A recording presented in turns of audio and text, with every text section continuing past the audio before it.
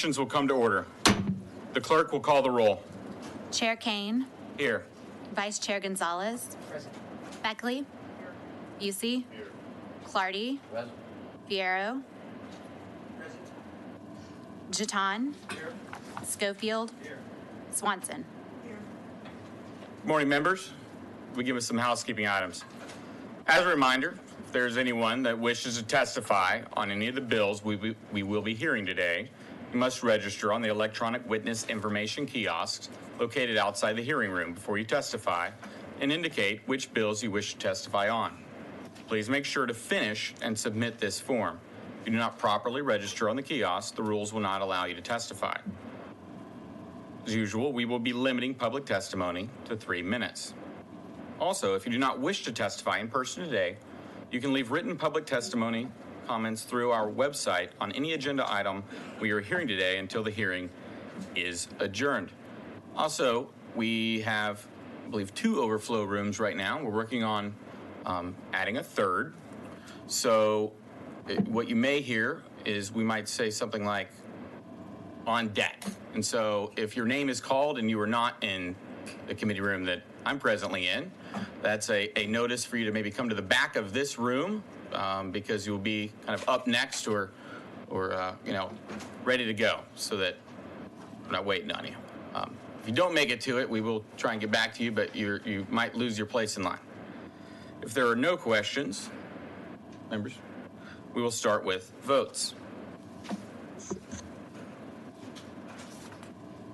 Members, we are going to be voting on House Bill 463 by Representative Shaheen with committee substitute, House Bill 611 by Representative Swanson, committee substitute, House Bill 1128 by Representative Jeton with substitute, House Bill 1622 by Representative Guillen with a substitute, House Bill 2057 by Representative Click, House Bill 2197 by Representative Hull, House Bill 2318 by Representative Guerin, and House Bill 2640 by Representative Tracy King.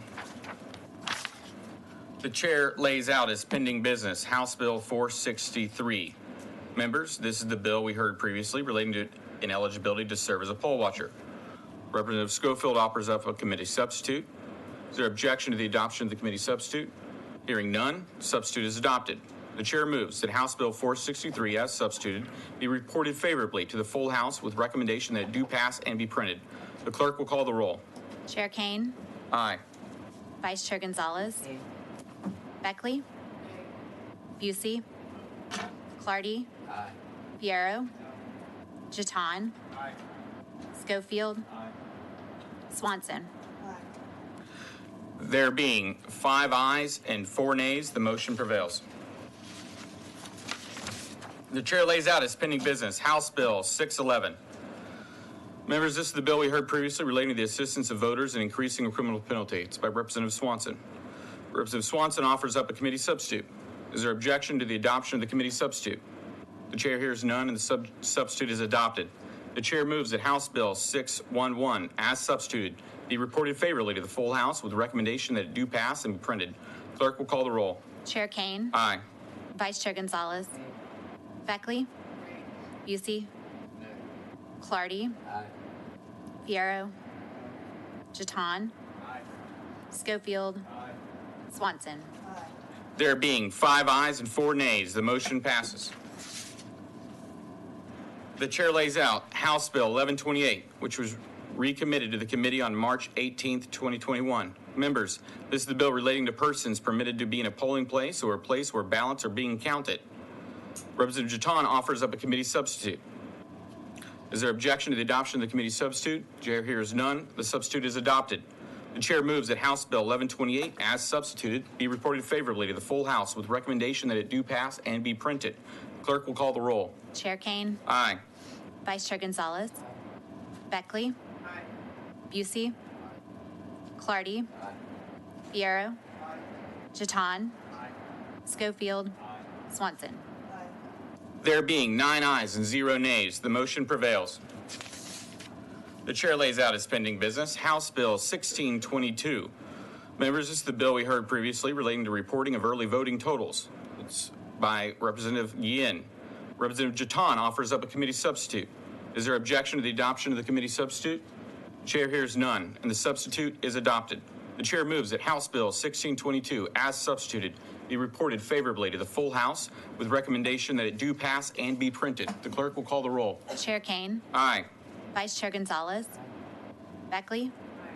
Busey. Clardy. Fiero. Jeton. Schofield. Swanson. There being 9 ayes and 0 nays, the motion prevails. The chair lays out as pending business House Bill 2057. Members, this is the bill we heard previously relating to the timing of changes to county election precincts. It's by Representative Click. The chair moves that House Bill 2057, without amendment, be reported favorably to the full House with the recommendation that it do pass and be printed. The clerk will call the roll. Chair Kane. Aye. Vice Chair Gonzalez. Beckley. Busey. Clardy. Fiero. Jeton. Schofield. Swanson.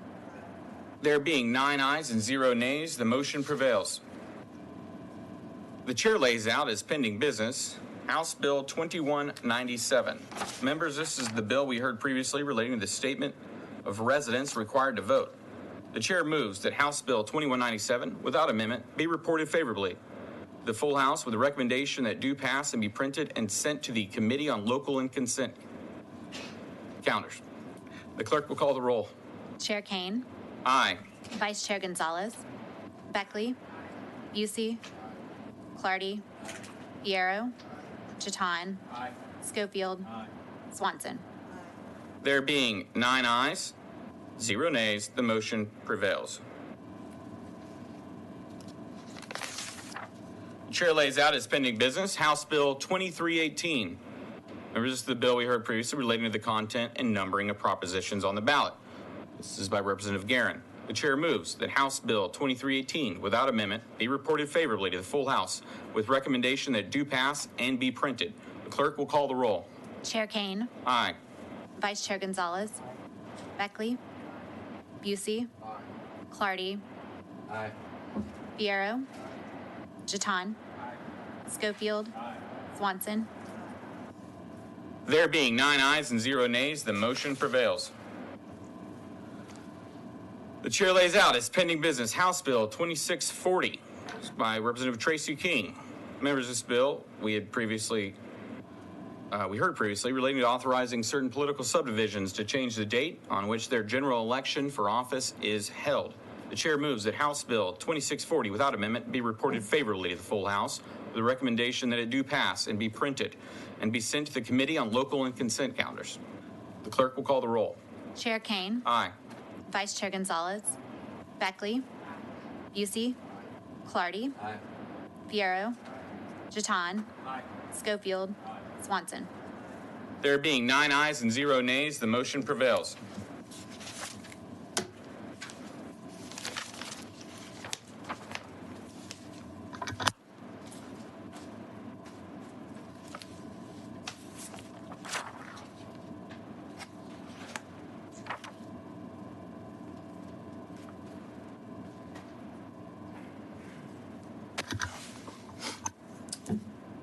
All right. At this time, I yield the chair to Representative Clardy to lay out House Bill 6 and the committee substitute. Thank you, Chairman Kane and members. At this time, the chair lays out as pending business House Bill 6 and also lays out the committee substitute offered by Chairman Kane. The chair now recognizes Representative Kane to explain the bill, whether from the dais or from the podium, at his discretion. Thank you, Representative Clardy. Chair Clardy, Vice Chair Gonzalez, members of the committee. In Article 6, Section 4 of the Texas Constitution, the people of Texas delegated their constitutional authority to the legislature to make all laws necessary to detect and punish fraud and preserve the purity of the ballot box. And the legislature shall provide by law for the regulation of all voters. House Bill 6, also known as the Election Integrity Protection Act of 2021, contains 7 articles. Article 1 of this bill provides that the purpose of the bill is to exercise the legislature's constitutional authority under Section 4 of Article 6 of the Texas Constitution to make all laws necessary to detect and punish fraud and preserve the purity of the ballot box. For example, Section 1.03, Subdivision 3, reforms, says that reforms are needed to the election laws of the state to ensure that fraud does not undermine the public confidence in the electoral system. To this end, Section 1.04 of the bill requires the conduct of our elections and the election code to be applied uniformly and consistently throughout the state. It further provides that public officials, which means anyone elected, selected, appointed, or employed by this state, including an agency of the state or a political subdivision, shall strictly construe the provisions of the election code. Article 2 begins with a provision that seeks to ensure that our voter rolls are accurate by requiring that local registrars send the abstract of deceased voters to the Secretary of State no later than 7 days after the abstract is prepared, and clarifies that spoiled ballots be properly tracked and recorded. Article 3 ensures that poll watchers are permitted to observe the conduct of an election and report any potential irregularities or violations to election officers.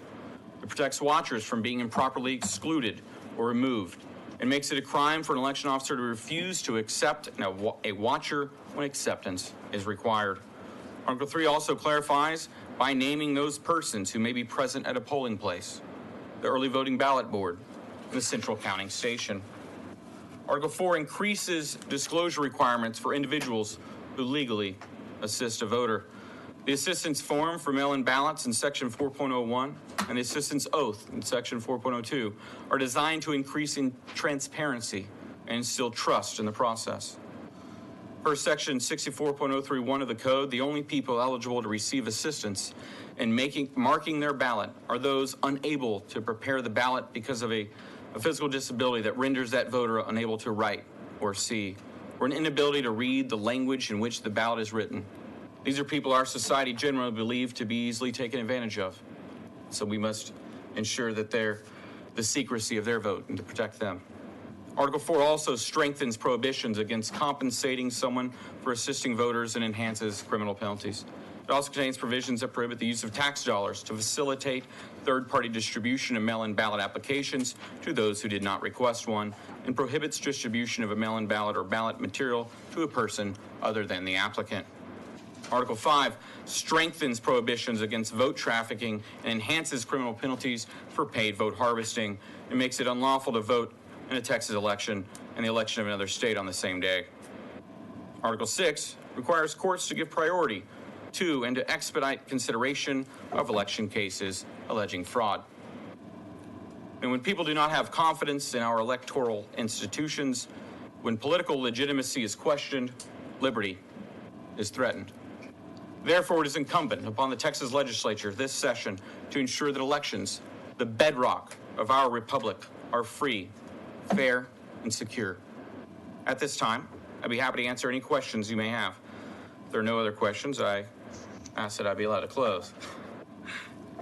Thank you, Mr. Chairman. Certainly you'll have the right to close. Let me start with Vice Chairman Gonzalez. Are there any questions from Vice Chairman Gonzalez or any other members of the committee?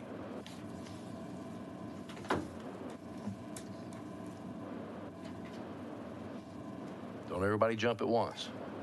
All right. I see we have a guest on the dais today. The chair is happy to recognize Representative Eddie Rodriguez. Thank you, Chairman. Would you care to ask questions, Representative? Yes, I am, and thank you very much. And Please proceed. Thank you so much. And Chairman Kane, I want to thank you for allowing me to be here today and to ask some questions from the dais here. I appreciate that very much. I'm here not only on behalf of myself and the people of my district, but representing the Mexican American Legislative Caucus. We believe firmly that there is no widespread incidence of voter fraud in the state of Texas, and I think that's true in most other states as well.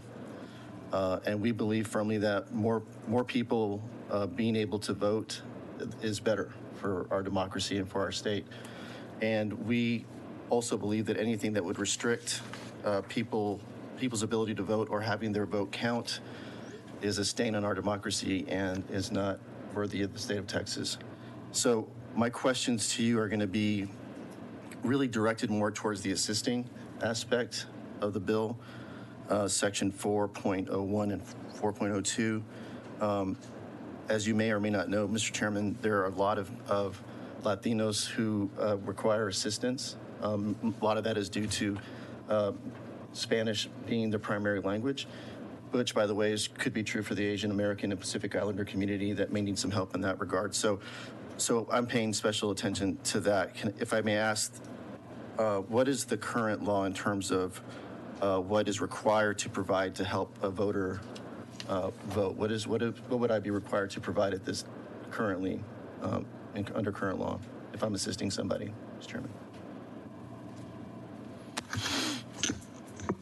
Well, at this time, my understanding is that an assistant does not need to submit a form, nor do they need to take an oath. But also later today, we will have some resource witnesses, some folks from the Secretary of State's office that could maybe speak to the state of the current law. Okay, I'm happy to hold that question for the Secretary of State. So if an assister, and my understanding is that the assister has to sign a carrier envelope, but if they fail to provide the form for whatever reason, not intentionally but even accidentally, what would be the outcome of that under your bill, do you think? Of a form is Right now, the Assistance of Voters provision, Article 4, where we're at under 4.01, is amending Chapter 64, which deals with voting procedures. So that wouldn't be the carrier envelope thing. This is where they're at a polling location. Well, okay. What about assisting someone voting by mail in that case? Well, with this, again, this is only dealing with Chapter 64 of the Election Code that deals with voting procedures. So this bill only speaks to assistance of voters. In person? Yes. So that nowhere in your bill do you talk about vote by mail? Objection. Robert's Rule of Order. We'll proceed with our question up here. I would admonish the audience that this is participated. This is a time for questioning of the members. And then please no disruptions or outbursts. Let's respect everybody's right to be here. And we'll go through this. We'll take the time we need to hear from witnesses. So, again, thank you all for being here. And let's proceed. Representative Rodriguez's questions. Thank you. Thank you, Mr. Chairman. I mean, the bill does address, Chairman, doesn't the bill not address vote by mail? It does, but it doesn't address the assistance of voters voting by mail. Okay. But a vote would be thrown out, right? If that form is not properly, potentially could be thrown out if that form is not properly filled out? I'm not sure this provision doesn't speak to that. What this is about is protecting and safeguarding voters from being taken advantage of. Can you provide an example, Chairman, of what that might look like, a voter being taken advantage of? Mm-hmm. Well, as I believe in the layout, we discussed those who are eligible for voter assistance. Those are people with certain disabilities that are unable to see or hear or read and write that prevents them from doing that, or are unable to read the ballot in their own language. Generally, our culture and I guess our government society deem these people to be those that we do not want to be taken advantage of. And so what this ensures is transparency in the process so that we know who is assisting them. Maybe a blind person's unable to see them. It's requiring them to write their name down to let us know their relationship with them. And also a really, really important thing, it cleans up the oath. And rather, I believe a few moments ago I'd said they didn't have to take an oath. Let's say this is actually amending the oath. So before then, if this bill passes, they would have to do a form. So we understand who they are and some contact information. And then what we're adding to the oath is we're saying you swear or affirm under penalty of perjury. We added the under penalty of perjury after hearing some discussion on this related to Representative Swanson's bill, which this body just voted out. That was a bill containing literally both 4.01 and 4.02 is in this bill.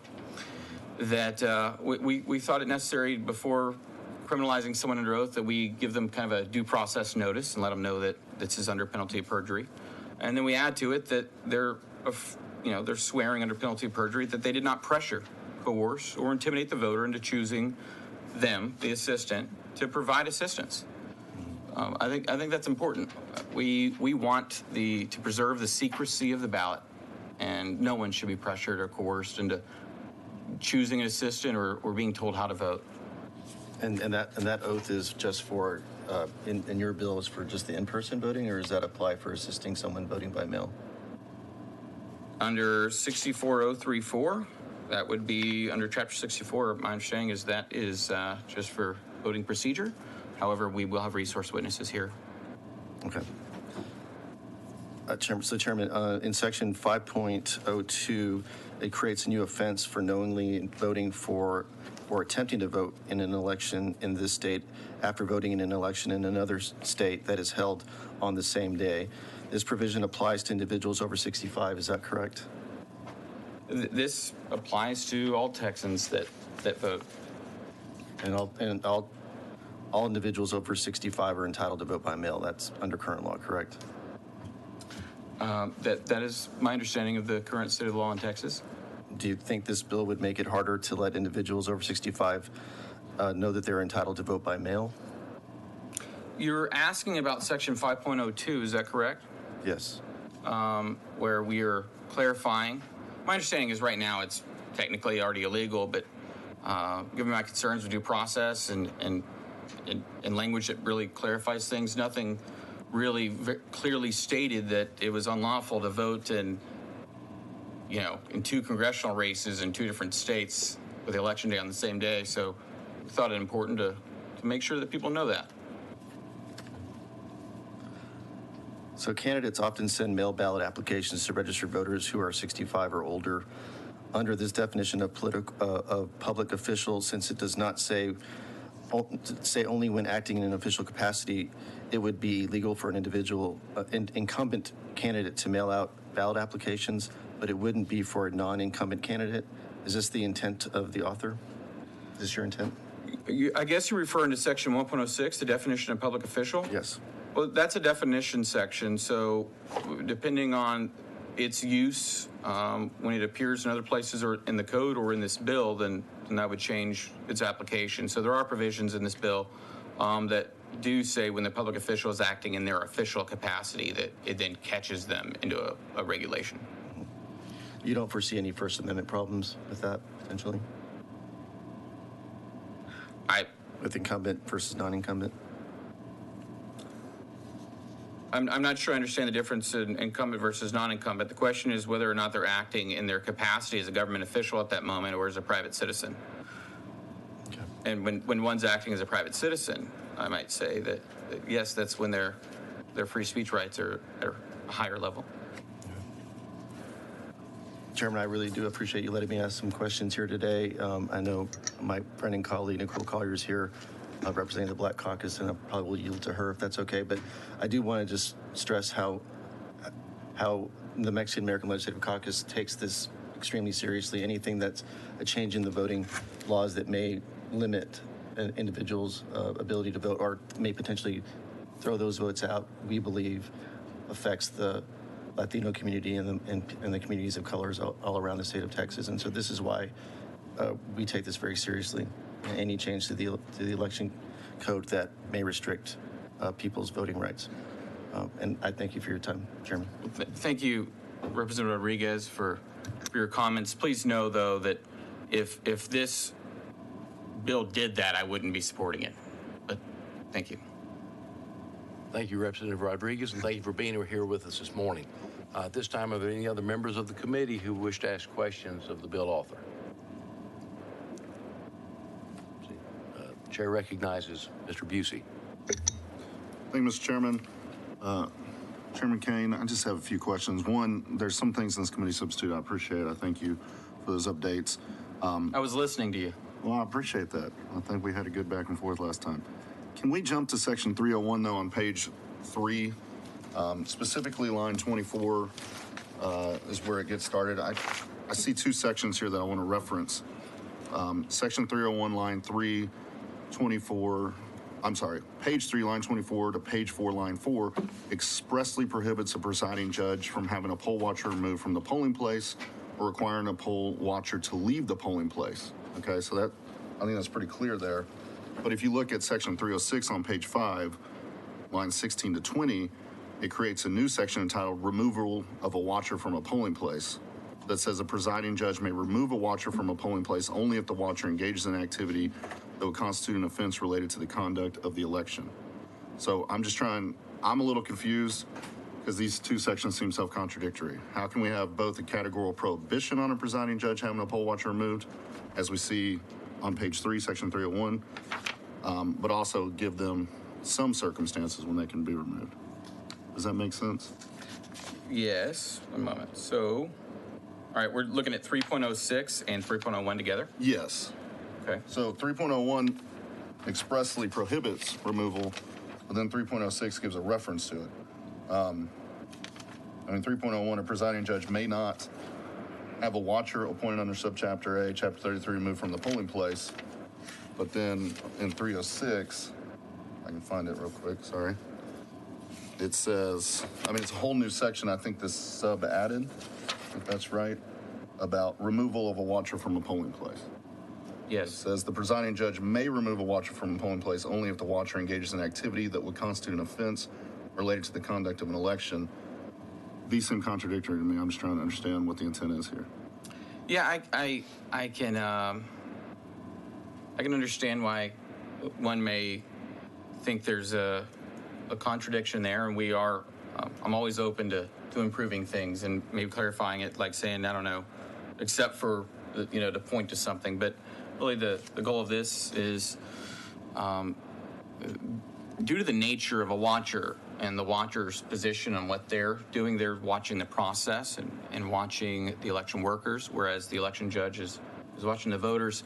It, by its nature, kind of pits them against each other in a way. And so we want to ensure that an election judge is not excluding somebody that is lawfully present there, serving as kind of a check on the system. Can you then, I guess, elaborate on section 306, which I think is an improvement in the language, about what would be some examples when they can remove now under this bill? Okay. So it allows for some removal under 306. What are some examples of something a poll watcher could do that then would constitute being removed? Well, with or without the proposed section 33.062 to the election code, people can be removed by a police officer for violations of the penal code, for example. In fact, there are a lot of provisions that speak to elections that are in our penal code, such as bring a firearm into an election place. Or, in fact, I think the penal code mentions like the election some 46 times or so.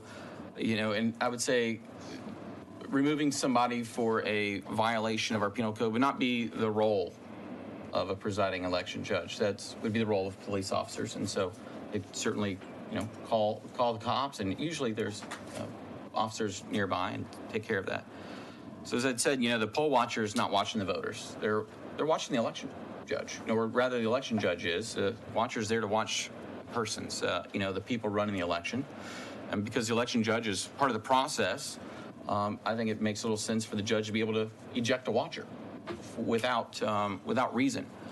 And so, in order to restrain the discretion of an election judge and to give kind of transparency so that we know the rules, that way the election judge has very clear grounds on when they can do it, so then they can't get in trouble. Someone can't go, hey, you're not allowed to do it. Well, nope, I'm allowed to do it right here for any of these violations under 276. They can easily open up the code or pull up the phone and point to an exact reason why they have authority to remove that watcher. So that gives them safety.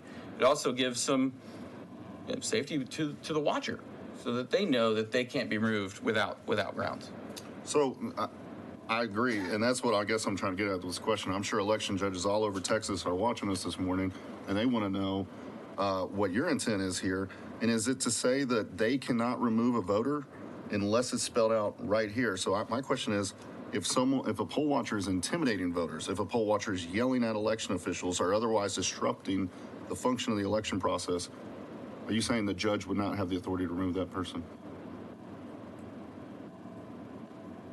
I don't think anything prevents an election judge from removing people causing trouble at the polling place.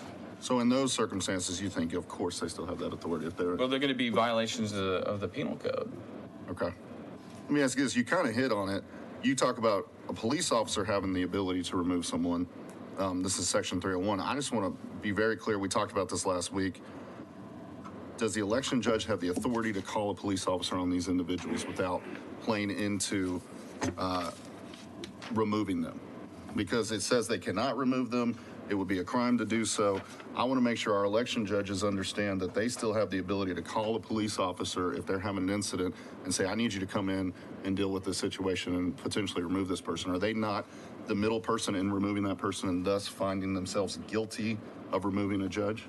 No, we want them to call the police. So a judge can call a police officer about an unruly poll watcher, and if it turns into them removing, they're not an accomplice to that removal and then found guilty under Section 301. I agree with your reading of that. Yeah, that would be a terrible policy. In fact, we encourage them to do that. I agree. That prevents them from taking an unlawful action, and they're the proper authority to be, citing people for crimes and applying the penal code. Okay. No, I appreciate your clarification there. Let me jump to page 9, assistance of a voter. So we're in the polling place. We're talking about assistance of voters who are helping. Usually we're talking about individuals with a disability. Maybe English isn't their first language. They're getting help in the process. So I just want some clarity here. I feel like, what are we doing in this section? We're adding some stuff to what an assistant has to do, right? Is that correct? Right now, they provide their name and address, but you're adding more here. Is that correct? So what an assistant would have to fill out? Well, no. This is an entirely new section that would require, a person other than an election officer, somebody serving there at the poll, like the election judge or clerk or an alternate election judge, would assist a voter in accordance with Chapter 64. It's required to complete this form. Really simple things. Give their name and their address, the manner of their assistance, right? What they're doing, whether they're reading it to them, if they're unable to see, or whether they're sitting them and writing it down, or some other form of assistance. The reason the assistance is necessary, that's important to explain why they're doing it. Because again, there's only certain people that are eligible for these things, and the relationship of the assistant to the voter. I think that's also important. Maybe they're in a kind of a position of authority or some kind of pressure, or they're just a family member. Those are important things for us to know. And then, of course, what do you do with that data? What happens to that data? What happens to these forms?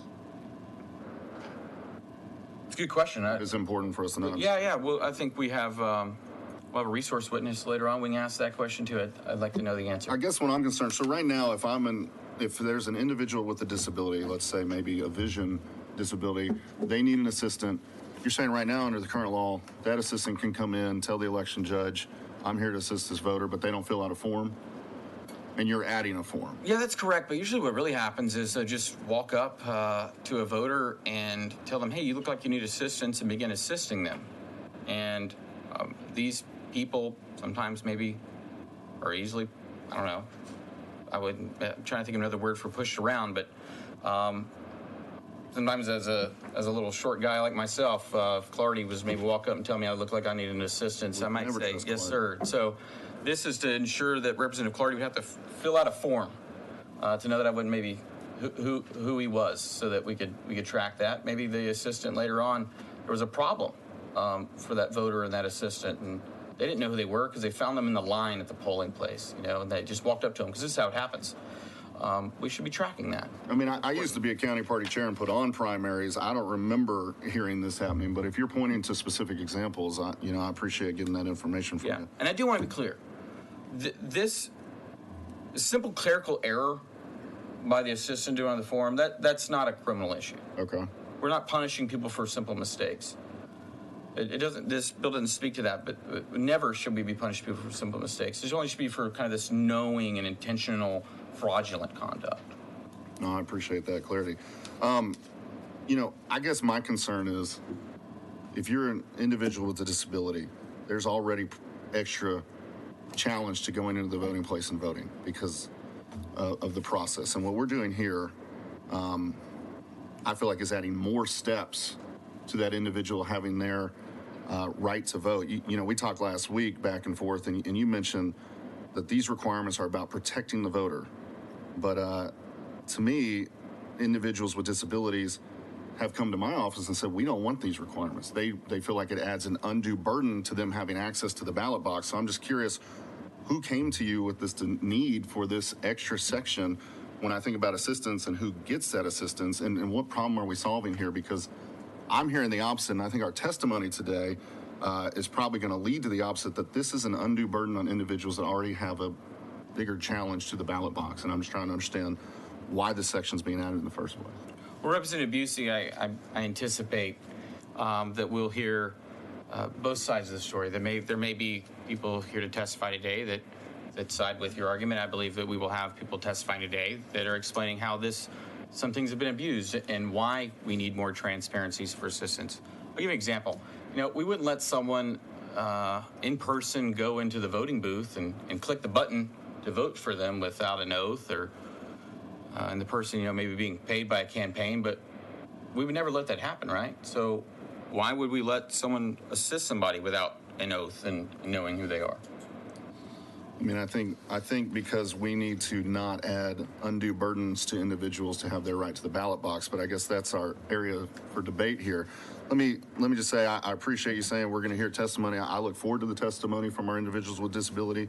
I hope at the end, based on that feedback, you and I can follow up on this conversation about Section 401 and what it means and whether we still think it's necessary. Section 404, jumping to it, says compensation includes, among other things, political favors, beneficial or favorable discretionary official acts. Can you just explain what that means? What are political favors in this section? Mm-hmm. Now, I'm going to ask other people this as well, so we can get a legal understanding of what political favors means, but I would love to know, as the bill author, what your intent by that was. That's a good question. I would say political favors, especially under the definition of benefit, for example, in the penal code, which speaks to these concepts of things of value, of pecuniary gain. Elected officials, say mayors or others, one of the reasons we often look at laws restraining our actions is because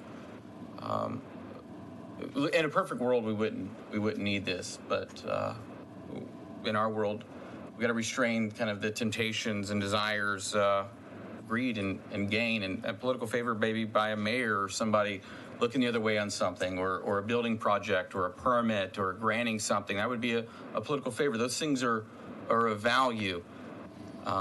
There's reasons people hire lobbyists to do things, because there is a desire to have these things done to grease the wheels of government. And so what could happen, as opposed to giving someone money or cash, they could give them something even more valuable, political favor, or something beneficial of a discretionary official act, whereby that governmental official or city councilman could choose to help them because of scratching their back in a campaign. Does that happen in Texas? I would never think something like that happen. My bigger issue, I guess, is we're leaving this so broad and undefined. I think it's going to create a lot of issues as we go through dealing with political favor later on. I'd love to see us really jump into this section and define what political favor means in the law, so we can have a better understanding out in the real world how to not be guilty of what this means. It's a great idea. All not accidentally walk into a crime here under this bill. I was thinking for a moment there, your question about whether this happens in Texas is part of an April Fool's joke. Well, it could be. I thought we cleaned all that up. All right, just a couple more, Chairman. Section 504, dealing with what you've called paid vote harvesting. I noticed the definition have changed. Did you talk about that change in your layout this morning? I'm sorry if I missed it. I'm jumping over to section 504. Mm-hmm. Well, I'll say it's, Representative Busey, it's your fault it changed. Okay. In a good way. You would ask questions for one. We're going to get to it. So right now, we're under Section 504. That would be proposed Section 276.014 of the Election Code. Representative Busey, if you were to jump to subsection E, Okay. something might sound familiar of a question you had.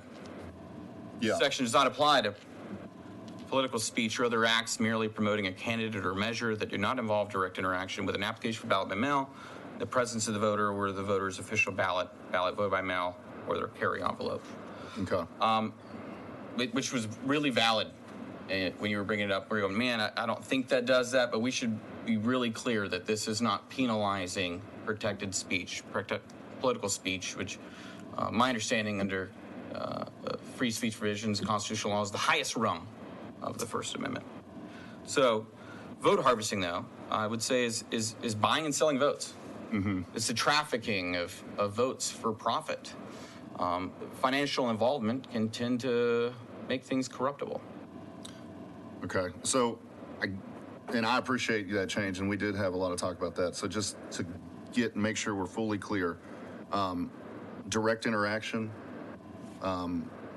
If I send, let's say, Dan Patrick, right? He sent out a bunch of mailers in the past to voters over 65 that include a vote by mail application. Has he committed a crime under this section? I don't think so. Okay. I don't believe this speaks to that. Because he sends the mail, it has an application for ballot by mail. We know he's done that a lot. People then can send that back in to request their ballot through that application. That's still okay under this section. Campaigns can still do that, as many do. Well, yes, because I don't believe you're directly interacting with the ballot. Yeah. Okay, well then so let me ask one more. So for mailers, paid calls, and door-to-door canvassing where it's a conversation or direct interaction about a ballot by mail application, which to me on their face seems to be direct interaction as defined here. So if I call someone and they want to talk to me about how do I get a ballot by mail out, I'm a paid phone banker for a campaign. I'm working on the Briscoe Kane campaign for state rep. I'm a paid canvasser. I would love for you to come do that. Yeah. Look forward to it. I'll tell you, one, we have the Attorney General here. Okay. For resource witness and maybe on interpretation, maybe the Secretary of State. But I would say, the difference between this and GOTV efforts for my campaign, I look forward to you coming down, is, for example, with a ballot trafficker, they often go inside someone's home and fill out the ballot. That would be your direct interaction. They touch the ballot. It's not merely advocating for a candidate or telling someone where their polling location is. My concern here isn't the ballot, it's the application for a ballot, because that happens a lot. I'll be on the phone and they'll say, well, how do I get an application for a ballot? And then I may say, well, you can go to the website and you can print it out here. I'm wondering if in that simple act of directing them, did I just have direct interaction with them with an application for a ballot by mail? That's what I'm trying to... I don't think so. You don't think so? Well, then, that's exactly what I was looking for. Thank you, sir. Final question. Section 504 also deals with perjury in connection with certain election procedures. This is on page 17, lines 20-24.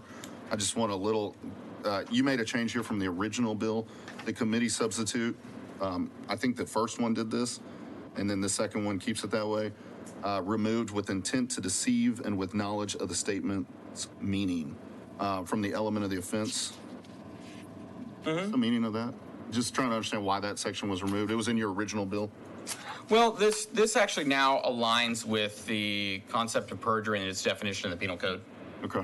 It's the almost similar wording. It doesn't go into those details. It's perjury is making a false statement or swearing to the truth of a false statement made when you take an oath. All right. Well, Chairman, I appreciate you answering my questions. I do look forward to our testimony, and maybe at the end we can have a few follow-up conversations. Thank you, Representative. Thank you, sir. Thank you, Representative Busey. Are there any questions from the dais of members? I'm going to start back here. Mr. Fierro had his finger up. Beat you by a second, Michelle. You got to be quicker on the button. Thank you, Mr. Chairman, Vice Chair, and Assistant Chair. Thank you. Yes, thank you for recognizing short people, Chairman Kane. And thank you for the new seat. My questions are really simple. Is there a fiscal note associated with this bill? We requested a fiscal note. Do you have a copy of it? No, that's why I'm at. Yeah. We had passed it out at some point. I believe last time Representative Beckley had asked a question about it. I think it was indeterminative. What's the answer? Anyone know the answer? Speak up. You represent? Ton.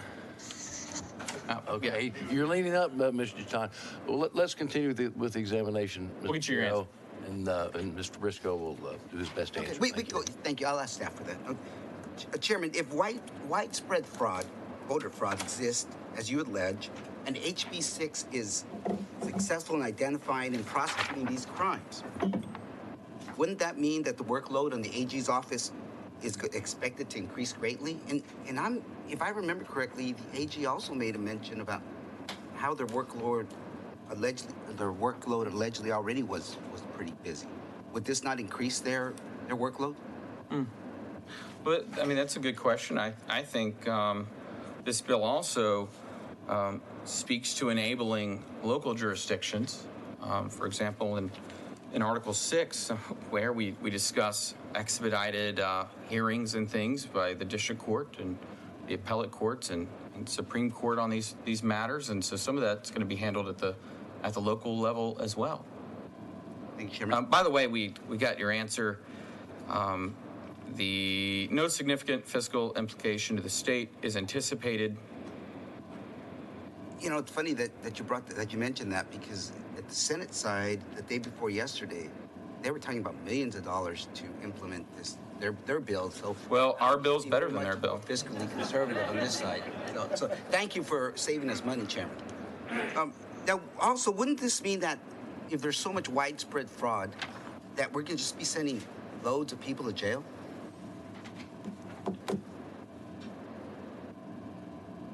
I'm trying to understand your question, sir.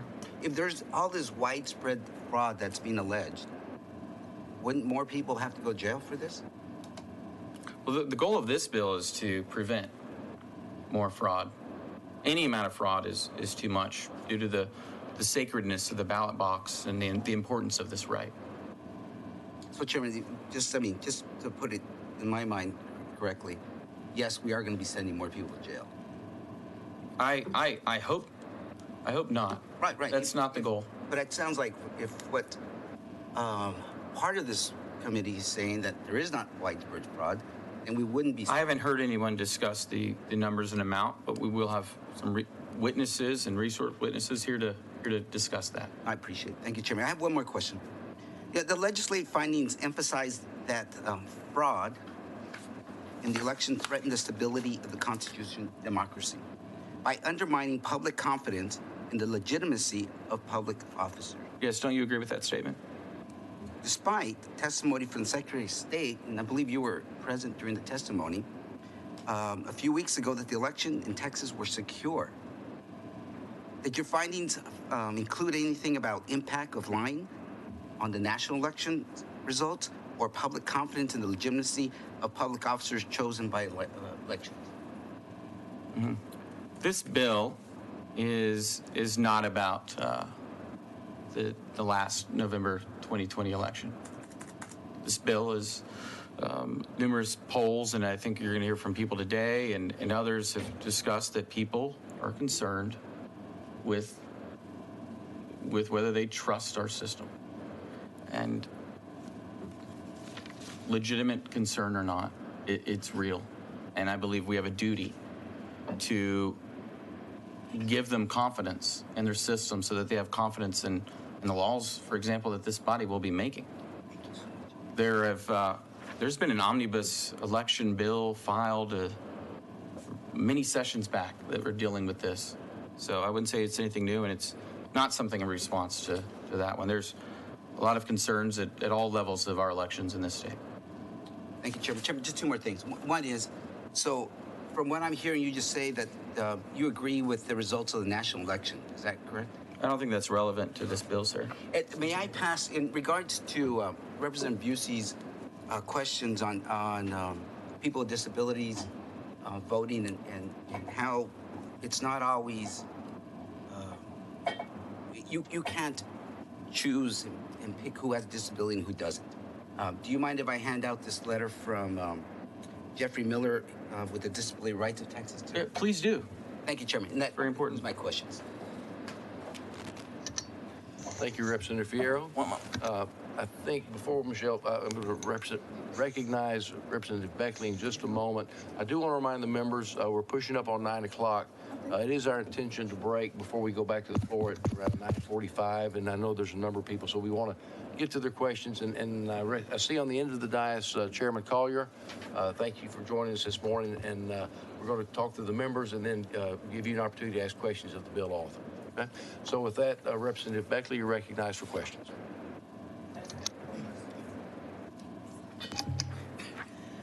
Thank you, Mr. Fier. So we were talking about oaths earlier. You were with your discussion with Busey, with Representative Busey. So what oath do poll watchers take? I don't believe that's addressed in this bill. Okay. And have we increased any penalties for poll watchers in this bill? I don't read it, do you? No, but we've increased penalties for other election officials. So I just wanted to clarify. Yeah, poll watchers are appointed by a candidate or a political party or the proponent or opponent of a measure. And so they don't take any oaths. Not that I'm aware of. Are you aware of any state that requires a watcher to take an oath? No, I'm just. I don't believe, because they're not interacting with a voter. Again, the goal of this bill or these provisions are protect voters. The watcher is there to watch the process, to watch the government officials. Okay. So also on political favors, I have a question for you. Okay. Can you point me to where we are, by the way, again? Let's say a public official says that they will give a group press passes to the Texas House if they target certain other public officials. Would that be considered a political favor? I don't think that would be that under this bill if... Well, we're just talking about political favors. Okay. Well, so that's... If you can explain to me what that has to do with the bill and political favors in relation to the bill, by the way, can you remind me where that is in the bill? I'm sorry, I haven't remembered the... I think Representative Busey brought that up. Okay.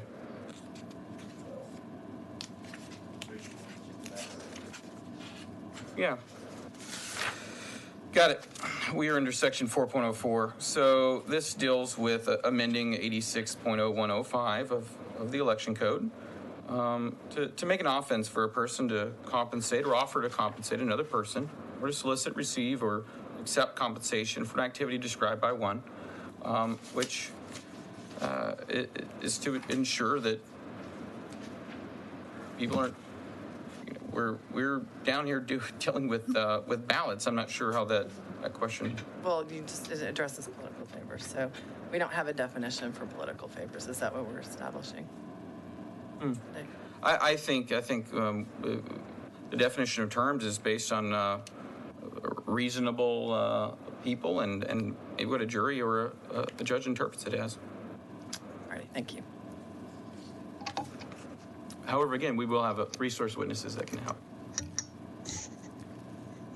Thank you, Representative Beckley.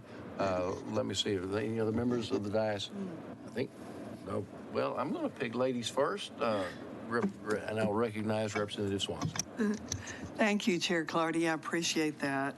I did have a few comments for the author and a few questions. So, Chairman Kane, do you have any estimate of how much time you have spent on this bill? You don't even have to give me specific numbers, but I've been really impressed at the amount of time you spent researching this particular part of the code. And I want to commend you for listening to many, many parties, many people who've seen fraud or seen evidence of that, but also all the members and how you've listened to members of both parties, such as Representative Busey, who saw any kind of thing that they thought could be tweaked in the bill. And you've been very, very willing to work with everyone and bring that up. And so I wanted to commend you on that. And well, thank you. My wife will tell you, by the way, our children live here with us in Austin. We're able to kind of do that as homeschoolers. And sometimes I don't see them in the mornings, and then they're already in bed before I get home, and all I get to do is maybe go and pray with them at night and give them a kiss. And they say they miss us, or miss me. So I do look forward to today and maybe tonight being over with and going to play with them at the park. So it has been a lot of time spent working on this and trying to get it right. It is tremendously difficult with a complicated and large amount of election code to to make sure that nothing conflicts, to look at every bit and make sure that it works perfectly. So I really commend you on that. And I think that for years we have had this need to change the part of the oath to make sure that people are not being pressured into assistance. And I know I personally have had a number of people come to me and talk about things that they have observed over the years where people who were unknown to the voters were approached and pressured to accept assistance. And I think that's needed to be put in there, and we needed to actually have a penalty to stop people. We also observed in Harris County that because there were not penalties this time around, there haven't been penalties for the actual people holding the elections, for the high-up people. The Secretary of State and many others would approach the top people holding the election and say, but you have to do this and you can't do that. And many times we're just told, well, what are you going to do about it? And we heard people from other parts of the state complain that the same thing happened, and they would go, they'd even get something from a judge, and the EA, election administrator, or county clerk would go, there's no punishment. What are you going to do about it? So how important do you feel like that is to make sure that we have penalties so that people actually pay attention, the people holding the election, that otherwise we'd be cheating the voters out of their true vote? How important? Well, I mean, a law without repercussion is no law at all. It's a mere suggestion. Absolutely. And we've seen that over the years that we really, really needed to get that corrected. What do you think is probably among the other top points that really this bill addresses that needed to be addressed? Well, I'd say that the overall goal of this is to bring uniformity and consistency and predictability to our elections so that people, regardless of where they reside, know what the rules are and know how to follow them. We've heard discussions today on, or we will more, this bill clarifies who may be in a polling place or ballot board or a voting counting station. Those are things that already existed in code but weren't in one place, and so it brings this sense of kind of security so that the election judge isn't getting in trouble. They can easily, quickly look to that list, and voters know what their roles and rights are. So it's about protecting the election process for all Texans. So you're saying that part of what you were doing was clarifying things that were already scattered all over the code so that they're in one place and an election judge, an election administrator can quickly look and know whether they are following the law or not. Is that correct? Yes. In fact, some of these provisions weren't my idea. I stole those from Representative Jeton. Thought it was a great idea. In fact, the bill providing for that we just passed out of this committee unanimously earlier. Absolutely. And another thing I think is really important for people to understand is that this requires courts to prioritize these problems so shortly before an election. So we don't end up with the problem that when someone sees the law being broken or there's a question about it, sometimes people could not get their day in court fast enough to stop the problem. And so can you address that, how this will relieve that problem? Yes, Ms. Swanson, Representative Swanson. I used to call her Mrs. before we were both members, and she'd probably ignore my phone calls. What this does, and there's just some background, some importance for it. As you had mentioned, once an election is over, many things become moot. Maybe there were issues you wish you had raised, and that calls into question what had happened, because now we just have what ifs. We have people wondering, was that legitimate or not? And they didn't get to have their day in court and have it ruled on. this seeks to prevent that. Again, to give confidence to the voters in our electoral system and process. So therefore, in Article 6, we see this attempt to expedite things. We see a goal of randomizing the selection of judges and randomizing the selection of courts, and within the 60 days preceding an election, this priority preference given to election matters and dealing with fraud or injunctions.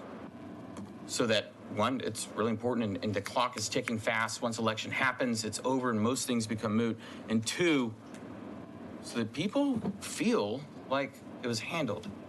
And so maybe maybe they lose. Maybe it was shown there was no fraud, but at least it's answered by the proper parties so that people can trust the system.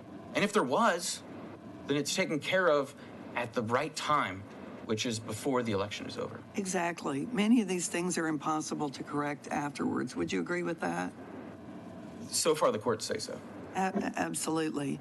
So I think it's important for everyone to realize that this bill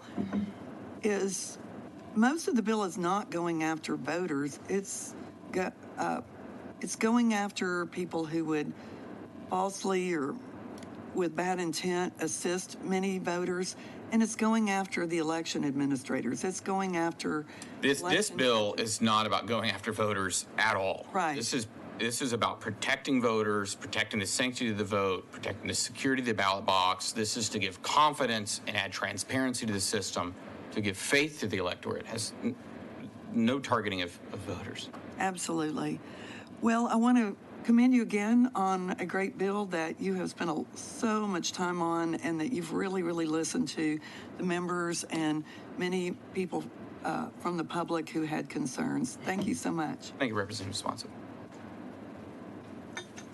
Thank you, Representative Swanson.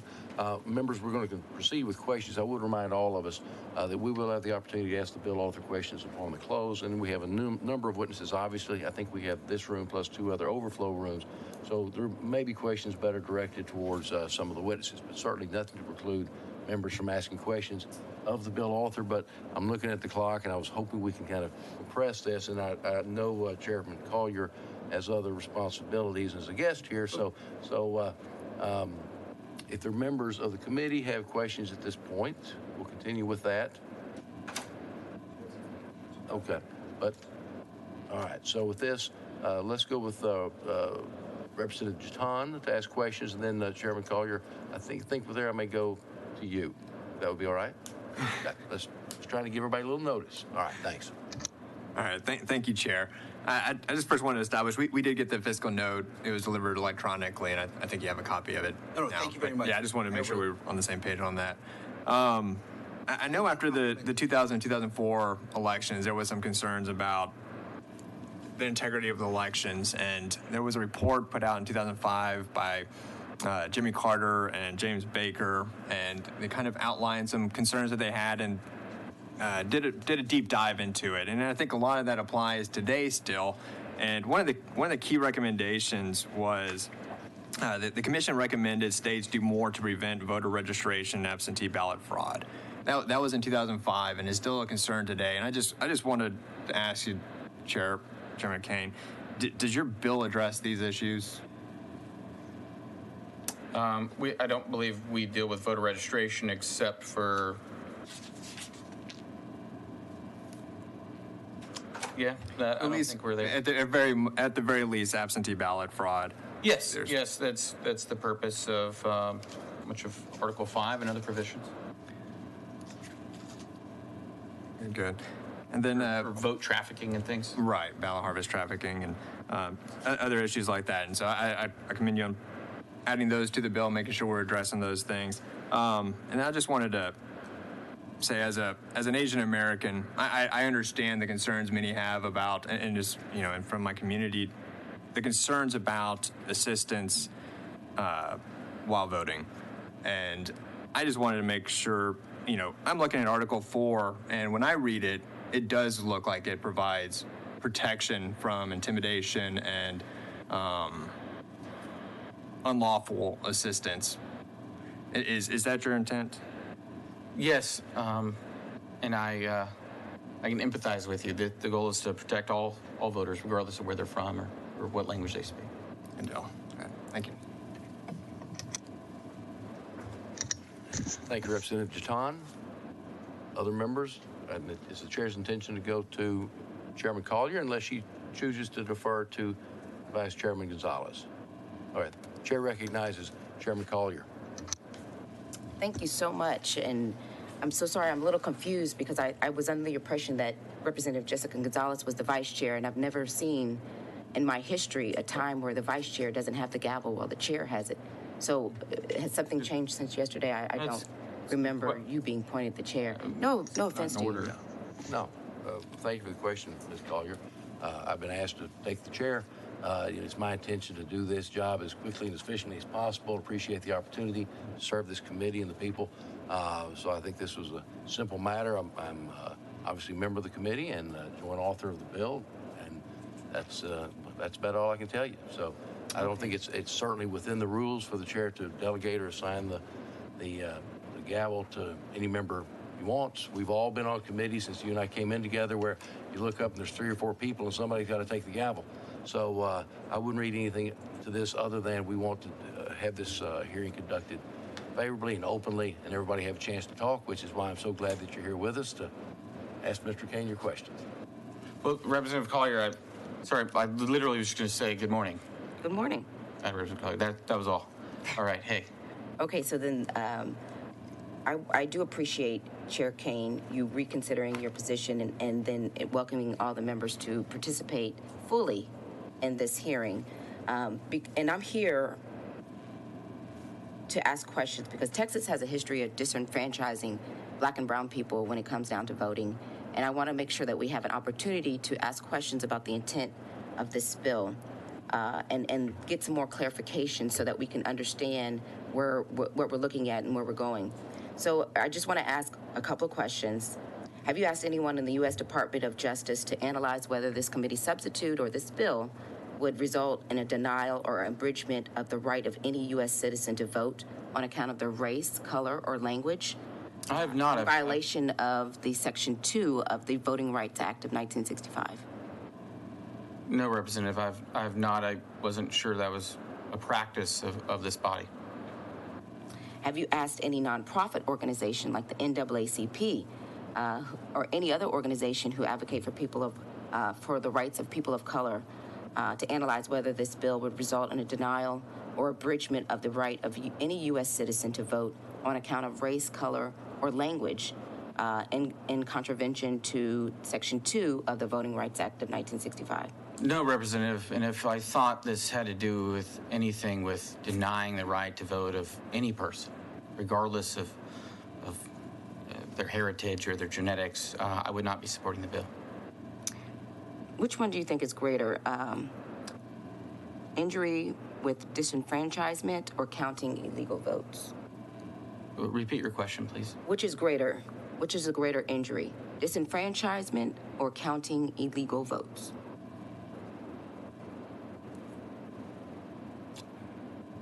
There'll be some resource witnesses here later that could explain it, but I was under the impression that an invalid vote cancels out a valid vote, and that is a form of disenfranchisement. Do you believe that the Federal Voting Rights Act of 1965 applies to voting procedure and practice related statutes passed by the Texas Legislature? I'm not advised. I'm not a federal law scholar, but we may have some resource witnesses that maybe could answer that question. Okay, so then let me go to some of the sections of your bill. I want to turn to you have a page about who can be present during the time that somebody votes, and there's a reference to a parent, that a child can be there if they're with a parent. One moment. Do you remember that section? Yes, it's we did shorten it up, by the way. We were at 24, now we're at, I think, 23 pages, thankfully. 22 pages, so hey, we made it a little shorter, but if you could point me to the exact location. Okay, page 6, line 17. It says under this code, well, this is A1 of... Yeah, That's existing law. We're not changing anything. A child was allowed to do that. So is a parent an aunt or uncle, grandparent? There are a lot of people who raise children that may not be their own. Well, I think the plain reading would say a child under 18 years of age who's accompanying a parent who has been admitted to vote. I'll tell you, this is directly from the code as it currently exists. This is a bill that was filed by Representative Jeton, and after It's got an underline under it, so it looks like it's new. After hearing from some resource witnesses and things, this committee all discussed on exactly what we would say. And this is, you may have, earlier we were discussing how we are bringing things that are spread out through the code of naming who is authorized to be present in a polling place. And we brought them all into one section to make it easy for the presiding judge and others to know who's allowed to be there. And so this is existing law. We're not actually changing it. We're bringing it all into one spot. But you could change it, and could you change it to a person, accompanying a person who has been admitted to vote? I'll take that into consideration. It would go up for the will of the body, I believe. Okay. And then also, if you go above to number 5, an election official, this is under this code, a person may be lawfully present in a polling place during the time described by subsection A if the person is, and then number 5 is an election official, a sheriff, or a staff member of an election official, or sheriff delivering election supplies. What's the difference between the sheriff and the sheriff delivering election supplies? I believe there will be a resource witness from the Secretary of State's office that could better answer that. Again, this is existing language in the code, and we've brought it all under one provision. Would the sheriff deputy be included? I'm not advised. We will have a resource witness that maybe can answer that question. Okay. Then I want to talk about... But I think it's probably a sheriff's deputy, yeah. Sheriff deputy, okay. If you go to section 3.08 of your bill, page 7 is one I got a copy of, you talk about a poll watcher is entitled to observe the delivery of the ballots under this subsection. The poll watcher must be able to determine how the ballots are being delivered. What does that mean? One moment, I was trying to double check. I was searching the election code real quick. Can you remind me where you are? Sure, section 3.08 of your bill, your committee substitute. It's on page 7 of the copy I have, sorry. Okay.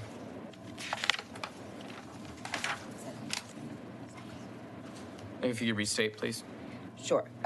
Section 3.08, page 7. Mm-hmm. And it says a poll watcher is entitled to observe the delivery of ballots under this subsection.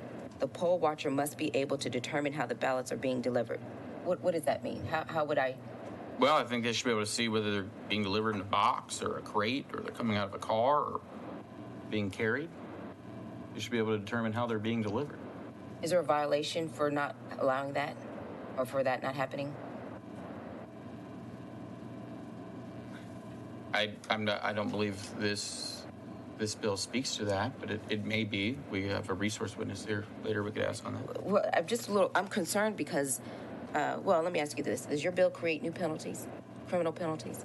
Yeah, I believe we see in the caption that it says creating criminal offenses and increasing criminal penalties. So there's a bunch of felonies in here. Wouldn't say there's a bunch of felonies. Well, I see state jail felony, 3rd-degree felony. I see that in there. Yes, ma'am. I believe elections are serious, and we should treat them as such to protect every voter and the secrecy of the ballot box. Okay, so the poll watcher must be able to determine how the ballots are being delivered. So that means if they came through a box, or like if they can find out what truck was delivering it and what time they're going to be delivered. Is that what you envision? I think that's what the language envisions. I think that's important, don't you, that we, all of us here on the dais, when we campaign, we're able to appoint a watcher, and we would want them there to watch the process. That's their job, or rather, that's what their duty that they were appointed for, is to ensure that the process, or that rather they're able to watch it. Right? They're not a judge and jury, but they're able to watch it and observe what's going on and take notes of what they saw.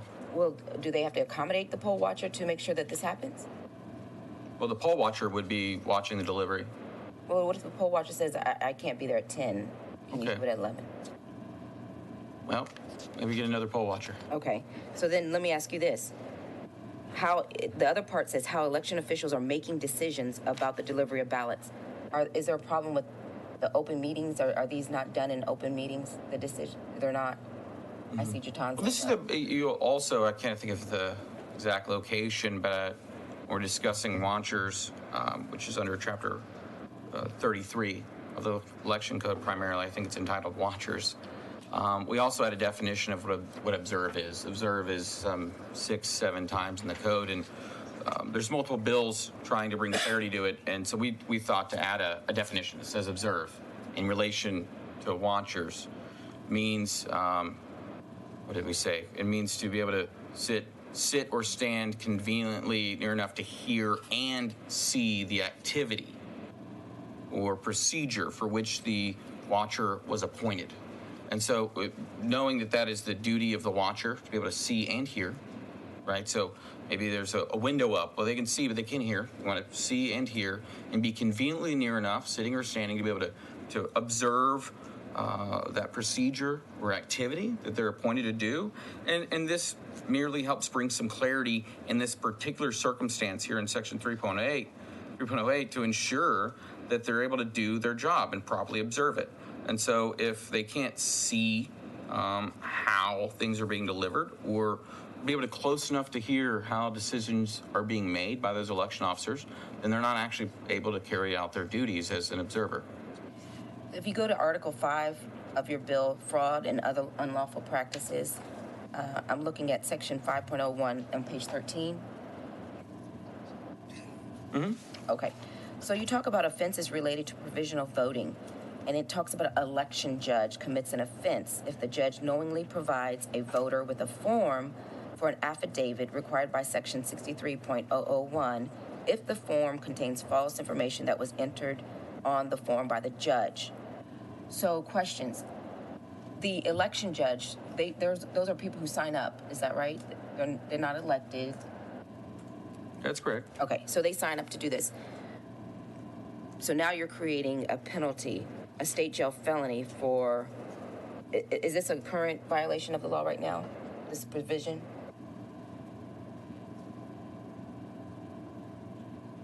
You know, we'll have a resource witness here from the Attorney General's office and the Secretary of State's office. They could probably tell you that it might fit into a violation, but of course we think it really important to be clear in our words in the code so the election judge and others know what their duties are.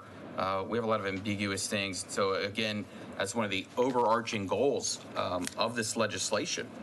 For example, when we discuss in Chapter 1, the intent that it be uniform and consistent throughout the state to reduce the likelihood of fraud in the conduct of elections, and that public officials, we're in Section 105, shall construe the provisions of this code strictly to affect the intent of the legislature under Section 1.0015.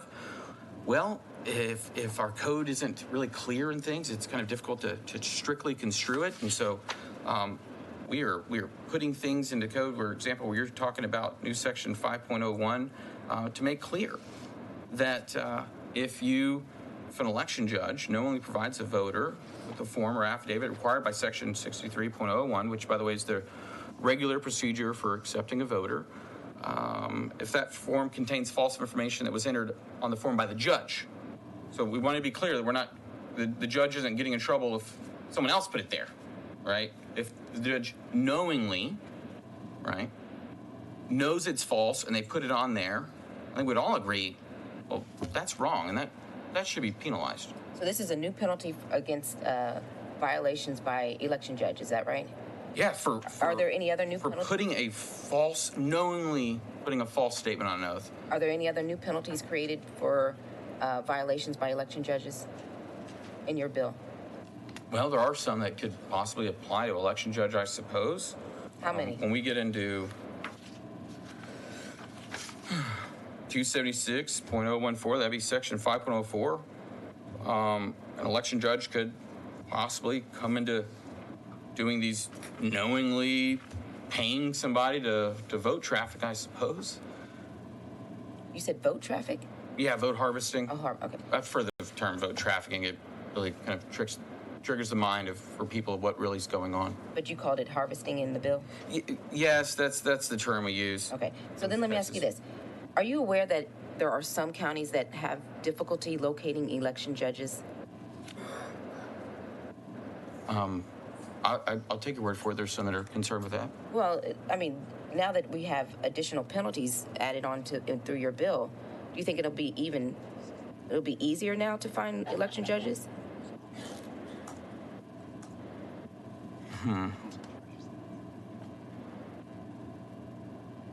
Or what are you providing that? I don't think this bill addresses simple clerical errors.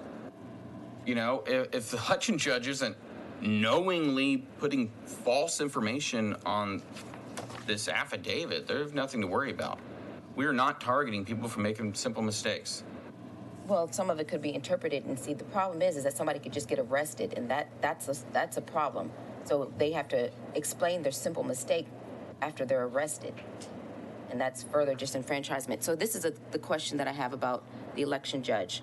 So are you going to does this bill provide additional training for election judges based on the new criminal penalties or the new provisions that are This bill does not speak to that, but there are several bills, and I've got a bill dealing with training for EAs and clerks and things, and I think that could be important. However, you know, we've got to be careful on how much of that we do to not further discourage their participation. And so who would do the training? Would it be the local county elections administrator, or would it be the attorney general's office? It's not in this bill, and I believe we will have resource witnesses that we could ask further about training. It's been way too long since I've been a presiding judge. I don't recall. Okay. If you go back to section 2.02 of your bill on page 3. Yes, ma'am.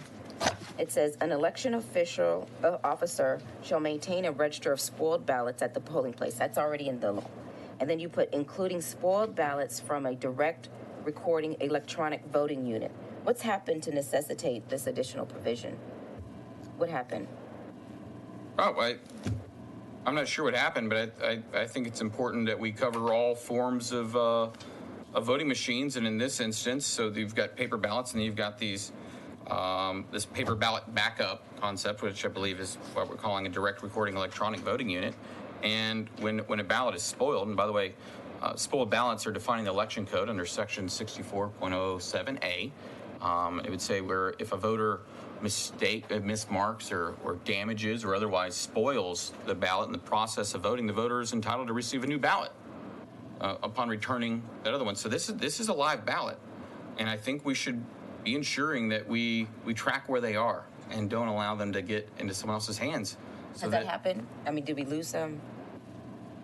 My understanding is that has happened, and I think we're going to have some witnesses out here today to discuss that. I believe Reverend Schofield would probably speak to, we'd seen things in Harris County where a box of ballots, their witnesses will speak to it, that walked away, and there's no records of it. So how many, going on section, Article 3, Section 3.01, you talked about a presiding judge may not have a watcher appointed under subchapter A removed from the polling places. Did you discuss how many watchers can be appointed? Like, can I appoint multiple watchers? Yeah, for each of the duty that they're being appointed for, yes. So one person to watch, one person to watch the elections, one person to watch the delivery of the ballots, one person to watch the setup of the voting machines, one person to watch. Well, it would be for the polling place, for the ballot board, for the counting center. So it's limited. My understanding is that, and we'll have a resource witness that'll let me know. Okay. Full number. So it says a presiding judge. Who can remove a watcher? Well, the presiding judge is in charge of the polling location. Presiding judge of Central Count is in charge of the central counting station. They're kind of the boss there. Because here it says presiding judge may not have a watcher appointed removed from the polling place. Mm-hmm. I understand now. I believe Representative Rodriguez was in your spot, and we addressed it.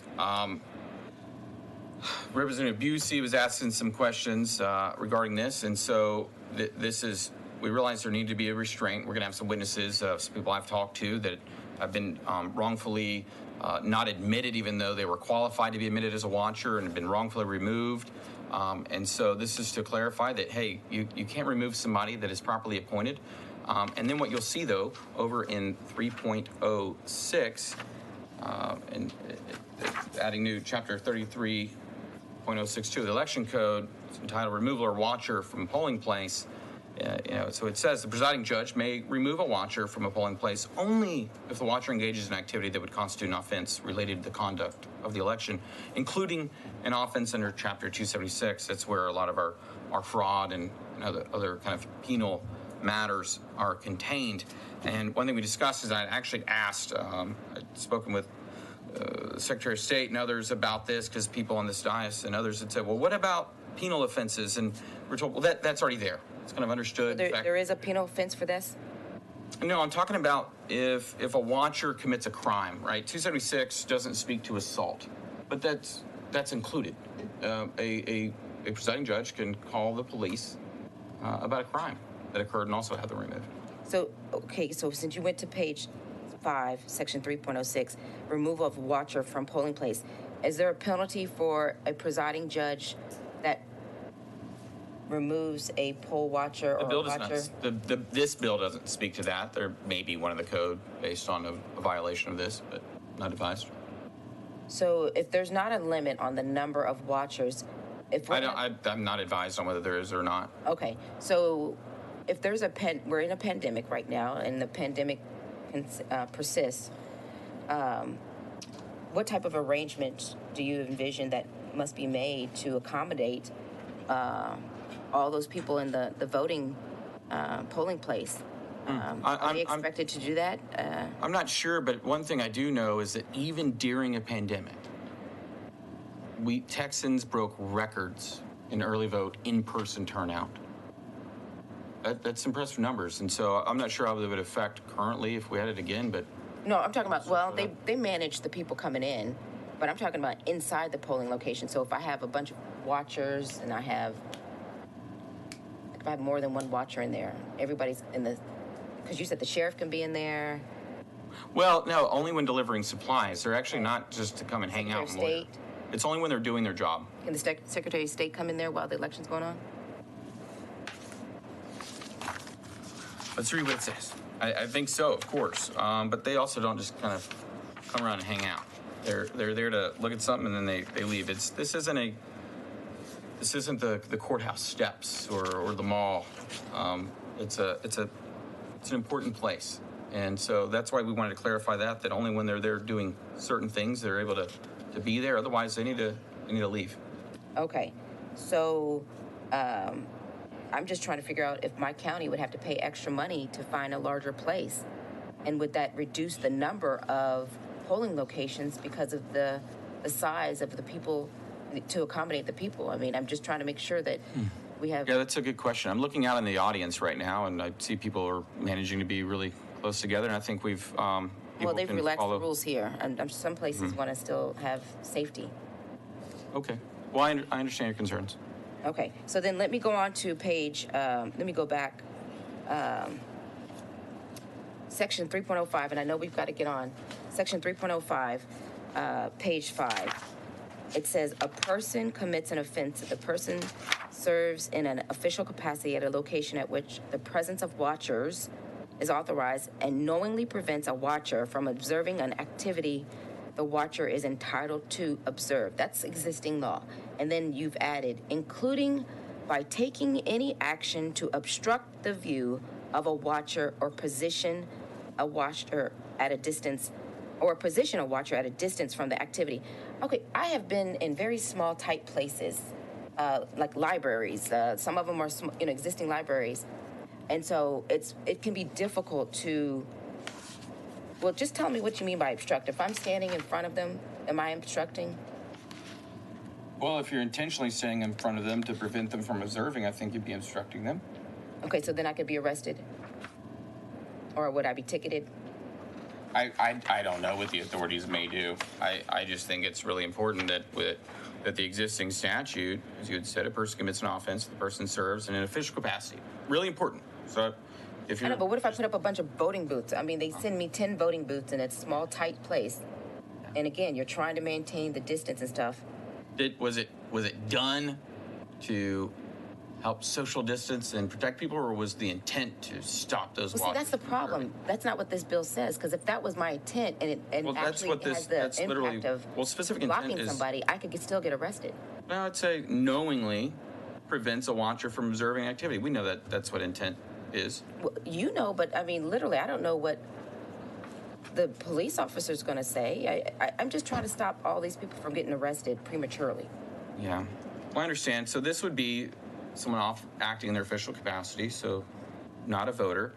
And the current language, as you referenced, is not underlined, that they can't prevent a watcher from observing an activity that they're entitled to observe. They're entitled to watch it.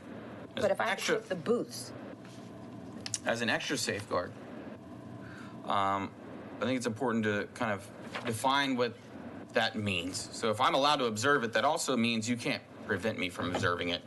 I think it's already there. We're just clarifying it to, again, bring trust to the process.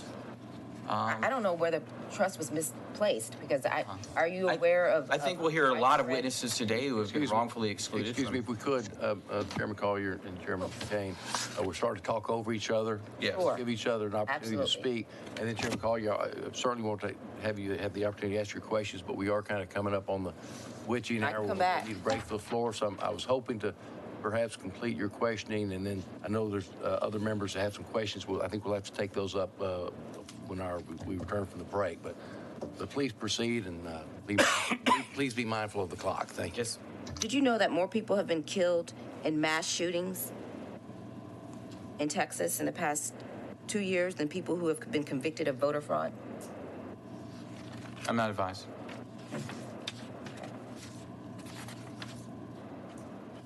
Okay, if you go to page 16 of your bill, this is what you're talking about. It's section 276.014. Yes. Paid voter harvesting. I think you call it trafficking or something. So one of the questions that I have, and I'm not sure if it fits in here, the election administrator where I live, my mom votes by mail. She's 70-something years old, and she's an elderly lady. And so what they did was they were very helpful, and they mailed her application. And they had already completed the top part with her name and address, and they checked the part that she would want an application for the year, an annual application. Would that be a violation of the election administration officials for doing that? Did your mom request the application to vote by mail? I think no. I think they just sent it to her. Okay. Because she does it every year. Okay. Well, under this section, a public official commits an offense if they, while acting in their official capacity, knowingly solicits the submission, and for here we're going to go to Subdivision 2, distributes an application to vote by mail to a person who did not request the application unless the distribution is expressly authorized by another provision of this code. Maybe there's another provision that authorizes that, and we'll have a resource witness to explain that. Now, it was very helpful that they filled in her name. I mean, literally, she just had to sign it. Is that against would that be a violation of your bill? That they were being helpful?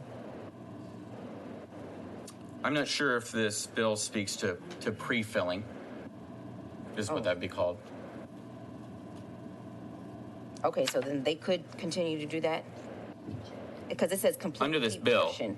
It says completes any portion of an application to vote by mail. So it seemed like that. Oh, okay, we are in pre-filling. Good. Glad you brought it up. Yeah, you don't need to be pre-filling ballots. We should allow people to fill those out for themselves, or someone can assist them, but when we pre-fill a ballot, it has important information on there that could be intercepted and abused. So even though, I mean, there's a lot of stuff that has to go in for somebody to request an application. They've got to sign it. They got to sign the outside envelope. You can compare the two signatures. So the counties would not be able to pre-fill certain portions of the application going forward under your bill if it passes. Yes, that's correct. And as far as length of time and what else goes on with it, we will have we'll have resource witnesses for that. Is there a violation, a penalty for that under your bill? For pre-filling, Yes. it says an offense under this section is a state jail felony if the person did so in their official capacity. And they're official. So if I'm the printer, would I be in violation, or would it be the election official who directed that it be printed that way? An election official commits an offense if in their official capacity they complete any portion of an application to vote by mail and distribute the application to the applicant.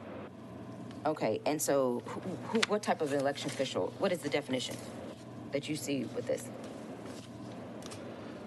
Well, the term is used a lot in the code, and I think it's going to depend on where we're at in the process. So the people that would send those out would be early voting clerks. So at that time, it would be them. Early voting clerks? That's my understanding, but we'll have resource witnesses might be able to clarify that for you. Okay, well, thank you so much. Pass the witness. Thank you, Chairman Collier. At this time, I think there are other members who want to ask questions, and so we're not going to be able to squeeze in. I know both of them, and they can't do it in 2 minutes. So with that, let's go ahead and break at least a minute early. It is 9:44. Before we do, let me just say a few things. For members of the audience and those of you watching from the overflow room, if you intend to testify, please make sure you've gone to the kiosk and register. Take the time to do that. We're going to try to keep this as streamlined as possible. We expect a fairly long day. And so it's very important that you do that and help us kind of speed up the process. Again, I think when we come back, we'll have some further member questions that we will go through, so please be patient. We know that you've come a long way. Many of you want to testify. We're very cognizant of that and respectful of your time and sincerely appreciate your participation in the process. And then we'll talk about that when we get to the witness portion of the program. But at this time, it's 9:45. We're going to get to the floor. Oh, yeah. Well, I'm going to do that when we get back. So we'll remind you of the rules of the road when we get to the witness portion. But at this time, members, we need to go to the floor.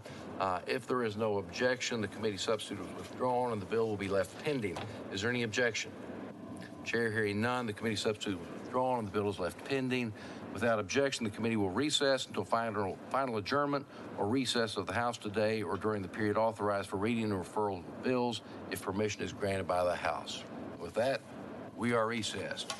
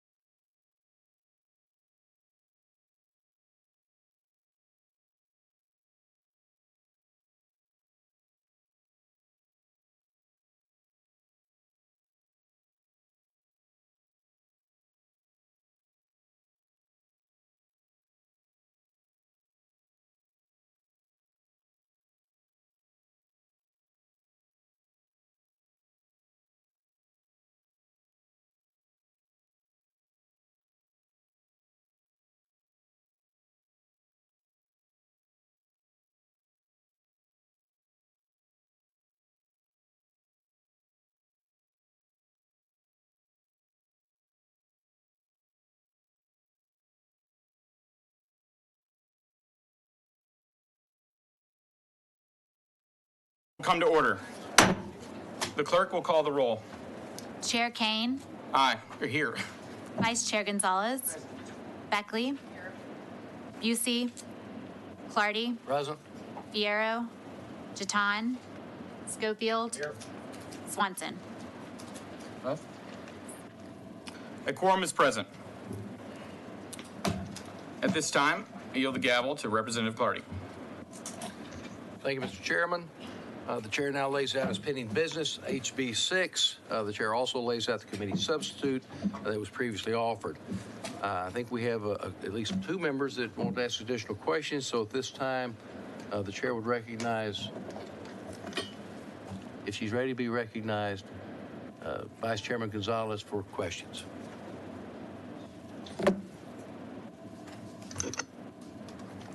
Thank you.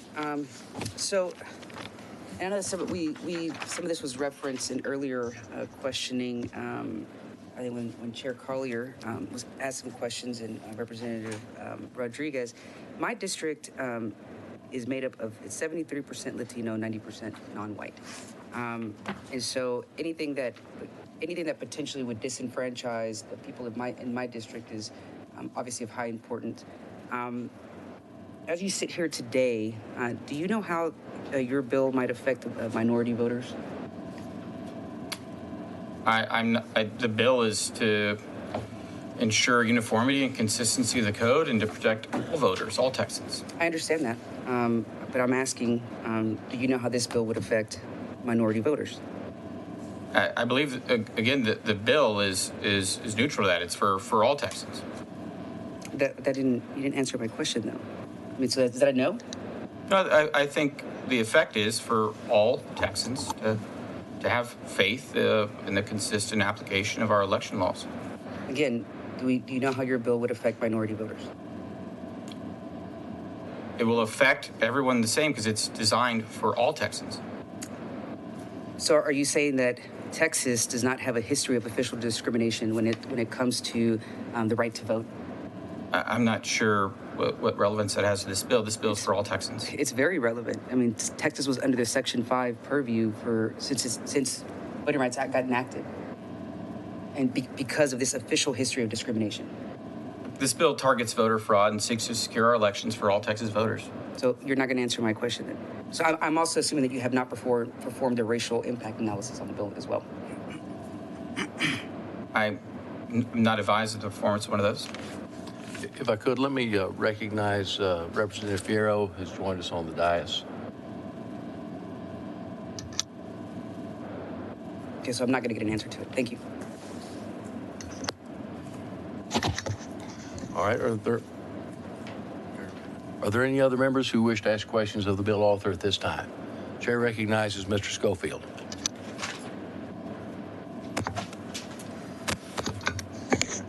Thank you, Chairman Kane. There were a couple of things that were noted earlier that I want to make sure I understood the questions and your answers. The first is we heard some discussion of this portion of the bill dealing with assistance. And I think we're going to hear today from some folks in the disability community who are concerned to make sure that they have the ability to vote. I think from discussing the bill with you, my understanding of the assistance provision is not just with respect to folks who actually qualify for assistance, but that we're going to hear testimony later today of thousands of instances in which people purporting to offer assistance are glomming on to voters on their way in who may or may not qualify, and getting them to say, oh, yes, this is my person giving assistance. Is that your understanding of the provision? Yes, and I believe today we'll hear witnesses provide testimony to that point. And I think that my understanding is that to the extent that there could be concerns amongst folks with disabilities or how it will affect their ability to vote, that you're willing to address those and we can meet with them and try to work out language.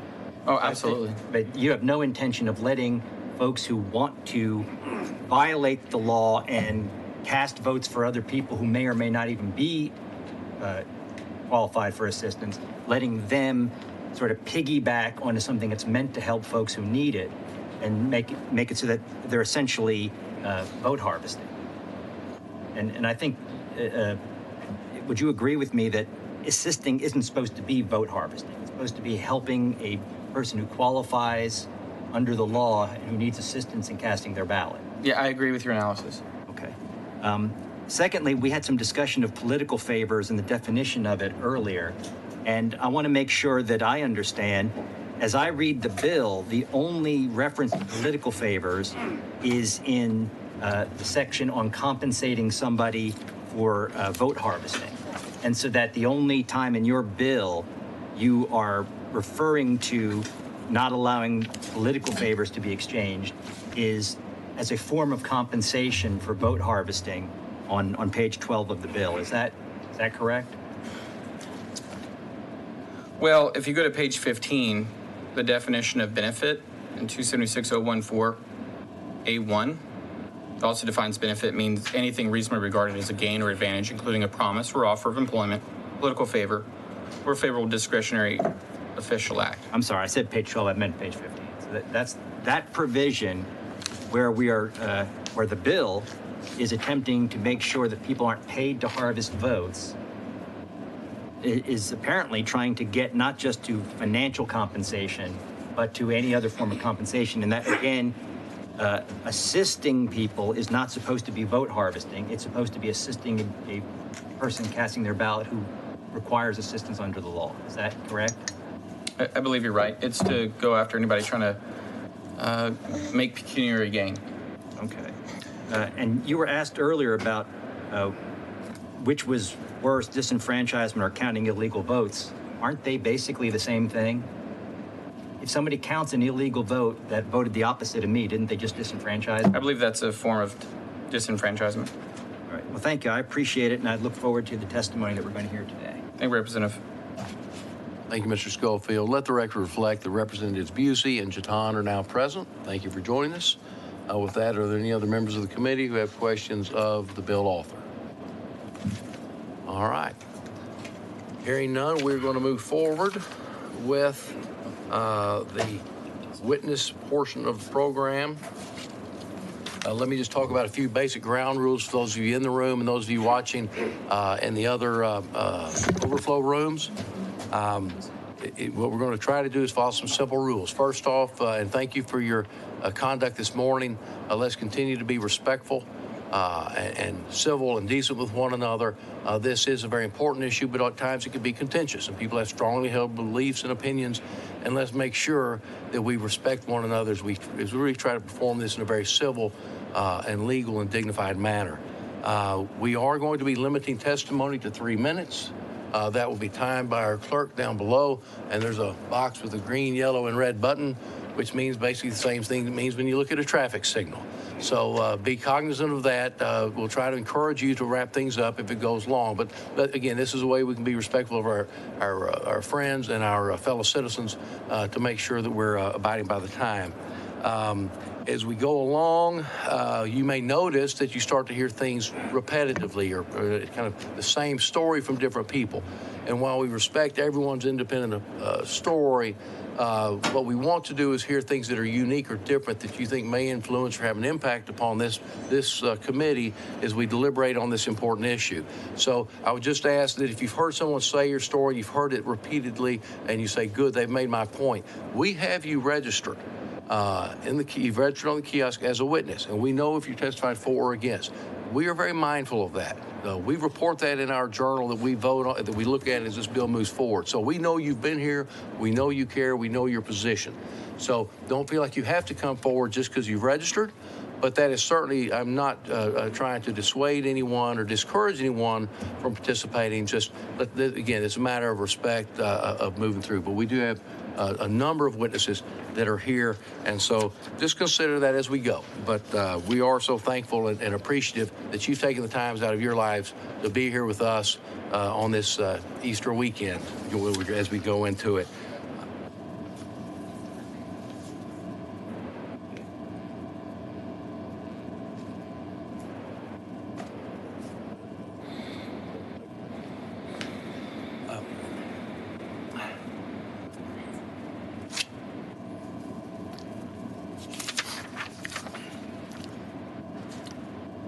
So with respect to registering as a witness, I think everybody has, if you have not registered, you may be in the room and think you have the opportunity to testify, but if you're not registered, we can't take your testimony.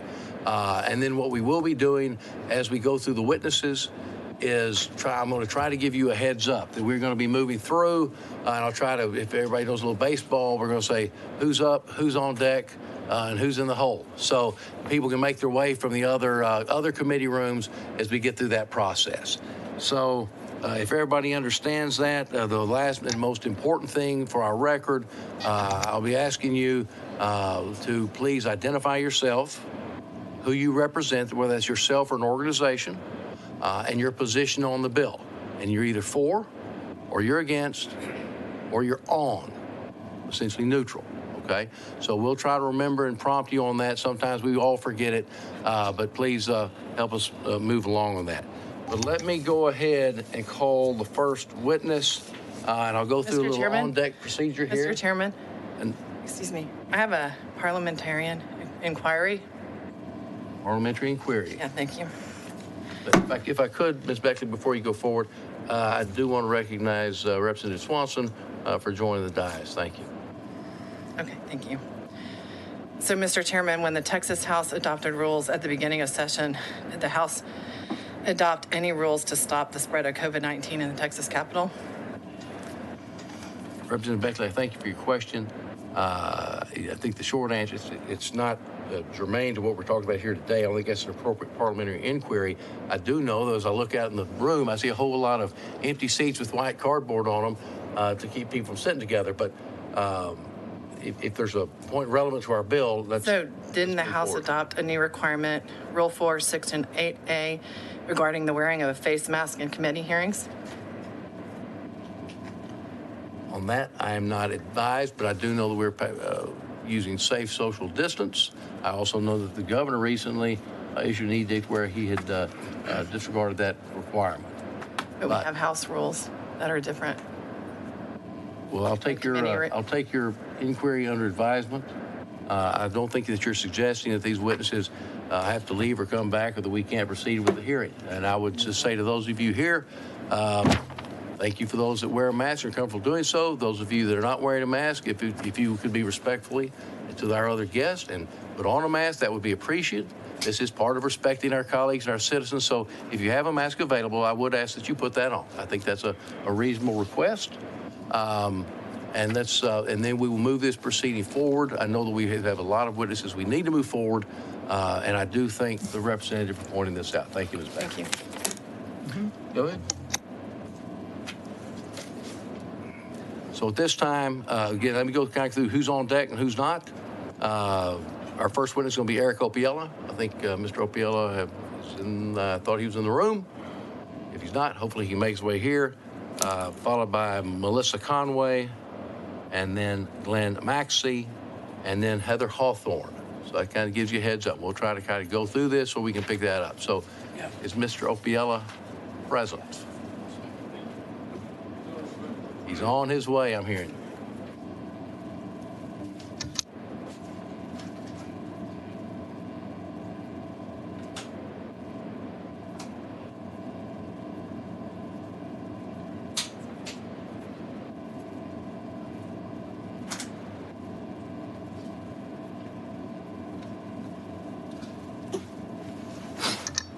Folks, bear with us as someone does know that Mr. Opiella is coming. All right. Well,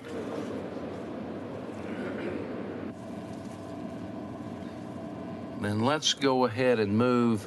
Is Melissa Conway present? This might go faster than we thought. All right. Is Mr. Bennett available? All right. I see Mr. Bennett in the front row. Mr. Bennett, would you please come and provide your testimony? And again, if you'd please tell us your name, who you represent, and your position on the bill. Hi, my name is Monty Bennett. I represent myself, and I am for the bill. Thank you, Mr. Chairman, for inviting me here today to talk about election fraud and the need to address it. Several years ago, I received notice at my East Texas ranch from a water district that wanted to run a very large water pipeline through the middle of my place that has been in my family for generations. They intended to seize it through eminent domain. I called up the district to talk about it, but they wouldn't take my calls, nor would they return them. I then called the elected officials on the board. They also would not return my calls. After some investigation, I discovered this water district had a reputation for some controversy. So I followed the democratic process. An election was coming up, so I partnered with some local adversaries of this district. We recruited two excellent candidates. We ran two very good campaigns, and we set a record for spending money in a water district election. We lost 70 to 30. That's right, 70 2:30. I smelled a rat. So our campaign manager turned to investigating into what happened. There's a 2-hour video on YouTube where he spells out a portion of his findings. The bottom line is that we discovered that thousands and thousands of the votes were fraudulent. There was also evidence of absentee ballots that were intercepted and never made it to the election office at all. The signatures on the actual ballots, as compared to the ballot application forms, were completely different. Also, the return addresses written out on the ballot application forms had all of the exact same handwriting across hundreds of ballots. And it must have been a 15-year-old girl because the I's were all topped not with the dot, but with a little circle on all the return addresses. Many of those absentee ballot applications were also faxed from a fax machine in a local city councilman's office. 4 people were indicted and await trial, but the kingpins got away. This is an election in which not only was the fraud obvious, but it was enough to change the outcome of the election. And unfortunately, the bad guys got away with it. Our adversaries in that election, the ones that benefited from this massive fraud, sit on that board to this day. The narrative that there's not material fraud in Texas is false. I encourage the committee to pass this bill so that the people of Texas can have trust in the voting process. Thank you. Thank you, Mr. Bennett, for your testimony. Members, are there any questions for Mr. Bennett? Yeah, I have some. See Representative Busey ask questions. Mr. Bennett, when was this election held? There were several that we suspected fraud in. The main one was in 2015, one was in 2016, and one was in 2014. So we've had the Secretary of State come here and tell us that we run clean, fair elections in this state. So you're saying they're not telling us the truth? I can't speak for the Secretary of State. But you're saying we don't run clean and fair elections in this state? I can say that this one certainly wasn't. Did you bring us evidence of these thousands and thousands of cases you're talking about today? You can go. 'Cause I haven't seen it. You can just go to YouTube. I'll give you the address. YouTube is the evidence that you've got? Yeah, it's a video. All right, I appreciate that. Thank you. Thank you, Mr. Busey. Any other questions from the members? Yes. Yeah. I don't see anybody raising their hand down there. Mr. Chairman, do you have questions for the witness? Yes. Mr. Bennett, who looked into these issues for you? Well, our campaign manager, Aaron Harris, after the campaign and after these ridiculous results came out, became an investigator. And he investigated it, and then ultimately the Attorney General got involved. And has there been coverage of these issues outside of YouTube? Not much. There was a little bit in Fort Worth at the time, but very little. Did you inform local district attorney of these issues? They became aware of it because I don't know whether the AG ultimately how involved they were with the prosecution, but then ultimately the local DA was involved in these 4 indictments. So there were indictments? 4. What were the indictments for? Oh, I don't know specifically what they were for, but I know one of them had a conspiracy charge to it, and they're still pending trial. These happened 6 years ago, and they still have not gone to trial. Wow, thank you. Thank you. Thank you, Mr. Chairman. Any other questions for this witness? Thank you, Mr. Bennett, for being here. Thank you. At this time, I think I saw Mr. Opiella appear. While he's making his way forward, it's the intention of the chair to then hear from Melissa Conway. I believe is gone from Mr. Maxey. Glenn Maxey will be after Mr. Opiella. Thank you. Would you please state your name, your position on the bill, and who you represent? Thank you, Representative Clarity. Mr. Chairman and members, I'm Eric Opiella, Austin-based attorney who's represented numerous candidates, political party organizations, campaigns, and committees over the last decade and a half in election contests, ballot challenges, and other ballot integrity matters. I'm testifying for House Bill 6. Rather than cover the entire bill, I'll speak. Mr. Opiella, just for a moment. I'm representing myself. Specifically for this bill, you were representing yourself. Is that That's correct? Thank you. Rather than covering the entire bill, I'll speak to selected articles which deal with election systems and uniform application and enforcement of our election laws, and bring some experience to bear for your benefit while answering any questions you might have. Section 2.02 of the bill requires election officers to keep a log of issued and spoiled ballots for electronic voting systems. This is necessary with electronic voting systems because unlike traditional paper ballot, electronic voting systems, ballots are generated on demand. The lack of logging issued and spoiled ballots was an issue in 2 post-election litigation matters last year I was a part of. First, an election contest I successfully defended in Bowie County this past July. The issue arose that a polling place had more ballots counted than voters who voted. Without a log of ballots issued, election judges had to speculate as to why that was the case, rather than have a definitive record of votes cast. While the discrepancy was not material to the election outcome, it was troubling to both the court and myself. Second, while conducting a recount in Congressional District 23 this August, we discovered that the ES&S Express Vote system does not log when a ballot is reissued due to it being spoiled. Multiple ballots can be issued which appear identical and can be counted by the machine without incident. This created problems when we were trying to reconcile the polling place records with the ballots, as we could not determine how many reissued ballots were counted in addition to the spoiled ballots that might have been counted due to election official error. With regard to Article 3, 2 specific issues arose this cycle which necessitate the new provisions regarding poll watchers at early voting ballot board and central count. In Dallas County, poll watchers were excluded during meetings of early voting ballot board on multiple occasions while ballots were being processed, necessitating a petition for writ of mandamus to the Texas Supreme Court. Also in Harris County, certain areas where ballots and election data were being received, sealed and unsealed, or stored were separated from the poll watchers by curtains and other barriers, and poll watchers are not allowed to access or see the actions taken in those areas. While both actions are illegal under current law, more clarity is needed to ensure these violations do not occur in the future.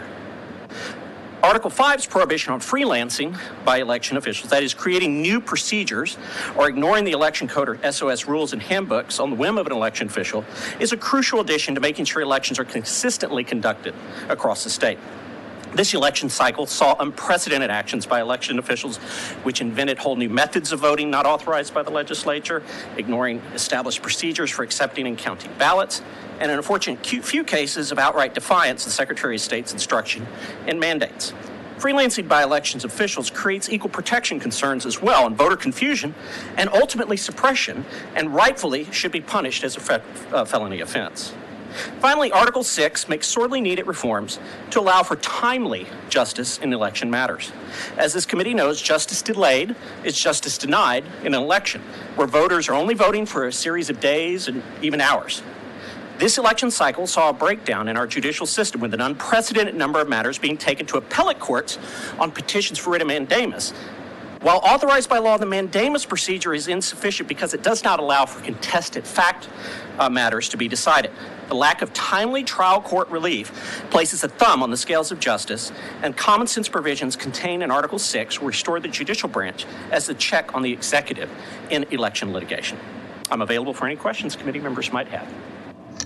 Thank you, Mr. Opiella. Are there any questions for this witness from the Mr. Schofield? Mr. Opiella, I don't know if it's your normal custom, but you sure talk fast today. So let me. I want to respect you and all the rest of the witnesses who have traveled along. Everybody wants to get their stuff in, so I'm trying to hear what you said. So explain to me what you were talking about with poll workers and curtains. Yeah, so... Watchers, excuse me, and curtains. So I think perhaps the poll watchers who were in Harris County, I know that Alan Vera and some other people who were working on poll watching there can speak directly to that. I didn't see it myself, but I was brought into that because I was an attorney representing candidates and the party organizations in Harris County, other counties across the state. And so what I understand is that they were in this arena. I'm trying to remember the name of the arena where the NRG. And there were, as there are in a big room like that, they put up these cloth dividers. And from my understanding, and this is, again, hearsay because you can ask future witnesses about this, but from my understanding, is there were partitions that were put in place where staff were processing both early voting ballots and also materials are being received from various locations, and poll watchers were not allowed in those partitioned areas. You're talking about at the central counting? That is correct. Okay. I believe early voting ballot board was in the same vicinity in that same NRG arena. And the point of having poll watchers is they can observe the election judges, or in this case, the early voting ballot board, to make sure everything's being run right. Absolutely. And you're saying they were they were effectively cut off from seeing it by, in this case, curtains. That's correct. And I have affidavits that were presented to me by poll watchers, and I'd be happy to provide those to your office as well to substantiate that. The law says that a poll watcher is entitled to sit or stand conveniently near the activity being observed.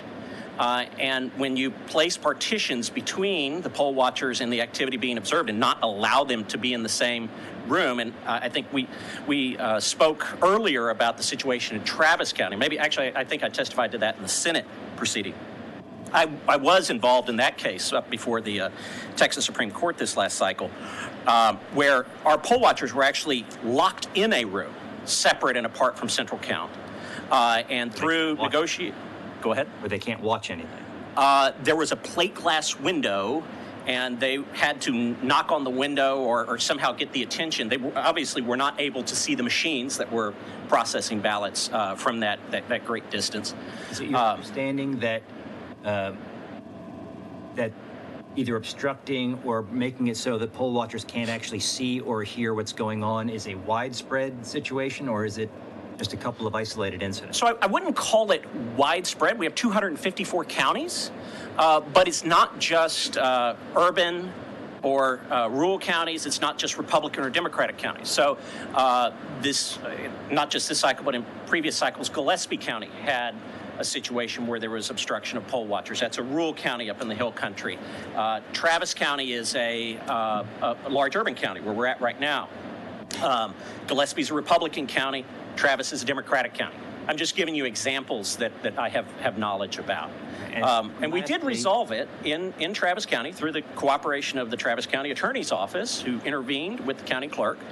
It was a little rocky for a while. She put a corral around the machines and the workers and physically instituted barriers after she let them out of the locked room. But then finally that was even removed through the hard work of the Travis County Attorney's Office. Leslie, you talked about the necessity for quick resolution of disputes regarding whether the election law is being followed or not. I assume you've litigated some of these. Sure. Can you explain what we're talking about it seems to me rather obvious that if you get a result 6 weeks later, it doesn't do any good. The votes are in, they've been counted, and you can't go back and pull them out. Every minute counts when you're tabulating votes, because once votes are tabulated, they are tabulated, right? And the only way that the result can be re-examined is through either a recount after the election or an election contest, okay? And in fact, the Travis County situation, which I brought up on writ of mandamus, highlighted some of the problems that we have with the mandamus process being used because of the short time frame that we have and the lack of ability to resolve contested fact disputes. Our writ of mandamus was actually denied by the Supreme Court, even though we were correct on the law, because there were issues of contested fact that were raised by the respondent in that matter, the Travis County clerk. And so on the basis of a technicality, that writ of mandamus was denied by the Supreme Court, even though the substantive law was correct. And we had to threaten to bring a district court action, which of course would be not resolved for probably months afterwards, right? Because you got to take it, not only have your hearing on an injunction, but then, try the case. You could be, you know how litigation is. It takes years sometimes. So if we were to expedite the proceedings, that might handle some of that. If we were to make sure that the poll watchers are allowed to do what they're already supposed to be allowed to do, might that cut down on some of the litigation if they're able to view what's going on, either because they can see that everything's okay or just in discouraging misbehavior when you're being watched? Sure. And I think a lot of people don't understand the importance of poll watchers in ensuring that everyone has confidence in this process. I know this is an off-quoted statement, and I'm probably going to get it wrong in paraphrasing it. But there's always the statement from back before World War II when Joseph Stalin talked about how it isn't the voters who count, it's the counters who count. And I'm translating from Russian probably poorly. But the difference between the United States, the difference between our country and some of the other countries in the world, is that it has been a tenet of our democracy from the very beginning that the public have faith in the results of our elections. And what better way to have faith in that result than to have people who are representing candidates on both sides, both parties, multiple parties, watching the people who are tabulating the results to make sure that we all can say, hey, you know, there might have been mistakes, but we believe that everyone worked in good faith. When you exclude people from being able to watch what is being done, the sunlight doesn't come. And that's what unfortunately creates some of the rumors and other things that people have been talking about before this committee that might or might not be true. But if we did not have someone there watching it, those things perpetuate, and it's corrosive to our democracy. Thank you, Representative Schofield. Any other members? I think Busey beat you to the button there, J.C. So the chair recognizes Representative Busey. Thank you, Mr. Chairman. Mr. Opiola, thanks for being here. I just have a question for you. Sure. Have you ever been a poll watcher before? You're an attorney and you've represented cases. But yes, I have been a poll watcher on one occasion, yes. When you sign up and... Because usually I'm representing poll watchers. Sure, no, I don't have the time to be sitting there all day. I don't know the answer to this. When you sign up, when you're as a poll watcher, is it free reign of the whole process, or you sign up to do certain tasks within the process? So you can, so chapter, I believe it's 33 of the election code, 32 or 33, addresses poll watchers, and you're appointed to serve at a particular location. Okay, so you have a certificate of appointment that's filled out by the candidate or a PAC, sure, representative measure, or so on. And you are appointed by that authority to serve at a particular location. So you're not blanket across an entire county, but you do have to be within the county that you reside. So only people who are qualified voters of a particular county. Now, recounts are a little different, but in the election process, before election day and the post-election process, it's only people in that county.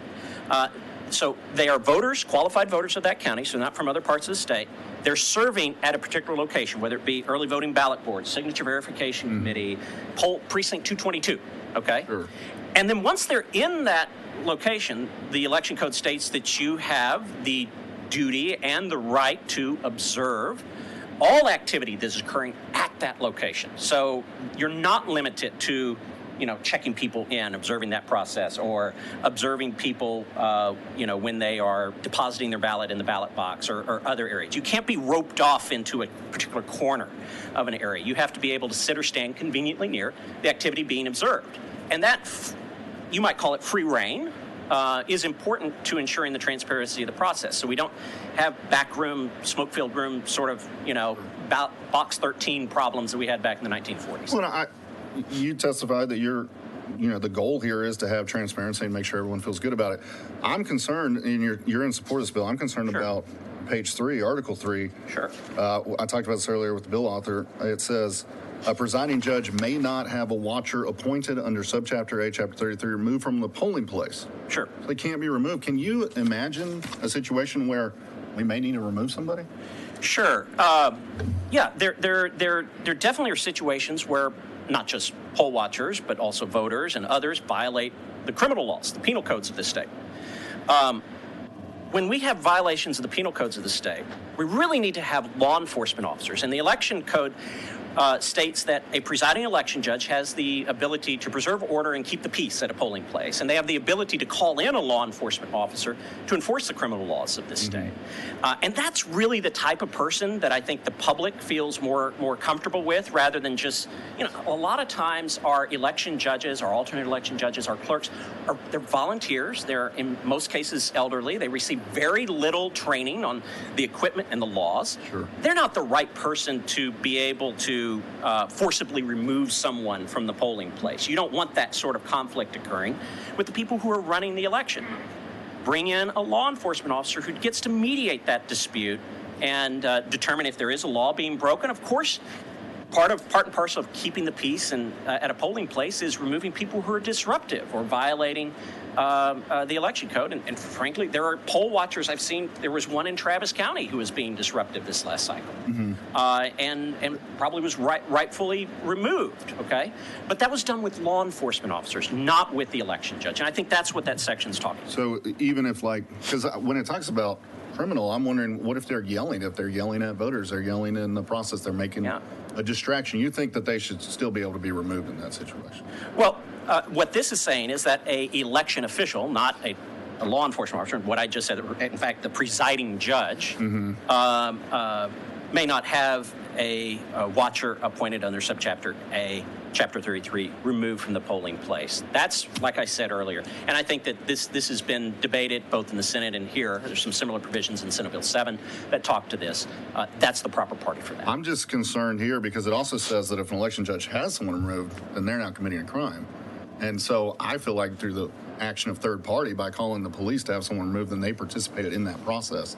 And you don't interpret it that way. I don't, and that's not what the plain language of it says. If you, I think having a clarifying amendment to that might be a good idea, but just to make sure everyone is aware that the proper people to be doing this are not our volunteer election officers who really don't want to get involved. You know, we trust these people to come and serve for hours on end. We don't want them involved in altercations. I understand, but I also feel like we don't want one poll watcher to be able to disrupt an election for hours on end either. And if somebody can't get there to help it, somebody has to have the authority. And so by taking that authority away from them, then what do we do? Then we're disenfranchising everybody in line and everybody in the process. Yeah, I haven't heard of a situation where we've had this kind of fisticuffs sort of situation being utilized by an election judge or a clerk. And so I think it's, if you wanted to have just a clarification that the act of calling law enforcement is not the act of removing, I think that, I'm not the author, but I would think that that would be a common sense. I appreciate your time. Thank you. Thank you, Mr. Busey. And before I answer any other questions of Mr. Opiella, I'm going to just ask Mr. Opiella, and I hate to do this as a fellow attorney. Yes. But you were rather loquacious today, and if we could kind of shorten up the answers and be responsive to the questions, we might help other people get to have their day in court.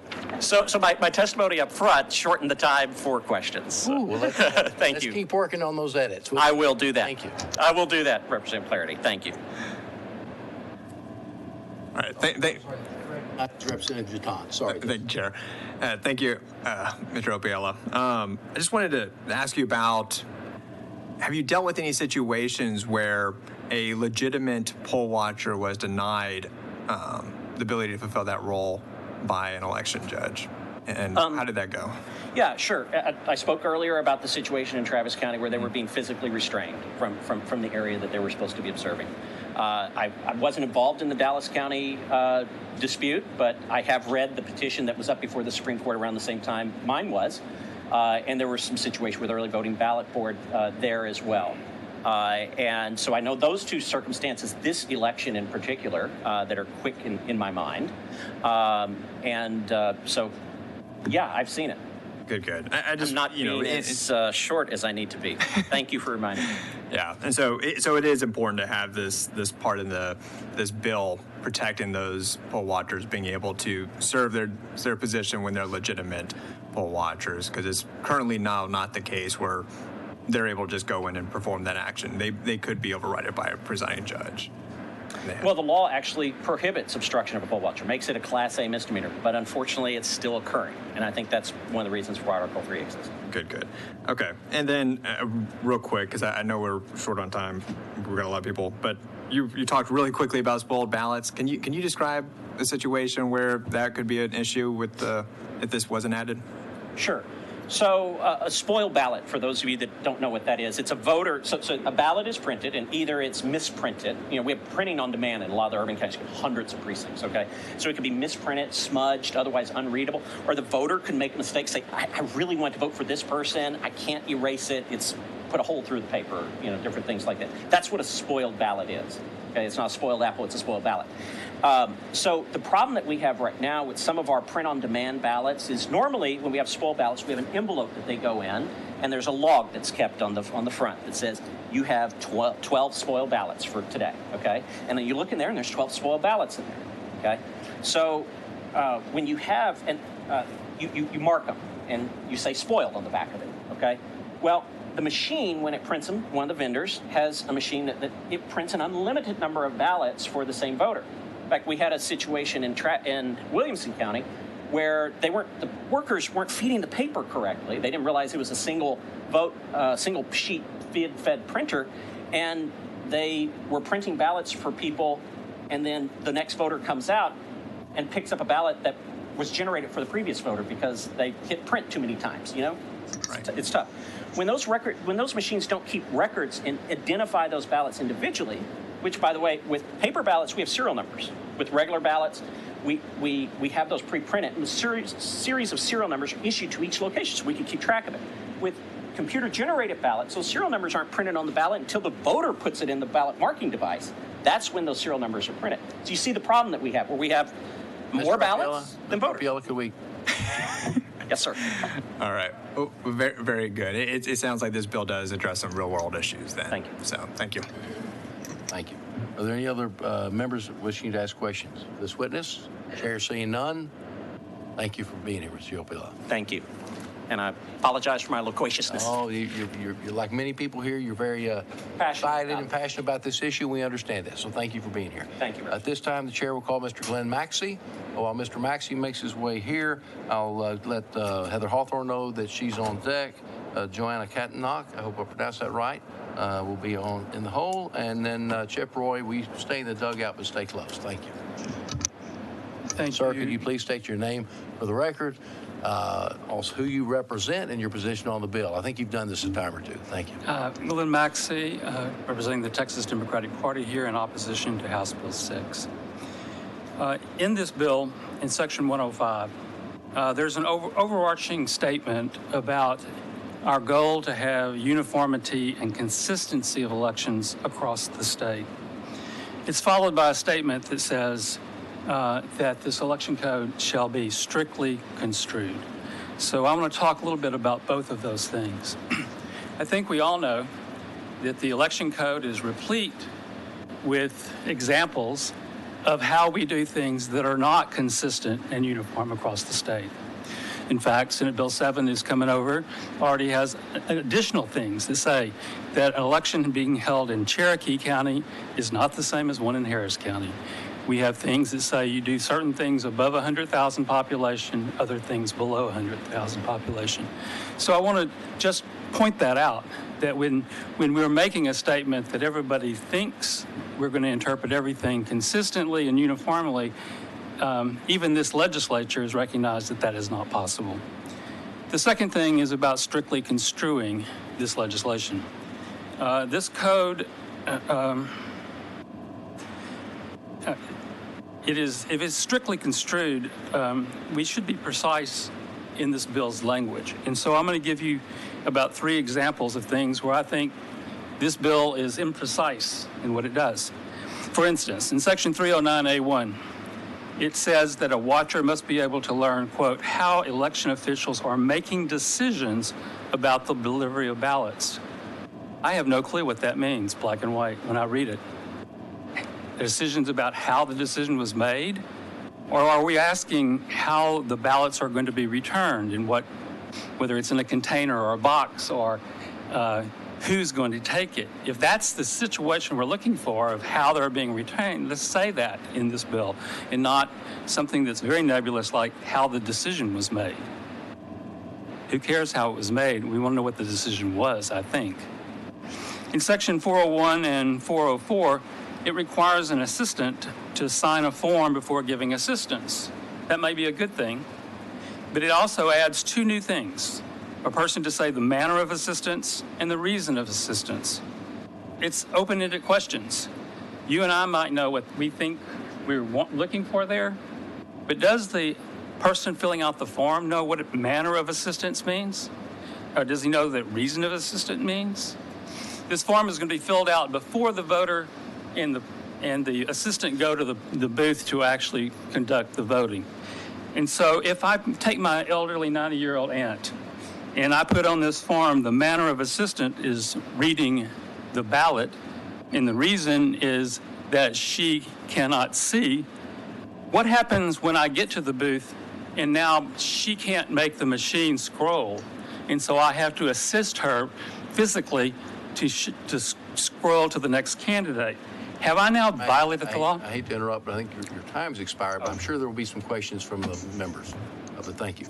Members, are there any questions for Mr. Maxey? Yes, sir, Mr. Chairman. Let the chair recognize Mr. Busey. Thank you, Mr. Chairman.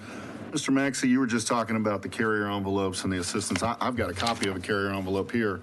You can see what's going on with space on here and trying to figure this out. You're talking about a 90-year-old grandmother. Will you elaborate on what you were talking about and the challenges you see with having to do this on the carrier envelope? Well, I'll correct you. You just said you can see. I vote by mail, and my eyesight is such that I cannot read the printing on a carrier envelope even with my glasses. It's in type, I think, 6 typeface. We're now asking to have open-ended questions on here where people can write answers. You are making disaster in the making by putting this on that envelope, unless we're mandating that ballots now be sitting in a oversized 8.5 by 11 envelope, which will cost additional postage for voters. To end my statement about my elderly aunt, if I now assist her in manipulating the machine, and I had not put that on the form, is that the fraud that an election poll worker is now going to be videotaping me because I said I'm going to do one thing and now I've had to do a second piece of assistance? Is there wrong answers for these things? And what's the penalty if I answer it incorrectly? I think this section should be specific. If we have certain reasons, manners to do things and certain reasons to do things, make it a checkbox. So you pick the ones all that may apply so that nobody is inadvertently violating the law. I have another question for you. You've run many elections. You've been a part of elections. You've been elected yourself. What problems do you see based on your extensive experience with what is in here in Section 302? It's what I've been talking about with Bill Author and the other witnesses. What problems do you anticipate in not, if any, in not being able to remove a poll watcher? The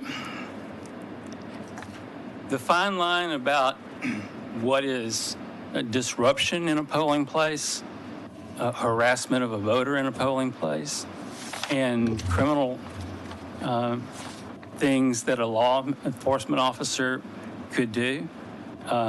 I've made a number of complaints over the years about criminal complaints about things like disruption of meetings and things outside of a polling place. And law enforcement is very hesitant to make those decisions on just a he said, she said kind of thing. So I believe, I have seen many a time election seen and heard many times about poll watchers who are sort of over the line in actually talking to voters or, intercepting or making comments to the clerks that are not about the election code. And once again, as you well know, there is nothing in this bill that causes a poll watcher to have any training other than the ability to sign their name on a form, on an oath that some candidates handed them to be in that polling place. They have no clue that they can't talk to a voter when they get there. So I've seen that often. So you're saying in real world experience, you have had instances where a presiding judge may want to call the police, but it doesn't quite, it's in a gray area. It's not going to be in the criminal code. The police aren't going to interfere, but this bill would take away their rights. So we could still have a poll watcher screaming, yelling, doing whatever, infringing on people's rights to vote, but it doesn't quite meet the legal definition of a crime. And then we're taking away the right to deal with that person and making it so we can continue to hurt people's abilities to cast their ballot. Well, I'm just saying that when the police officer arrives, he's going to have to know what the election code says to know that speaking in any manner to a voter is illegal. He might say, well, that seems fine to me. He's not disturbing the peace. He's clearly our police officers, we can debate about their training, but one of the things they don't know is the election code. Yeah, I share your concern. If we take away the right of a presiding judge, then we're going to live in a gray area where voters are going to be disenfranchised. Thank you, sir. Full of gray areas. Thank you, Mr. Busey. Any other questions of this witness? The chair recognizes Representative Gonzalez. Yeah, Mr. Maxey, do you believe this bill will make it harder for people to vote? I think there's a lot of things in this bill that put a chilling effect on lots of people, whether it's election workers or whether it's voters. people who actually need assistance now are going to be very fearful of asking somebody to go because that assistant could face criminal charges for filling out, as far as I know, filling out a piece of paper incorrectly because they don't understand what the meaning of manner of assistance even means. I don't think you poll any average voter right now and you say, tell me the manner of assistance and the reasons for assistance, you're going to get the answers y'all are looking for. You're going to get a lot of garbage. Because Aunt Sue asked me to. That's the reason. And in all the years that you've been involved in elections, you ran for office, as Representative Busey mentioned, have you yourself ever experienced voter fraud? Experienced it? You've seen it, witnessed it. I can't say that I have direct knowledge of it. I've heard a lot of people talk about it in these hearings. And you mentioned earlier that you vote by mail, correct? Correct. And do you believe that voting by mail is safe and secure? Absolutely. I think we have adequate protections about who asks for a ballot. Signature verification, I think, needs to have a lot more training. Clearly, this session, hopefully, y'all will deal with people having an opportunity to cure. Most of the errors and problems with mail balloting that I've ever experienced have been honest mistakes of people just failing to check a box or do those kinds of things. And as long as a voter can prove who they are and cure their ballot, I think we should give them that opportunity. Thank you. Thank you, Chairman Gonzalez. Any other members? Representative Khan? Yeah, thank you, Chair.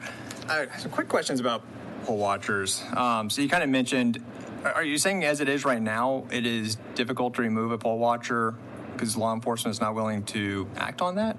Under current law, it's not difficult because the presiding judge can tell that poll watcher to hit the door. Okay. So, but if there's a situation where someone is being disruptive and you end up calling law enforcement and they showed up, you can't see a scenario where they're going to enforce this rule to keep them. I think there will be a lot of gray areas about what the violation is for somebody who, let's just say, was incessantly talking to voters. The law officer is going to say, and what's the problem there? And you say, well, it's against the election code. And he says, well, I don't enforce the election code. I enforce the criminal code. You know, as a presiding judge, I've had a voter arrested when I was a college student. He happened to be the dean of the School of Education, and I was an education major. But he was drunk in the polls. So I've seen that process up close and personal.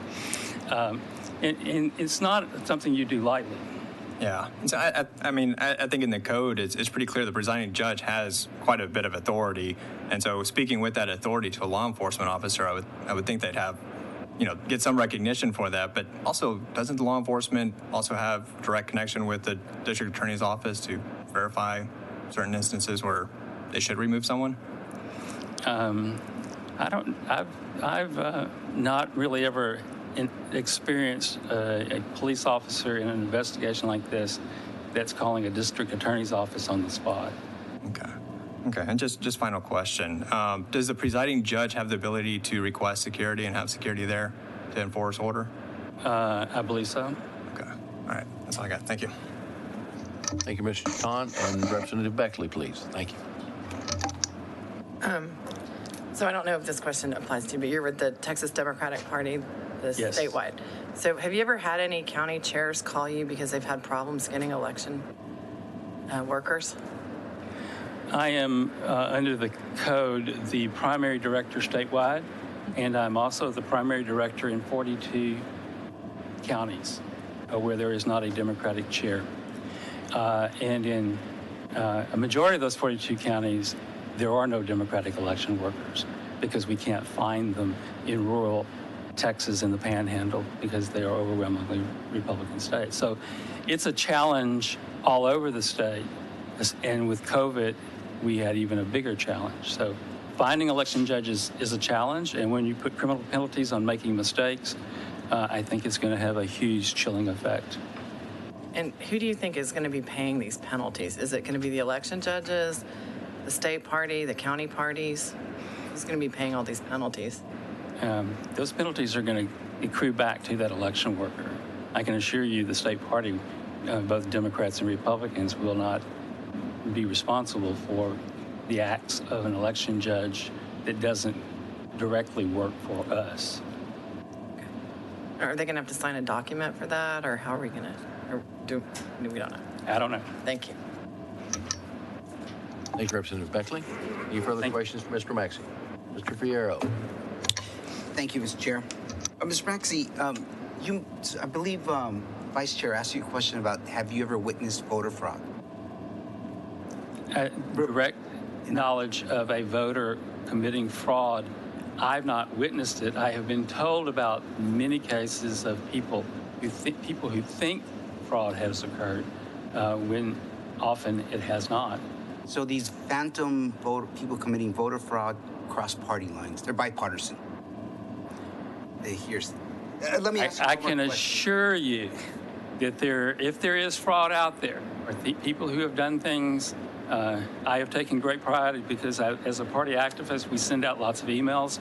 I have advertised Republicans committing voter fraud who have been indicted for that in direct mail. Yes, I have. And in your personal opinion, my last question, Mr. Chair, I see your finger on the button. My last question is, in your opinion, will this prevent people from voting, this bill? Yes, sir. Thank you. Thank you, Mr. Fierro. Chair recognizes Mr. Schofield. It would not be a committee hearing unless Mr. Schofield asked me a question. You know each other. Good to see you again, as always. A couple of areas briefly that I want to touch on. I know there are a lot of witnesses. And the first is, we'll have situations where bad apples spoil things for a lot of people, and I think that's what we're facing here. We've had people, certainly in the last couple cycles, election judges who have been just throwing out the poll watchers because they don't want to be watched. And it's been widespread enough that the legislature has to step in and do something about it. If it were an isolated incident, we wouldn't make a law about it.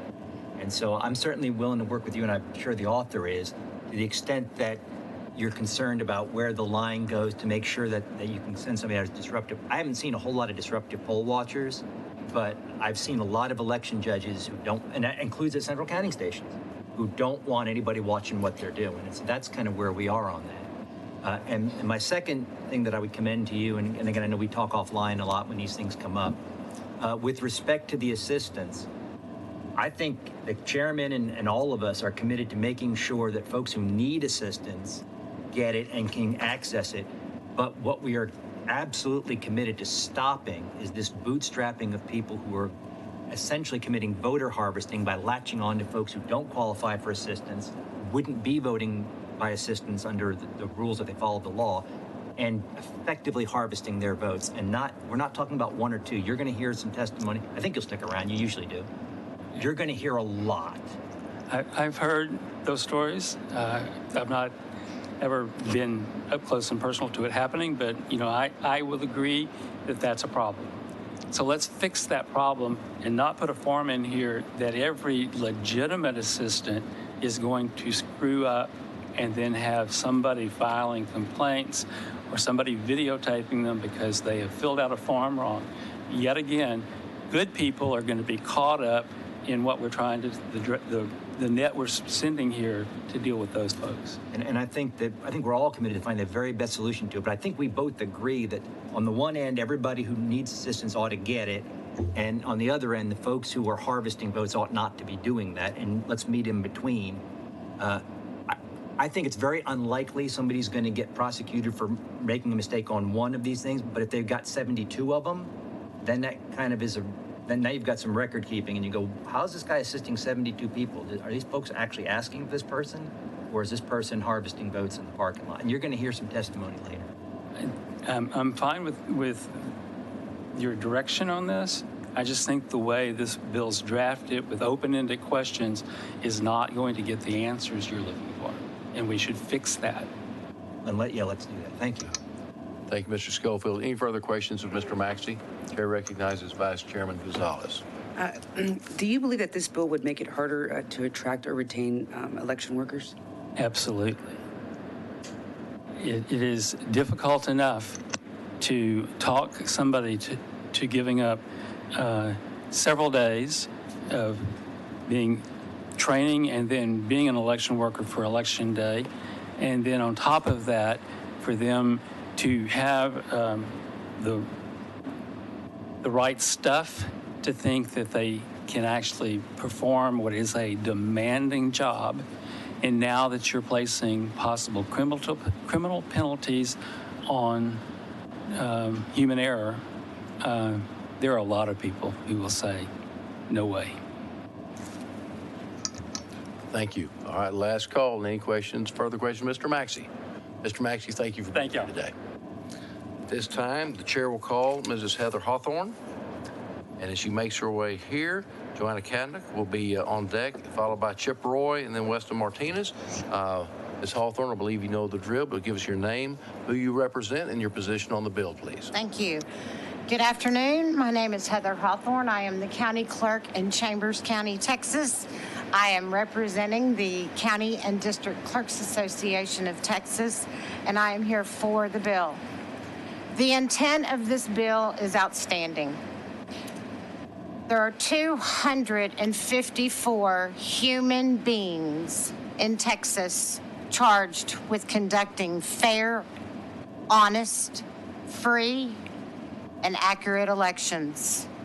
We are passionate about providing a balance between ensuring voters' rights to privacy and accessibility without fear of intimidation or disruption, while being transparent and secure in our practices.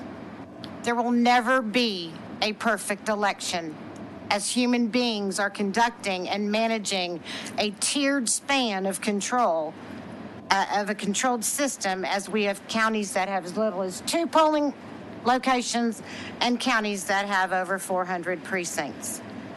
I assure you, Texas elections are secure. I thank Chairman Kane for his leadership in working with all the stakeholders to ensure election practices have accountability. I have some real concerns that include the accessibility for the including an extra form in the ballot by mail process. That means we will be dealing with a lot of questions on our end. Why did I get this form? I'm 26 years old. I don't have any reason to have assistance, but they don't want to not send back something that was sent to them. I feel like we will have many Texas ballots possibly rejected. I have a lady that called me that said, it's none of your business who assisted me with my vote. We have poll watchers that are a vital part of Texas elections. I think this bill needs some further clarification on face value. Amendment to this bill for all persons involved in the election process. The presiding judge is in charge and has the authority of a district judge. But both Democrats and Republican presiding judges are usually well-trained and take great pride in their job. So I think they need reassurance that they are in charge. In closing, I just thank everyone in this room for participating in this process. We are all election geeks, no doubt. We care, we all care, and that's why when we work together, we're better. Thank you.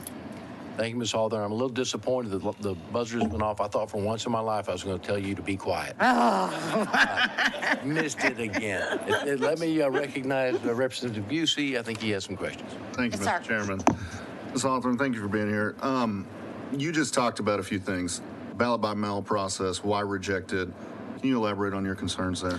My concern is that, as the bill states, that a ballot by mail form, ballot by mail now will include a form for assistance that the language on that form can be a little bit overwhelming, so that people really don't know, like, okay, what does assistance mean? And so that form is now going to go out with every mail ballot in Texas, and I'm going to have people that will not return the form, and so in the ballot, there won't be the form, but outside on the ballot, because that language is confusing, and I am not kidding you, it is 6-point font, then if somebody signs the outside but doesn't put the form inside, well, then are we going to reject?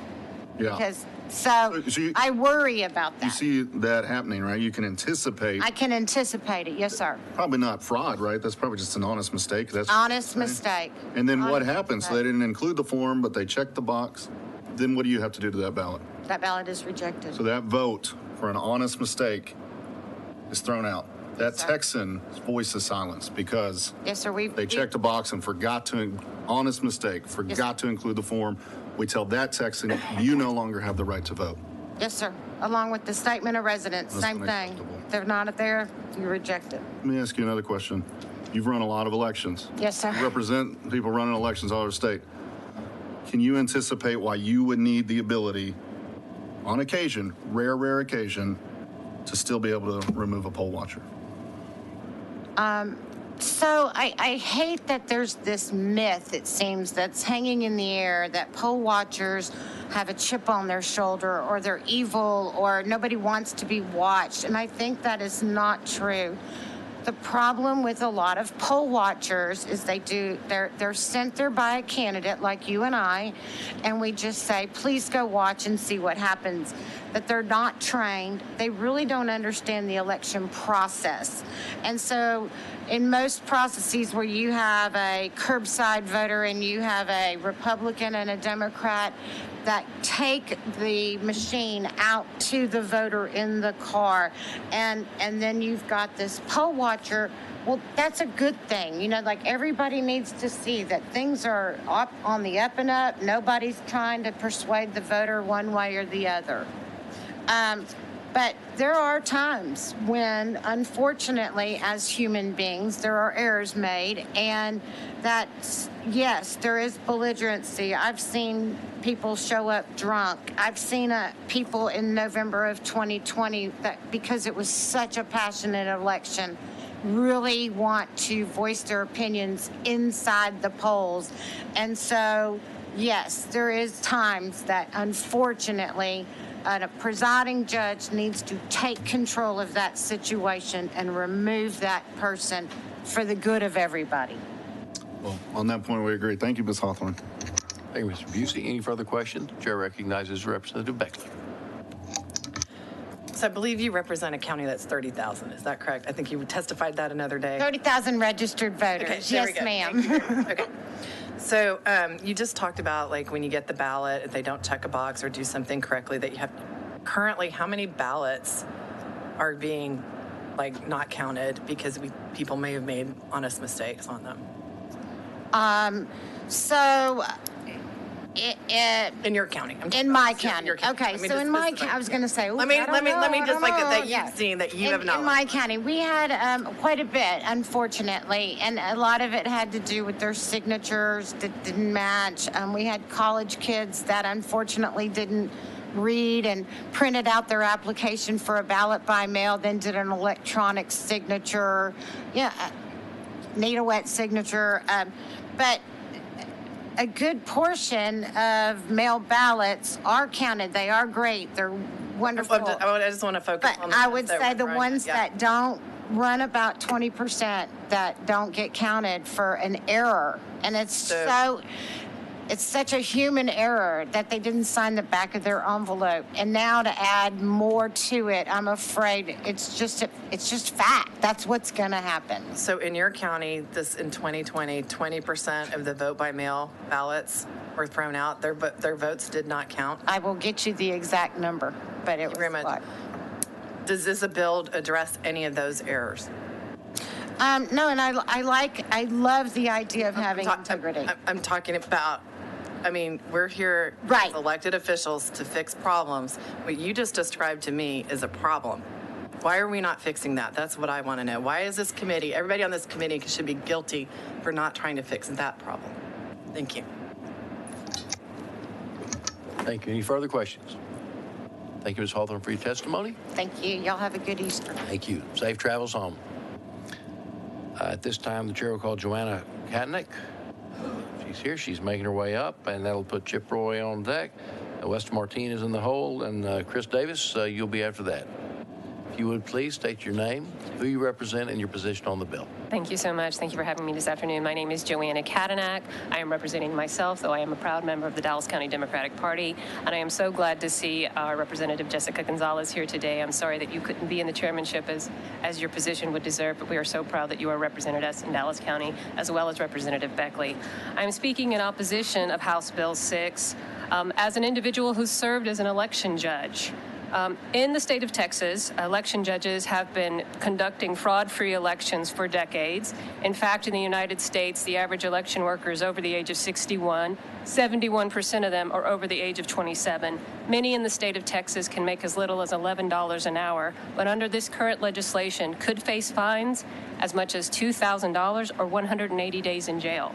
It is difficult enough to find election workers in the state of Texas, and to have them have to face these kinds of punitive penalties that they themselves are on the hook for will make that job even harder. And may I point out that election judges and election workers are trained. Many of them have to take a sworn duty that includes the following phrase: they need to protect the purity of the election. Partisan poll watchers do not have to do this. They have no training. They can invade the space and disrupt an election as it is being conducted. And our goal here as representatives, but also as folks that are working elections in the state of Texas, is to make sure that everything can run as smoothly as possible and that we are conducting them in a way and in a manner that makes every voter feel comfortable and that every vote can count. So I urge you to oppose this legislation and to thank as profusely as you can all of the election workers in the state of Texas that run and conduct elections in every one of your counties and do so with good work. Thank you. Thank you. I appreciate your sentiment and your testimony. I do need to just make sure we heard it correctly, how you were registered. Your name is, I got this right, Joanna Katnick. Katnick, like Cadillac. Close. Yes. Thought I had it for sure. And you are? I am against, and I'm presenting as an individual. Yes. Okay, because I think we had you registered. As self. Yourself? Yes. Okay. No. You are not here representing the Dallas Democratic Party organization. Yes, sir. Okay, we have you exclusively for self. Exclusively. Well, we are glad your self is here. So with that, let me see if there's any questions from the members. Yes, Representative Beckley. Thank you, Ms. Katnick. So I know you did election work during the pandemic. Yes. Correct. Okay.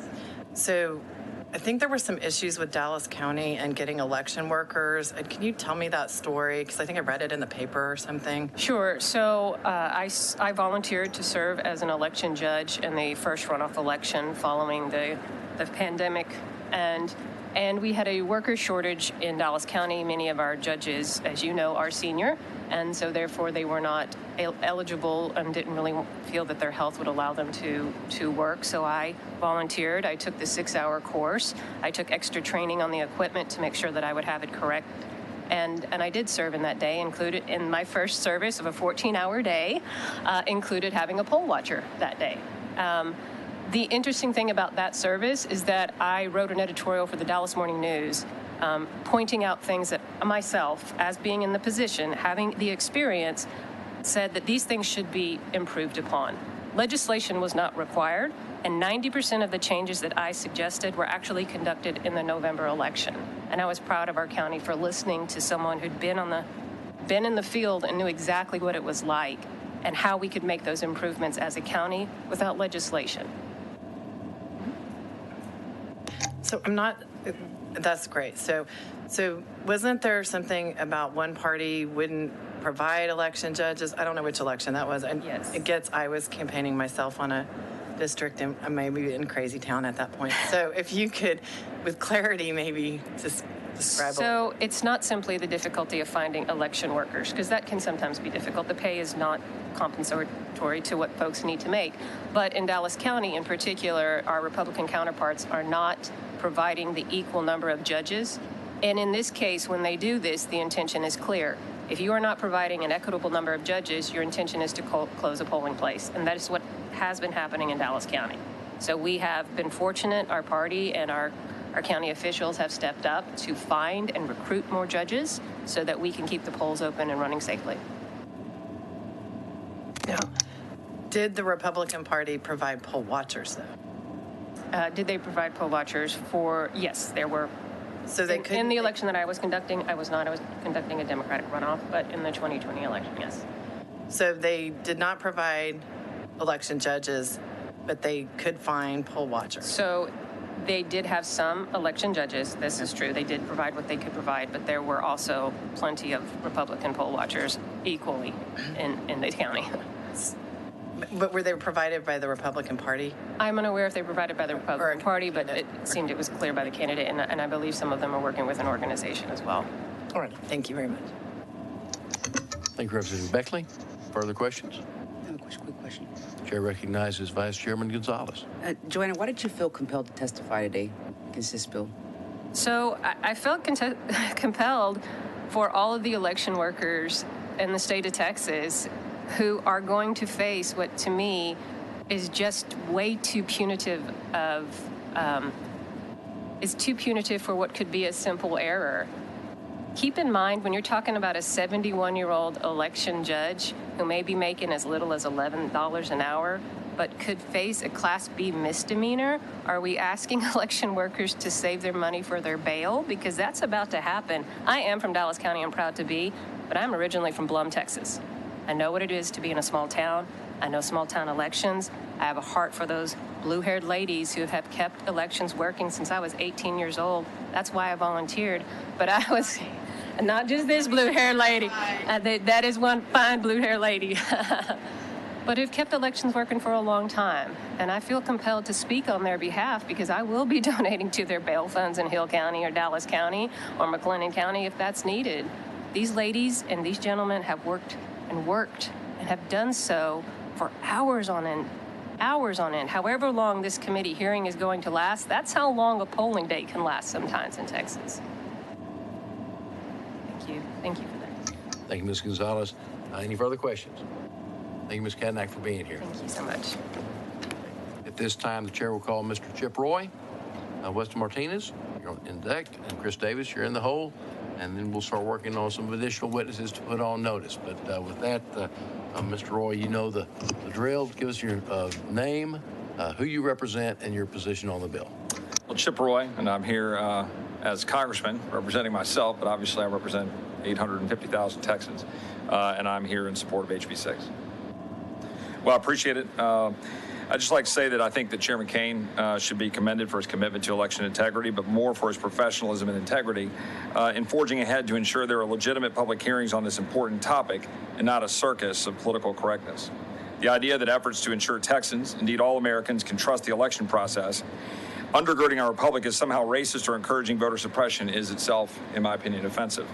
3 months ago, I made some news, choosing not to object to the acceptance of presidential electors because I believe under the Constitution and adhering to the rule of law, we are obliged to count electors as sent to us by the states, not simply reject them. I believe we must protect Texas from Congress unilaterally stepping over our right to choose the president. Reasonable people can disagree, but that rule of law is only as good as the belief that people have in it. And it's only as good as the strength of Texas's elections. And let's be clear, fraud is real. It's very real. The New York Times admitted as much in 2012, that bastion of conservatism, the New York Times. Error and fraud at issue. Yet votes, quote, yet votes cast by mail are less likely to be counted, more likely to be compromised, and more likely to be contested than those cast in a voting booth, statistics show. Election officials rejected almost 2% of ballots cast by mail, double the rate for in-person voting. President Jimmy Carter, Democrat, and James Baker Commission on Federal Election Reform in 2005, quote, absentee ballots remain the largest source of potential voter fraud. Citizens who vote at home, at nursing homes, at the workplace, or in church are more susceptible to pressure, overt and subtle, or to intimidation. Meanwhile, in my colleagues, the Democrat-led Congress passed H.R. 1, which would badly undermine Texas elections. Let me be very clear. If that is signed into law in the Senate, it will badly undermine Texas elections if it is adopted. It would effectively federalize elections, require expansions of mail-in ballots, limit the use of voter ID, use taxpayer funds for federal candidate elections, and expose private citizen data to doxing and mob attacks. Thus, states across the nation are moving forward to protect our elections to show the contrast with what Congress did that was incorrect, as they should. Georgia passed SB 202, and the governor signed it into law. It has significant and important protections. Iowa passed protections, signed it into law by the governor. Florida is moving strong reforms, dozens of other states. Texas must lead, not follow. Again, I thank the chairman as well as Senator Brian Hughes for their leadership, and HB 6 is a great start. Constituents I represent express concern about election fraud and the need for reform across the district, and they support HB 6. The reforms include provisions for improving the maintenance of voter lists by removing deceased voters, defining election watchers, defining and improving security practices on ballot chain of custody, strengthening the safety of mail-in ballots by discouraging improper pressure in the guise of assistance, and I could go down the list. And how on earth are these kinds of provisions controversial? Notably, I would add voter rolls must be clean and strong.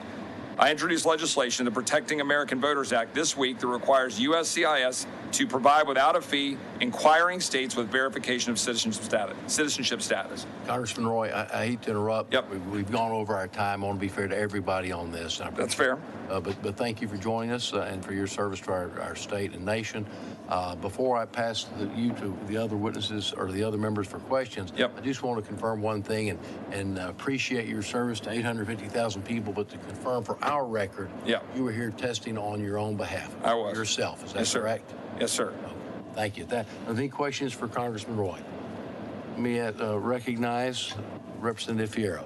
Yes, sir. Congressman, thank you for being here. Yes, sir. Thank you for your passion and for representing so many Texans. There was a quote that's being thrown around that it's more likely to be a victim of gun violence in our great state of Texas than a voter fraud.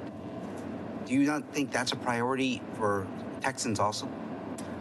I think these are apples and oranges, but I do believe that we need to protect the law in all respects. So we need to have election reforms and election systems that we can trust.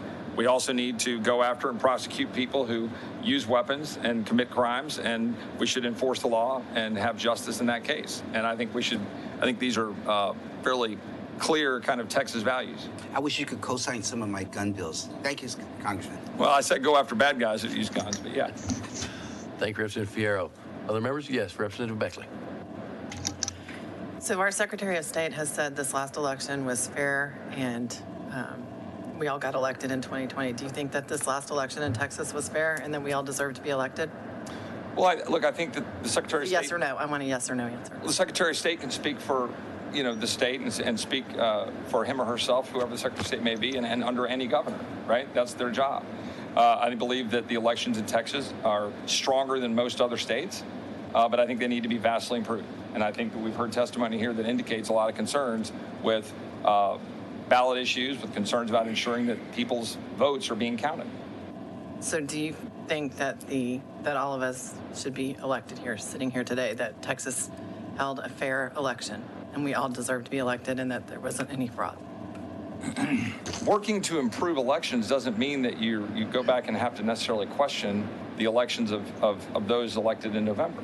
We need to improve the elections to ensure that going forward people have full faith that every vote is counted and that every vote can be relied We already upon. just heard that every vote wasn't counted. We just had a lady that said 20% of her mail-in ballots weren't counted. Which raises significant concern. Yeah, but look, this bill doesn't address that. Well, a lot of Democrats raised concerns about the 2016 election, presidential election. A lot of Republicans raised concerns about the 2020 We didn't cause election. an insurrection.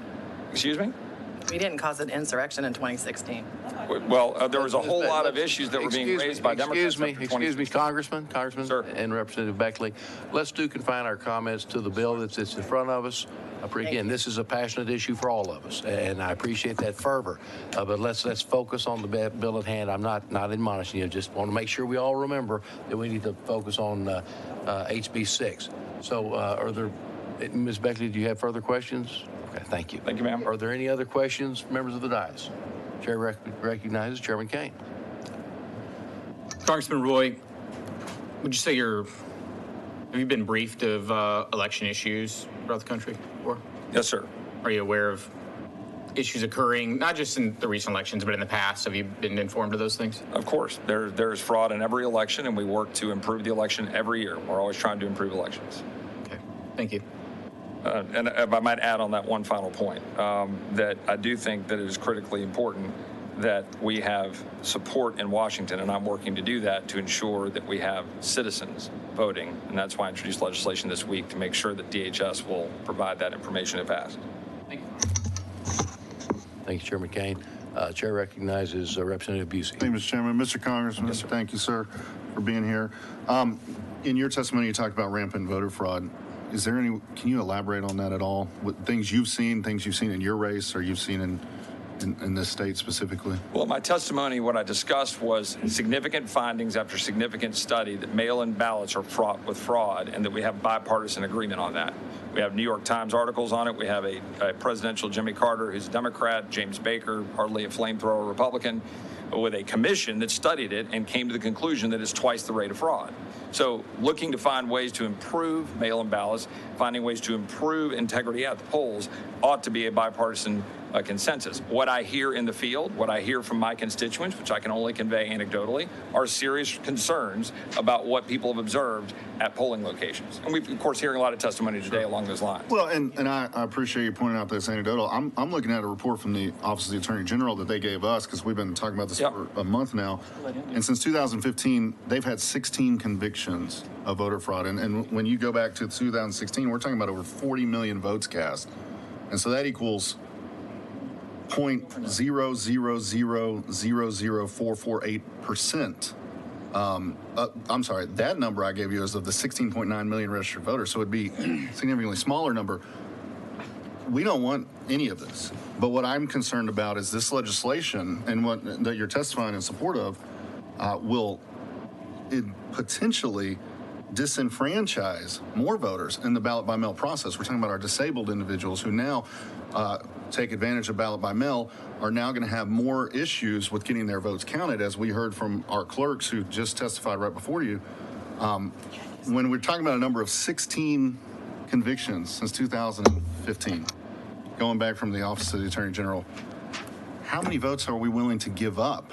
How many votes, Texas votes, are we willing to disenfranchise because of these 16 cases? Because I think it would be significantly higher. We just heard from our clerks that she has to throw that vote out for an honest mistake if this bill is passed into law. I'm sure we all agree we don't want to throw out any Texas vote for an honest mistake, but that's what this bill would do.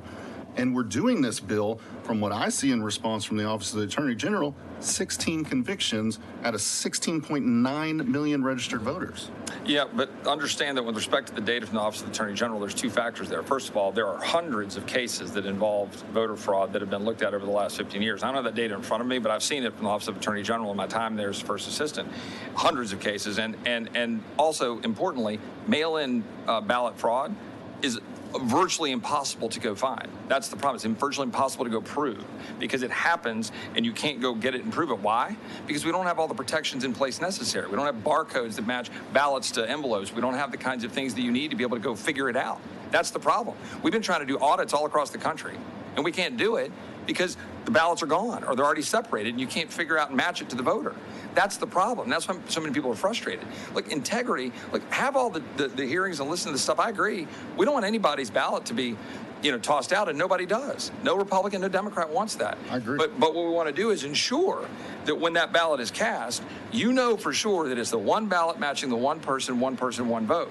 And we have serious concerns and reservations about whether that's the case. And that data in the AG's office, go call them and go dig through that data. There are hundreds of examples of voter ID. Just because you don't get the prosecution and can't prove it up doesn't mean that there aren't significant fraudulent examples that are there. And I also would like to look deeper into that data. No, I appreciate you having that opportunity. And I'll say, they do talk, you're right, 530 cases. Right.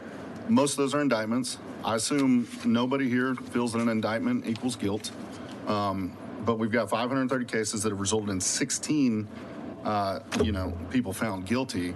And I'm just very concerned, as you just said. I agree, we're not trying to throw out fair ballots, but that's what this bill will ultimately do. We heard our clerk say it, so that's why I think we have a lot of work to do before we consider passing this legislation, because if I agree with you, Mr. Congressman. I agree that that's not our intent, but that's what this bill will do. It will throw out Texans. Yeah, well, that's what, when I look at the bill, I don't see that it would actually toss out a valid vote. I think it actually protects a valid vote, but that's what these hearings are for, is to make sure you tweak it, make it as good as it can be. I appreciate it. Thank you, Mr. Congressman.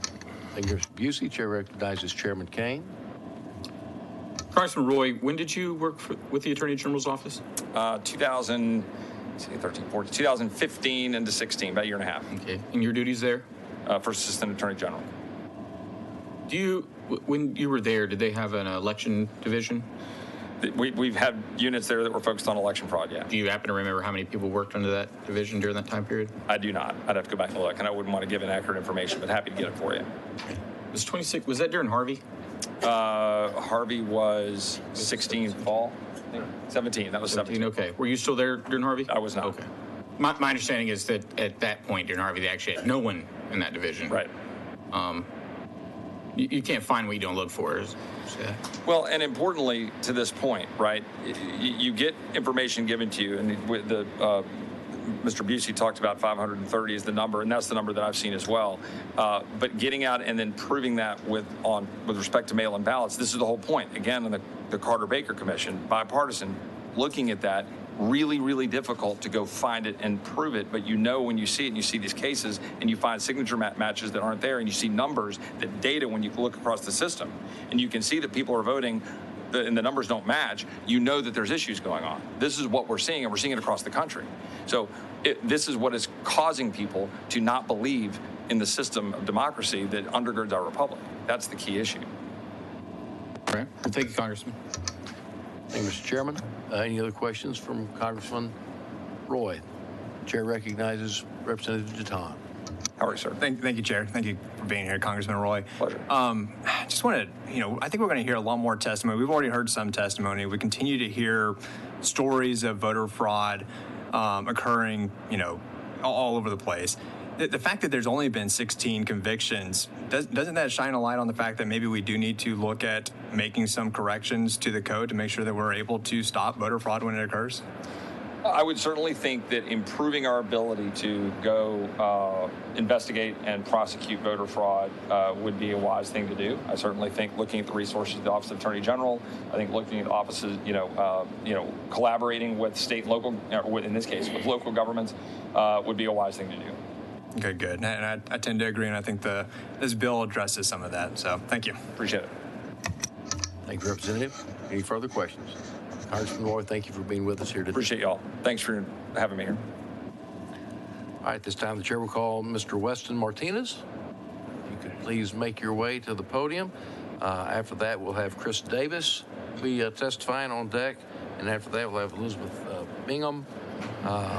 Followed by that with Jonathan White with our Attorney General's office and the Secretary of State. Mr. Ingram will be with us. I know, members, we've had several questions that have been referenced back. We'll have witnesses. This will be resource witnesses for perhaps address those to the Office of Attorney General and also the Secretary of State. So, sorry, Mr. Martinez, let me ask you to please identify yourself, give us your name, who you represent, and your position on the bill. Thank you very much, Chairman. And Mr. Chairman, I'm Weston Martinez, and I'm former real estate commissioner for Governor Perry and Governor Abbott, where I serve statewide, and currently also hold the position of president of the Voter Fraud Bureau of Investigation, a newly formed organization that was created after we assisted Project Veritas in having the lady in Bexar County arrested for voter fraud. And those are my identification purposes. And for clarification purposes, Ms. Martinez, who exactly are you representing as you testify here today? Myself. Yourself. None of the other organizations that you mentioned? The Voter Fraud Bureau of Investigation and myself, yes. Okay, thank you. Please proceed. As we stand here today, honestly, I'd like a moment of latitude to take a moment of silence for DPS Trooper Chad Walker, who we're representing. I would ask the citizens if they would join me in standing for just a moment. I'll yield my time appropriately if necessary. Thank you, Mr. Martinez. I think it's an outstanding idea and appreciate your recognition of that sacrifice on behalf of the state of Texas. So at this time, members and ladies and gentlemen, let's stand in a moment of silence for our lost trooper.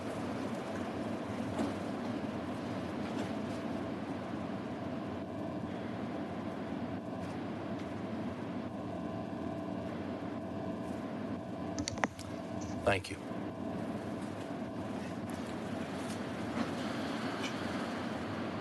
thank you for that courtesy. And Thank you, but and it really that was sincere. I think we all feel that and join that sentiment. But if you'd please, and we won't take that out of your time. Okay, all right. A patriotic effort like that should not be penalized. So, but please provide us with your testimony. Absolutely. So we've been working on fighting voter fraud, and for quite a while, not only in Bexar County but in other places. I will tell you that in Bexar County, I received a stack of absentee ballots that all had the same return address, and it was a cemetery on the south side of Bexar County. That cemetery was run by a political consultant that was given charge of that cemetery by the county commissioners in Bexar County. They all had the same return address. I took that information to Keith Ingram with the Secretary of State. They stated this was classic vote harvesting, sent me over to the Attorney General's office where an investigation ensued. I will tell you that moving forward, working with Project Veritas, we did identify the voter fraud that was taking place. I can tell you that that was judiciously done. That was procured in an ethical way.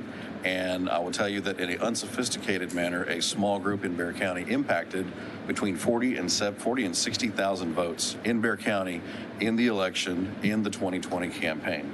I will also tell you that that group worked in conjunction with other towns along the border, including Houston.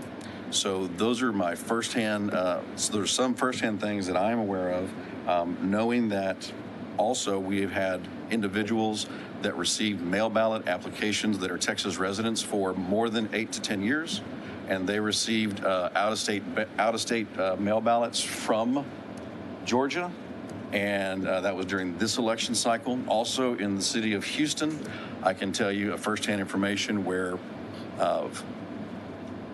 a father of a friend of mine deceased more than 12 years ago. They have been actively working to get them removed from the voter rolls, and unfortunately we're not able to do that. And not only were they sent a mail ballot request for their deceased father, but also after the Supreme Court of Texas issued an order stating that those ballots could no longer be sent, they received yet another mail ballot request, again unsolicited. These are individuals that have been working to reduce voter fraud.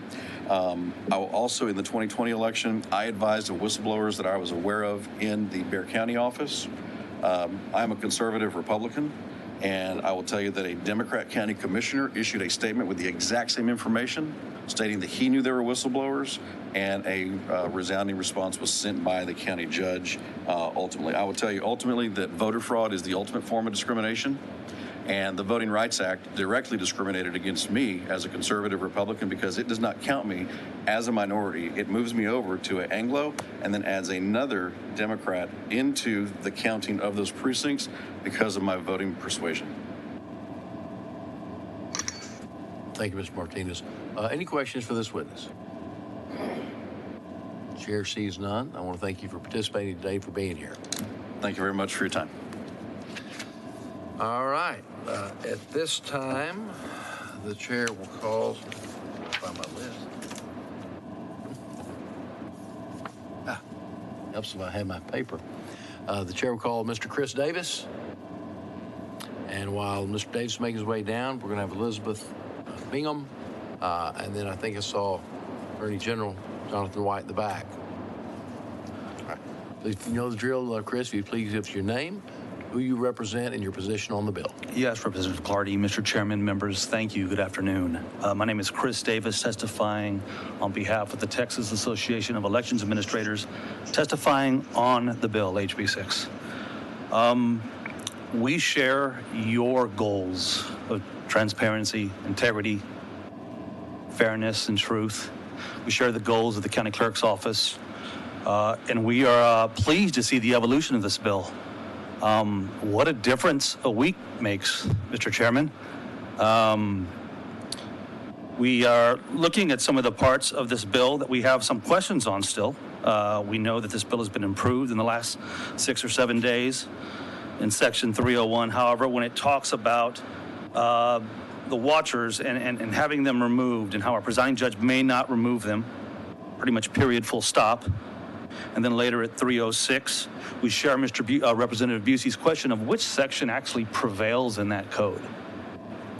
Given that 301 doesn't allow them to be removed, 306 limits the ways they can move. And if it's the limiting provision that prevails, well, we still when we talk about process at our polling places, there are lots of activities that poll watchers could potentially engage in that don't rise to the level of something that's in the penal code, that don't rise to the level that a law enforcement officer, in terms of a police officer, can come and know exactly that that's wrong.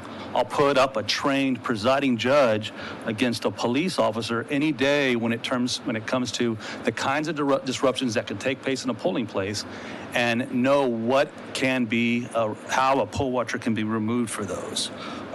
It's definitely a concern, and we want to have those disruptions that don't rise to the level of an election code-related offense addressed. We appreciate the allowing of county election officers back in the polling place. We appreciate that being included in this bill, as well as an amendment in another bill. And we also ask, in regards to the unlawful distribution of applications to vote by mail, does that cover or address county election offices that post an application blank to be downloaded by the voter? And with that, I close. Thank you, Mr. Davis. Any questions? The chair recognizes Mr. Busey. Thank you, Mr. Chairman. Mr. Davis, you're the elections administrator in Williamson County, correct? Yes, Representative. You also are here on behalf of the Texas Association of Elections Administrators, so all 254 counties. Well, that's not, well, the EAs, our members don't cover all 254 counties, and about half of those are election administrators. Well, a lot of the state. That's correct, sir. Have you had any specific issues with poll watchers, or have people you're here representing have specific issues with poll watchers that you could elaborate on? Concerns you have about that gray area, about what we've talked about throughout the day.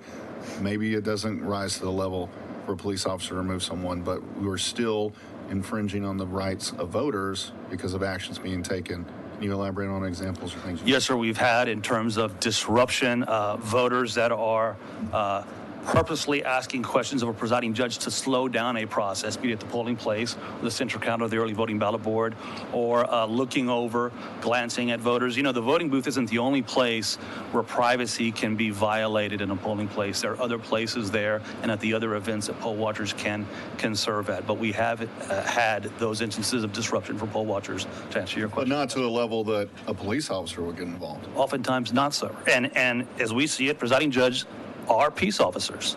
They have law enforcement duties and powers under Section 32.075 to precisely maintain order and preserve the peace.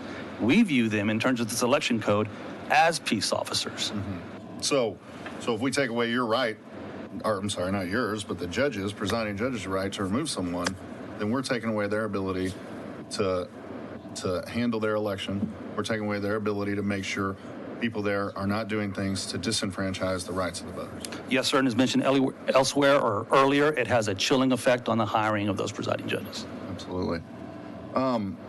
Section 505, you just mentioned it at the end, deals with distribution of applications to vote by mail. Do you have any concerns about the application of these provisions? Well, just the one that I stated, where does this language address that passive posting of the application? Yeah. Secretary of State does it as well. And would we both be in violation of using public funds to, is this a form of distribution? Yes, sir. Yeah, I agree with that concern, the way this is written. I think we need to clean that up. I appreciate your time. Thank you, sir. Are there any further questions? Chair recognizes Mrs. Beckley. So you were talking about a few minutes ago about election judges. And now we would have to, at the level that it would be escalated before we would call the police, the election judge. Do you think that could be harmful? I mean, that it could escalate faster before the police could get there? I think it could. Do you understand what I'm saying? Where do you think that the judge not being able to remove the person when it's not escalated to the level where you need to call the police could actually be causing more disruptions and harm to actual people? In terms of that presiding judge kind of waiting, sitting on their hands before a peace officer gets there, yes, ma'am, that could be a problem. Yeah. Also, there's disruptions that occur at a polling place that a presiding judge can handle that don't necessarily need a peace officer or a police officer to come off their patrol to visit the place. They don't know the election code like our poll watchers, our poll workers and presiding judges do. Thank you. And what's the average age of an election judge? Do you know, roughly? Well, they span all ages. We find those folks with time on their hands that may be retired, perhaps early retirement, that can undergo the training, the extensive training that our officers give, as well as the extensive hours in early voting on Election Day. They tend to be a little older. Thank you. Thank you very much. All right. Are there any other questions of this witness? See Representative Schofield. I think, Mr. Fierro, you charging issues. Yeah, we're having electricity problems over here. Or are we? Okay, thank you. Well, those have been going around this month. That's exactly All right. right. All right. Well, with that, Mr. Schofield, please proceed. I didn't anticipate the rolling blackouts would be for this side of the dais. Thank you, Mr. Davis. I appreciate your testimony, and I understood you to say that you trust the election judges more than a police officer on things in the polling place. And I understand your concern. You do know that currently in the code, poll watchers actually have, there's a whole chapter for them, Chapter 33, and they do have the ability to be there in certain rights. Would you agree with me that although the presiding judge is supposed to be keeping peace, if presiding judges are abusing it by throwing out people who aren't disrupting, there really isn't anybody else who can say they're wrong? Is that correct? I'm not sure I understand the question as far as no one else that could say that they're wrong. Who can overrule the presiding judge? If the presiding judge says, I don't want you here, I'm going to say you're disruptive, get out. Given a report and a hypothetical, a county chair, with the agreement of a county chair and an election administrator, if we haven't addressed that, and if that other bill doesn't pass, we have the ability to remove those presiding judges that are unruly or not following the law. And we have no problem with the prohibition on obstructing poll watchers from their activities. But I'd say, just from my stance, Representative Schofield, in administering elections, that we see more disruptive behavior. I don't know what scale that would be on behalf of poll watchers that may not have an understanding of the code. Then we see obstruction of their activities at a polling place.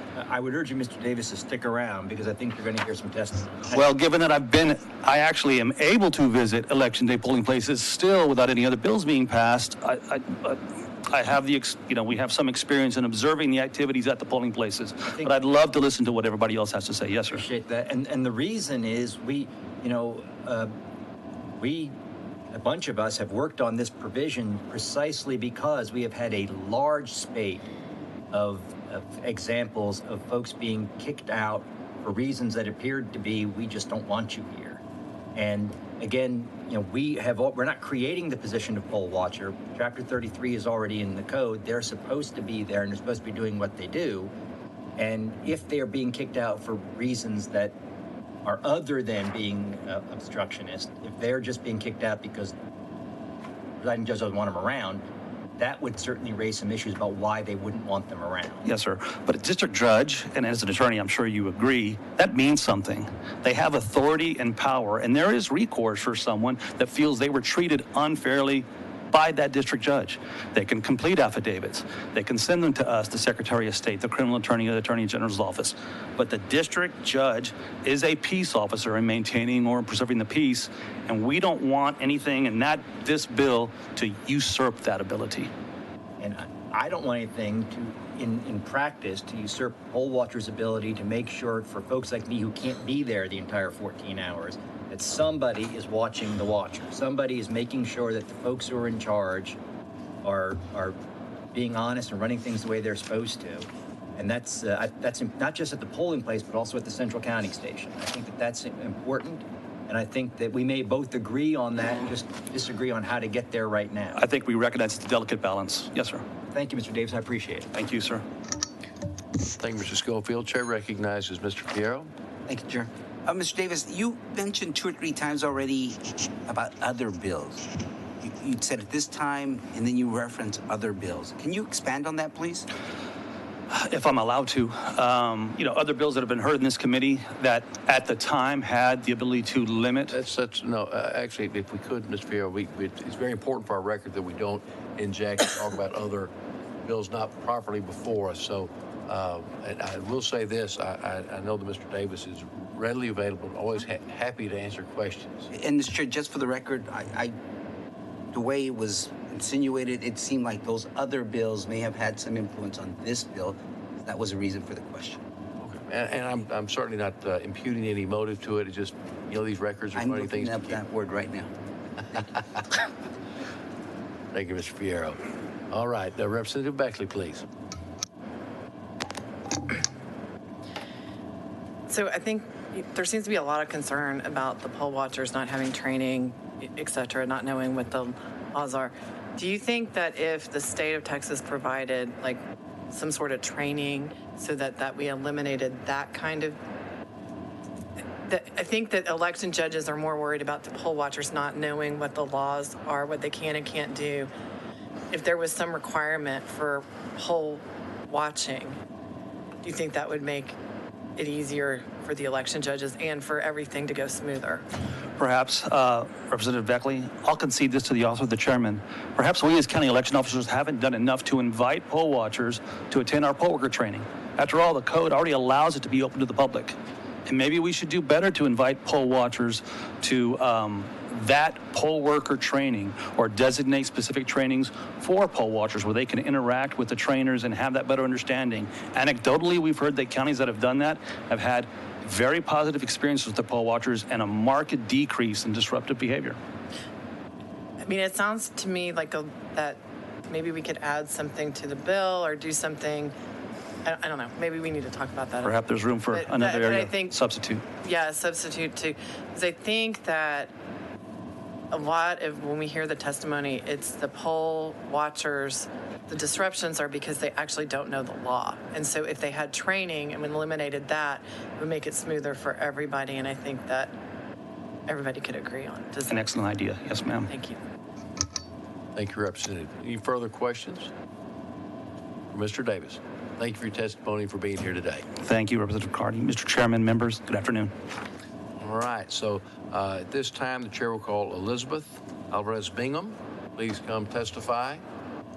And while she makes her way here, we're going to be following this, members, with Jonathan White of the Office of Attorney General, and thereafter, I'm going to have to excuse myself for another committee. I'm going to be passing the gavel back to our Chairman, Briscoe Kane, but after that, we'll be hearing from Secretary of State Ingram. I would ask as we move along, as y'all can tell, people are doing a great job testifying, but let's try to shorten our comments and remember not to be repetitive or cumulative.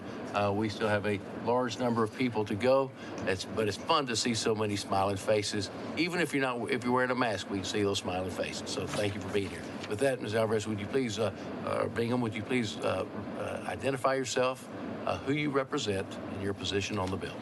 My name is Elizabeth Alvarez Bingham. I'm representing myself. I'm an attorney, an election attorney. I'm the head of election litigation at Guest and Gray. I've practiced election law for 10 years. I've represented the Dallas County Republican Party, the Republican Party of Texas, numerous candidates, both state and federal, and the RNC on occasion. I've litigated the election code almost 100 times in the past 8 to 10 years. And so I'm here to I'm for the bill, but I'm also here to answer any questions that might assist the committee, specifically with sections 3, 5, and 6. I don't want to be repetitive, so I'm just going to say things that I think have not been said and then answer any questions that might be helpful, since I don't think that we've covered specifically how section 6 and civil remedies of the election code work. But I will say that when we're talking about Section 3 in terms of the removal of poll watchers, I have litigated the removal and obstruction of poll watchers at least 24 times in the past 2 cycles alone. I've also served as the central count judge for the Republican Party for Dallas County. I train election judges and do poll watcher training, and in the past 10 years, I've only ever had to remove a poll watcher or had one removed twice. However, we've had to litigate multiple times obstruction and the prevention of poll watchers having access under the code. I'll also note that there's been some discussion about the inability of judges to exercise their authority as district court judges under the code, but I'll note that they also have the implied ability to keep the peace and order, so I think that there is an inferred ability to continue to operate by removing anybody who violates the code or who otherwise is in the process of committing a criminal offense or has just done so in the reasonable judgment of the presiding judge of whatever location the watcher is assigned to. Although I'm not the author, but I don't know that a friendly amendment that clarified that would be opposed, but I think that's implicit, especially when you look at the Supreme Court's ruling on interpretations of the code. I'll also point out that if you look at the second part of the Section 3 that the bill addresses, where the poll watchers have the right to watch the transfer of documents and cards, et cetera, this is an especially important section because the election code specifies that poll watchers may be appointed to the central count, the ballot board, and by reduction of that, the signature verification committee and polling locations, but administratively, larger counties have created central or drop-off sites, which are regional, and there's no specification in the code whether or not poll watchers are permitted there, although the Secretary of State and the courts have ruled that doesn't apply. But we have had several problems with poll watchers not being able to observe the transfer of those documents, and because they exist, the processing of those voting materials actually takes place at those regional drop-off sites and then is transmitted to the central count room and then processed again at a later time. And then Thank you very much. I appreciate your testimony. Yes. Let me check with the members on the dais. Do we have any questions of our witness? Yeah. Chair recognizes Chairman Kane. Thank you, Mrs. Bingham. So you do kind of the civil side and the AG does prosecutions. Yes, sir. Is there a way those work together, or are there benefits of both? I'm going to try to keep this as civil, but I want to make sure I answer his question. So if you think I'm going too long, just tell me. But I want to make it's really technical, so I want to make sure I'm being clear. The criminal justice system is in the business of punishing criminal offenses, punishing behavior in the hopes that that punishment will deter future activity. It is not in the business of stopping immediately ongoing behavior or preventing ongoing behavior or violations. And for that reason, they're not terribly capable of immediately accessing remedies that can stop real-time election problems or provide real-time election relief. There are also due process concerns involved with anything that has an attached penalty or a liberty that attaches anything that would threaten your liberty interest, a fine that's more than minimal or jail time. There's always going to be due process concerns involved in that, which means we'd have to, that's why we have grand juries and other processes. So those cannot be invoked, used, and completed in the time that it would require an individual to get expedited election relief. Okay. So you've used the civil remedies in the code? Yes, many times. There are three. In Section 273, there is a 061, there is an injunction that is available to an individual who suffers a violation of the Texas Election Code that is ongoing or imminent. Section 273-081 provides an individual the opportunity to compel a duty to be performed that is required under the code through a writ of mandamus. The original jurisdiction for that lies in the Court of Appeals or the Supreme Court. And the other one is 161.009, which allows us to compel a party officer to perform any duty that is in the code. Do you think what we have is sufficient? Could you use more avenues for civil redress? I will say that the intention of the code when this was first passed was so that we would have the ability to access immediate relief, and also because the Attorney General's office does recognize the need for civil remedies because they cannot be everywhere and they cannot provide that instant relief. The problem with it the way it is that there's a civil procedure rule that I think attorneys on the committee may be familiar with regarding injunctions and writs. I'm trying not to be too technical, but the way injunctions work is you're stopping a person from doing something. And usually you might file what's called a temporary restraining order. You can do that without notice unless the county has a notice rule.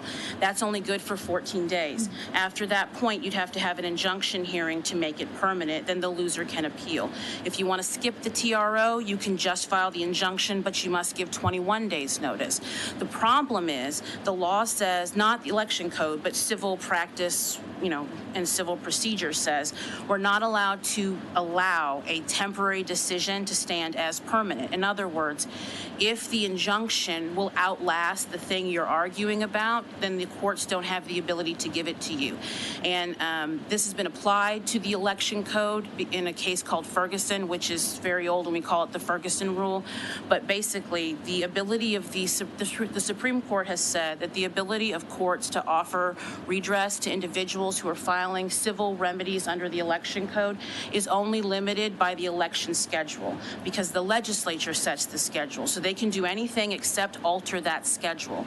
If the thing you're asking them to do would alter the schedule, it violates separation of powers, so they don't have jurisdiction. The practical problem with that is once early voting has started, then we can't do anything, because if I filed an injunction day one of early voting, the individual who loses would be unable, under the current timetables, to appeal, exhaust all their appellate remedies before the election is over. So unless you're able to do that, the Supreme Court has ruled that all of those are moot. And then in terms of a writ is more immediate, and we could go straight to the Supreme Court, but writs require usually election-related writs require some sort of fact development, and appellate courts are not permitted to do that. And they don't currently have the authority under the election code to assign it below for a hearing the way the CCA does to habeas courts. So most election writs are not able to be heard by the appellate courts because of those restrictions. Oh, thank you. I wish you remember the committee. We need you more often. All right, thank you so much. Thank you, Chairman Kane, and thank you, Ms. Alvarez-Bingham. Are there any other questions of this witness? Representative Jatan. All right, I just want to see if we can break this down a little bit, because Yes, sir. I feel like you're talking way up I'm here. sorry. I was trying to be respectful of the go faster part. No, that's awesome. I was enjoying being back in law school. We went to the same law school. I know. Can I count this as L1 first year? No. All right. So I guess just boiling it down, does HB 6, in your opinion, allow you to, does it have the civil remedies in there that allow you to more immediately address concerns that are raised? Would it? If you're asking me if are you asking me if Section 6 of HB 6 addresses the... Or any section within... I think the expedited appellate schedule would be very helpful, and at the risk of saying too much, I want to make sure that this is clear. The way this normally works is when you file an injunction in an election matter, election contests, which are part of another section of the code, mandate that a judge outside of the administrative region be assigned. There isn't that provision with regards to the Section 273 or 161 civil remedies, but in practice, most judges will not hear an election-related matter in their own county. So when you file for an injunction, instead of getting the hearing immediately, you have to wait for the judge to recuse themselves because they're not going to hear it. Then they send it off to the chief administrative judge of the region, who then takes however long they feel like to assign you a new judge. Then that judge will tell you he's very busy and lives far away and will eventually get to giving you a hearing. And up until this point, none of them can be electronic. And so if you were filing a regular civil injunction, say in Dallas County, you only have to give 2 hours notice and then you can get your TRO. If you don't have that, let me start over. You can get it in 2 hours, but in this case, it usually takes 3 days before you can get in front of a judge because they recuse themselves and we wait for an order. The other problem we've run into in various counties is, unfortunately, election litigation can be political. And so the district attorney's office has a civil division in every county that represents the elections department, and they intervene in most of this litigation. And so they may tell the judge that they're unavailable for a hearing for a certain number of days, in the hopes that eventually the ballots will have been opened or the exigency will have passed. And if it's not an immediate harm, you can't get the injunction anyway. And so Section 6 compels the hearings to take place within a certain amount of time, and that the appeals must be heard in a certain amount of time, which would remove the mootness problem that therefore would allow us to continue to enforce the election code. And The Attorney General's office and other DA's offices rely on civil remedies to enforce the code in immediate situations because that's something they don't have the capacity to do. Thank you. Very interesting. Okay. So it sounds like this does address a real world issue we're dealing with. I would say that it does, and in companion with your other civil remedies bill, but this does address the mootness problem. Yes. I do. Appreciate it. Yes, sir. Thank you. Chair recognizes Mr. Schofield. Good afternoon. Thank you for your testimony today. I want to go back to the beginning of your testimony. Yes, sir. You said that you have, in the last couple of cycles, litigated about 24 cases of poll watchers either being removed or obstructed. Is that? Yes, sir, that's accurate. And I'm assuming you don't represent everybody in the whole state. You're mostly doing Dallas County? Yes, sir, that's accurate. It's been questioned whether there's any need for this, whether this is happening, and you've got at least 24 cases that rose to the level of actually getting to be litigated, not Yes. just somebody who got kicked out and just went home and gave up. Yes, sir, and yes, sir. So I will say, I know there's been some reference to Mr. Ingram's previous testimony about the elections, but I will say normally first we try to go to the, let me back up. We go to the election judge first, but in our experience, election judges don't often know the law.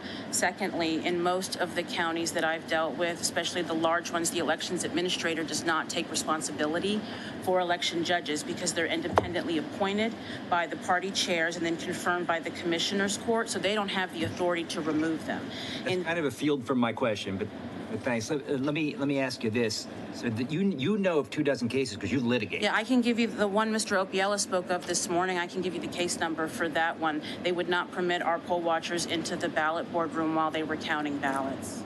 And so do you know of, is this, as somebody who's a practitioner in this area, and I'm sure you follow cases other than just your own to try to see in your area of practice, as we all do practice, are you seeing this, is this a widespread problem? Are there lots and lots of these cases, or just your 24 and nobody else is doing it?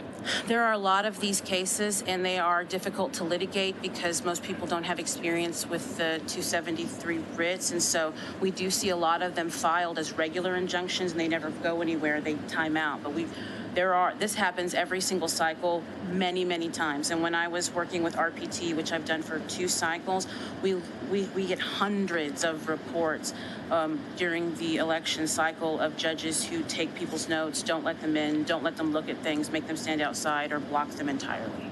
Basically, election judges who are violating all of Chapter 33. Yes, sir. As of the way the election code is currently structured, Article 33 compels election judges to accept someone for service, makes it an offense to obstruct or not allow them to, but there's not any way for us to enforce it, so it's mostly a suggestion. I've even been told by the lawyer for the Democratic Party of Dallas County at one point that they knew that they weren't permitted in, but that we should sue them because they didn't care.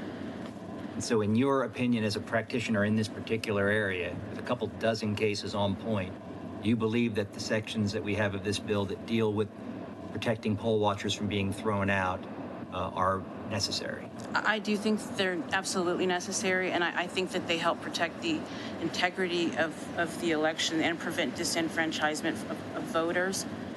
The Supreme Court of the United States has stated that part and parcel of your vote being the most valuable part of a democracy is that it is disvalued when votes that shouldn't be counted are counted, or when the election process isn't fair in U.S. v. Reynolds. So that's why we have poll watchers, to ensure that all the activity that takes place is proper and above board. And by blocking poll watchers, you're disenfranchising voters who are counting on that as part of the system to keep everyone honest. Thank you. Thank you, Mr. Schofield. Chair recognizes Mr. Busey. Thank you, Mr. Chairman. You've worked how many cases on this? Which of what specifically? The election code? You said poll watchers, and you just said dozens of cases, right? Yes. 24 cases, what did you say? At least, yes. What have been the outcomes of those cases? 10 years? Yes. What have been the outcomes of those 24 cases? My success rate is about 88%. I usually get the poll watchers back in, but in some cases, we're limited by the time schedule. Yeah. For example, if you sue on election day because of the mootness and Ferguson rule, I've had judges say you are correct and they'll sign the order, but 10 minutes later the appellate court has no choice but to reverse it or vacate it because it's moot. So you've dealt with 24 cases in 10 years. You've had, you're saying most of those you got the person back in. Yes, at a cost of 30 grand to my client. So they got back in. I'm just trying to figure out how rampant this is, because in 10 years, in a decade, you're doing this all over the state. You're helping the Republican Party of Texas. That doesn't seem like that many numbers. With all due respect, sir, most of my cases don't actually go to litigation because we send demand letters as required before we file a writ, and after a while they respond to the demand letters, but also we have to get the Attorney General's office and the Secretary of State involved. That's one. Two, I don't represent the whole state. Most of my practice is focused just in North Texas, and if you're telling me that I have to file multiple writs every single cycle for the problem to be taken seriously, I think that would, respectfully, I don't think that would be an appropriate way to view, a metric by which to view the level of problems that we're having. It seems to me it is being taken seriously. It's being taken seriously so much that we're willing to throw out Texas votes and allow for infringing on the right to vote for these less than 24 cases that you've dealt with in the last 10 years. I'm not sure that that's a question, but to the extent that it is, I don't read anywhere in HB 6 that votes would be taken out, although I have heard that testimony. I will point out to you, sir, that the election code already states that failure to properly and strictly fill out a ballot in compliance with the code does not allow an individual to throw the ballot out. The poll watchers cannot be removed under this bill except for criminal offense. So if they're infringing on the rights of the voters by yelling, screaming, doing things that would not meet the police code, as we've had testimony here, you're saying that it's more important that they get to be there and do that because of these 24 cases, not all of which have been won over the last decade. You think that's more important? That's why you're here in support of this bill. I think that's a misstatement of my testimony, sir. What I said first is that the code implies they have an obligation to keep the peace and to maintain order, which is in the election code. So screaming at a voter, touching anything, overlooking an individual while they vote, in any way communicating with a voter is a violation of at least 2 sections of the election code and would result in a dismissal of the poll watcher after being given a first warning. Secondly, I don't think there's anything more important than an individual who is lawfully allowed to vote being allowed to cast their vote. But just under that would be the ability of the state to protect the integrity of those votes and our ability to lawfully count them. You're here in support of this bill. It says a presiding judge may not have a watcher appointed under subchapter A, chapter 33, removed from the polling place. That's correct, sir, but there are other sections of the election code that say they have a district judge's authority to maintain order. So you're saying those other sections override this one once we pass it? I would like to answer your question if I could. The Supreme Court has ruled in several cases that when interpreting the election code, we do not interpret sections as if they contradict each other, and therefore there would be an implied duty in the election code. There would be an implied and implicit duty to continue to remove people who violate the peace or otherwise violate the code or commit a criminal offense. And so the way the bill is written does not contradict those other sections and would continue to permit an individual to remove poll watchers who disturb the peace, break the code, or commit a criminal offense. So you're saying this Article 3 section, line 27, about that, saying that they can't do it, you're saying this doesn't matter? This doesn't take effect? So this isn't going to be true, that they can still remove people even if we pass a bill that says they can't? If I'm not mistaken, what I said previously was first that it would not be read by a court to contradict the other provisions, and that secondly, that I don't think the author would object to a friendly amendment clarifying that a person could be removed if, in the reasonable estimation of the presiding judge, they were in the process of or had committed a criminal offense or violation of the election administrative or government code in the presence of that individual at the location to which they had been appointed, but that the law, as the Supreme Court has issued it, would already allow for that interpretation, sir. Thank you. I mean, I hope you're right, and I hope we get that friendly amendment, but we're on our 3rd version of this bill, and we haven't gotten it yet, so I'm concerned, and I'm talking about this bill as it's written right now. and it's concerning to see that still in there. I appreciate your concern, but I would still, I'm not sure if that's a question, but I would still say that the law as it's written, the Supreme Court has said that we interpret the Texas Election Code with regards to fraud strictly, but with regards to access to ballots and the ability of voters to cast their votes as loosely as possible. So any litigation that is over the ability of a voter to cast their vote or to be undisturbed in doing so, those provisions will be as loosely interpreted as is humanly possible to always allow access to the voter and for a vote to count. So I personally, having litigated this for 10 years, I teach election law CLEs. I am published on the election code. I do not think that this will prohibit a judge of any polling location, central count, or the ballot board room for removing an individual who disturbs the peace, violates the administrative, election, or government codes, or commits a criminal offense. I hope you're right. I'm just afraid if we don't clean it up, then we're going to have to hire people like yourself to go to court and figure this out. So let's clean it up. Thank you. Yes, sir. Thank you, Mr. Busey. I believe Mr. Fierro has a question. Yes, sir. Ms. Alvarez, Yes, you mentioned about the prosecution on your side, or going forward, there was an issue with the timeline. Yes. Would it make it easier for you to prosecute these cases if the local law enforcement did the investigating and then turned it over to the AG if they found evidence of wrongdoing? Would that make your steps easier? Respectfully, I want to make sure we're all clear. I litigate. I don't prosecute. I don't have a badge. But yes, if are you asking me? I want to make sure I'm answering the question. If I understand are you asking if the police or sheriffs investigated, would that make it easier? Right. I think that would depend. If, for example, when we have poll watchers who are in a polling location and the judge tells them, and we have several people who are going to, I think, testify to that later, but they're going to tell you that when they pointed out that they see the same person's name as a witness on 57 ballots, their notes are taken from them, and they're told that if they bring it up again or continue to write it down, that they're going to have them arrested for trespassing.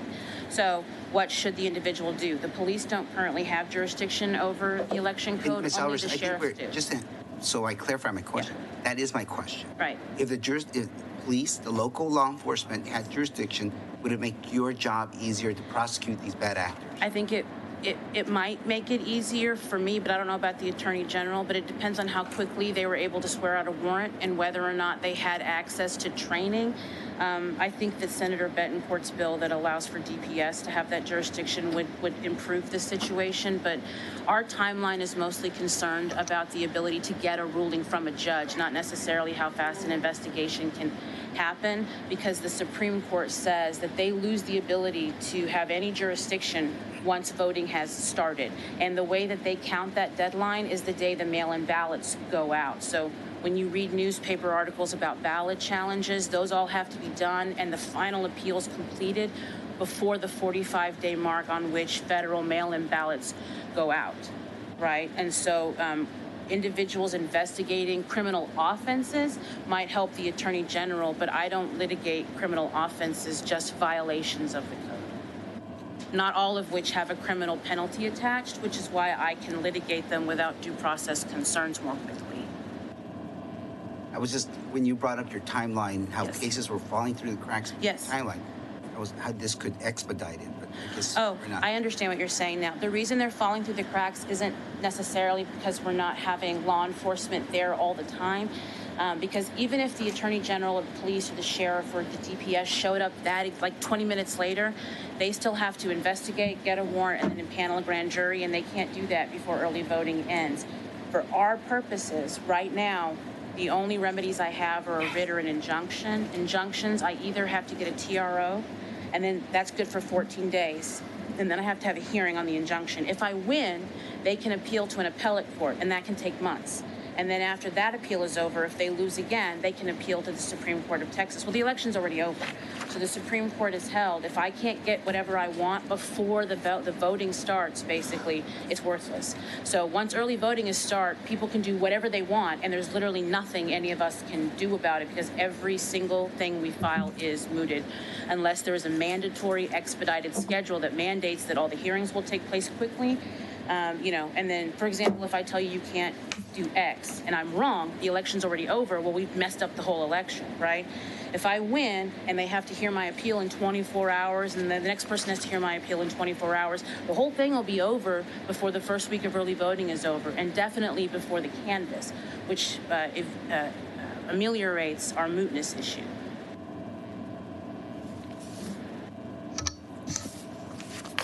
Thank you, Mr. Fierro. Any other questions of this witness? Ms. Alvarez Bingham, I just want to thank you for your testimony here. That was very illuminating for me personally, and also makes me very proud to share our alumni relationship Yes, with sir. Abilene Christian University and Pepperdine School of Law. That's right. And if we had more time, I would ask you questions about the recent victory of the ACU Wildcats over the University of Texas Longhorns. Which we will never forget, sir. Yes, we will not forget, so go Cats. Go Cats. All Thank right. you. Thank you. At this time, I would like to call forward Mr. Jonathan White with the Office of Attorney General. And at the same time, I'm going to respectfully return the gavel to our chairman, Mr. Kane, and we'll return shortly to hopefully participate in this examination. If you would please state your name for the record, who you represent, your position on the bill, and then Mr. Kane will take over the proceedings. Thank you. Thank you, Chairman Clardy. Good afternoon, committee. Jonathan White, Attorney General's Office, testifying on the bill. Members, any questions for Mr. White? The chair recognizes Representative Busey. Thank you, Mr. Chairman. Thank you, Mr. White, for being here. I've got a few questions about this bill. Some of this goes back to last week. We talked to the bill author some to get answers. I kind of want to know, how the AG interprets some of this bill, trying to get clarity and understanding. Do you have the bill in front of you? I do. Okay, awesome. Section 303, it says the presiding judge may not have a watcher removed from the polling place. You've been here, we've been talking about this all day, and what does it mean? And so it says they can't do it. I mean, it just spells it out there. And so I'm concerned, does that mean that they cannot, how would your office interpret that? Does it mean that they can still call the police and have them removed, or are they therefore being a part of removing them by calling the police to have them removed? I think I understand the question. I appreciate the question. I can only speak from a criminal prosecutions or law enforcement standpoint. And I believe that the provision that criminalized this was taken out of the bill. I was actually happy to see that happen because... Sure. No, I agree with you. Now, I guess I'm just wondering if you still think it'd be against the law, the rule written here. Yeah, I think... I'm glad it was taken out. I agree with you. I would probably defer that question to Keith Ingram or to Ms. Alvarez's explanation of that feature. But I understand. I see the plain language of this. I understand that the duty or the right of a presiding judge as a district judge still exists to be able to appoint a special peace officer. That peace officer could then come in and have a watcher removed for the requisite reasons. Mm-hmm. But I do see the plain language there that you're talking about. I also understand it to not be the author's intent that a watcher cannot be removed for a valid purpose under this code. Sure. So I will leave that to this committee to work out. I understand. I hope we can do that, and I think we'll work on that. Section 404 on page 12, just kind of jumping ahead, page 11, page 12, it goes on. But on page 12, it says compensation includes, among other things, political favors, beneficial or favorable discretionary official acts. Can you explain what that means? Do you have an interpretation on what that means? Political favors? Specifically the term political favors? Yeah, specifically. I guess I'm thinking you're going to have to go do cases on this. How are you going to interpret political favors? Because I don't know how to interpret it.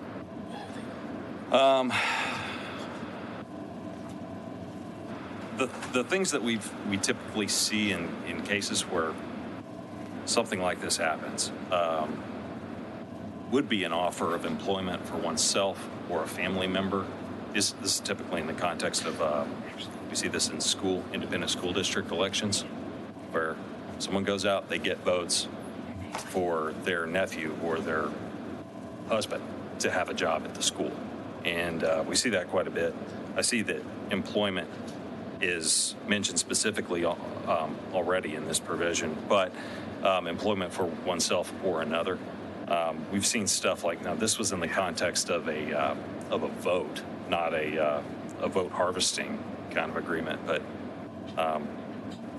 a candidate for county commissioner offering to pave the alleyway behind someone's house if he could get their vote. Something like that is untoward, not exactly the kind of thing we're looking to prosecute all the time. But off the top of my head, political favors, I mean, I think it's something that I think we would know if we saw it, but I can't think of an example off the top of my head. Sure. Other than the ones. I mean, what I'm afraid of by it being so vague as we're interacting now, we've talked about is, I think we would be better served if we could define what it means and give examples, so therefore people out here can follow the law. We want them to follow it. We don't want them to break it. I think it's so vague, it's going to leave it too much up to interpretation. That's what I'm worried about. It sounds like, I mean, you said if we see it, but then it's hard to come up with examples. So just trying to get to the point of like, maybe we need to define it and dig into this a little bit deeper in this legislation. The only thing that might alleviate some concern is that this has to be in conjunction with the rest of this paid harvesting activity, I think, if I'm looking at the right provision. I'm sorry, section 404, yeah. Offers to compensate for assisting voters, that it's not a standalone term, like was a political favor given to someone. It's in a specific context and it has to be connected to that activity. And I don't know if that gives you any. No, I appreciate that. My main concern here is accidents happen. We've seen accidents happen. People make mistakes. We want to make sure intent is clear. We don't want things to be vague or hazy so people can go out there and accidentally do something wrong. I mean, we talk about, not in this context, but we talk about votes accidentally getting thrown out because we checked a box that didn't fill out a form. I just want to make sure we're cleaning all that up. From your perspective, I don't want people to go to jail because they made an honest mistake by not understanding what political favor means. So I guess that's my concern. Yeah, I think I understand your concern. And if you had an example of something that you thought, might this be construed as a political favor, I'd be happy to look at that and tell you whether I would interpret it that way or not. Okay. The only other thing that I would say is, again, this is within the context of a statute that requires an intent element for the act, not just for what is a political favor. And if I don't know what that is, then I'm going to get arrested. That's not what's happening. Okay. As I interpret it. Sure. The provision in 404, and I think you just answered this question, but just so we can get clarity, and the bill author and I talked about this already, but since in this version of it removes the reference to a performance-based compensation scheme, this apply, I just want to make sure, because it talks about paying someone to help with your vote. You don't interpret that to include an assistant, a live-in nurse who may help you with all manner of things. I think we use the example of Representative Clardy, live-in nurse, helps him do everything. Well, now he says, help me with my ballot. You wouldn't find that person, they're being compensated. No, sir. They helped with about, y'all wouldn't be going after. No, sir. I appreciate that. I just want clarity there to make sure we're not going after, so I appreciate that. Your mic's off. 504, vote harvesting. It reads a direct interaction. I'm sorry, I'll let you find it. I think we're on page 15 here.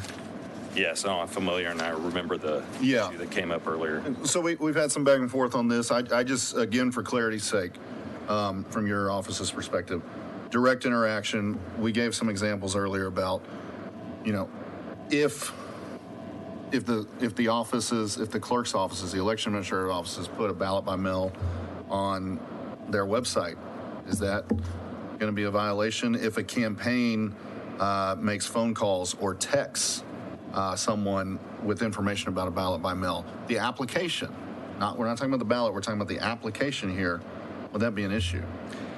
No, it wouldn't. The direct interaction is with the voter regarding one of those three items. So if I'm a paid canvasser for Representative Clardy's campaign and I go to a door and I'm talking to you, the voter, and I want I say, you're eligible to vote by mail. And you say, well, how do I do that? And I talk about where you can get the application, and I give you information.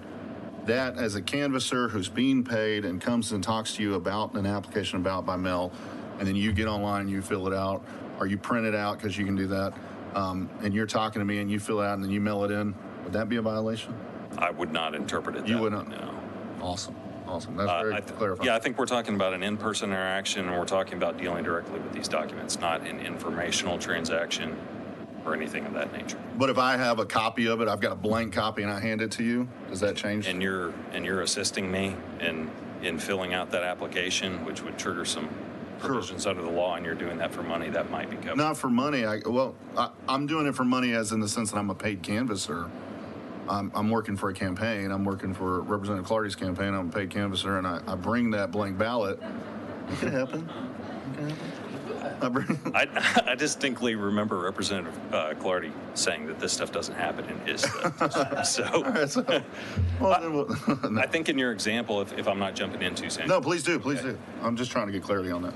No, I think that once you go from being informational and engaging in normal political activity like recommending a candidate, block walking, doing push cards, stuff like that, maybe you can talk to people about, the fact that they can vote by mail if they're eligible and things like that. Once you start dealing with the documents and assisting, that's a different ballgame. So if I hand you a blank ballot by mail application, then you think it crosses the threshold? Handing a blank application. Let's say I printed 20 out. I've got them on my clipboard. I've got information about my candidate. I'm going door to door. I just don't think that would, no. Okay. No, that's good. Yeah. Okay. You could send one in the mail to someone, right? Well, and that was one of my questions. Yeah. We see that a lot. Sure. We see the Texas Democratic Party, Republican Party. Lieutenant Governor does it. I do it. Here's an application, ballot by mail. Now that, I guess, is a degree of not direct interaction because it was mail. That's why I'm I guess, using more of the example if I'm a paid canvasser and I'm at your door talking to you. But you don't interpret it that way. I do not. All right. There's a lot of provisions in this bill that create new felonies, misdemeanor or felony, and that concerns me always when we look across not just what we're doing in elections, but we'll stay to elections. I mean, we've got information from your office about, and we were just talking about this earlier, since 2015, there's been 16 convictions. If we include, diversion programs, deferred adjudication, it jumps up to 74 defendants since 2015, guilty or have gone into these programs. I'm trying to understand when we look at the number on the grand scale. So we look at what that means with 74 defendants, 16.9 million registered voters. In that time that this 74 would entail, we're talking about over 40 million votes cast.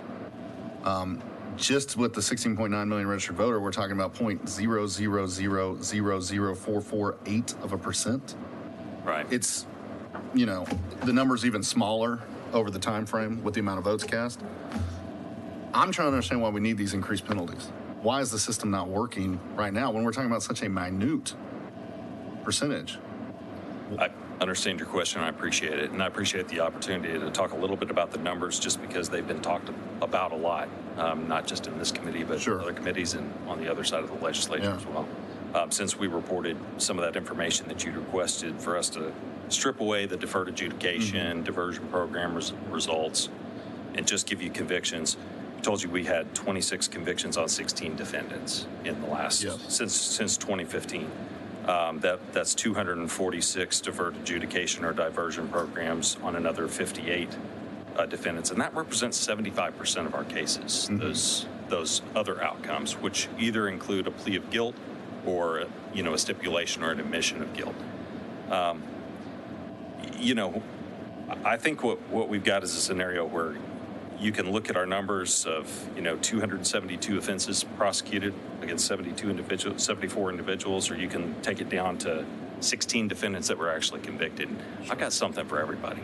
Sure. I've got something that folks can use to prove that fraud is kind of a problem, and I've got stuff that shows that it's not a big deal. So I'm glad I can make everybody happy for once. Well, I'll say to that, this is my concern. We don't want any fraud. We don't want that. But we heard testimony. This is people-run operations. We're all human. a lot of this stuff I think can be brought down to mistakes, and especially if we pass legislation like this, that I think is going to lead to more mistakes, as we've heard testimony. I'm just worried about, are we taking action that is going to infringe more voters by making it harder to vote by mail, making it harder to go through the process, especially for individuals with a disability, to go higher than these 16 people that we found convicted. We don't want any voter disenfranchisement, but that goes both ways. If there's voter fraud, you're hurting the vote. But if you're making it harder for someone to vote, you're also hurting the vote. And so I'm just trying to understand, are we in search of a problem here when these numbers are so astronomically low? And you've had increased support, you've had increased funding, y'all have done more work over your time there, and these numbers are still this level. And I'm just trying to understand what problem we're solving here and why it's necessary for the increased punishment. And I understand that you may not have an answer to that. No, I appreciate the question, and I appreciate your concern there. I think I understand it. There may be a couple things to unpack in there. I think, first of all, the issue of mistakes, honest mistakes. I want to say every criminal statute in this code that I work with requires a mental state, requires a knowing violation. That doesn't mean someone knows the ins and outs of the election code, sure, but they know the elements of the crime they committed. Mm-hmm. There aren't any strict liability offenses in the election code, at least not that I deal with.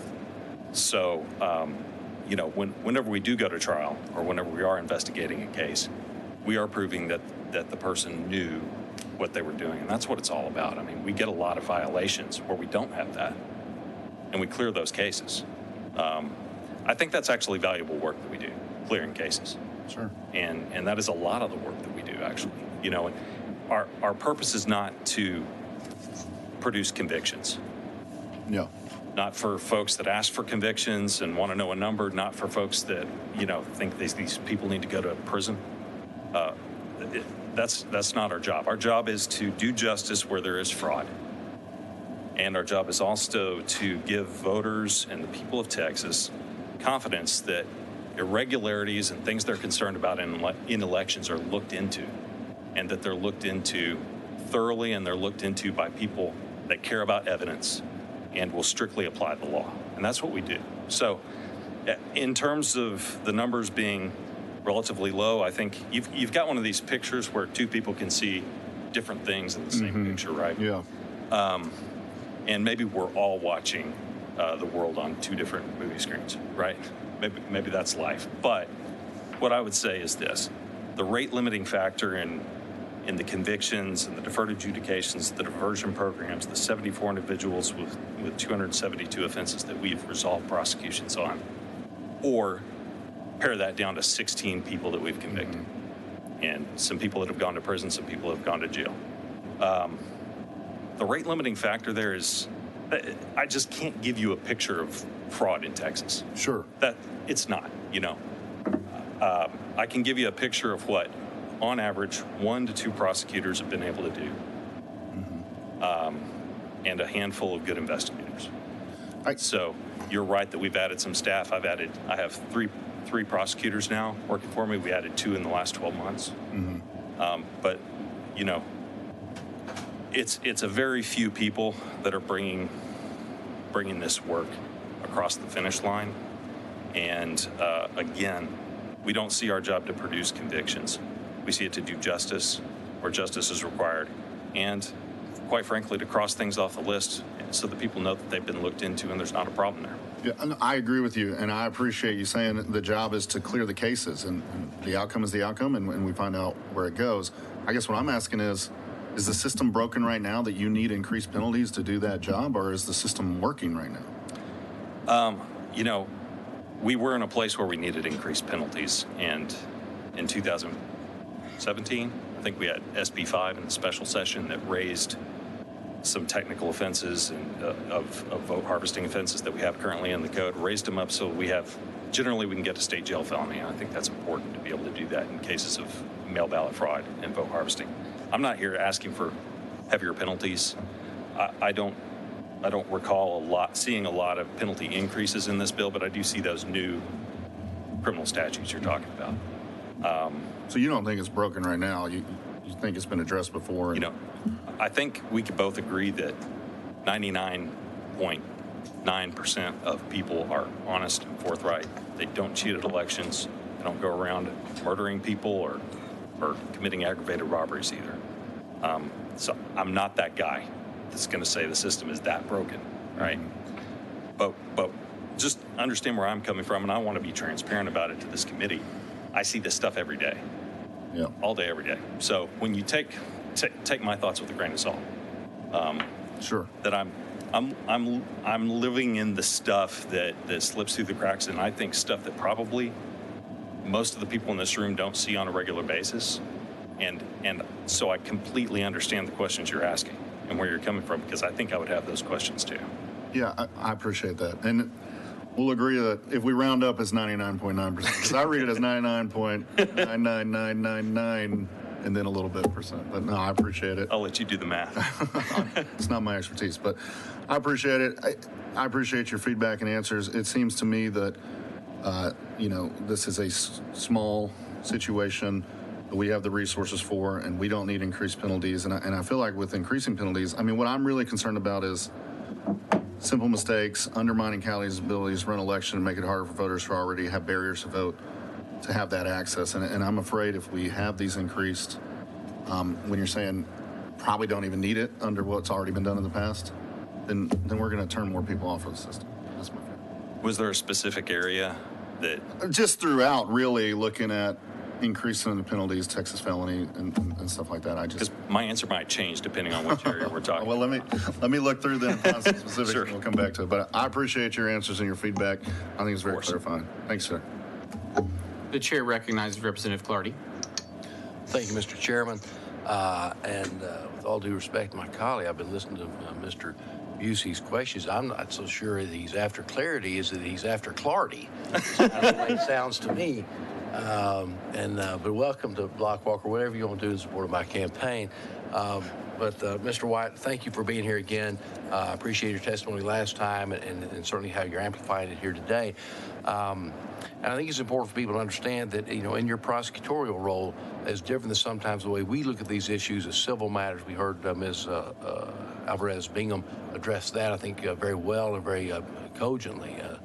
But with you, when you prosecute a case, it's not an option for you to pick the burden of proof that you have to meet to seek and obtain a conviction.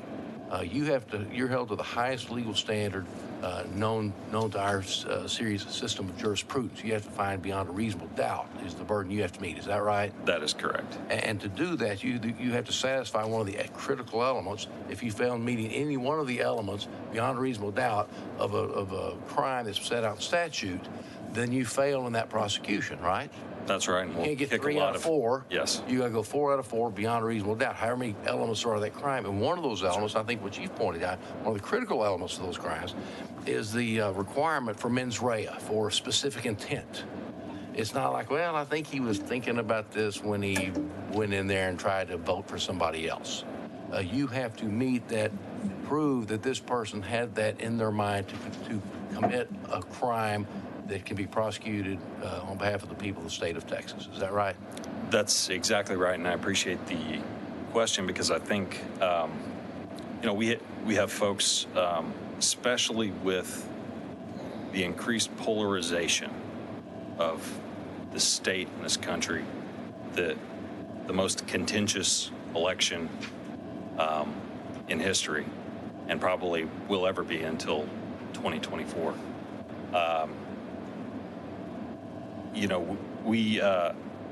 I'm in a unique position where I make everybody happy and I piss everybody off, if I could say that. Because that's not so unique. Because the thing is, a lot of folks will look at a law and believe that it's been committed fervently, bring me that case, and I see that it's defective, and I have to be the bad guy because that intent element isn't there, and we're not going to play gotcha. We don't do that. I'm not going to slip one of those past the jury even if I wanted to, which I don't. So we're looking for people that violate laws knowingly and intentionally and following each and every element of the law. And it can be exacting. And we do filter out a lot of cases where I'm not going to say that the behavior gets a clean bill of health, but it's not provable to a criminal burden of proof and meet each and every element. And we see a lot of that. And again, we do understand that in our system of law that everyone is presumed innocent.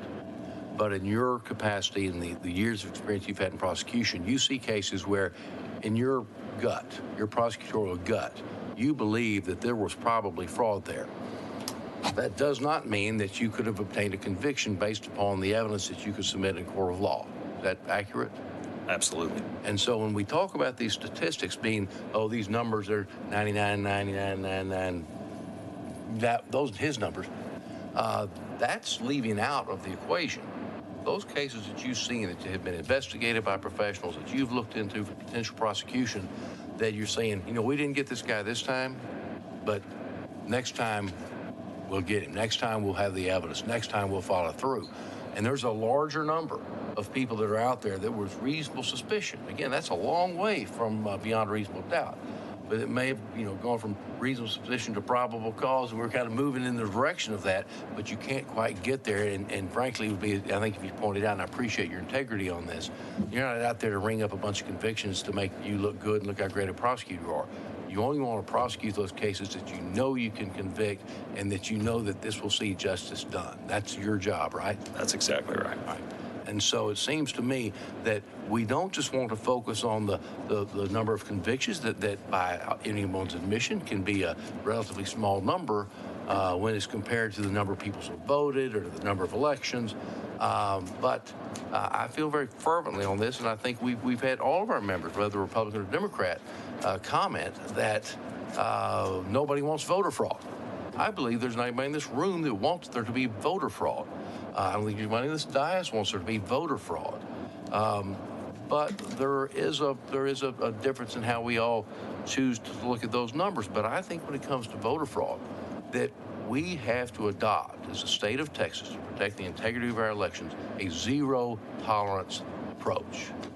One is too many. That is always going to be our goal.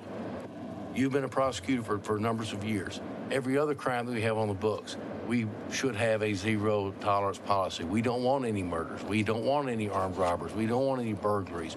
We want to, through law enforcement and prosecution, bring that number to zero. But if one thing I've learned living in a East Texas town and in courts of general jurisdiction, crime's a growing business when it comes to the courts of law. I've not seen any real decline in people who are willing to commit criminal activity. You see the same thing? I do agree with you, yes. And so when we see something on the forefront, and this is a question after you and I again appreciate your testimony last week. I think you were clear. I think there may have been some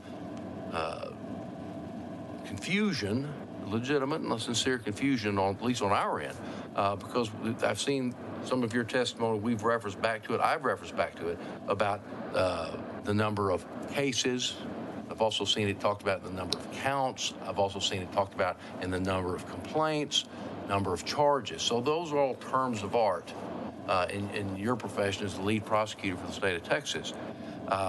Without focusing so much on the specific numbers this year, last year, my real question for you is this. If we see something developing, if we see trends that make us think that activity is increasing and what is behind this and what do we do to curtail it, that seems to be a reasonable, proactive, forward-thinking response as it relates to criminal prosecutions in Texas. Would you agree with that? I wouldn't. I think I've testified before this committee and maybe previous sessions that I am happy for you guys to take me out of it.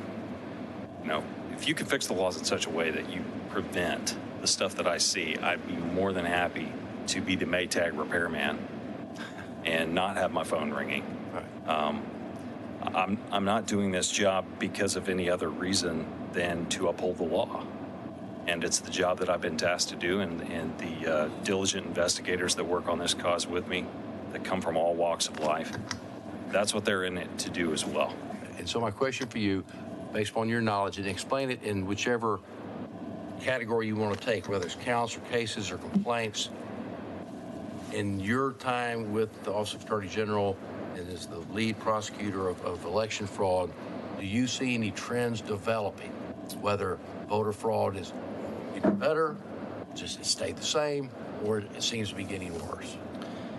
I can say that our cases are currently at an all-time high. And that's for several reasons probably, but we have more cases today. We have 510 offenses pending against 43 defendants in court right now. And in the history of our unit, since we started keeping records, I think when we started doing this back in 2005, I think we've got something like 530 offenses resolved against 150 to 160 defendants. So the complexity of our cases is also increasing. The percentage, I say that because probably because we're going deeper with our investigations, but also I think we have a lot of mail ballot fraud cases, and in those cases you're not dealing with, an illegal vote is an illegal vote. And that universe is pretty small around that case. That investigation is pretty straightforward. But vote harvesting that touches, an entire community of senior citizens involves multiple individuals working in an organization, sometimes at different layers. Sometimes the candidate puts their own hands on. Sometimes it's, a ground crew, a consultant, a multi-level type organization. Those are very complex investigations. They're the most resource intensive, the most difficult. And, I remember a time where it was myself and one investigator, and that was the election fraud unit. And so there was just no bandwidth to even attempt to go deep on a vote harvesting case. I mean, just think about the work that has to be done. So as we stand here today with 510 offenses pending against 43 defendants, and that number of offenses per defendant is higher than our historical average by a long shot. And I think mail ballot fraud comprises a little over 80% of those pending cases, whereas it's closer to 60% of our resolved prosecutions. So those are some of the trends that I'm seeing is, and in investigations, they have over 300 investigation cases open and active. And that's a backlog for 8 investigators. So in your opinion, based on what you've seen in your professional career, do you think voter fraud and election integrity is a serious issue that we as a legislature should address? I do, and I appreciate you improving the laws that will help us do our jobs better and will bring integrity to the voting process and help us address the problem of vote harvesting. I think that's the biggest thing. Let me ask you if the members will indulge me, one last, maybe a series of questions. I'll try to make it a few. But there's been a lot of discussion about this personal assistance of voting, where there's assistance given to individuals who should, to be assisted, they should be eligible to be assisted. Have you seen complaints or have investigations that you're conducting about the abuse of laws regarding personal assistance to eligible voters? Yeah, we do see that, and some of that may be a little bit more localized. Mail ballot harvesting, as I've mentioned before, while certain areas of the state may have a reputation for it, it does happen all over the state. It's not a regionalized problem, but assistance fraud isn't everywhere, but where it is, it's actually organized, and it might involve busing, or it might just involve latching onto a voter outside of a polling place. This person gets assigned an assistant. They don't know this person, they're a stranger. The voter doesn't need assistance, hasn't asked for assistance, but they get it. And one of the more egregious cases that we've investigated, sorry, I'm boring folks back here. I'm wide awake. Jonathan, keep going. The voter was herded through the process by an assistant, and I apologize for using loaded language, but you'll see in a moment. After the assistant punches the information into the voting kiosk, the voter asks, when do I get to vote? And the assistant says, you already did. And so that's a case, that's an example that's pretty clear cut. Not just an ineligible voter getting assistance they didn't want, they didn't ask for, they didn't need, but a vote being cast. And the whole idea whether it's mail ballot harvesting or whether it's voter assistance fraud, is getting between the voter and their ballot and getting that vote voted for their candidate or their measure that they're supporting. And that's the problem. It is exploited. And I'm not here to speak to this committee about how to balance the interests of making it easy to vote. I think we all agree that we want it to be very easy for people to get the assistance they need to vote. And I think we all agree, I hope we all agree, that we don't want people's votes being cast by other people posing as assistants. Well, I appreciate the audience couldn't see your face as you explained that.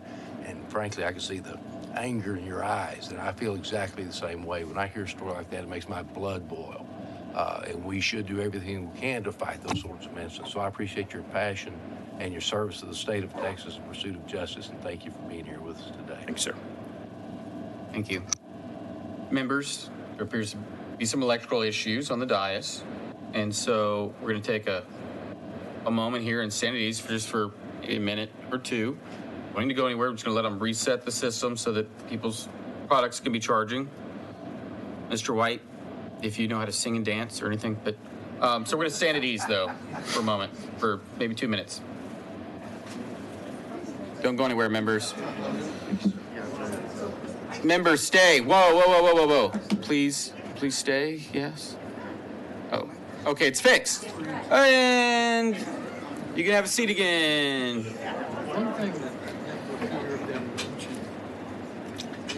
Thank you. Members, I understand the problem has been corrected. Can we still get a glass of water? You know what I'm saying? Usually more like hundreds. Yeah, I was being a little over. But when they start saying 16 versus... No, what are they doing right now? Are we at ease? We're not supposed to gavel. Gavel anything though, do it? Yeah. All right. I just thought I would just bring it up to somebody that does the ability to put that. Members of the audience, the problem's been fixed. If you could either have a seat or take your conversations outside the room.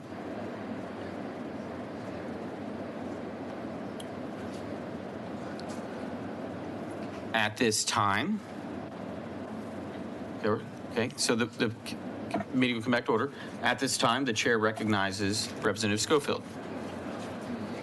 Thank you, sir, for your testimony. I appreciate it. I'm glad to hear you talk about some of the vote harvesting that we've had. Just today we passed on third reading a very important bill on sex trafficking. And if you went by the number of convictions in my neighborhood, in my area, in my district, you would think there was no sex trafficking going on until you talk to the mothers. When I knock on the doors and I talk about to another mother whose daughter's being trafficked, you know that it's happening.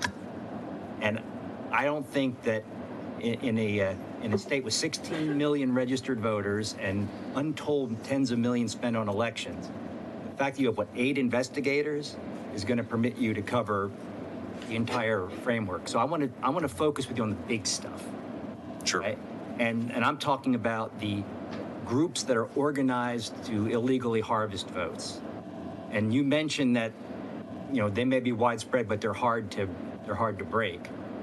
Do we have the ability to put enough people investigating the big groups that are not harvesting a ballot or two, but thousands?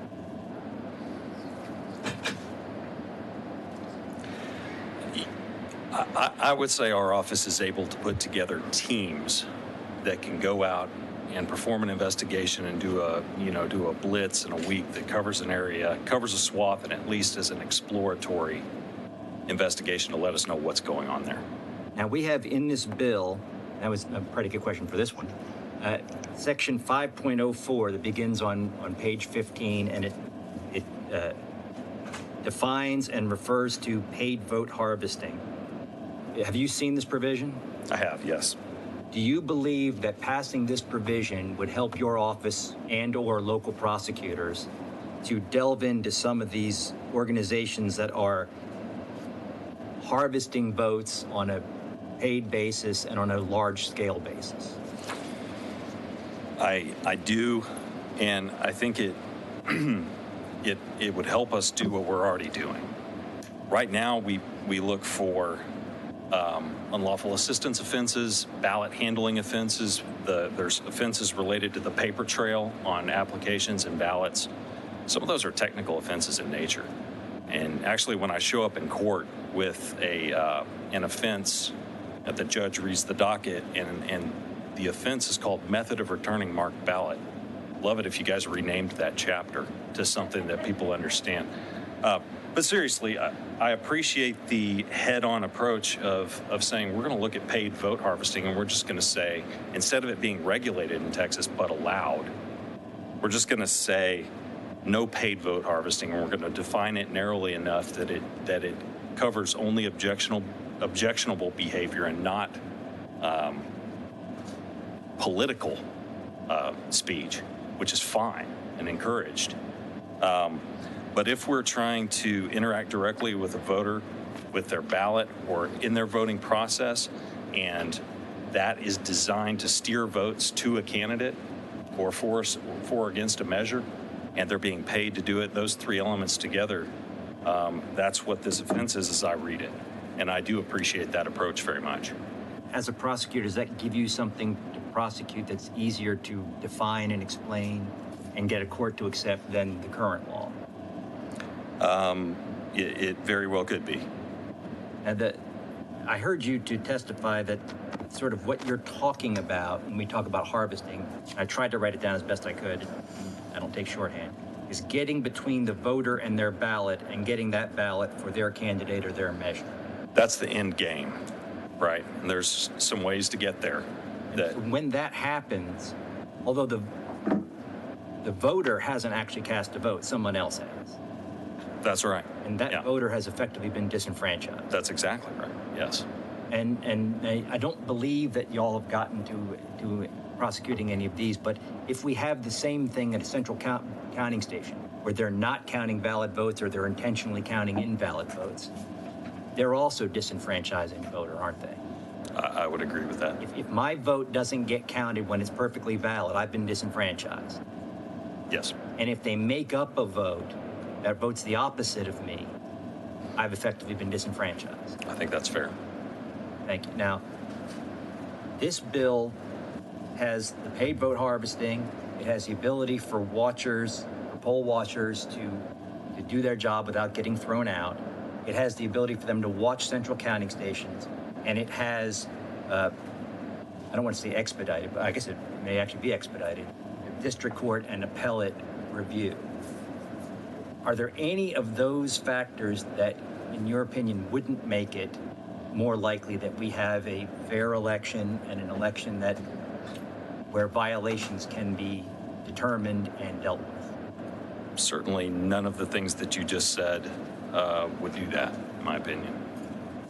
Thank you. I appreciate you being here. I appreciate your testimony, and hopefully we'll give you the tools that you need to make sure everybody's vote counts and it counts once. Thank you. Thank you, sir. The chair recognizes Representative Fierro.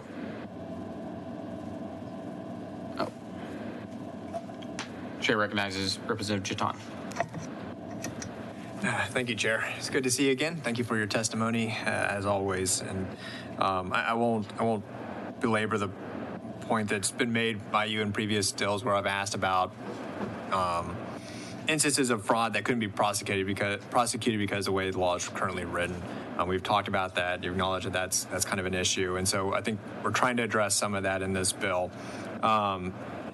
When it comes to ballot harvesting and voter assistance, have you seen a pattern in the demographics of those most victimized by those two fraud?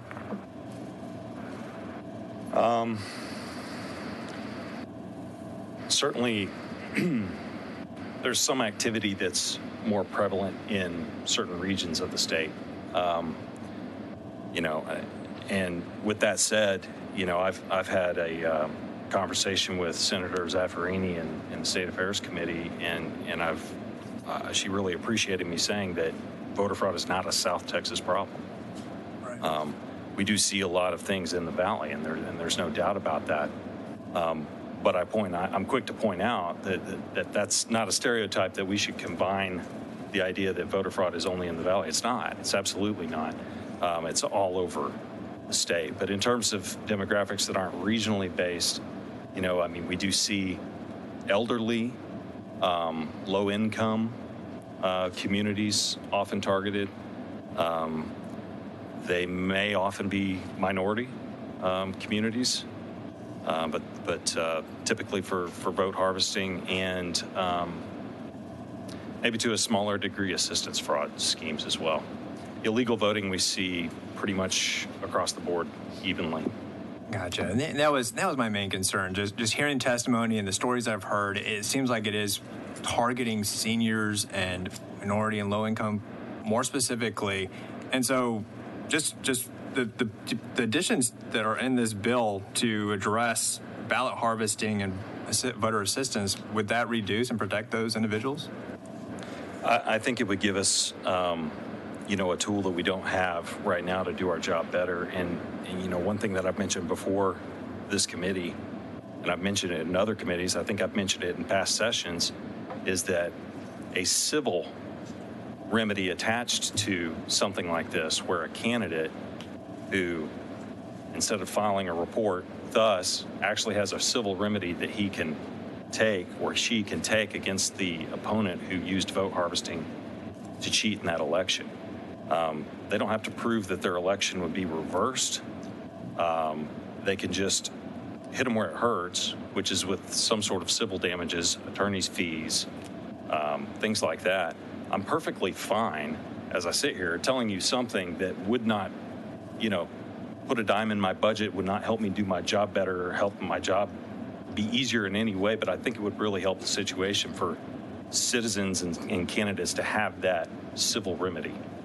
And it would look exactly like something like this, but be a remedy that they can use in court. Gotcha. Well, thank you. I think that's very important and very helpful to know.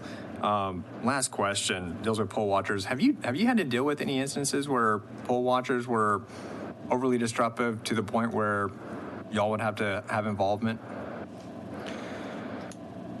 We've had a smattering of poll watcher complaints over the years, but we saw a tremendous spike in 2020. We saw more poll watcher complaints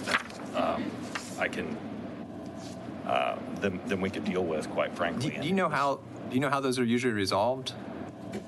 If I could, because I think you asked if I had complaints of unruly poll watchers, and I want to be clear that, these complaints were generally about poll watchers being wrongfully excluded or obstructed in some way. But what we find is that in a lot of cases, we're faced with kind of a he said, she said sort of scenario between the election staff and the poll watcher, and we find out different things from both sides.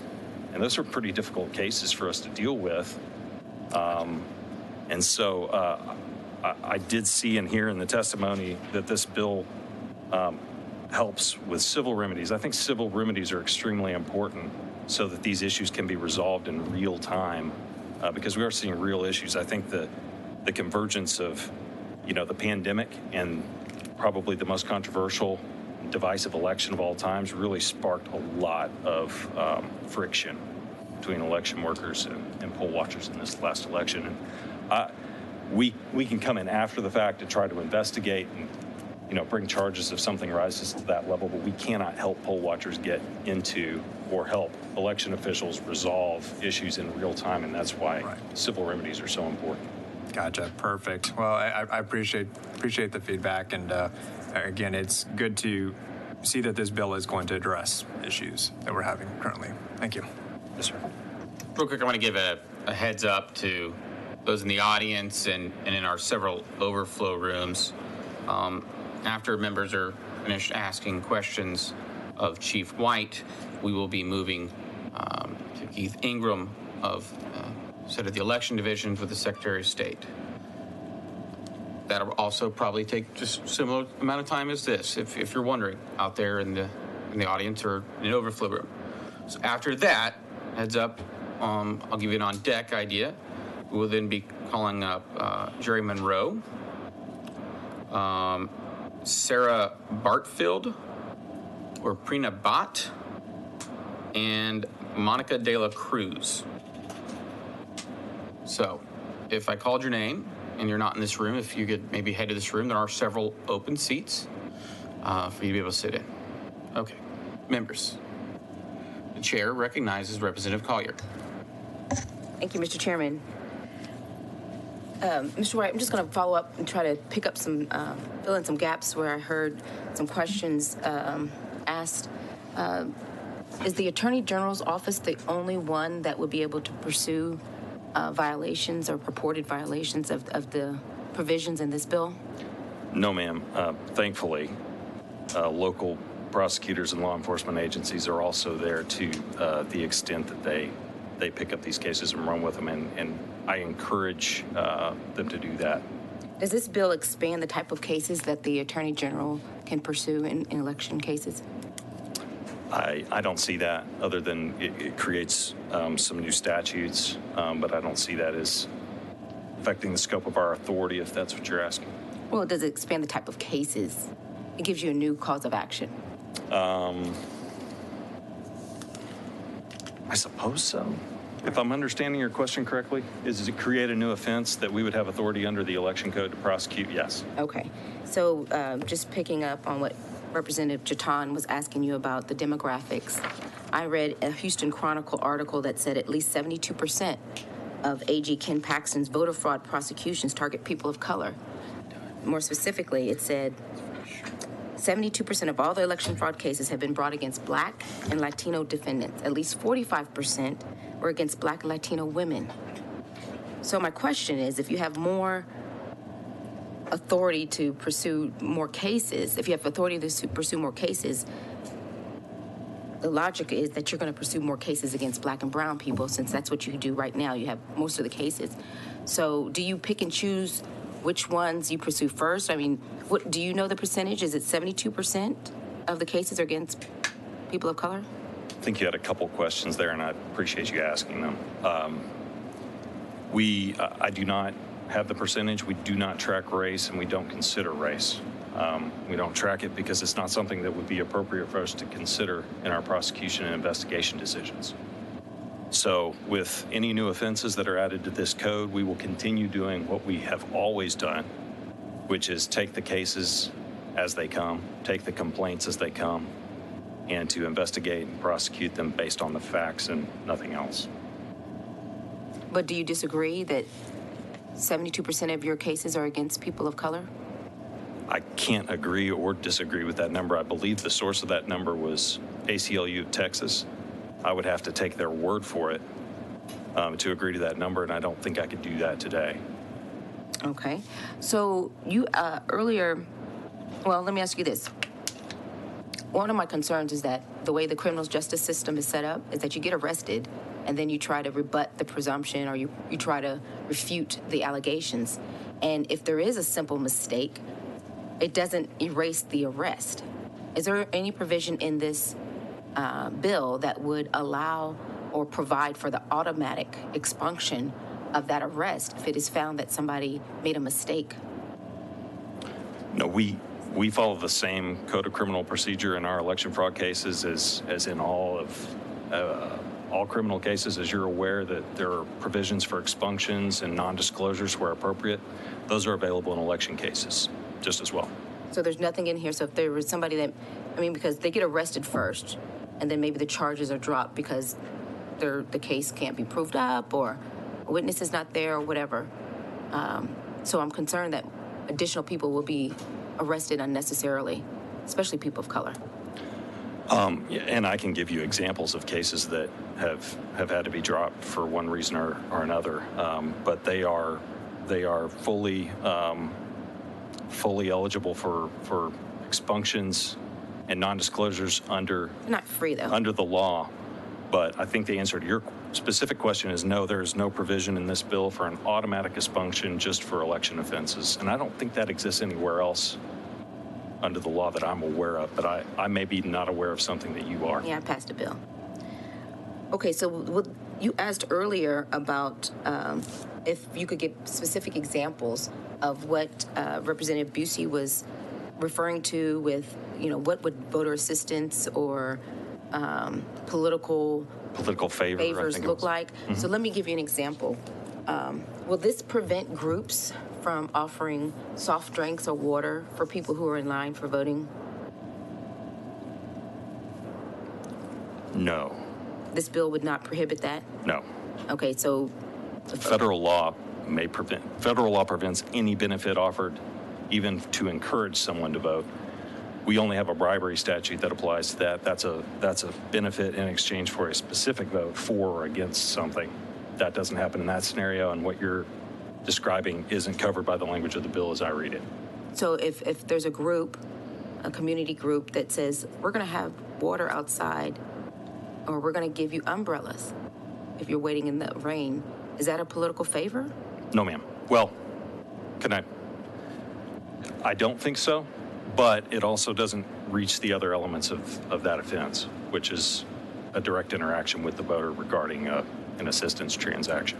Okay, so it's okay, even under existing law and under the proposed provisions of this bill, for an organization, a community organization, to offer soft drinks or water or snacks to people who are waiting in line to vote, as long as they stay within the 100, whatever it is. Yeah, perhaps not federal law, but under state law, yes, that would be allowable. Okay, all right.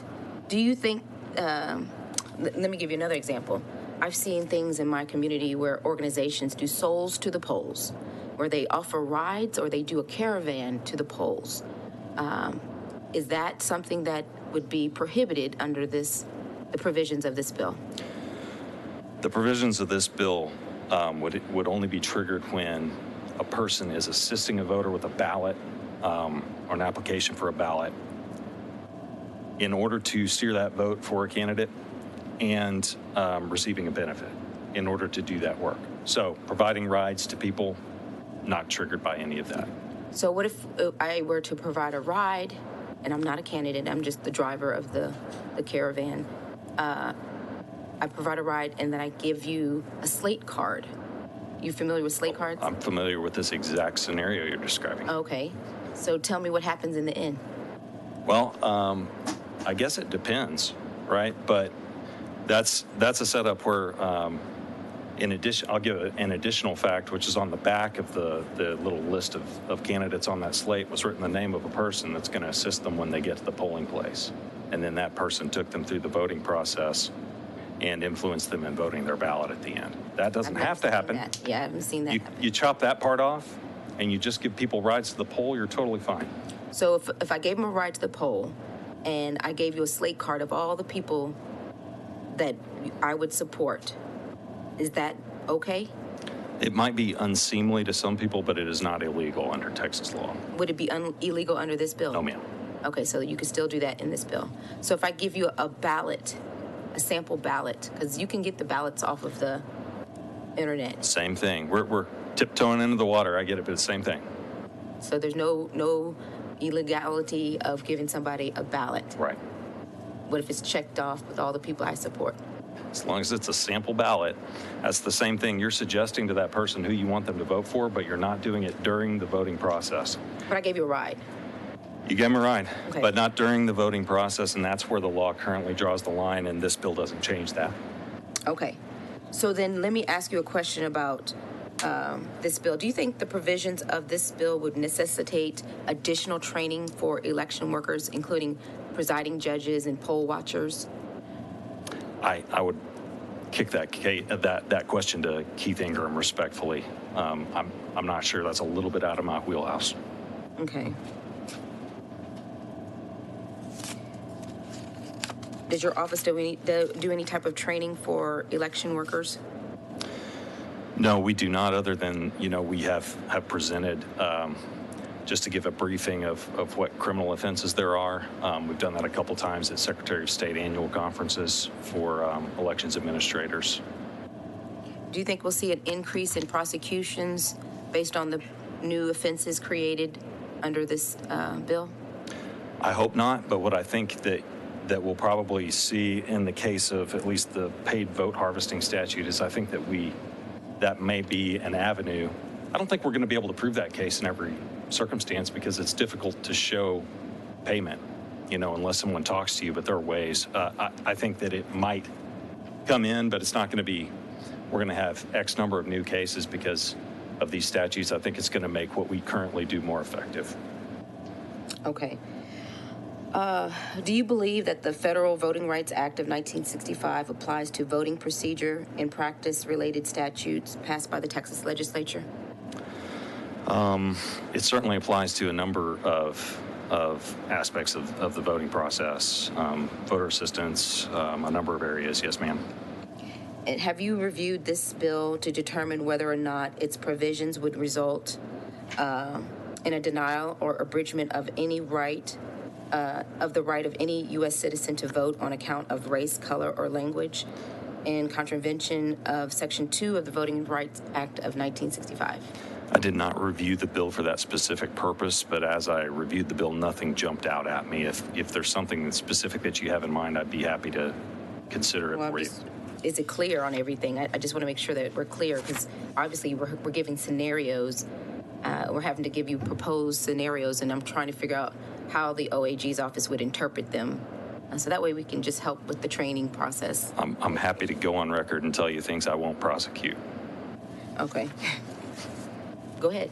No, I've been doing it. Give me a scenario and I'll tell you. Oh, no, you said you're happy to. I thought maybe you had it at the top of your mind. No, okay. Just what I've been doing. Sorry. Are there provisions in here to remove an election judge like they are to remove, for the presiding judge to remove a poll worker? Could you repeat that? Are there any provisions in this bill that would allow for the process to remove an election judge? I didn't read any. Okay. Is there anything in existing statute that allows for the removal of an election judge? Because what if you had to flip the whole thing around and it's the election judge? I'd be getting out over my skis to answer that question, which deals with the administration of an election, so I'd respectfully defer that question to Keith. I actually don't know the answer for sure. Okay. And when you're looking at this bill, if you look at it, do you envision there being more than one poll watcher or watcher in the area where the polling location? Like, would I be allowed to appoint more than one? As I understand the code, one candidate is allowed one poll watcher and each party is allowed a poll watcher. And I don't see anything in this bill that modifies that. Okay. Is there anything in statute? Per location, I'm sorry, per location. Right, per location. There you go. Is there anything in statute that addresses the pandemic-related modifications that have to occur? And does this bill allow for that? So, say, for instance, there's not enough room to accommodate certain numbers of people for the delivery of and the setup of the ballots. And to be perfectly honest with you, I think I see some of the... I hope you're honest all the time. Well, I'm going to be very candid. I see some of the provisions in this bill being aimed at addressing some of the issues that arose in the last election, which may have been pandemic related, but I think that there were allegations on one side that the pandemic was being used as an excuse to obstruct poll watchers or dismiss poll watchers. And on the other hand, you have election clerks saying, these poll watchers are causing problems. And I don't want to be the arbiter of that. I'd like there to be a civil process that can take care of those. And I'd like the law to be clear as to what the rights and duties of poll watchers and election officials are, so that we can minimize friction going forward, because I hope that the way forward is less friction. Does this bill make it very clear? I think this bill makes it clear that it's not wanting to tolerate any obstruction of poll watchers or ejection of poll watchers on any sort of pretense. Beyond that, I would let this committee decide, because, my role only comes in to determine whether a law has been violated and whether a poll watcher has been unlawfully rejected or unlawfully obstructed. And I would stay in that little lane myself in evaluating, scenarios. Okay, so here in this, on page 4, it says observe, define. In this code, a watcher who is entitled to observe an activity is entitled to sit or stand near enough to see and hear the activity. And then if you go on, it talks about on page 5, a person commits an offense if the person serves in an official capacity at a location at which the presence of a watcher is authorized and knowingly prevents a watcher from observing an activity the watcher is entitled to observe, including by taking any action to obstruct the view of a watcher or position of a watcher. So if I'm standing in front of them, if I put up, I've been given a small space to set up 10 voting booths, and it's just really not much room in there, would that count as an obstruction, or am I just trying to make accommodations based on the circumstances? That's actually a really good question. I think the way that I would interpret this is the action must be taken with the intent of obstructing the view of the watcher because of the way that this is written. Any action to obstruct the view of a watcher. So the action mustn't be because of some sort of necessity or, I mean, that's what I want to see as a prosecutor is not just that somehow in some way accidentally, inadvertently. But is it possible that somebody may read it differently and then they have to explain it later on? I would not want to receive complaints from people that thought that that was the law and me have to be the one to tell them that no, the way I read this is any action taken to obstruct the view of a watcher specifically, and that's the mental element that I'm looking for. But by the time it gets to you, or have they been arrested, or is somebody calling you saying, no, should I arrest this person, or? I mean, unless they're arrested locally, I mean, our guys aren't going to do that. But, I mean, you're called in after the alleged offense has occurred. We're getting more and more calls during elections, and we have investigators that you're absolutely right. We do forensic investigations of what already happened, typically speaking, but they are state police. So they do have jurisdiction to investigate what's going on right now. Okay, and then just want to, I think this is probably really close to the end. It says a child under 18 years of age who is accompanying a parent who has been admitted to vote. Would you agree that we have situations where, and this is talking about who's allowed into the polling location, would you agree that there are some extended family members that care for children and they may need to have that child in the voting area with them? I don't know how often that happens, but I imagine it does. Well, a grandparent. Is that a parent under the law? I guess it's a type of parent. I know, but you're going to ask me if I'm going to prosecute a case based on those facts. It'll never happen. Oh, well, I hope not. On the record. I hope not. You don't want my big mama looking at you. Okay, so then there was already questions to you about the poll watcher must be able to determine how the ballots are being delivered. What does that look like? Meaning, like, tell me if you're using a FedEx truck, UPS. I want to be there. I want to see them come up. Do I need to tell you what time we're arriving? I mean, I think that I'm guessing what this comes from is some of the complaints that I heard about chain of custodies not being properly followed, mail ballots kind of being loosey-goosey, because we had an unprecedented number of folks bring their mail ballots to the polling place. Some of them saying, I don't know why I got this thing, I want to vote in person. Some saying, I don't trust the mail, or I don't, whatever, right? Unprecedented number of people wanting to turn in their mail ballots and vote by mail, and vote in person, I'm sorry, on election day and at early voting. And we had mail ballots live and floating around at these elections offices while these voters are being allowed to cast live ballots in some cases. Not even provisionals as they probably should have.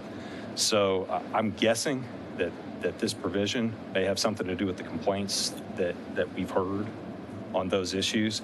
In terms of what constitutes being able to view a delivery, maybe my colleague Keith Ingram would be able to help us on that as well. But I'm assuming lay eyes on where the ballots are going and who they're transferred to in a chain of custody. Okay, and then if earlier I talked about my wonderful mother who does vote by mail. It's very beneficial for her. So she received the application. It was already filled out. The top was already filled out with her name and address, and it had checked annual application. Under the provisions, well, is that legal now for an election entity to do that? For an election entity to do that, Election administrator to mail it, something like that. I don't know that an election entity under this statute, if I'm remembering correctly, would be able to send unsolicited mail ballot applications. Well, what if she out. applies for it every year, and so they're like, this is your yearly election for it? Right, unless she's made a specific request for that ballot, then that would be unsolicited. What if the political party does it? There are no regulations on political parties or candidates that I'm aware of in sending out mail ballot applications to voters. Under this bill, would that change? Not as I read it. So under the provisions of this bill, a political party could send out applications, mail-in ballot applications. That's the way I read the bill, and please somebody correct me if I'm wrong. Well, I mean, you're the OAG, you would be prosecuting them, so I just want to make sure we have the same. So then, what if the top part is filled out? Is that voter assistance, or would that be still allowable under this bill? No, assistance is in the presence of the voter. So, I think those laws have been on the books for years that folks are getting pre-filled applications and things like that. I mean, honestly, I think we do run into a problem when the eligibility criteria for a mail ballot is pre-checked. Like we saw pre-checked disability ballots go out to folks that weren't This disabled. one was pre-checked. It said annual application. Yeah, and that's not the same thing as eligibility reasons, which I think we've run into a problem there. I'm not saying with the statute, but I don't want to give that. I can't remember if I saw that. Like, I think it said over 65, and that's what she is. And if she's over 65 and that's a fact, that doesn't change, right? So I don't have as much of a problem with that when we're trying to redefine disability as a fear of COVID or something of that nature, and we're checking disability for people and encouraging them to send in a ballot whether they're eligible or not. That's a whole different issue, and I just want to exclude that as something. I'm not giving that a clean bill of health. But pre-filled applications at this point, as I read this bill, unless I'm reading something incorrectly or the wrong version, I don't see that in this bill. Okay, so not only, there's no part of this bill that would prohibit a political party from sending out a mail-in ballot application pre-filled, assuming the person had requested it. Correct. Okay. Although, if someone with the intent to get someone who's not eligible to vote by mail checks an eligibility criteria and sends that out with intent, I mean, that could violate the law. I don't think that's a scenario with the intent that they're going to cause somebody, induce someone that's not eligible to vote by mail. Well, what if it's a mistake? What if it was, I thought this person was. And I think we had that happen, and that doesn't meet the mens rea. Okay, but did the person get arrested first, and then you said, oh? No. There was an investigation? No. Okay, so then you talked about the fear of COVID. Is there anything that says that you can ask for application to vote by mail because you have a fear of contracting COVID? Not that I'm aware of. Okay. If somebody has that fear and they want to have a mail-in ballot, would this bill allow for that to happen? For somebody to request a mail-in ballot because they're concerned about COVID-19? I don't think this bill affects whether or not a person can request a mail ballot or not. That's a voter's right to request a mail ballot, and there's no restrictions on that whatsoever. Is there anything in here in this bill that says that somebody has to prove that they have a certain condition before they would be eligible for a absentee ballot? Did not see that in this bill. Okay.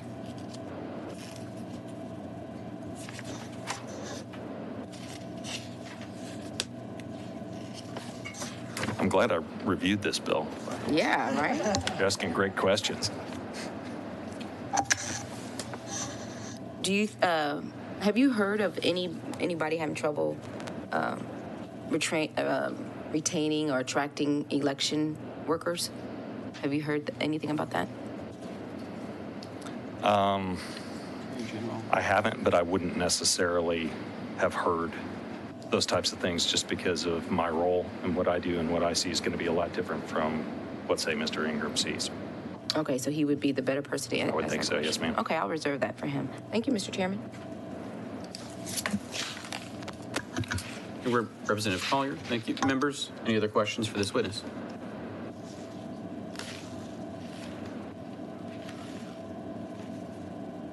Representative Rodriguez?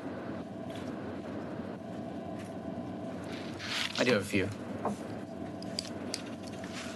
How long have you been in the election division? I've been with the Attorney General's office for 13 years, but we haven't had an election fraud section or a dedicated election fraud unit since about 2017, 2018. Prior to that, it was a portion of our cases in the public integrity unit. Okay. Has the staff of the dedicated division changed over time? Sure, it has. Okay. Would that affect your investigation load or how many things you're able to look at? Yes, yeah, it would, and I think these are complex laws. Complex? What do you mean? Complex statutes in the election code, and I mean, I think everyone in this room has an idea that, you know, these aren't the simplest statutes, but it takes a while to get. Okay, can you expand on that? When you say simplest, are you saying it's difficult for you to fit things? For example, I mean, are there things in our penal code that are maybe easier to prosecute, that have easier elements, and this is less flexible? Yes, I would say so. And there are a lot of exceptions and carve-outs and caveats in the election code, and that's because, you know, when you restrict something, you have to make sure that you have exceptions in there for people that have legitimate needs. And that's why, you know, I'm not complaining that the code is complex. It needs to be in order to accommodate the actual needs of voters while trying to stop fraud and trying to stop bad actors. And I think you can accomplish both of those objectives, but it takes a little bit more paper to do it. Mm-hmm. You were mentioning you had a lot, you clear your cases, you have a lot of probations and deferred adjudications. Can you explain that? But you don't always put them to jail? Yeah, no, we don't look for, you know, we're not looking for the maximum penalty. We're not looking for a specific outcome. We're not looking for convictions only in our cases. That wouldn't serve the purposes of justice. And I think, I mean, as Chair Collier knows very well, you know, down the hall in criminal jurisprudence, the conversations that are being had about not needing to, you know, put the highest penalties and have convictions in every case. We don't operate any differently from that. We're right in line with the rest of criminal justice system. In fact, I believe there's a provision here. I think it's 276.013. You come to me and you might have told me, hey, that needs to stay a misdemeanor. You recall this? Yeah, was it a second-degree felony on the first? Yeah, it was, and we dropped to a state jail felony. I'm thinking about going to the floor and making it a misdemeanor again. So you were actually explaining that not everything needs to be so heightened.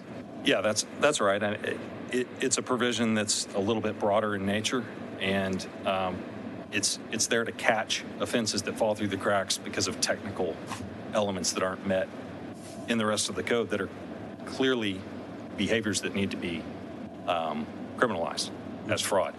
And something that's broad in that direction, it's a good idea to have it as a misdemeanor. It's also good for a prosecutor to have a misdemeanor that's in his arsenal. I'm looking forward to using it as in a plea agreement at some point. So you won't be able to do that with a second-degree felony. So on things like probation, there are certain types of, I don't know, some of these election fraud or election cases that are more likely to get probation or anything? Yeah. Every criminal case has a value, and that's because, you know, our criminal courts and our prosecutors run at 100% capacity. And they do that while, I think the averages in Texas and the United States is 95 to 97% of cases in a plea bargain. And I think that number's probably on the low side. Mm-hmm. Especially, you know, during the pandemic, that number's approximately 100% because cases didn't get to court. So, if we forced cases to trial, every case to trial, the system would be shut down completely and gridlock. Cases have to move. And in the criminal justice system, when you have first-time offenders, especially nonviolent offenses, you know, if you look at a major county, you will see a person that has a rap sheet. They're going to start with a diversion program. They're going to have a deferred, and then they're going to start getting convictions. Mm-hmm. And so we don't deviate from the value of cases in the counties that we're in. So a Thursday ago I heard you answer a question when you were asked about, you were tracking demographics on those you've investigated and charged. And that's nothing you do. Do you happen to track demographics on outcomes? No, we don't track demographics or political party for that matter. It's not a factor in our decisions in our investigations and prosecutions, and it's not something that we track. Okay. Well, thank you. No further questions. Members, any other questions for this witness? The chair recognizes Chair Gonzalez. Thank you. So I have some questions in regards to the section that talks about vote harvesting. And so, I mean, because to me, some of the language, I mean, it seems a very broad. Let me catch up to you real quick. Which section? I'm sorry, 276. Page 15. Oh, page 15. I'm there. Thank you. So we look at number 1, right, where that portion starts, and it says benefit means anything reasonably regarded as a gain or advantage, right? And then it kind of goes into some things. What standard is that reasonably regarded by whom? A reasonable standard is always an objectively reasonable standard by a reasonable person. This is a fictional reasonable person, right? So it's objective. Yes, subjective. An objective. So if somebody says, "Oh, I think that person is harvesting votes," I mean, is that something that you guys investigate just because somebody thinks that somebody's harvesting votes, or do they actually have to see physical activity in order for that allegation for you guys to pursue it or investigate it? Yeah, good question. The vast majority of our complaints come to us through official channels, the Secretary of State's office, to a lesser degree, local prosecutors and law enforcement, and elections administrators. And those offenses are, I think, pre-screened, if you will, for the things that you're looking for. We also are required under the code, under Chapter 273.001, to accept and investigate complaints from registered voters that file 2 affidavits. So they have to be willing to swear to information. That information has to at least allege a criminal offense. If it doesn't allege a criminal offense, we're not going to look at it. And so these are people that are saying that they saw this activity occur, and they're filling out this affidavit saying that they attest to that. It could be a combination of being a firsthand witness and having documents and or other evidence of an offense. And how often would you say that those investigations where somebody was attesting right through this affidavit, how often would you say that those actually rise to the level where there's actually evidence that proves voter fraud? It's a very small percentage of the complaints that we receive in the first place, and I don't know what the exact number would be. We'd be taking a very, very small section and then trying to split it, and I don't know what the answer would be on the percentages. And then, so in that same sentence, and it says, okay, regarded as a gain or advantage, right? Would you say that somebody would have a gain or advantage if you're a family member or a friend? So, like, let's say because your family, they want you to win your election. Would that be considered a gain or advantage? Or, hey, I would want John Busey or Representative Busey to join me again next session. If I want to go help him out, I mean, I have a gain or advantage because I want to see him return to the Texas House.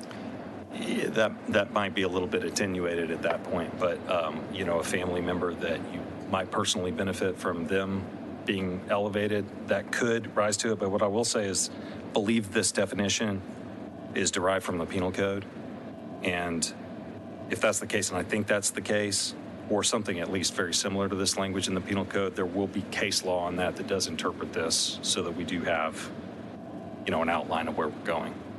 Okay, so you said that a family member, it could rise to that, to this right here, what this is referring to? Yeah, if your spouse, I think a personal advantage or gain, either to you or to a beneficiary, I think it discusses later, any benefit to any other person in whose welfare the beneficiary has an interest. But we're talking about a personal benefit to you or someone close to you. Personal benefit in the sense of there is some kind of exchange of some kind of benefit. I mean, for my mom, she wanted me to win. Her benefit is that she's going to be proud of me. So I think everybody's partner on here, on this dais, their partner wants them to win their election. It's personal gain in the sense you're going to be proud of them, and you want them to win their reelection. Yeah, no, I don't think being proud of someone. Well, I mean, that's a gainer advantage to someone. And I'm pretty sure case law would help us out on that. Okay. Let's see. So if we go down to that section, subsection B, where it says, kind of lists out, those two things, and it says a benefit to any other person in whose welfare the beneficiary has an interest. Mm-hmm. Can you explain that? Just for... Right. So this could be a situation where someone agrees to go get votes for a candidate in exchange for their partner or their son or uncle getting a job. Not them, but someone close to them. I think this is, again, going to be assisted by case law because I do believe that this is lifted out of the penal code. I've seen this before.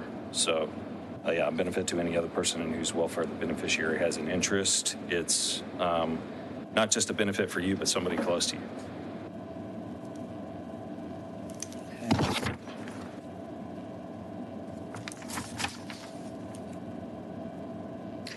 So let's say that a campaign pays a campaign worker to talk to a voter about their need to, apply. They're important to voting, right? And the need to apply for a vote by mail ballot if they're eligible.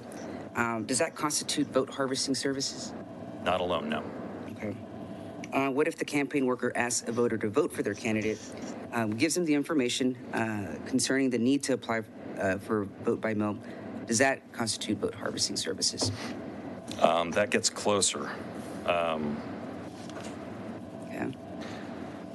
If a campaign manager tells a staffer to call a list of voters older than the age of 65, presuming that some of them or most of them will vote by mail, the campaign worker complies and contacts several voters who say that they have vote by mail. The worker answers their questions about the candidate and asks the voter to vote for his candidate. Does that constitute vote harvesting services? Clear on that. So no. No. Same hypo. The interaction is in person. The ballot is not present as the interaction is occurring at the door. Does that constitute? Clear on that. No? Okay. All right, I think that's it for me. Thank you. You're welcome.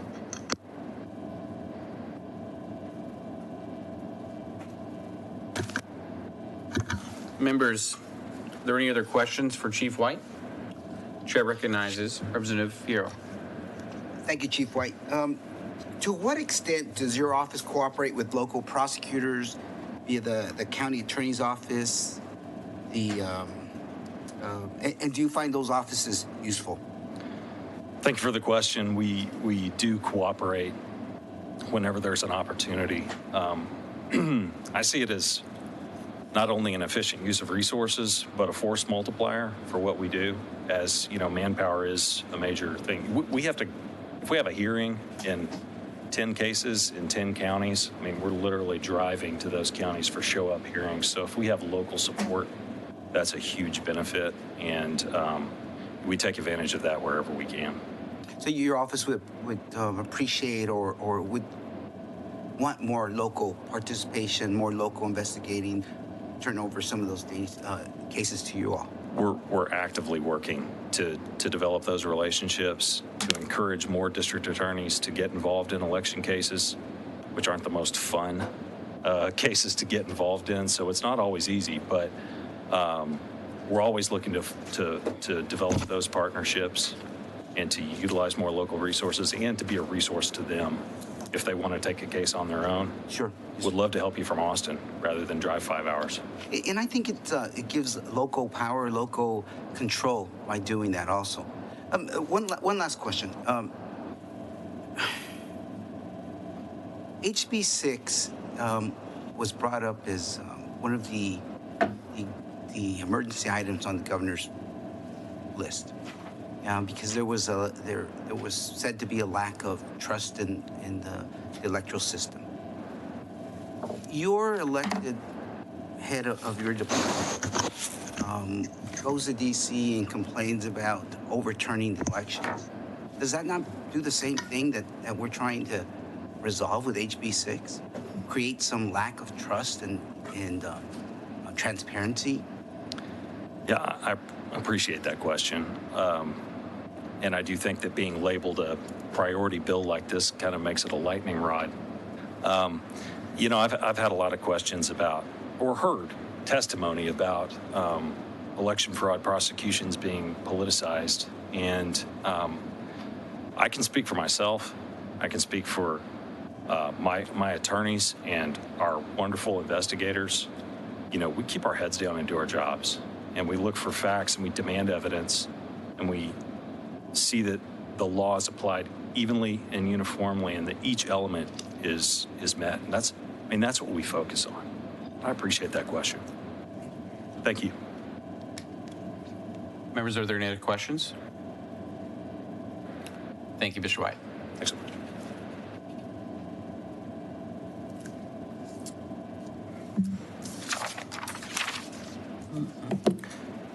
The chair now calls Keith Ingram.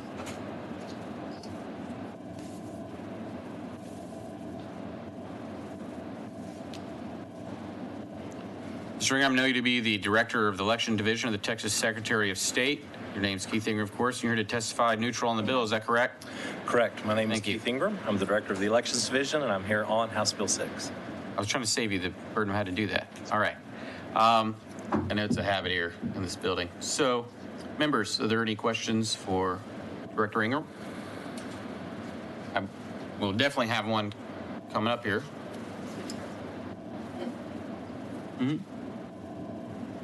The chair recognizes Representative Rodriguez. Thank you, Mr. Chairman. Members, thank you for allowing me to be here today. See, I'm going to start with, okay, is an assister currently required to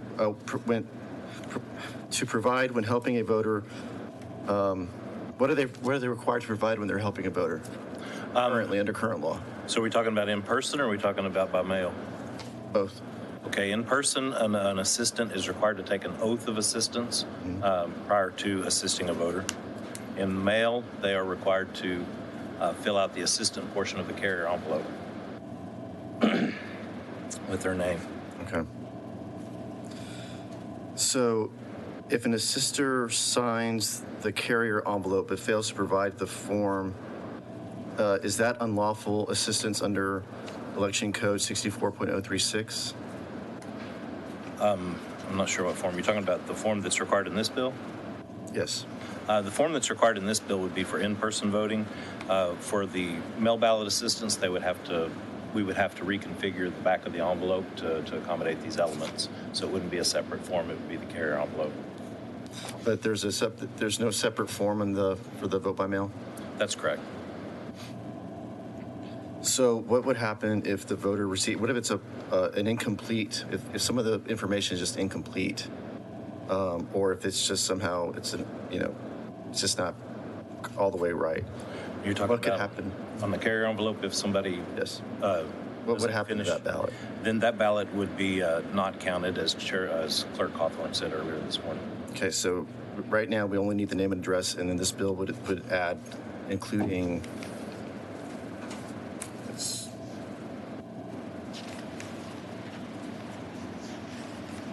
the manner in which the person is assisting the voter. I'm reading it from on page 9, Article 4, Section 4.01, 1, 2, 3. And the relationship of the assistant to the voter. Am I reading that correctly? Right. If you look at page 10, they would have to put their signature, printed name, and residence address the same as they do now, plus the manner of assistance, then the relationship to the voter, and whether or not they received any benefit for assisting that voter. So how will the Secretary of State interpret the requirement that the assister list the manner of assistance. What does that mean? Well, you can only have assistance if you qualify for assistance, and there's specified reasons for needing assistance. You can't physically do it. You're illiterate. I mean, there's a list of reasons, and so what we would have to do is make some sort of checkbox both on this carrier envelope as well as the form for the in-person voting, so that they could say, I interpreted the ballot, I read the ballot to the voter, I manipulated the machine for the voter, whatever it is, because there's only certain numbers. And those are set things that they would have to do. That's right, because the voter can only have assistance for specified statutory reasons. So that in that case, if one of those boxes, if none of those boxes are checked, that ballot probably wouldn't be counted. Right. If it was on the carrier envelope, then it would be a defective carrier envelope. Would be defective. Which is a concern. I mean, I'm asking these questions on behalf of myself, but also the Mexican American Legislative Caucus. And so, we contend that Latinos use assistance more often, Latinos and Asian American and Pacific Islanders. Have you all done any kind of tracking on people, like what kinds of people, types of people get assistance, request assistance? Do you all track that at all? No, sir. We have nothing with regard to voter demographics in our system. What about percentage of voters that request assistance? Do you keep that? No. Has the Secretary of State ever studied or did a report on the racial makeup of voters who are assisted? Has that ever happened? We have no data on that. Or the percentage of voters either, I guess. That's right. Okay. So if a voter asks for assistance from one of the elections officers, are the elections officers allowed to ask the reasons why the voters need assistance? Are they required to do that? Or allowed to do that? No, if a voter asks an election officer for assistance, then the election officer, two of them of different parties are supposed to assist the voter. But they're not allowed to ask why they need assistance. That's correct. And is the election officer empowered to decline to offer assistance? No. They have to offer assistance. That's right. If the voter needs assistance and asks for it, they have to give it. Okay. So if it's by mail, you don't, and if it's the, okay, I understand. So this seems to me, this part of the issue that I have with this bill is that additional paperwork or the additional boxes, let's say, that accidentally don't get checked and what that could lead to. Do you think that could potentially, if it's just more cumbersome, lead to more and longer wait times at the polls? Is that possible? I don't know. Obviously, we would have to spend some time for the in-person form to make sure that it's as easy to use as possible.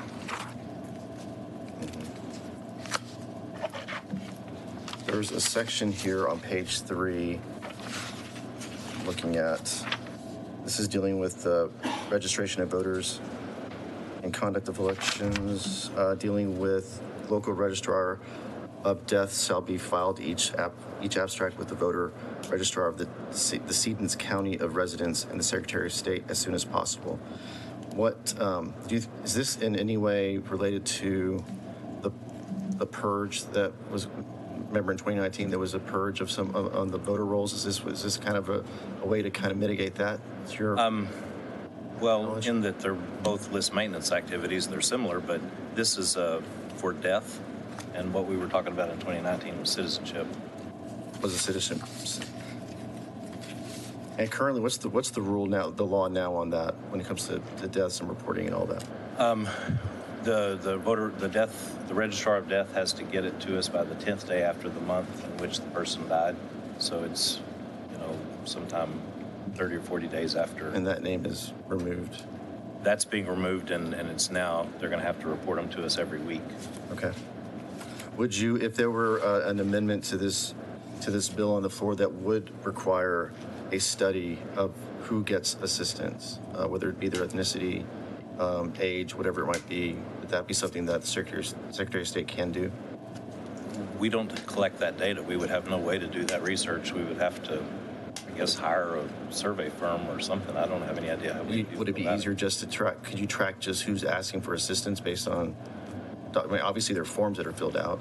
Right. If this form goes into existence and they come to us, then we'll at least have an idea how many people are requesting assistance. But that would be about the only information we would have, I would think.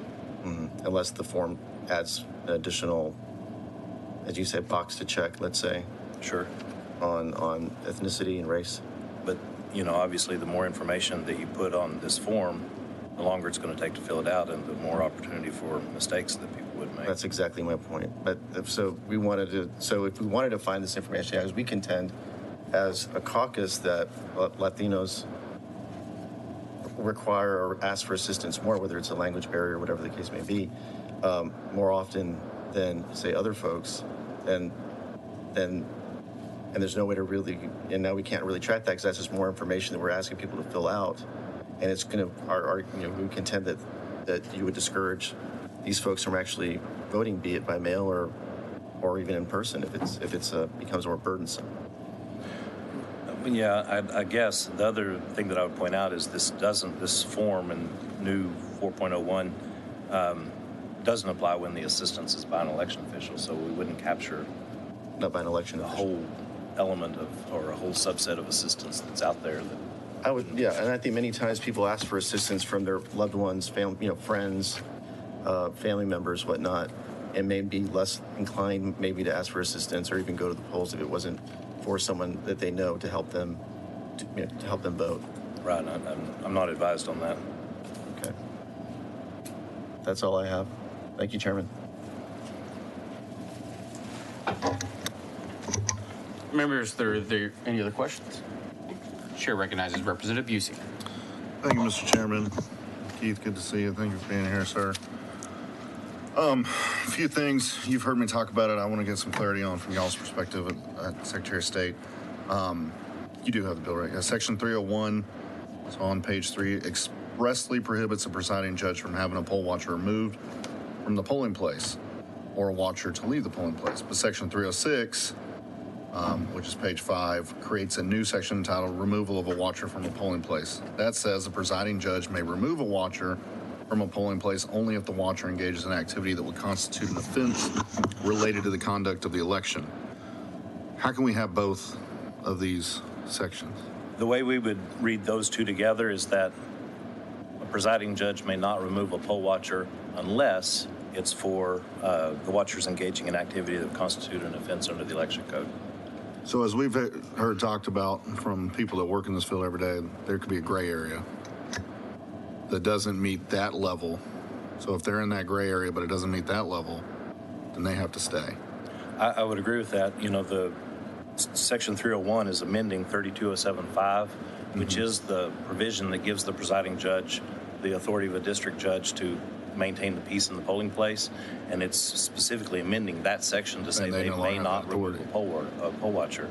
And so, to me, that means that the only way the presiding judge can continue to remove poll watchers is if they violate a provision of the election code. So you think under this 306 will still be allowed even though 301 says it's not? I agree, because we have to harmonize the provisions. Sure. Okay. We've heard other people say this is not the intent. I just think in a strict reading of 301, it would imply that, calling the police to enforce another law or keep the peace, if that police officer then removes a poll watcher, they have participated in removing the poll watcher. You don't interpret it that way. I don't know. I heard the testimony earlier from Elizabeth Alvarez, and I do not agree that there's still an implied authority to remove poll watchers. Once a specific statute like this amends that discretion, and that discretion is amended. Whether or not calling in a peace officer and the policeman doing the arrest, I don't know that would necessarily implicate the presiding judge. Okay. No, I don't think so. Great, unsure. It would be a hard conversation to have with the presiding judge about what they should do. Okay. Maybe we need clarity then. Probably tell them to call their county attorney. There you go. Find out if we're going to be throwing them in jail or not. Section 306 says a presiding judge can remove a poll watcher if the watcher engages in activity that would constitute an offense related to the conduct of the election. Can you give some examples of what that means, conduct of the election? The two that immediately come to mind are 61003, electioneering, or 61008, suggesting to a voter by word or sign how they ought to vote. Those, I think, would be pretty clear. Are those the main examples you've seen in the past? Those would be the violations of the election code that are most readily observable by a presiding judge in a polling place.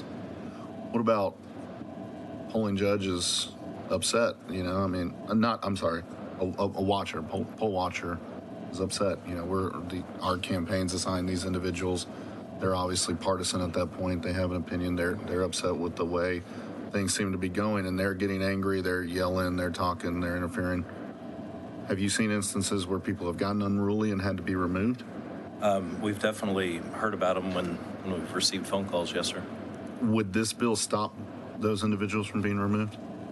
In a case where they're not doing the two things you pointed out, but they're still being, you know, maybe they're yelling at voters, they're talking to voters, they're bugging voters who are in line quietly trying to cast their ballot for whoever they want. I'm concerned that this bill will stop them from being removed. Do you? I think that would be very hard for a presiding judge to remove a poll watcher for anything like that. So harassing voters. We would just have to have that harassment go on, even if it infringes on the rights of other voters. If House Bill 6 became law as written. Well, the fact that 32075 is being amended to say they may not remove a poll watcher, except for as provided in 3.06, then I think that's where we would be. I will say that is at the heart of my concerns as we've been talking about this throughout the past 2 weeks, is trying to figure out what can we do, because at what point are we infringing on somebody else's right to protect another person's place to stand there and obstruct the ballot? I appreciate your answer on that. I have a few more questions. Are poll watchers required to take oaths right now? They do have to sign a statement that says that, you know, they understand that they can't have a phone in the polling place. That's being amended by other law, but or other potential laws. It's like a recording device, right, is in there and stuff like that. So I guess just to go down this rabbit hole, what would happen under this section if a poll watcher were to illegally record anyways? Would they be able to make to stop by the election judge? Well, currently 61014 says you can't have a device capable of recording sound or pictures in a polling place, and that the penalty for that is removal. Okay. So I would think that would be that a doesn't violation get of the election taken away code. here. That would enable the poll judge to remove the poll watcher. That would be one of the examples where they could still, even under this, they no longer can accept. I agree. Okay.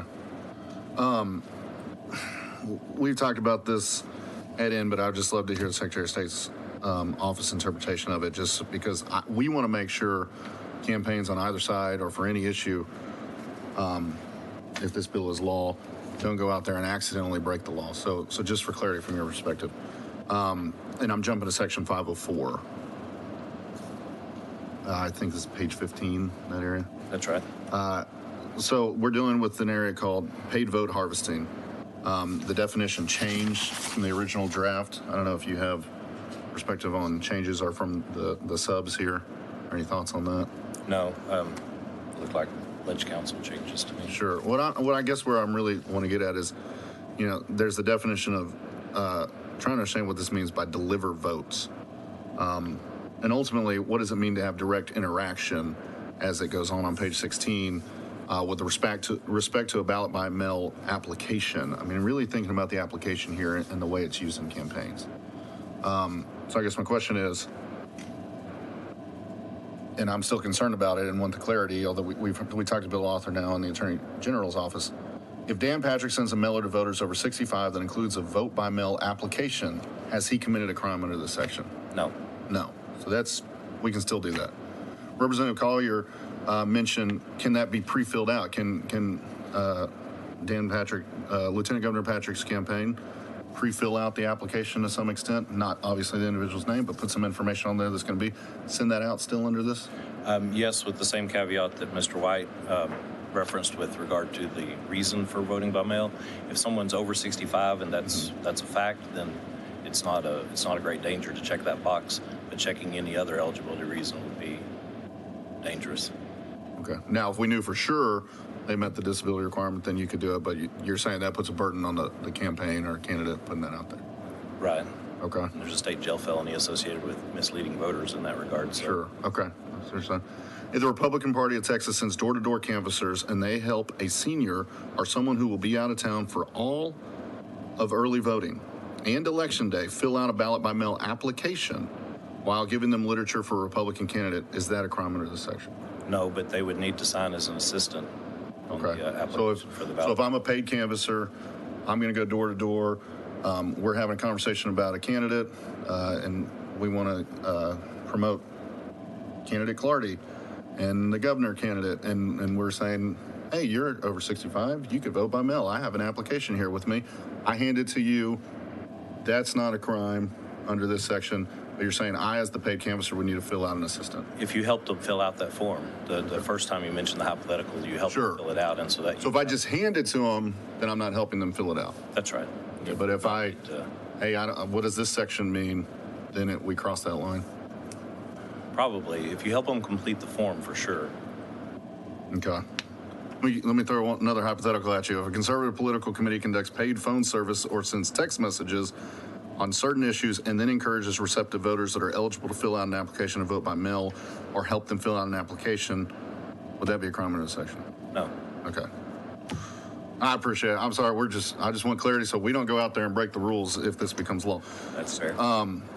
We've heard from our election administrators some concern about, can they still have ballot by mail applications on their website under this bill?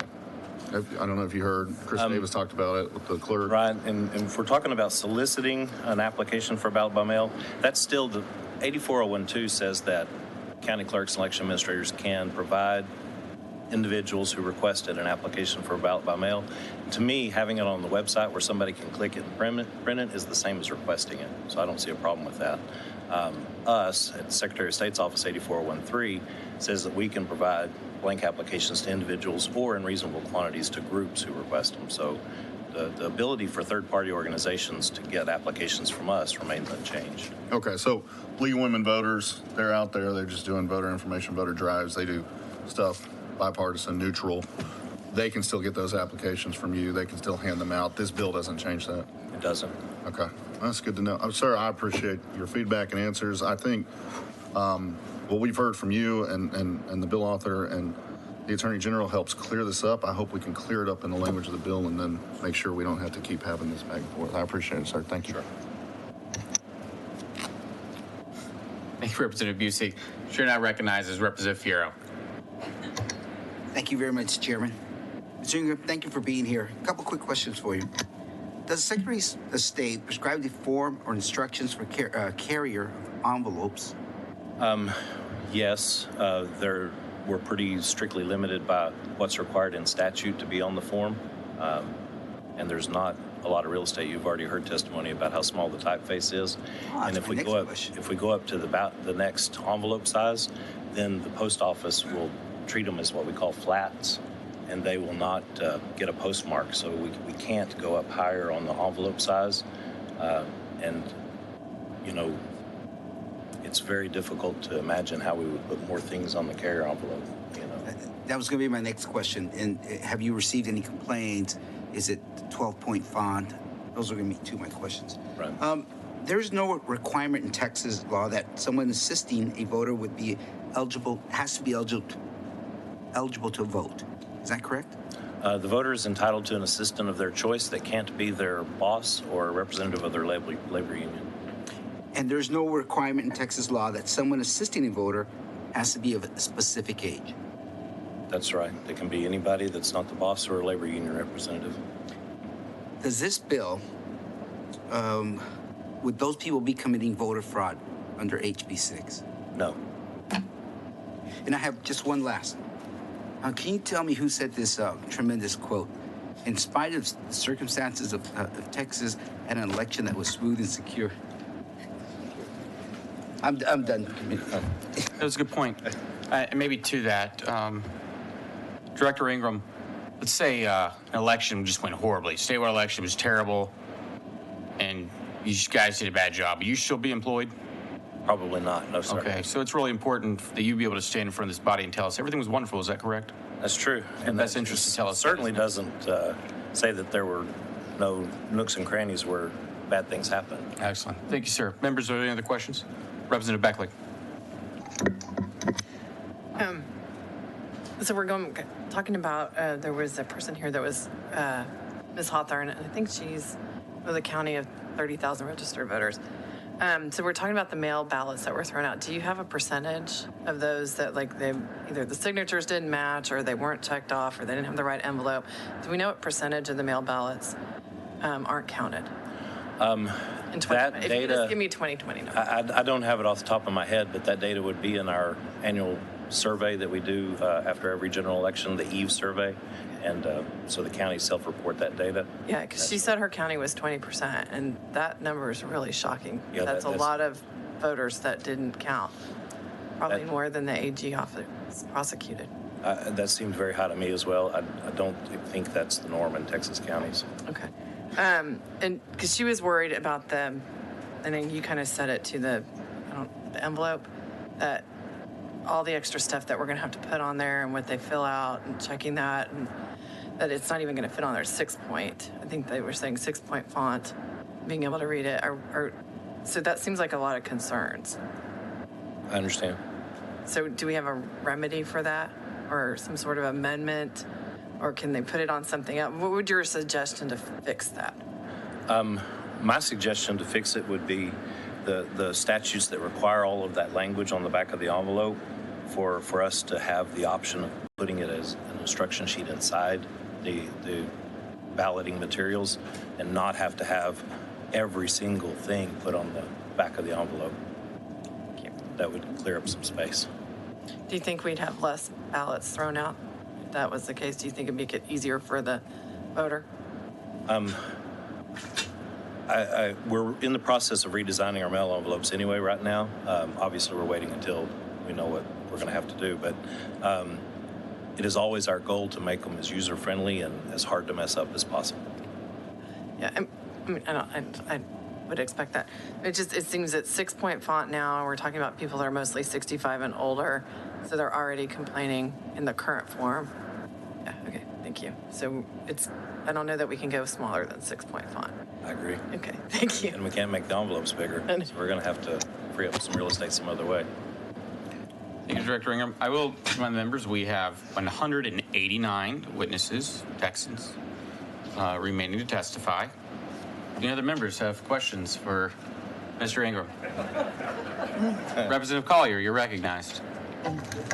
Thank you, Mr. Chairman. Just a few follow-up because they said you were going to be the one that could answer some of these questions. So thank you so much. What is the Secretary of State's role in implementing or enforcing the provisions of this bill?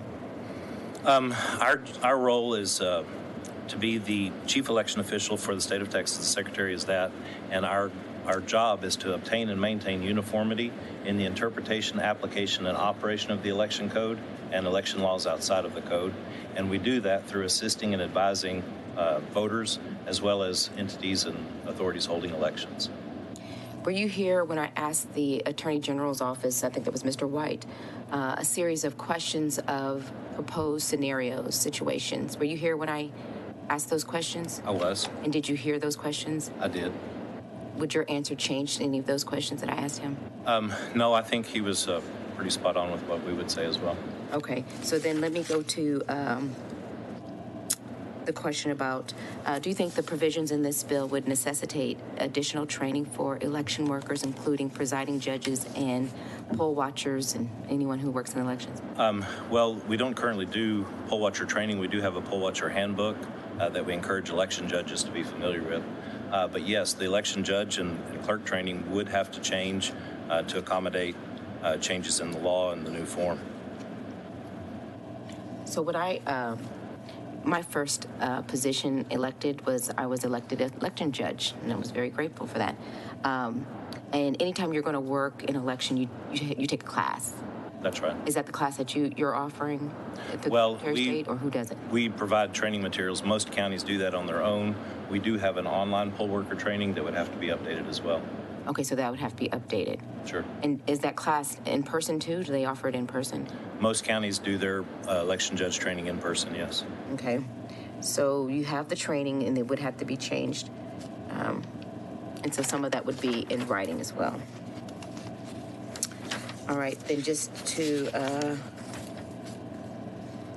are there any provisions in here to remove an election judge in this bill? In this bill, no. Are there other existing provisions that There are. have the process to remove an election judge? There is a process and statute for removal of a judge, yes. What is that? I don't know it's probably in chapter 32, but I would have to look. Okay. If you can get that to my office, I'd greatly appreciate it. Thank you. And then, you were talking with Representative Rodriguez about the 10th day of reporting deaths. That's what it's, right now, is it the 10th day? It's the 10th day after the month. After the month. Right, within which someone died. Okay, because that's what my understanding was, is that they do a download and then they send it over, and I'm talking about the election administrator, and they send it over in one batch. Is that pretty accurate? That's correct, and we require all of them to submit it electronically to our office. This would change that upload to weekly.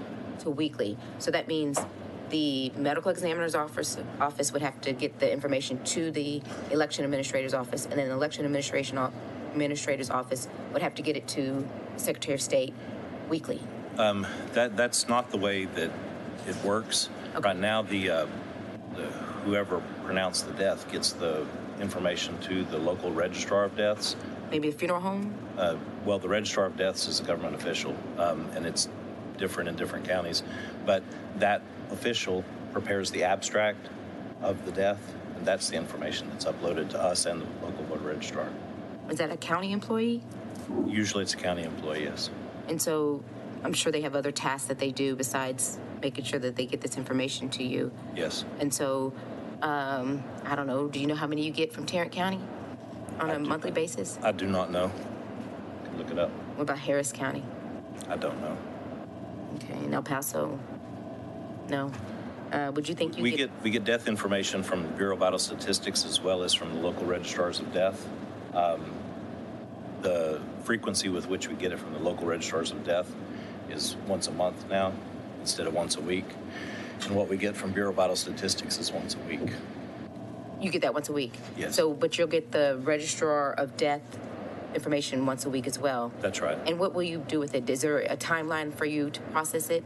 Because if they have to do it every week, shouldn't you have to do it immediately as well? That's right. We will. Is there any statute? We have the system set up to do that already. So as soon as we get information, it goes out to the counties that night. I know, but just to preserve the integrity, you probably need to put a date on here. Maybe within 3 days it needs to be uploaded to your system or confirmed or something like that. I'm just trying to figure out, if we want to shorten the time period, it does no good if we do it on one end and not the other. I understand that, but we wouldn't be the holdup. Our system is automated. So we get information, we push it out to the counties, we match it to the voters, push it out to the counties overnight. Okay. So the same day we get it. If we get it weekly, we get it monthly, it won't matter to us. So if we put 24 hours in there, you would be okay with that? Absolutely. Great. And let's see here. I'm just going to go back to some of the questions I asked about the voting here. I think we've talked about the poll, because Representative Bussi was going over this about the ballots being delivered.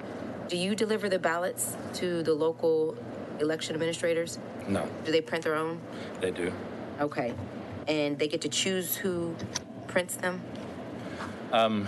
They do. The way it works for a lot of counties is they have blank ballot stock, and the voters use a ballot marking device, which will put their choices on the blank ballot stock. So it's not usually a question of printed ballots, unless we've got legacy optical scan counties, which of course we do. But. Okay, then last question. Do you report violations to the Attorney General? We receive complaints under 31006 of the Election Code, and if the complaint on its face has a reasonable cause to suspect that a crime has occurred, we refer that to the Attorney General. How often does that happen? We get complaints all the time. How often have you referred a case to the Attorney General? A lot. The last Probably year? We've referred 40 cases from the November election, 40 complaints. How many? 40 complaints. I don't know how that translates into their prosecutions, but... Were they from, different people, or are they from one person? Different people. From different people, so 40 different people? Right. So just for the November election, since November. Does that make you guys a witness in the case, or not? No. Okay. That's all the questions I have, Mr. Chairman. Thank you so much for allowing me to participate. Thank you. Members, we have 189 Texans remaining to testify. Do any members have any questions for Mr. Ingram? Vice Chair Gonzalez, you're recognized. Thank you. So what happens to voters that receive unauthorized assistance? Voters. Well, I don't know what you mean. I mean, is their vote going to be voided if they receive unauthorized assistance? You're talking about in person or by mail? Just unauthorized assistance per this bill, the language in this bill. I'm not sure how to answer that question. If a person receives assistance and the assistant doesn't fill out the portion of the carrier envelope that they're supposed to fill out, probably nobody is going to know that, and that vote's going to be counted. In the polling place, it would be impossible for someone to receive assistance without people knowing. Okay, but so if a person receives an unauthorized assistance per the language of this bill,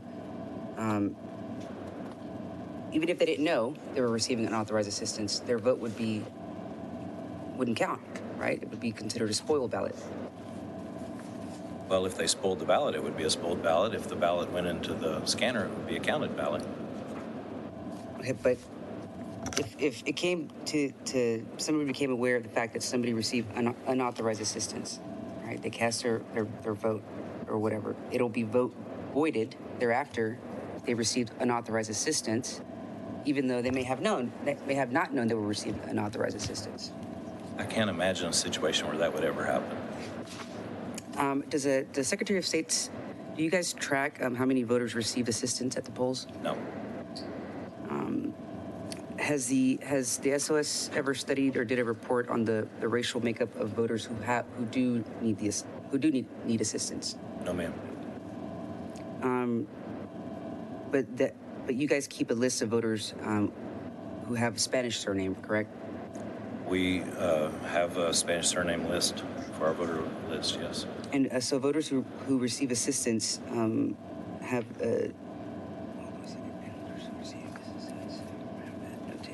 Okay, so voters who receive assistance have that notated on the poll roster? They do. So could you tell me how many Spanish surname voter registrants have received assistance in person? I could not tell you that. We do not have that data. But you have it notated on this roster that you have. We don't have those rosters. So how many complaints concerning unauthorized assistance with a vote by mail ballot or in-person voters have you received, or did you receive in the 2020 cycle? I don't know. I do know that complaints, election law complaints that we get regarding wrongful assistance are probably the second highest number of things that we refer over to the Attorney General. It's one of the frequent flyers. But you don't know how many that is right now? I don't. Can we get that information, please? Sure. You want it just for 2020? Yes, sure. So I'm assuming that you probably don't know the number of voters who received inappropriate assistance in person. I agree with that, and we don't really know, all we know are the complaints that we receive. We don't know how those turn out with regard to an investigation after the OAG gets it. Do you happen to know what percentage of voters use assistance at the polls? No, ma'am.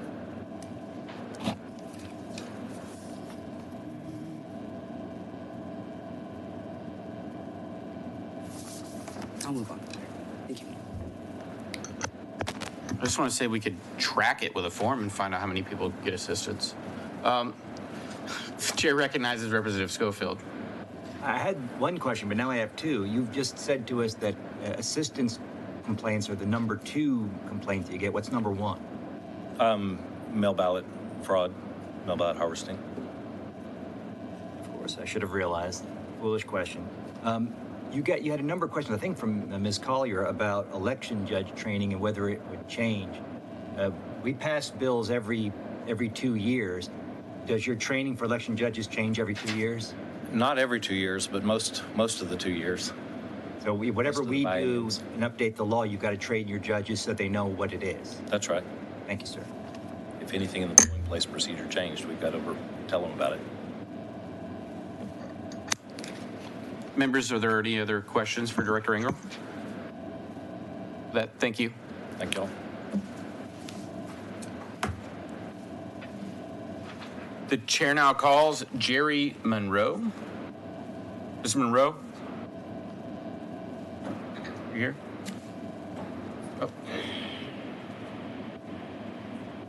Right up front. All right, Mr. Monroe, I'm going to make it easy. Sometimes you hear people say a bunch of things. I'm going to ask you a question. You just tell me if I'm correct. I've got you as Jerry Monroe. Yes. You're here testifying on behalf of yourself. Yes. You were for the bill, is that correct? Yes. Proceed. How does a ballot harvester work? What do they do? Well, I tell you, I sat in a room and I watched some ballot harvesters take $22,000. Where you from, Mr. Monroe? I'm from Harris County. Well, it's a kingmaker in Harris County, and his name is Commissioner Rodney Ellis. Now, the one thing, and I wish State Rep Ron Reynolds was still here because we talk all the time. So every time I say something, it tends to come true, and I feel like a prophet. I want you to understand something. I live in a poor black community, and the kingmakers have decided who they're going to put in office. They put them in office. They don't do anything for my community. So how they getting them in there?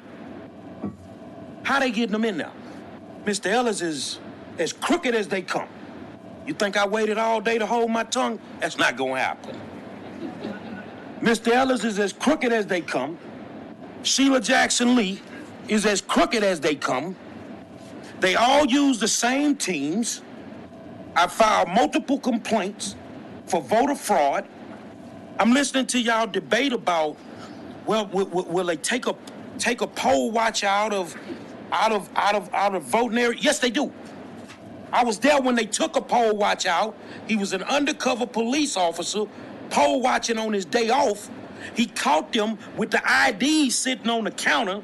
So when the car came through with the drive-through voting and 4 people in the car didn't have an ID, they go inside and get them one.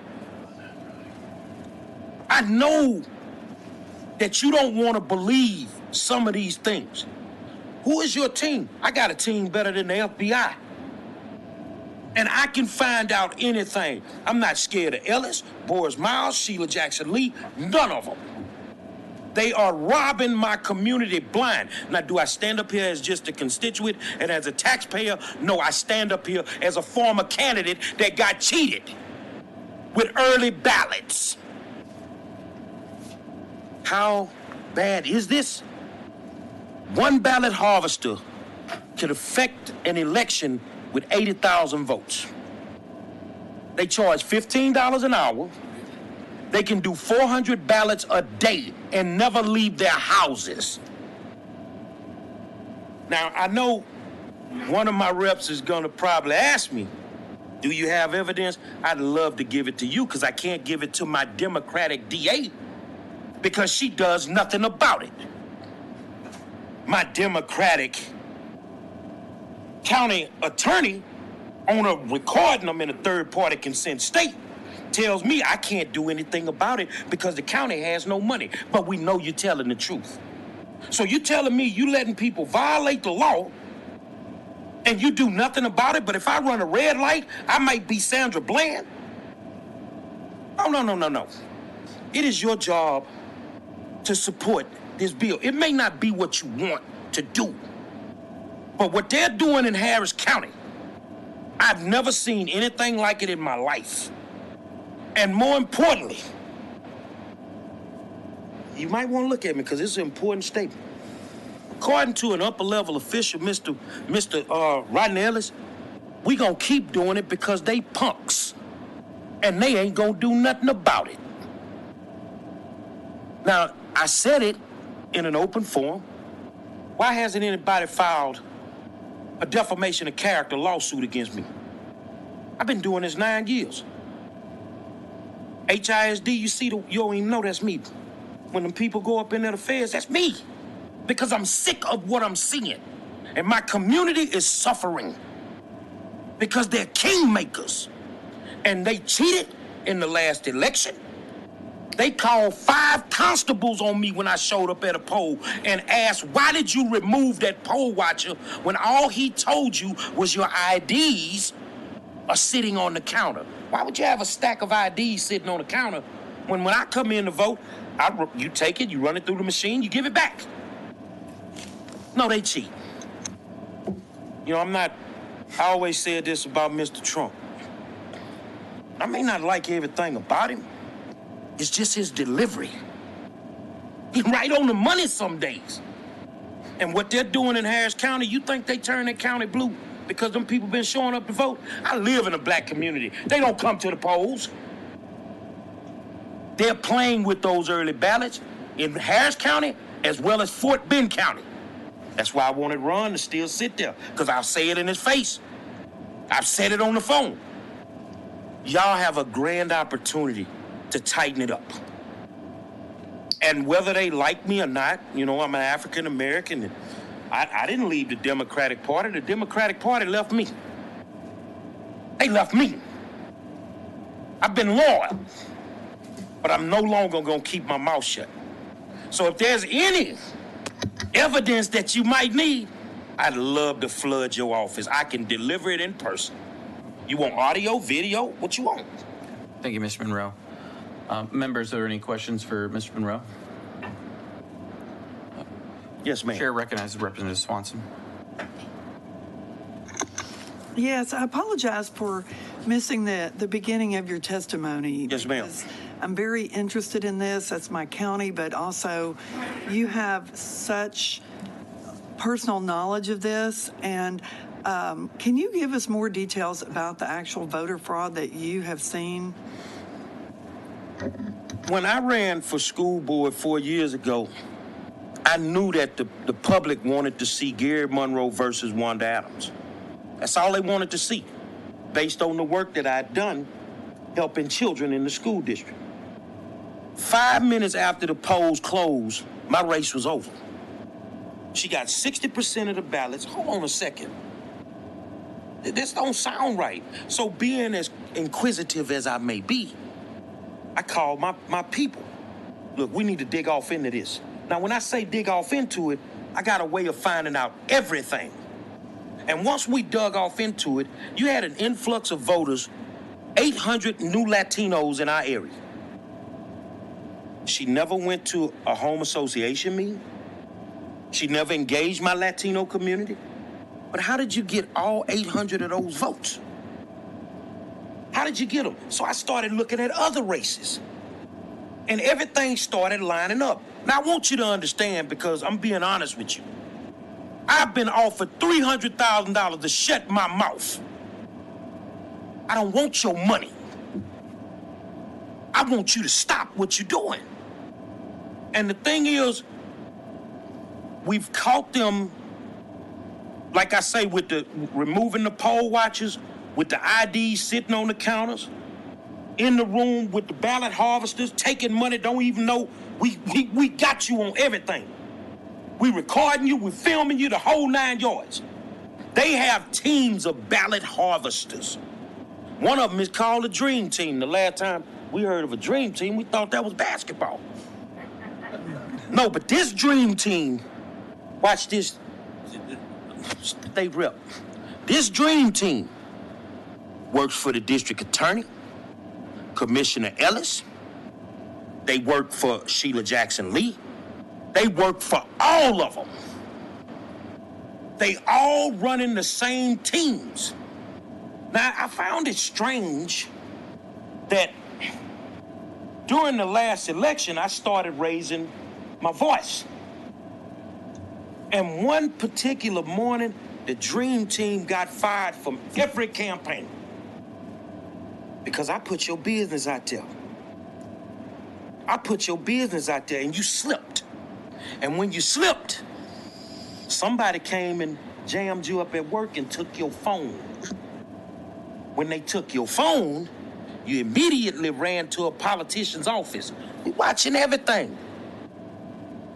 Every move you made, we got it. And I'm telling you, young lady, I love your tenacity. But this bill, it needs to be passed. It needs to go where it needs to go, and it needs to be passed. Members, I'm sorry. or folks out of the audience, please try and refrain from clapping or applauding. If you were in the gallery on the floor, the same thing would happen. Thank you. They are destroying the African American community because they are playing with our democracy. They get to decide who represents me. And if I decide I want to run, technically, and I'm being honest, this is what they say, you got to kiss the ring. I'm not kissing nothing. I'm not kissing nothing. I should be able to run for school board if that's what I choose to do. And I shouldn't have to get your permission to be able to do it. Now, I know they're going to be mad when I get back home, but they ain't got the heart to come at me. They ain't got the heart, and you don't want to know why? Because I play dirty. If you decide you want to come at me, I'm going to take all this stuff I got in my war chest, and I'm going to drop it off on 290. It's a big turquoise building on 290 in Houston, and it's called the FBI. Yeah. And everybody and their mama going to go to jail. Now, it's a whole lot of voter fraud going on. Yeah. It's a whole lot going on. From people not being able to wrongfully running in elections they shouldn't run in. They know all of this, yet they do nothing. Mm-hmm. Mr. Monroe, I'm sorry. No, you're doing great. I love you have some passion. We want to let you do it. We just have a style here, but I appreciate your style. It's a breath of fresh air. Do you have any other questions, though? That's it. Unless he had any other actual details he wanted to say, that was my. I would be happy if I can get I have a feeling you're going to get some more questions. If I can get a list of all these good people's names, I will send you audio, video, everything. Now, my state rep, which is one of the hardest working guys that's in this building, I love him. I done talked to him about a lot of this stuff that I done seen. I'm not shy. But I will say, he doesn't have that problem. He just wins. He does it the right way. But everybody in Harris County does not. So one person on a team of ballot harvesters, especially during early voting time, can affect those votes by no less than 80,000 votes. How many people on the Dream Team? 10. That's 800,000 votes. Yeah, it can be done. Mr. Monroe, let me ask you a question. Have you given this evidence to the Attorney General's office? No, I have not given it because I wanted to use my chain of command. I sent it to the Harris County District Attorney as well as the Harris County Attorney. And the first time I sent it, both of them, we never got it. I sent it certified mail. Okay, cool, I knew you were gonna say that. So the next time I sent it FedEx so I could track it. So I know the time, the date, everything, you got it. And you still never responded, Madam DA. But the Harris County attorney responded and I got him recorded, and I even transcribed it. He says there's nothing he can do because they don't have the money, but we know you're telling the truth. Mm-hmm. Did you say the election this happened in was a school board election? Is that correct? No, this happened in the last election. Okay, you saw on that as well. You had ran in a school board. Yeah, I ran for school board 4 years ago. And so you're saying these things happen in all kinds of elections, nonpartisan, partisan. Okay, local. Okay. Can you tell us about you seeing a watcher excluded from a polling place or something? Do you have anything to say on that? Yeah, I mean, that was the undercover officer. I was on the other side of town because on election day, I do what I call floating the polls. I go to all the polls, as many as I can go to. So I get a call from the Northeast Community Center that they just kicked a poll watcher out of the voting center. Why? I'm on my way. So you don't want to know how fast I drove, but I made it there real fast. So I get there, I go in, I ask for the presiding judge. The lady comes out, what do you want? I want to know as a taxpaying citizen, why did you remove that poll watcher? Because I could. Ma'am, unless he violated the law. You wasn't supposed to. She removed him because he was able, and she was so upset. He saw the ID sitting on the counter. He made a video of the ID sitting on the counter.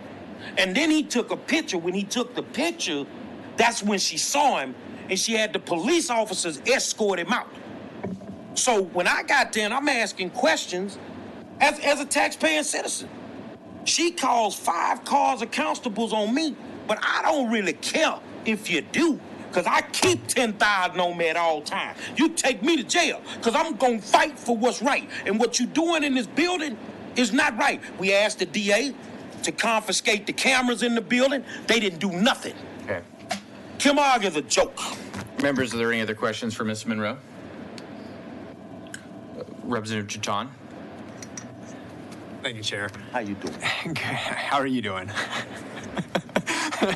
So you got 2 members up here from Fort Bend County, and you had mentioned Fort Bend County specifically earlier on in this. Can you give some specifics for what you witnessed in Fort Bend County? They playing in the senior citizen home, in the senior citizen buildings, with what I call old folks home. This is where most of this ballot harvesting is done.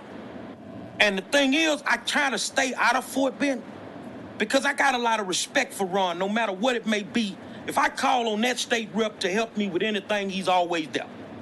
He's always there. So I try to stay up out of that. But the ones that's doing it, I'm not shy about calling your phone and telling you I got you. Now, I don't know if you can see his expression, but when I say I got him, Ron, I normally have them. And they are playing in the senior homes, and this is how they playing with them early ballots. Okay, and so that complaint, did you happen to send that one to the Fort Bend DA or county? Fort Bend was like a guppy to me compared to Harris County where the whales reside. So I ain't have time to play with the guppies. I need to go over here and play with the whales. I'm being honest with you because it's too much corruption in Harris County, and I'm being honest with you guys. According to that man, he don't care because you punks and you ain't gonna do nothing about it.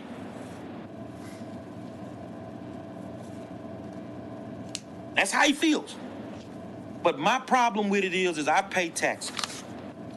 And I want representation because you taxing me. I'm tired of these Negroes running around here acting like they kingmakers. You get to choose if Miss Beckley wants to run. Oh, well, she ain't the right one. Let her run. It don't matter how much money she spend. On top of that, to answer your question, they leaving votes in the machines. What you mean they leaving votes in the machines? If they feel like a race is gonna go to a runoff, and it's you 2 guys, and they want you to win, they want Mr. Schofield to win, they're gonna leave 200-300 votes in the machine. So when the runoff starts, Mr. Busey already behind 200-300 votes. Oh, we got video of you bringing the machines in after the elections in different places that they shouldn't be. Now, I don't know if y'all really want to attack this beast, because you're going to have to arrest a lot of people. Sir, I'll just finish off my time with. I'm sorry. I would suggest submitting that evidence to the Secretary of State. I can submit it. I'm gonna tell you something. I would escalate it at this point if you have that evidence. I was in Minneapolis 2 days ago, because George went to school where I went to school, and I flew from Minneapolis to come here. And tomorrow I gotta fly back to Minneapolis. If I need to come back and deliver it in each one of your hands, I can do that. I'm not gonna waste your time, but I need this bill to pass. Stop letting them treat you the way that they treat me. And they don't care if you're a Democrat. It's about money. It's just about money. So when they say you punks, they talking about anybody that has a problem with this bill. And as an African American, we can't keep supporting criminals, knowing that they full-fledged criminals. Now, I know they watching, I'm sorry. I'm on my way home if y'all want to talk to me when I get there. I'm not scared of them. I'm being honest. I'm sick of them, and it's time out for it. I want you to think about how many African Americans that stood at this podium today with the same mind frame of passing this bill. It's time out for it. Stop playing with my democracy. If I choose to vote for somebody, I choose to vote for them. And that should be the end of that. It's not about black, it's not about white, it's really not about Republican or Democrat. It's about money. And the kingmaker down there, I'm not gonna stop until I put them cuffs on Mr. Ellis. Thank you, Mr. Monroe. Members.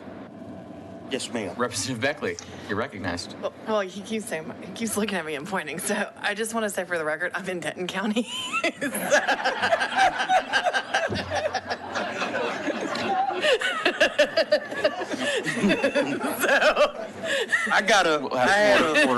For a long time, I guess you could call it a summer vacation home right there in Frisco. So I was always up in Dallas too. They doing the same thing in Dallas.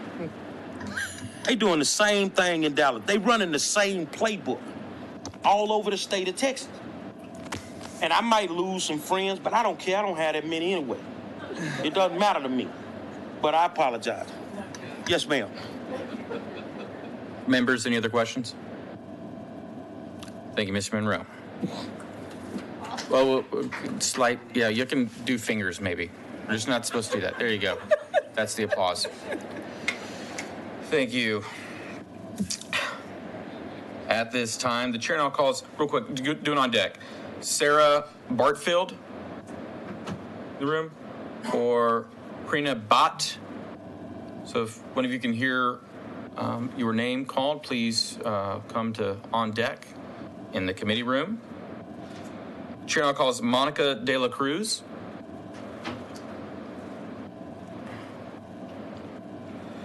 Brother Monica De La Cruz Hernandez. You're representing yourself and you are for the bill. Is that correct? Yes, that is correct. Thank Can I you. take this off? Yes, and you may proceed with your testimony. Excellent, thank you. Hi, good afternoon. As he said, my name is Monica De La Cruz Hernandez, and I was a candidate in the 2020 election, and I will be a candidate in the 2022 election. So I have a vested interest in the success and the integrity of our elections, and specifically the mail-in ballots that is happening here. You see, I am in the county of Hidalgo, and to share with you where Hidalgo is we are in the southernmost tip of Texas, right on the border, McAllen, Texas. Unfortunately, ground zero for illegal, and I'll say that again, illegal border immigration. That being said, I am obviously Hispanic. My district is 86% Hispanic, and Hidalgo County is over 90% Hispanic. I'm here to testify about our mail-in ballot applications and the importance of protecting the integrity, preserving the integrity of our mail-in ballot boxes, and punish those who don't uphold the current election. You know, Mr. Monroe, who was here behind me, I have a dream team too, and you're about to hear about our dream teams here in Hidalgo County. On August 18th, Hidalgo County Commissioners, led by County Judge Richard Cortez, discussed and approved the Elections Department to send out an application for ballot by mail to all people over age 65, to all over age 65 registered voters, using taxpayer dollars. Now, why this should alarm you is because on September 30th, the Texas Supreme Court, this is the Texas Supreme Court, the state of Texas versus Chris Hollins in his official capacity at Harris County, the county clerk concluded that we hold that the election code does not authorize an early voting clerk to send an application to vote by mail to a voter who has not requested one, and that a clerk doing so results in irreparable injury to the state. Well, let me tell you that the Hidalgo County Elections Administrator, Yvonne Ramon, failed to uphold the Texas Supreme Court ruling, and she mailed out unsolicited mail-in ballot applications to all registered voters over the age of 65. What are the repercussions when we have leaders and city officials in our counties that are not upholding current law and upholding what our Texas Supreme Court rulings are? If we don't have them upholding our current law, what makes us think that our citizens are going to uphold and respect that law? That being said, in Hidalgo County, we had between 2018 and 2020 a 245% increase in mail-in ballots. 245%.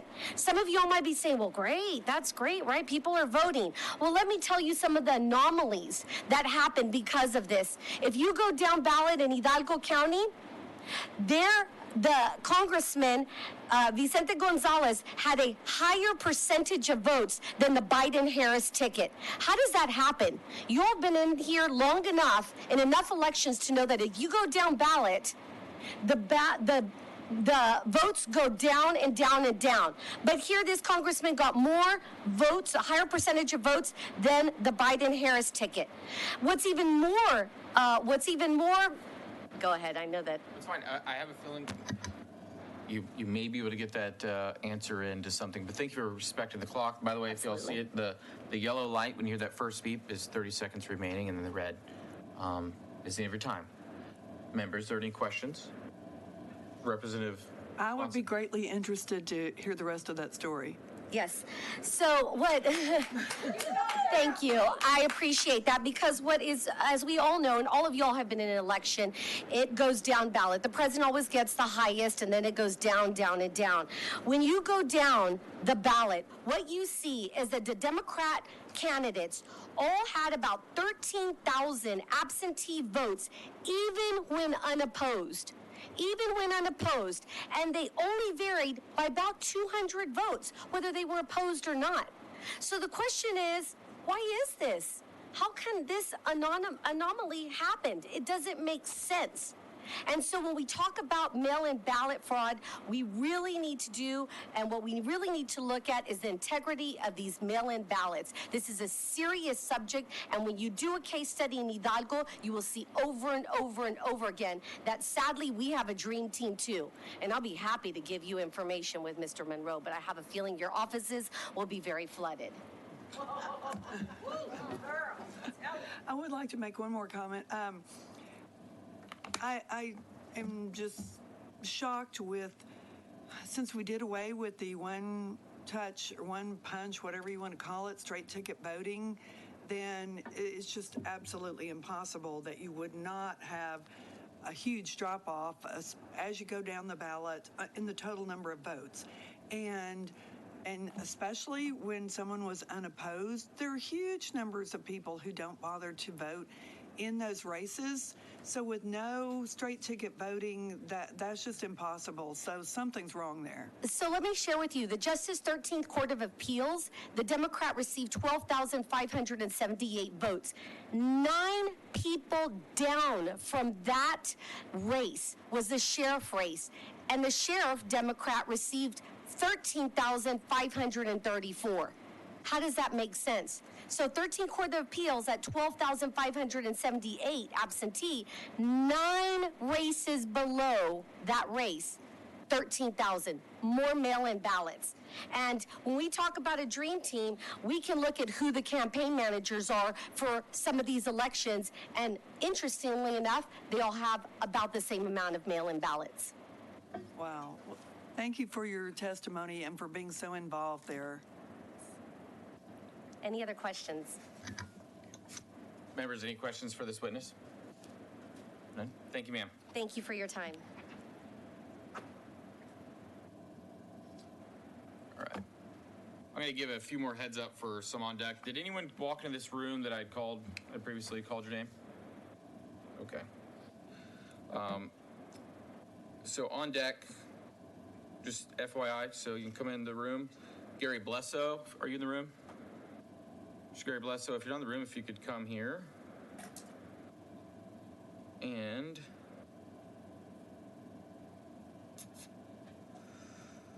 Nina Perales, if you're not in the room, if you could please come to the room.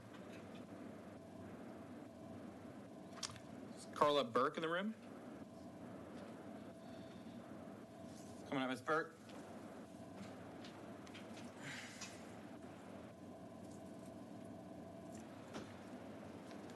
One moment. Okay, Ms. Burke, I've got you as Carla Burke. You're here on behalf of yourself, and you are for House Bill 6. Is that correct? Correct. Thank you. You may proceed with your testimony. Okay, I'm here to support especially strengthening the poll watcher wording to further clarify, as you mentioned, the word observed to include to be able to specifically see and hear. And I would add to make sure that we can read reports and computer screens, hear content of conversations, and speak on irregularities at the time they occur. I say this because in November, as a poll watcher at Central Counting, I was kept in a separate room to watch activities through a room. Some activities were 20 to 30 feet away from me. The way to hear, I had, there was a speaker that sometimes didn't work at all, or when it worked, it was an iPhone laying on a table in a room where there was 2 counting machines and about a dozen people, so it was really difficult to hear at all what they were saying. And the poll watchers are supposed to be allowed to draw attention to irregularities as they're happening in order to halt those, not just report them 2 days later when it's already too late to do anything. So being put in a separate room where we had no ability to speak to someone as things were happening prevented us from doing our job. Regarding observing the storage, I'd also ask that you please include Central Counting and the wording on page 4, 33605, because we are losing the chain of custody observation on the memory sticks once they're dropped off at the curbside at the county. The poll watchers were not allowed in the room where the pouches were opened, where they're unsealed and passed off hand to hand through hallways to eventually getting to Central Count. And those memory cards are not, everything else gets resealed. You have to have the judge, the alternate judge, they have numbers, they sign things, but not the memory cards with all the votes. At the end, they just get taken out and passed around. And I even saw 2 of them left on the table after the presiding judge has left. And I brought that to the attention of the counting judge that they were on the table, and she did not put them away in the safe even after I pointed it out. I do support poll watcher training. I've worked with both as an election poll worker and a poll watcher, and there are times that even the judges don't really know the rights of the poll watchers. So there is a conflict there, and often the judges think the poll watchers, for instance, there's the common thing that they can only talk to the election judge, and that's not correct. So sometimes they'll be trying to implement, telling the poll watcher the wrong thing, and the poll watcher is actually correct. So I would hate to see them get kicked out when in fact the poll watcher was the correct one in the situation. So I support anything you can do to bring clarity. Also, as these problems were happening, it wasn't resolved until the 12th day of counting, which was the final day of counting. So there was a lawsuit. Eric Opiello was involved, and that went on for this whole time of counting where we were out and not able to watch, and we were in the room. So by the time it's resolved, everything's over, and it was really resolved by an agreement, but this could all happen again next election, so we need to tighten that up. Oh, well, thank you. Members, do you have any questions for this witness? The chair recognizes Representative Swanson. Yes, I wanted to thank you for coming and, first of all, for being involved and having been working toward having great elections, and for coming and telling us those details. And I didn't catch what county this was. Travis. Okay, thank you so much. Yeah, thank you. Members, any other questions for this witness? Thank you, ma'am. Thank you for coming today. Did anyone that I called come to the room since then? Okay. One moment.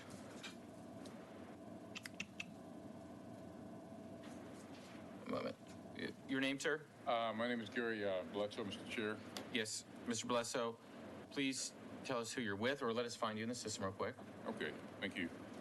My name is Gary Bledsoe. I am with the Texas NAACP. And it also says you're here on behalf of the NAACP of Texas and yourself, and you're against the bill. Is that correct? That's correct. Please proceed. And I do have a written statement that I guess.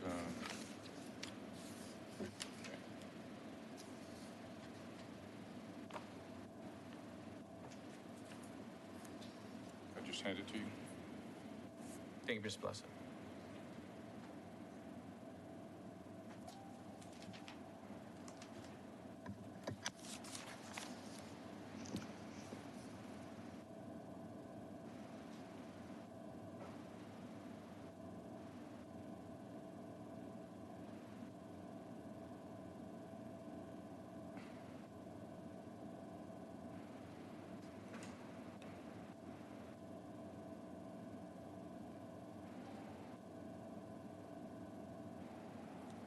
Mr. Blesso, you may begin your testimony. Okay, thank you, Mr. Chairman.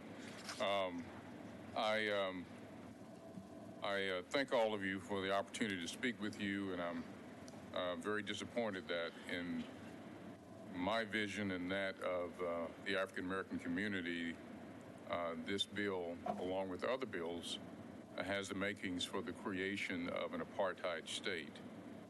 It is very disappointing that we have gone to the extremes we have when it's very clear to us that the laws that we have are very adequate to take care of the circumstances that have presented themselves. I think I heard the Attorney General testify earlier that there were only 43 individuals that were the subject of investigations today. I think that shows that this is not an issue that deserves this kind of change.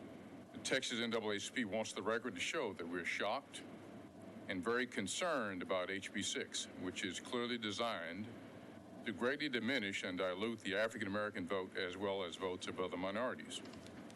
No fair administration declaration can change the fact that the substance of the law, when executed, will have a hugely negative impact on both minority voters and minority election officials. It should also be stated that the minority elected officials are in their scope too, or the scope of this bill. You can't any longer help an elderly constituent by providing them with a mail-in ballot application. This is truly incredible. There's only one reason to create criminal laws, and that is to dissuade minority voters and voting officials. Texas has a history of bias in its criminal justice system, and even when the state first instituted the reasonable impediment affidavit provision for persons without the discriminatory forms of ID permitted under Texas law, state officials sent out warnings about how they would prosecute individuals for any irregularity found on any such form. HB 6 follows in this vein. HB 6 amounts to an occupation of minority neighborhoods by vigilante organizations acting as poll watchers who are dedicated to diminishing the minority vote. Poll watchers are beyond... I'm going to let you finish reading it, so just whenever you finish, okay. Turn this off. Thank you, Mr. Chairman. Poll watchers are beyond the reproach of the election judge now, changing many years of accepted law and custom. The past election saw poll watchers in conflict with election judges for the discriminatory actions of the poll watchers who were then expelled or threatened with expulsion. This discrimination has found a friend in this legislation and are now fully empowered to continue their disrespect of minority voters and minority election officials. HB 6 is designed to overtake the system of prosecution and replace legitimately elected officials in counties where minority voters are able to elect the candidates of choice in coalition with other voters. HB 6 disrespects the Constitution and undertakes a raw and devastating taking of power and redrawing of our state constitution. The law denies a disenfranchised voter from appearing in front of the early vote balloting board where the mail-in or provisional ballot may be discussed. The nature of the language and forms are for persons innocently assisting voters will have a chilling effect on their ultimately agreeing to do so. They are threatened with prosecution for helping someone read a name. Some years ago, we had a problem in Bowie County where African American voters who had voted absentee were besieged by poll watchers from Harris County and interrogated about why they voted absentee, who assisted them in filling the forms out and why. it was intimidating to the voters. If you believe a candidate is good for your community, you have to get an opinion from an election lawyer to see how you can support them. The law is designed to have a chilling effect on those who wish to support minority preferred candidates. We've even seen the disagreements that we've had even within the lawyers that are on the state side on this. Innocent people who the drafters don't like, where the church groups and nonprofit organizations are now squarely within the sights of the bill. This bill is so broad it creates non-existent organizations, so people who may not even know each other but who may feel the need to support a candidate, they can be lopped together and prosecuted as if they had an organized crime unit. For a DA and even the AG might create a dragnet of opposing political operatives and eliminate them in one fell swoop. This is not an exaggeration. I have read the bill. Thank you.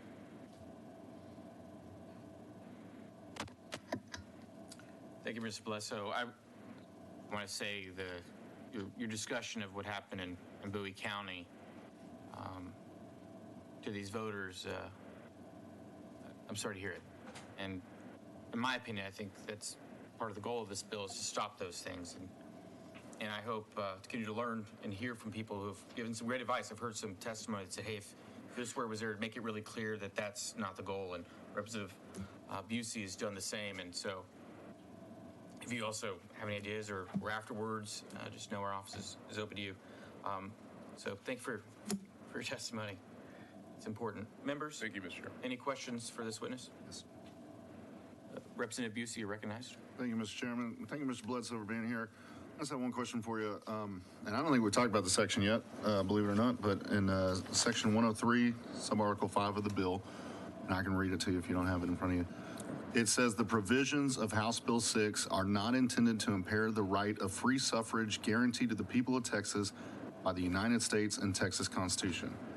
In your opinion, is there anything in this bill that would impair the right of free suffrage? The bill almost as a whole would impair the right of free suffrage for a variety of reasons. Let me just comment on several of those provisions that would have that impact. But, first of all, I think it would be really good. What I heard a discussion earlier in reference to the Secretary of State not keeping various statistical information and the Attorney General not keeping statistical information. Well, one of the things that could be done, and Mr. Chairman, you were talking about that a second ago, is whatever is passed, there could be a requirement that this type of data be kept. Because I think that what I'm about to talk about is I think that the application of this will be very much have a disparate impact on Latinos and African Americans, particularly, and so that's where the adverse impact will be felt. So I think it's important if data is kept. But one of the things, for example, 3.07.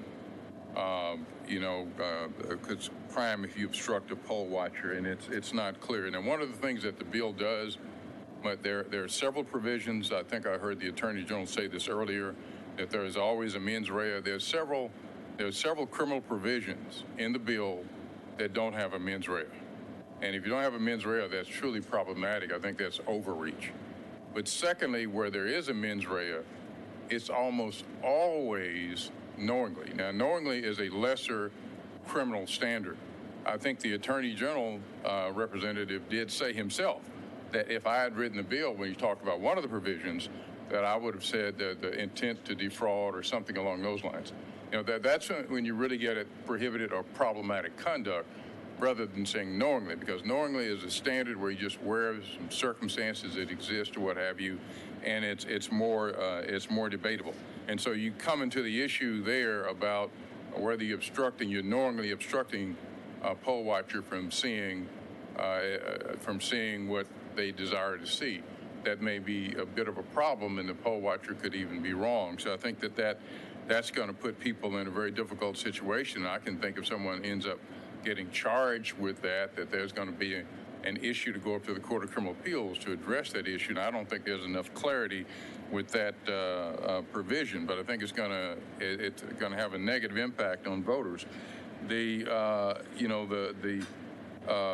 idea about observing the ballots in terms of the delivery of ballots, I think that's problematic. That seems to me that it doesn't have a lot of clarity. So what do they mean? When? Where? What if there's so many poll watchers? This is the kind of thing that maybe years ago you get, Republicans and Democrats go sit in a room, get interest groups together, try to work on some legislation, get bugs out.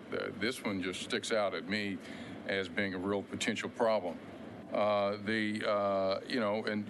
when you start talking about now we at least know the name of someone who assists someone when they vote or write-in ballot or what have you, mail-in ballot. But when you start asking for nature of relationship and things like that, there may be some privacy issue that someone has. I don't know. That might really discourage someone. I don't know. It may be someone has a personal relationship with someone that they don't want to disclose. I don't know. But there are things and maybe private health issues you don't want to disclose. But I think that's a problem. I think the offering to compensate for dropping off ballots, I think that, let me give you an example of where I read the provision and what that would do. Let's say that you want to, that I live in a nursing home and I want to have someone in the nursing home just drop my ballot off for me because I've sent it out for it in the mail. This provision clearly criminalizes the conduct of doing something. Or if you want to tip somebody, give them a Starbucks card for dropping something in the mail for you. It seems to me pretty onerous. And that's how I would read that provision. I think that's 4.03. I think 4.05, and I think I heard you talk about this earlier. It seems to me when you talk about the political favor or an official act of discretion, those things are, what are we talking about? What are the political favor? It might be political in a personal relationship. We don't know what exactly a political favor means. And so, in terms of prosecuting someone, people need to know how to conform their conduct. And if you can't conform your conduct, then there's really a due process, a due course of law type issue if you're unable to do that. So I think that at 4.05 is truly problematic. The 5.01, provisional voting, knowingly providing form with false information, it seems to be a little bit vague and overbroad, and it will negatively impact minority election officials in terms of how it's actually written, and I apologize for this. This should be turned off. State representative, actually. Vote harvesting. Vote harvesting, just to me, is so broad. I mean, this, for example, and I know we've talked about this, and I think there was some discussion of this with the Attorney General, but I think that what the Attorney General said, it's got to be in connection with the official ballot. But I think that Representative Busey, you asked some specific questions because it's not clear from the actual reading that does that. And so it seems like a very distinct possibility that in terms of this vote harvesting, that if it's in a different situation, it may not be in connection with the official ballot, but if you're out there canvassing, your church decides you're going to support somebody in the church and go out and try to get them elected, and so you go and tell voters in the neighborhood to vote for your church member. I think though this bill is that broad to where I think it would really kind of curb that kind of conduct. 5.04, it's illegal to count an invalid voter. I'm not sure what an invalid voter is, but that would have a real chilling effect. I can see that really being used to come after election officials. And the 5.05 is the one where I read it as to say you can't, if you're an elected official, you can't even mouth and tell someone they can apply for a mail-in ballot. It seems to me to be kind of particularly onerous, and if you're trying to be a good soldier, that would be a problem. Were you able to get a copy of the committee substitute? I did this from the substitute I got offline, I think. Okay. So is this not is that not? No, you raised a concern that was raised last week, and I hope we addressed it. It's a legit concern. I got up early this morning and read the one that they said was a substitute that was Good. online. Okay, So you probably saw it. It was still marked. So yes, sir. I think that's the one. Now, the standard practice or procedure mandated by law is a crime to suspend a standard. Now, I think that's still in the bill. I believe to criminalize an election official suspending or changing a standard practice or procedure, and so that is mandated by law or rule. And so, how am I to know if it's a practice that's mandated by law or rule? I don't know. Practice is a whole lot different from something that is in writing. Practices are kind of what people do. And it just seems to me that you put a person in a real loop, how they to understand what the scope of this is. How do you know how to conform your conduct? It seems like it could really be used to go after individuals. I think 6.01 invades the district and county attorney's authority. I think if you look at the state constitution, you can see a Republican judge instead of a Democratic. Well, I think we just heard. I think one individual, for example. Let me tell you what this does. This allows you to change what's always been the law in Texas. In Texas, when you needed a pro tem attorney, the district judge, if there was something wrong with the DA wasn't able to do it, the district judge would have the responsibility and the obligation to go and appoint someone else. And so that judge in that county that had the grand jury that was then sitting, that judge, and that's under the current law, would be the one that respond. But this creates something different. And so what this does, for example, if you're in a blue county, but then this creates a red panel, and a red panel then appoints the prosecutor to go in and prosecute. So, but it seems to me that when you look at the Texas Constitution, and it seems to me that it gives clear authority of all cases involving the state to go primarily to the district attorney criminal. The attorney general under state law, under the state constitution, is primarily a civil entity. And so I think there are some real issues there with how one is invading that province. And I think finally, I want to talk about what it does even for the courts, because the courts, it seems like it decides to require a certain kind of priority within the court system, that it tells the court system what the court system must do in terms of what cases it might take first without regard to whatever else is there.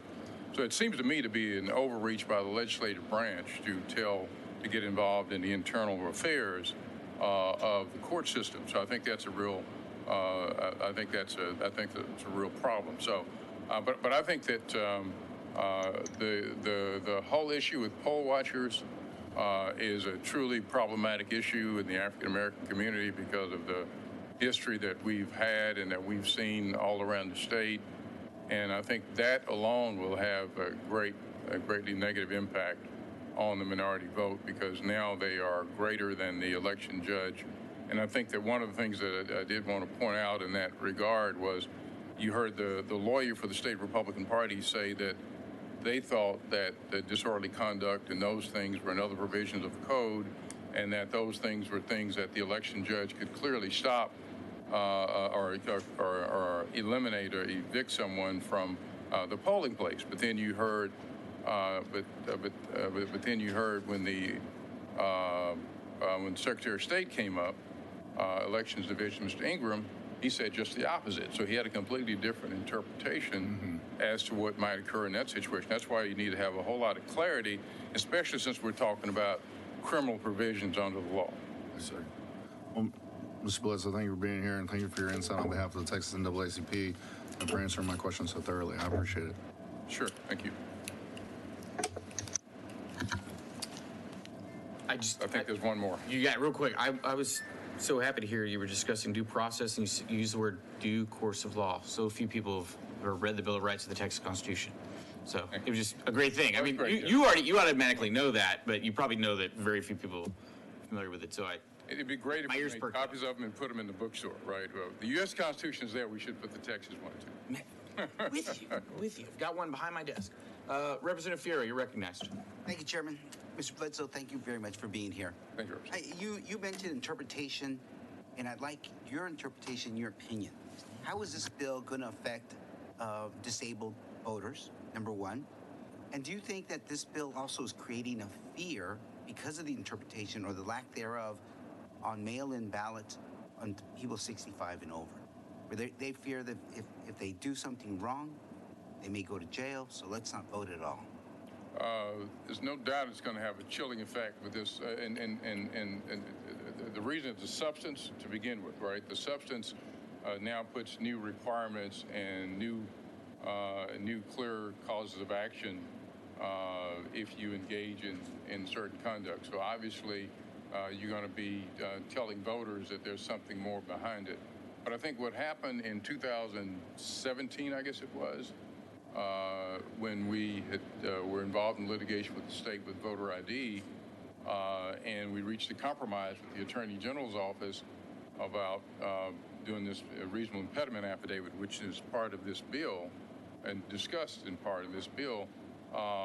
The Attorney General sent out all the news releases and things like that I'm going to prosecute anyone that makes a mistake. And that has a real chilling effect on people and thinking, well, this is truly a problem. And, people are going to not be seeking mail-in ballots now because they're very concerned. And then you're going to have people who are afraid to assist them. So that's going to be even another problem, right? Because people will look at what they have to do, what they have to swear to.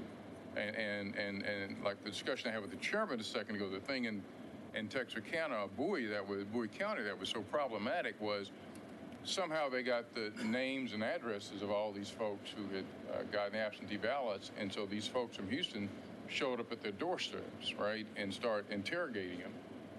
And so once you do we're creating a real data bank, right, with all these things that are being done here. And I think you have to read this bill along with SB 7 to see the kind of impact that it's going to have in the minority community. And and so when you look at those things and you look at what it means for a disabled voter, you be concerned, number one, if you are disabled, and then you're going to be afraid to put something forth because you're worried about, you're really and truly worried about whether or not you qualify. And then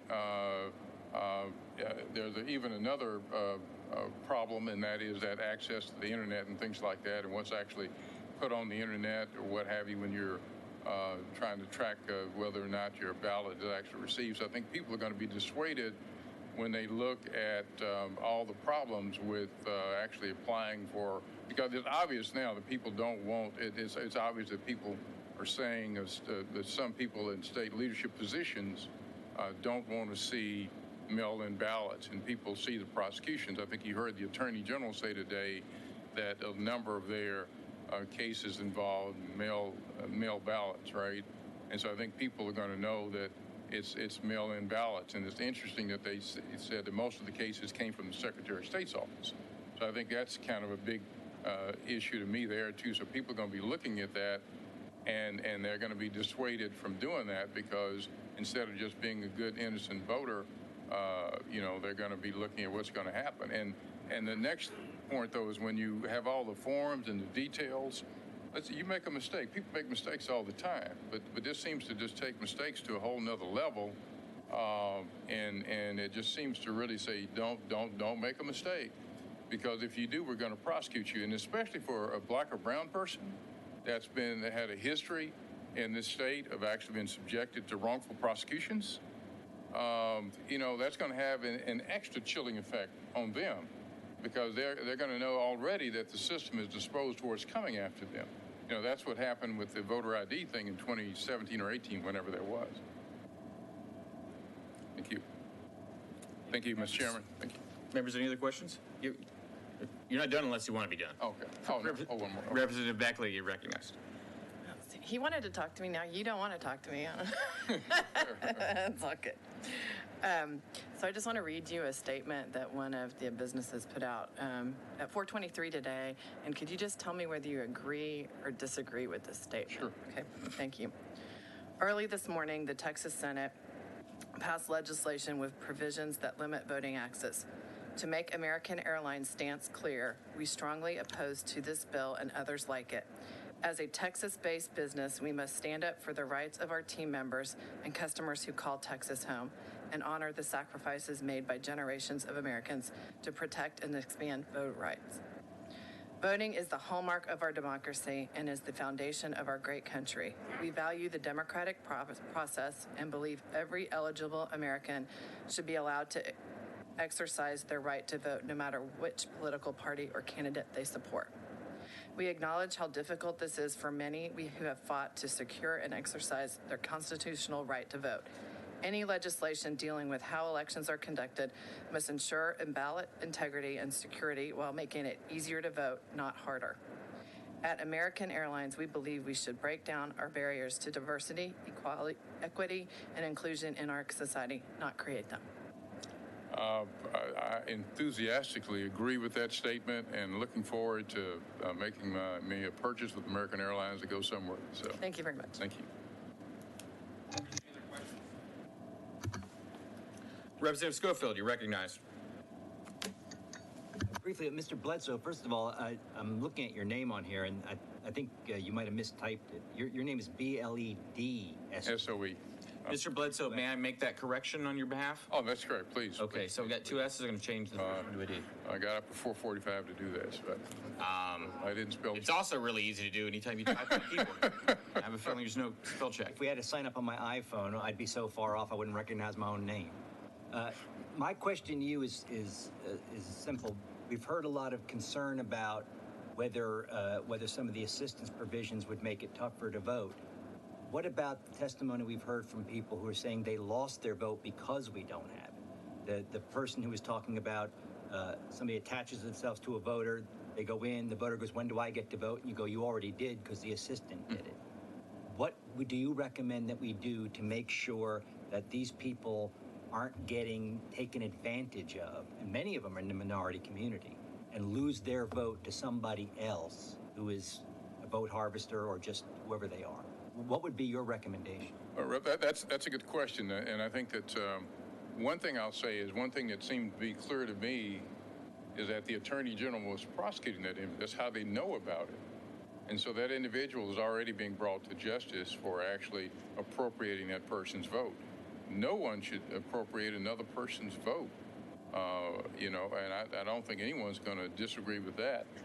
To the extent now, one of the things we have to do, we always have to go through trials or what have you, because it's one thing to say something, but, two people may have different versions, and one person may be telling the truth, the other may not. We probably remember the idea, remember Tom Coleman out in Swisher, the officer that said all the African Americans bought all the drugs from him and made all of it up out in Tulia some years ago.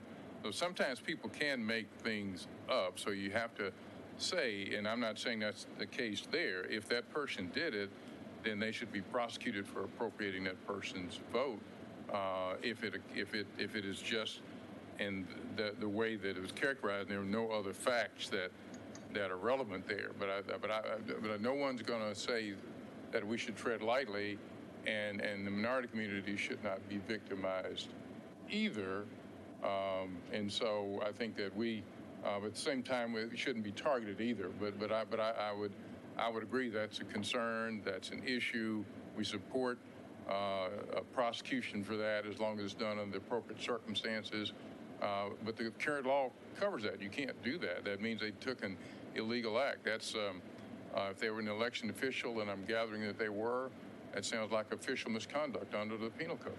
I think the idea is a lot of them aren't. They sort of latching on to these folks in the parking lot. And I think the purpose of the provision is that we now have, if somebody's got 172 of them, 172 of these forms, you start to wonder how they have so many friends who need assistance. And maybe they do. Maybe they're the executive director of the nursing home. But I think the idea is that we have a catalog so we can see who's doing this, because again, if somebody is being assisted by some, number one, doesn't qualify for it, you've just made them vote illegally.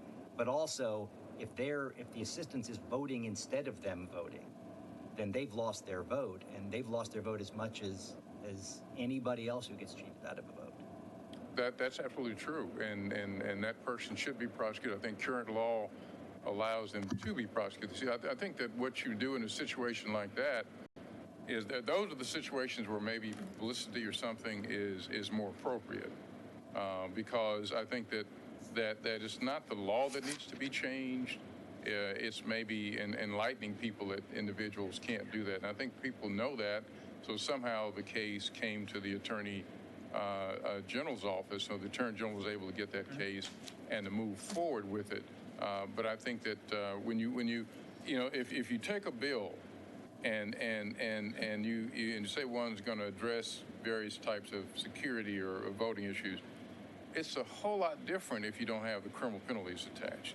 When you start putting those criminal penalties in there, especially with the history in our state, right, and the things that continue to occur, and you look at the disparities, you look at all the numbers or any of the old Criminal Justice Policy Council or the group that Fabello operates up at Texas A&M, all of them, the data is just clear. It's a real problem, the discrepancies, and so when you start adding criminal provisions, like we heard earlier Representative Collier's question in reference to, well, if 72% now of your persons you're prosecuting are a minority, then if we expand this authority and you're going to now be able to quadruple or quintuple the number of people that are going to be prosecuted, then all logic says that number is going to extend. And so this will be about prosecuting minority. Why can't we do this in a different way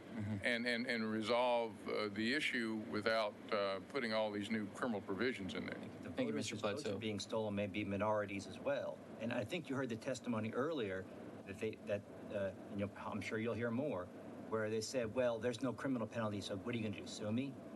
I think there's a lot of a lack of teeth in the election law, and when we see the wholesale stealing of votes by whether it's assistance schemes or mail ballot fraud or any of those things, if there's no criminal penalty, there's nothing, the prize is big enough that there's nothing to stop people from doing their best to steal an election unless there are criminal penalties. And if you've got a way that you can actually get them to stop, because that's really what we all want. It's not we want to fill our jails full of election law criminals. We want them to stop doing it. And if you've got a way to get them to stop, I'm all ears, and I think most of the committee is, and probably most of the House and the Senate. I would say in chapters 32, 37, and 39 of the Penal Code, everything we're talking about is already covered. So I don't think we need all these new laws. You look at 3710 of the Penal Code, look at 3901, 2, and 3. I mean, I think they're covered. I mean, I think we're adding things for effect and for and I hate to say it, but the ability to intimidate. When I read a form, if I'm there and somebody can't do something, they're at a polling site, and I want to go help them, and say, well, you got to fill this form out. And I read that last part about, but if anything inaccurate here, you will be prosecuted. I've got to make a representation. So I go from being a good Samaritan about thinking, okay, now if I live in East Texas, I'm sure going to think about that twice. I'm going to be straight up and honest with you. Thank you. I appreciate it, and thanks for being here today. Sure. Thank you. Thank you. Thanks, sir.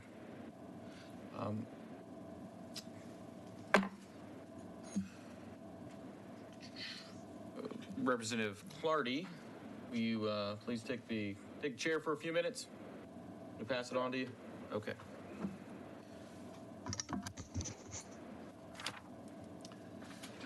All right, well, this time I'd like to call, the chair would call Mr. Paul Simpson to testify.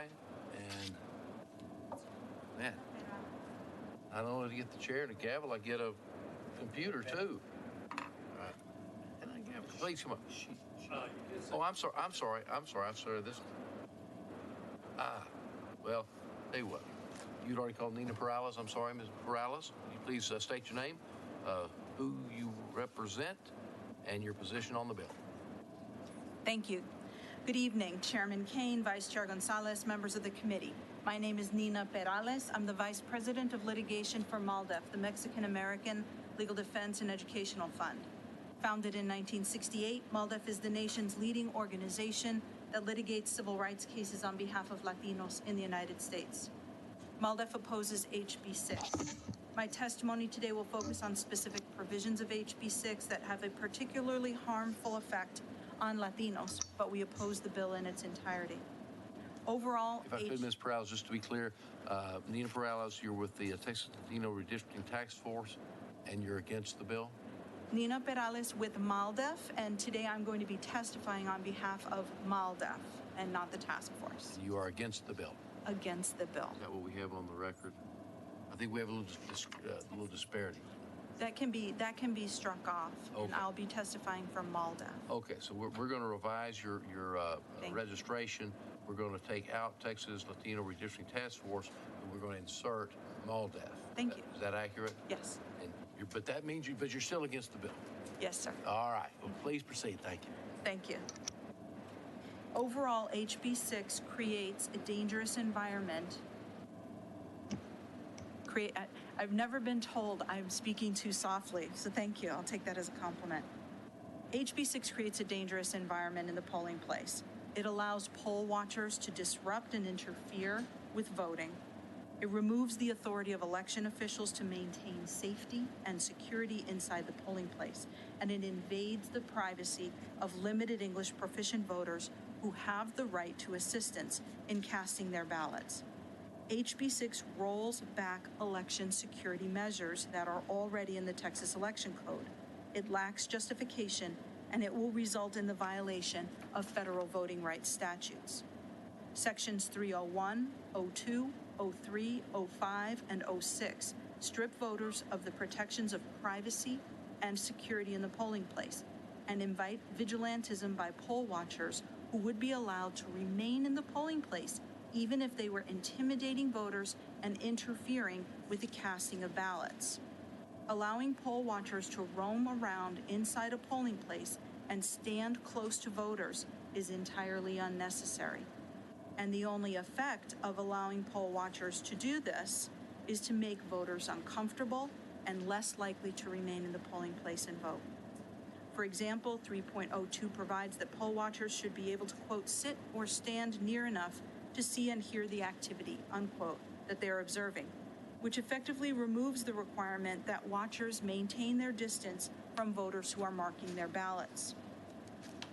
With respect to language assistance, Section 4.01 places obstacles in the way of voter assistance in the polling place by requiring assistors to complete a form stating the manner in which the person is assisting, the reason the assistance is necessary, and the relationship of the assistor to the voter. Section 4.01 delays the process of voting and invades the privacy of the voter who needs assistance. Assistors are relied upon by limited English proficient voters in order to cast their ballots. This provision in particular will have a negative disparate effect on Latino and Asian American voters who need help reading and marking their ballots. Thank you for your time, and I'm happy to answer any questions. Thank you, Ms. Perales. And our clerks distributed the material you brought with you. Thank you for that. Members, do we have any questions of Ms. Perales? Chair recognizes Representative Gonzalez. Can you repeat that last part when you mentioned that the limited English proficiency voters, which portion you're referring to? I will. And I'm sorry that Representative Schofield isn't here because I would have wanted to answer the questions that he asked of Mr. Bledsoe. And of course, the answer has to start with the voter and the voter exercising the choice guaranteed by federal law to the assister of their own choice. With the exception of an employee or a union representative or union boss, the voter is the one who has that choice to bring in the person. Maybe it's a relative, maybe it's a grandchild, maybe it's Susan, who's been standing outside the polling place all day offering her assistance, and maybe Susan has racked up 50 people that she has assisted. But the key point here is that it is the voter's choice to point to Susan or to bring somebody or to even ask a poll worker. That choice, that right, is guaranteed by Section 208 of the Voting Rights Act. It is one that is frequently exercised by limited English proficient voters. And in Texas, limited English proficient voters are Latino and Asian American, which means this provision potentially runs afoul also of the vote dilution provisions under Section 2 of the Voting Rights Act, in addition to Section 208. Section 302 in the bill provides that poll watchers should be able to sit and stand near enough to see and hear the activity they are observing. How does this new language affect the privacy of voters while they are interacting with poll workers and casting their ballots? Well, right now, as it is right now, today, the Texas Election Code allows poll watchers to sit in a place that is convenient to do their observing of the activity. What we have now in the Texas Election Code is sufficient to give the right to poll watchers to sit in a convenient place and look and see what's going on. I've been here all day, and I've heard a lot of complaints about poll watchers not being able to observe election workers. But what I haven't really heard is the impact that these new provisions are going to have on voters who are coming in and interacting with poll workers and also casting their ballot on the machine. There is no reason to add to the guarantees that are already in the election code that election poll watchers may sit in the convenient place and observe the activity, except to get them up out of their chairs and roaming freely and standing close enough to see and hear voters interacting with poll workers and interacting with the voting equipment. And that is intimidating. The history of voter intimidation in this state is of African American and Latino voters. There's no question about that. And many people will be deterred from voting if they think that somebody is going to follow them around in the polling place and watch them vote. So you mentioned the current law is sufficient. Can you explain what the current law is and why it's sufficient and why this is unnecessary? Well, the current law allows poll watchers not only to be accepted, it mandates, in fact, that poll watchers are accepted if they're carrying the right paperwork, and also that they be able to position themselves in a place, sitting down typically, that is convenient for them to be able to observe the activity.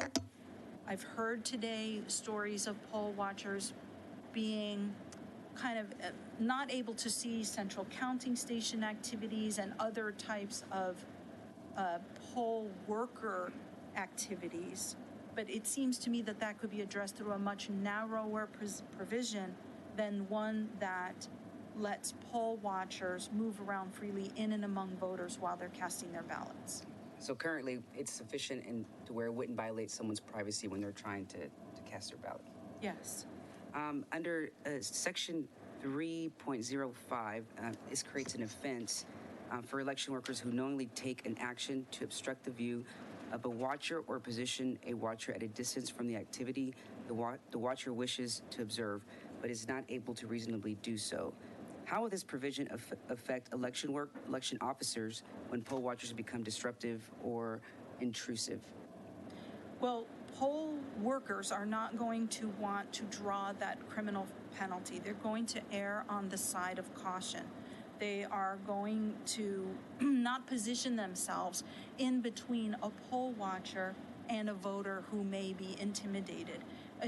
We heard earlier testimony today that many poll watchers don't understand that they're supposed to refrain from engaging with voters. So if we have a typical poll watcher who does not understand that and is attempting to engage with voters, what this provision does is it subjects a poll worker potentially to criminal penalties if they step even between the poll watcher and the voter who is attempting to cast the ballot. Criminal penalties will always make people fearful, and poll workers don't get paid enough money to take on that risk. And so it seems to me that they will stand back and that poll watchers will be free, even wrongly, to interact substantially with voters, which they're not supposed to be doing. So do you think because of that, it would make it more difficult for poll workers to be retained, right, and hired? We already see a problem with that in lots of different counties across the state. Do you think that this is going to make it even harder? These provisions in HB 6 are going to make it harder to recruit and retain poll workers. It's already poorly paid. There are long hours.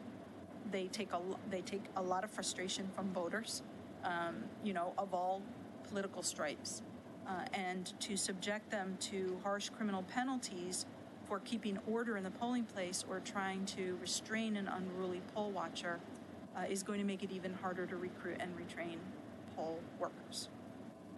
I just have a couple more quick questions, but okay, so section 4.01 requires voter assisters to complete a form stating, amongst other things, the manner in which the person is assisting and the reason the assistance is necessary. Can you explain whether this provision is consistent with the Voting Rights Act?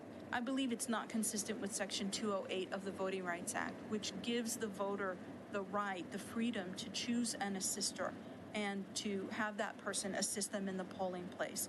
Having assisters getting diverted along with their voter out of line to have to fill out additional paperwork, and we've seen this in the polling places actually recently with the bypass affidavits that are done for voter ID. If somebody doesn't have the right paperwork, they're taken out of line and taken down to a table on the side. That's what's going to happen to voters who come with assistors. And then the assistor and the voter are going to be taken off to the side and told that they have to fill out the form. The form is also invasive in terms of the privacy. You know, my father-in-law is a naturalized U.S. citizen. He thinks he speaks English really well, but sometimes he likes to bring somebody in with him. It would be terribly embarrassing for him as an older gentleman to have to go into a separate place in the polling place and wait while the person that he's brought with him to help him vote that day fills out a form that describes not only their name and address, but also their relationship to him, the reason that they have to give him this help, which is that he really doesn't speak English that well, which is something that's embarrassing to him maybe, and also the manner in which they are going to give this assistance. And I think it would deter the voter and the assistor as well as create delays in the polling place. Do you think that it would deter the assister because of the potential criminal penalties that come with it, with assisting someone, or what is it? Well, I think the assister is going to be concerned about the time it's going to take, be getting pulled out of line, having to fill out an official form, concerns about maybe making an error or a mistake, concerns, as Mr. Bledsoe mentioned earlier, about describing your relationship to the individual. You know, what if you're a neighbor and you think to yourself, well, I'm just a neighbor, maybe I shouldn't be doing this at all. Maybe I won't do this the next time when, you know, my next door neighbor asks me to come and help. How will the new provisions criminalizing paying an hourly fee to campaign workers to help mail voters complete their ballots affect grassroots efforts to get out the vote? This is a provision that affects more than just Latino and other minority voters. It really affects kind of all folks who are doing grassroots get out the vote work. I won't belabor the point because it's been raised many times before. I think that the language in the statute is vague, and it doesn't make clear what type of behavior is improper when folks are either volunteering or getting paid some small stipend to go house to house to try to get out the vote, encourage people to either request and vote ballot by mail or to get out and vote on a certain day for a particular candidate. I agree with the other attorneys who have found this provision very difficult and vague and hard to manage. You mentioned several, and I was trying to write them down. You mentioned several sections of the Voting Rights Act that you believe is being violated by this bill. Can you just real quick repeat those and just kind of briefly, point to what that section is about? There were two sections that I mentioned. The first is Section 208 of the Voting Rights Act, which guarantees the right of a voter to use an assister of choice, with the exception of your boss or your union representative, to help you if you need help reading and interpreting the ballot. The other provision that I mentioned is Section 2 of the Voting Rights Act, which prohibits laws or policies that dilute minority voting strength. So, I was reading a report that was from 2018 and it was a bipartisan group. It's out of D.C. I think it was a Civil Rights Commission. And I know, given your work, in doing voting rights work, and would you say, given your expertise and your knowledge on and being involved in voting rights cases for many years, would you say that Texas has had the highest number of voting rights violations, at least in the most recent years? I mean, I know that was the case in 2018 when this report was written. Yes, I can confidently say that, because although I'm not familiar with the report that you're mentioning, we've done a series of reports about states and Voting Rights Act violations in the wake of the loss of the Section 5 coverage formula for preclearance for Texas. And since that time, since 2013, we've monitored voting rights violations in Texas as well as other states where Latinos live, whether that's Arizona, New Mexico, as well as Deep South states.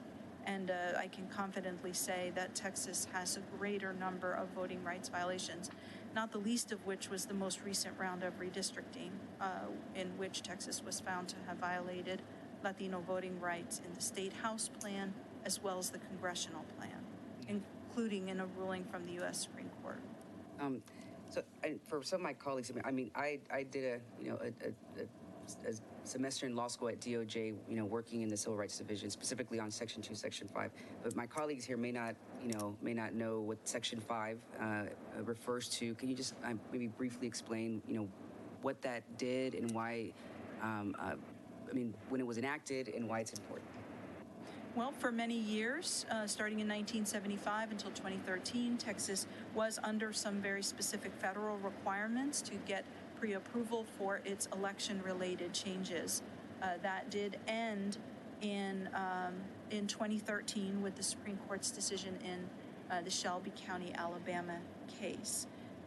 It is not true that Texas sort of emerged unscathed from its period of federal supervision, because following that, we did have court rulings striking down the Texas voter ID law as in violation of Section 2, the vote dilution provisions of the Federal Voting Rights Act, as well as court rulings striking down portions of the Congressional and State House redistricting plan. Why was Texas under a preclearance?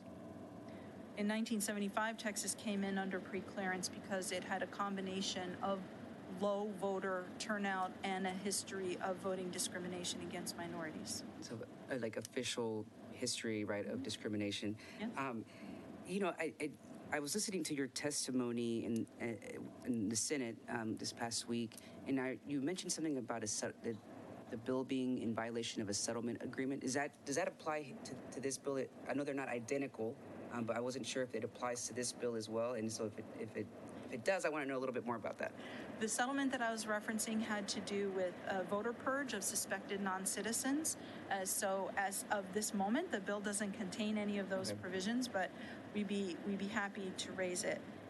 However, it is an opportunity to mention that although I have never actually met or seen anybody who was accused of voter fraud because they had done something suspicious at the polls, I have over the years represented people who were legitimate voters who were accused of somehow being involved in fraud in the system. I have counseled or represented voters who were falsely accused of being non-U.S. citizens, of voters who were falsely accused of having been participants in ballot harvesting schemes, as they've been referred to. All of them were legitimate voters. All of them were significantly deterred from future participation in elections as a result of these negative experiences. And so I'll finish up with this last question. But you mentioned that Section 5 was, it was struck down. What kind of activity have you seen in some of these states that were under pre-clearance requirement? Was there a surge in legislation being filed restricting, voting measures? Well, I think the reaction to not having to pre-clear certain types of election policies led some states to then adopt, or in the case of Texas, Texas had adopted some policies and laws that had never received pre-clearance. So after the Shelby County decision, for example, Texas voter ID and redistricting plans came into effect as a result of no longer being blocked by federal preclearance requirements. We also saw this in other parts of the country, including North Carolina, which had a strong bill that was ultimately struck down by the courts, as was the Texas voter ID and the Texas redistricting plans. What I was going to say is that it just shifted the burden of time and expense over to private litigants who then had to work these cases over a course of many years through the courts to get to their final resolution. So prior to Section 5 being stricken down, the state or whatever voting changes were being made to either procedures, practices or what have you, somebody would have to show, right, whoever was requesting it, if it was a state law that passed, would have to show the racial impact that it had, right? So it shouldn't be a problem for us to be able to get that information to see what kind of impact it has, correct? I mean, they've had to do it for that many years. Yes, states frequently gather information about the impact of their new laws and policies in elections on voters of all different races. It's not hard to find that information. Okay, and do you recall where that information was obtained? Was it from the Secretary of State's? Typically, it would be the Secretary of State that would prepare the preclearance application, and so the Secretary of State is normally the repository of information with respect to any potential racial disparate impact. So they were able to provide, right, because I mean, we had those questions earlier, and we're not able to get that information as far as how some of how this legislation will potentially affect certain communities of color, and we've been told that that information is not kept or that they don't keep up with that. But you're saying that they provided that information before, right, to try to get pre-clearance. Yes, although not specifically on assistors. My understanding is that when somebody currently comes to assist a voter, that record is kept at the polling place. It's not impossible for the Secretary of State, which is in constant communication with local election officials, to perhaps do a survey or to make some other attempt to get that information. I mean, I just find it hard to believe that biographical data is not being kept, right? I mean, you get asked that on just random surveys sometimes, and so I imagine that it's not hard to obtain that information. But with that, if there's any, I'll pass it along to any other members that have questions. Thank you. Thank you, Vice Chairman Gonzalez. Any other members have questions for Ms. Perales? Hearing none, thank you for being here today, and thank you for your testimony. At this time, we're going to move forward. I'm sorry if I gave you easier there a moment ago, but we're going to go with Paul Simpson. After that, Aubrey Taylor, if you were available. And then I'm going to recall the name here, Wesley Bowen. Wesley Bowen. Okay, you're here. We called your name previously. You'll be in the hole, and we'll have Aubrey Taylor on deck. Paul Simpson, you are up. I would just admonish all the witnesses here as we go forward. And remember, we have a number of witnesses to come, and the number you've already heard if you've been sitting in the rooms or watching on TV in the overflow rooms. Let's try to avoid duplicative or redundant cumulative testimony. That really doesn't help. I appreciated Ms. Perales a moment ago. She testified to something I'd never heard before in my life, and I doubt that I ever will. She said she wished Mike Schofield was in the room. I don't. That's really an unusual statement. So let's keep it, but let's keep it on point. But try to focus on those things that you think we need to hear, that you have specific knowledge of, and we can move through this a little quicker. But Mr. Simpson, with that, you please identify yourself, tell us who you represent and your position on the bill. Thank you. My name is Paul Simpson. I am representing myself here today, and I'm testifying in support of HB 6. And Section Chairman Clardy, may I provide to the clerk a set of handouts for the record? Maybe she could distribute it to members. Yes, thank you.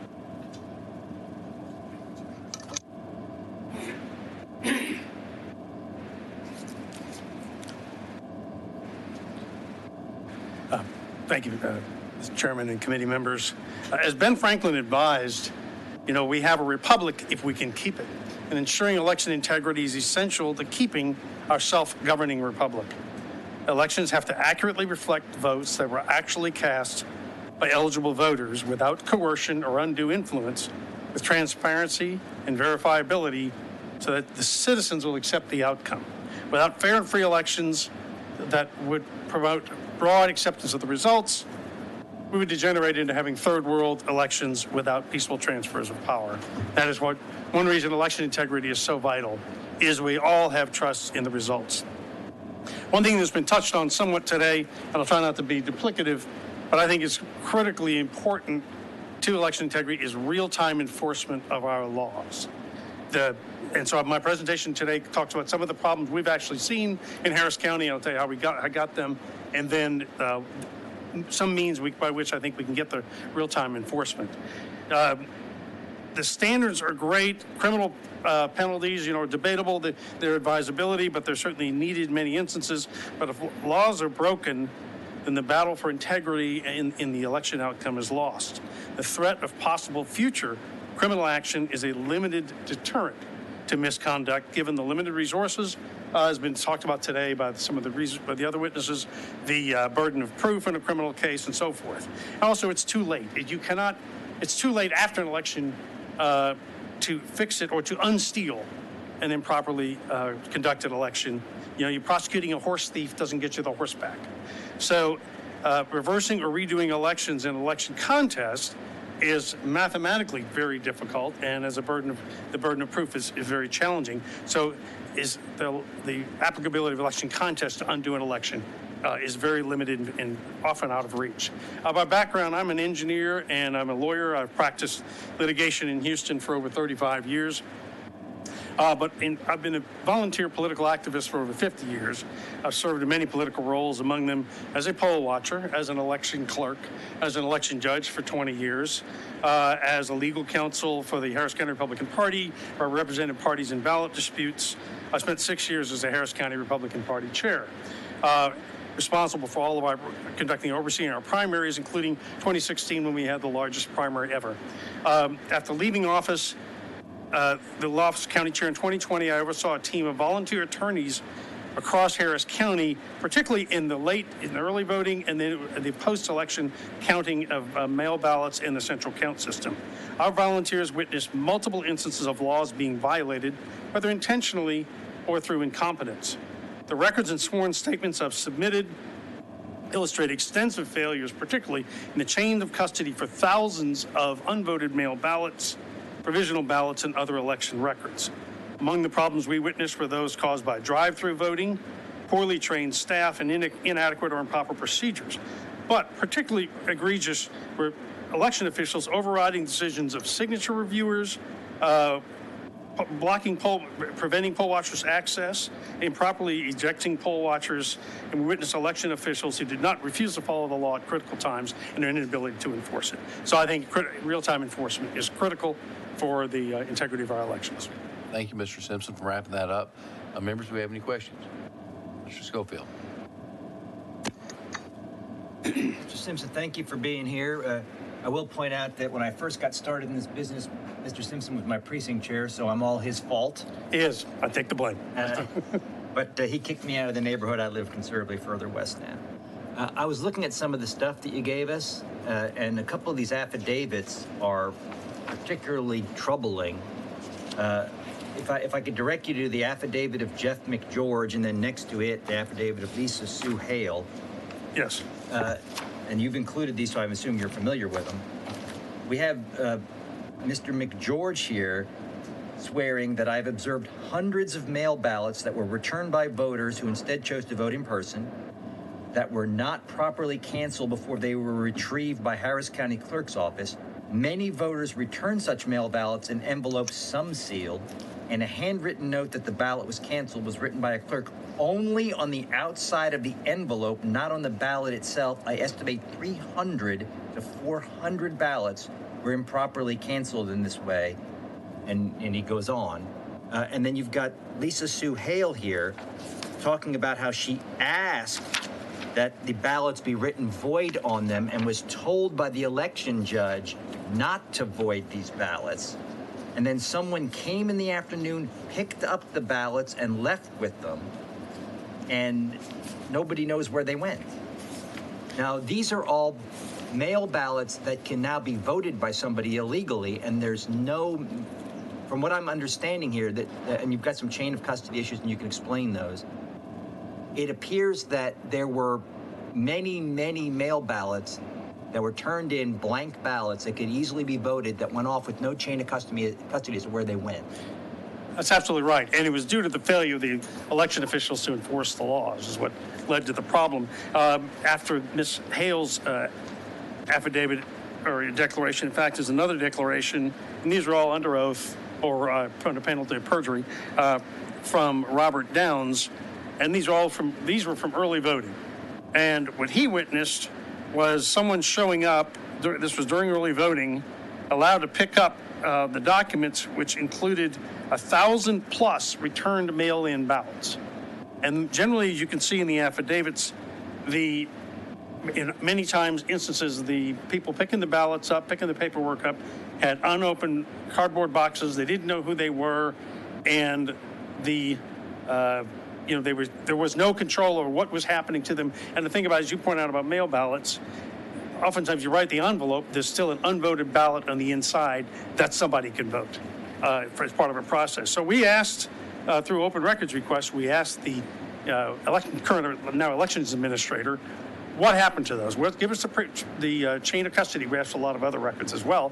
And all this takes time. So after quite a few months, we were supplied some records, and just last week, they gave the same answer. These are all the records they have of chain of custody, and that's actually Exhibit 1 to my attachment. It's 10 pages of what are supposedly chain of custody records. Yet I've also attached a picture of one of our folks saw that is not included in those records that the elections administrator has, and repeatedly throughout, highlighted in the affidavits that here. And this is just a sample. You had something that they didn't give to you. Yes. So that's, as you know, as being a litigator, when I ask for all the documents and you give me what you claim are all documents, and I've got one you haven't given me, I know you're holding out on. That's just the start of it, because that was a one picture of one. That's Exhibit 2. But the affidavits mention that they have the dates and the locations. And as I've highlighted on there, the places that these people witnessed thousands of mail ballots being taken away are not even listed on the records the elections administrator provided. And one of the witnesses says, well, when a county worker came at one point, they said, oh, well, somebody had taken the records away 4 days ago. The new county worker had no idea that had happened. So we have thousands of mail ballots in circulation through this early voting period. Let's talk about that for a second. You're saying that a bona fide county worker shows up to collect the mail ballots that have been turned in by voters. When a voter decides they'd rather vote in person, they come and they turn the mail ballot in at the polling place. When the bona fide county worker shows up to collect the ballots, she's told somebody's already taken them.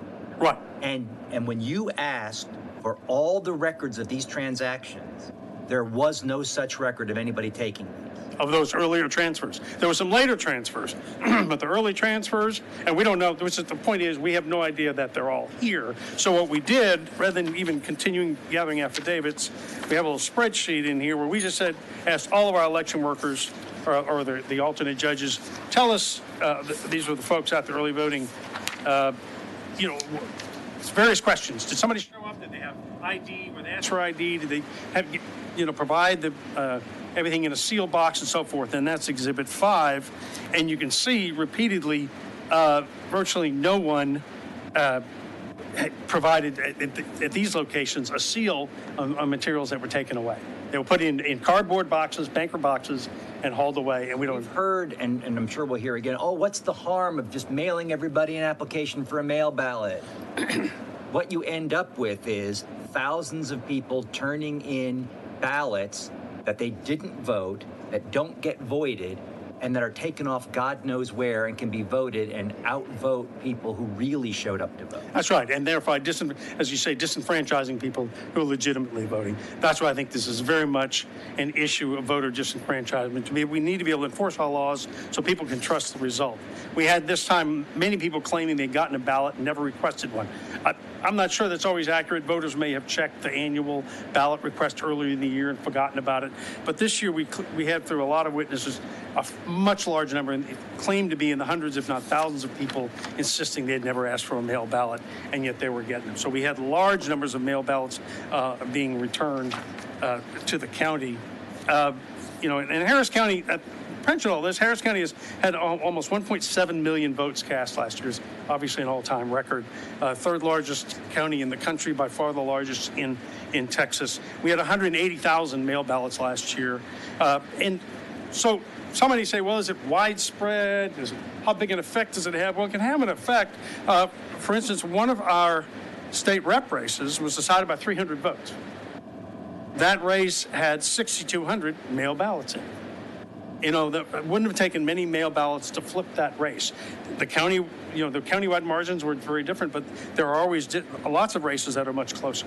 And so the mail ballots, even at a fairly small amount of them being misused the way they were, or in this case, thousands, could easily be enough to have flipped a result of a race. But once that mail ballot's cast, and once it's counted you've heard from witnesses earlier, there's no undoing that ballot. And you don't even know how to undo it at that point. Now, you mentioned the need for real-time enforcement, and I think we've had a little bit of testimony on that, basically to the extent that, if you get a ruling 6 weeks later, what good does it do after the election?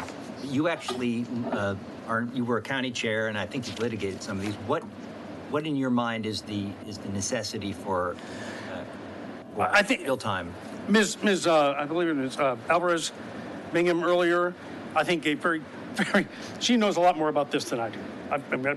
We need to hire her, to pursue these matters. But I think she pointed out, in sort of continuing legal education way for the lawyers here, some of the challenges in enforcing the law in real time in election disputes.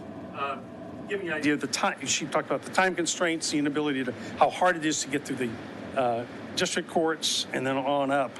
We watched the Attorney General prosecuted several cases last year, and you'd watch this tedious way. It's a meticulous way, but it is tedious. You have to go through district court, appellate court, Supreme Court, all of which takes time. Meantime, the bad actions can be occurring that whole time. And a lot of the things we've laid out in some of these later affidavits I've got here of just blatant violations by the presiding judge, Democrat presiding judge at central count. That's where they're actually counting the ballots and counting the provisional ballots. And the presiding judge at the signature verification ballot board, where they're reviewing all those mail ballots. Absolutely flippant attitude. One of them, even when he was caught ejecting poll watchers improperly, he just said, well, go ahead and sue me. Knowing full well, and this was after the election even, this was during the central count and ballot board review, that nothing could be done to him because of the problems we have. So that's one reason I think particularly... David here, but Jonathan B. Newton.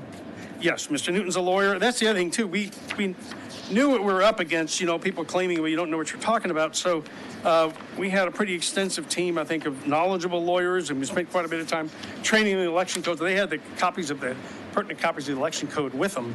And, in that instance, Mr. Newton, got into a dispute about what they were able to do with respect to election workers. He knew, and they knew, that they could comment if there was an irregularity going on, and the workers were willing to talk to them, which was interesting. We knew the workers said, don't talk to me, they would have to quit.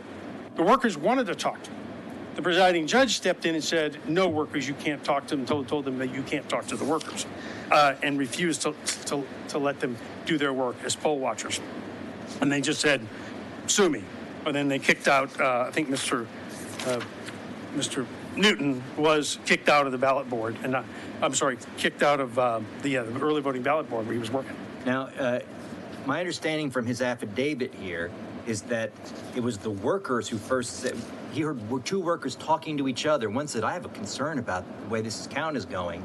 And another worker said, I have a concern too, at which point Mr. Newton asked him about it, and that's when the presiding judge jumped in and said, oh, there's no looking at what we do. You have to... I think that's exactly the behavior that section of this bill is designed to stop. We have poll watchers there for a reason, including at central count.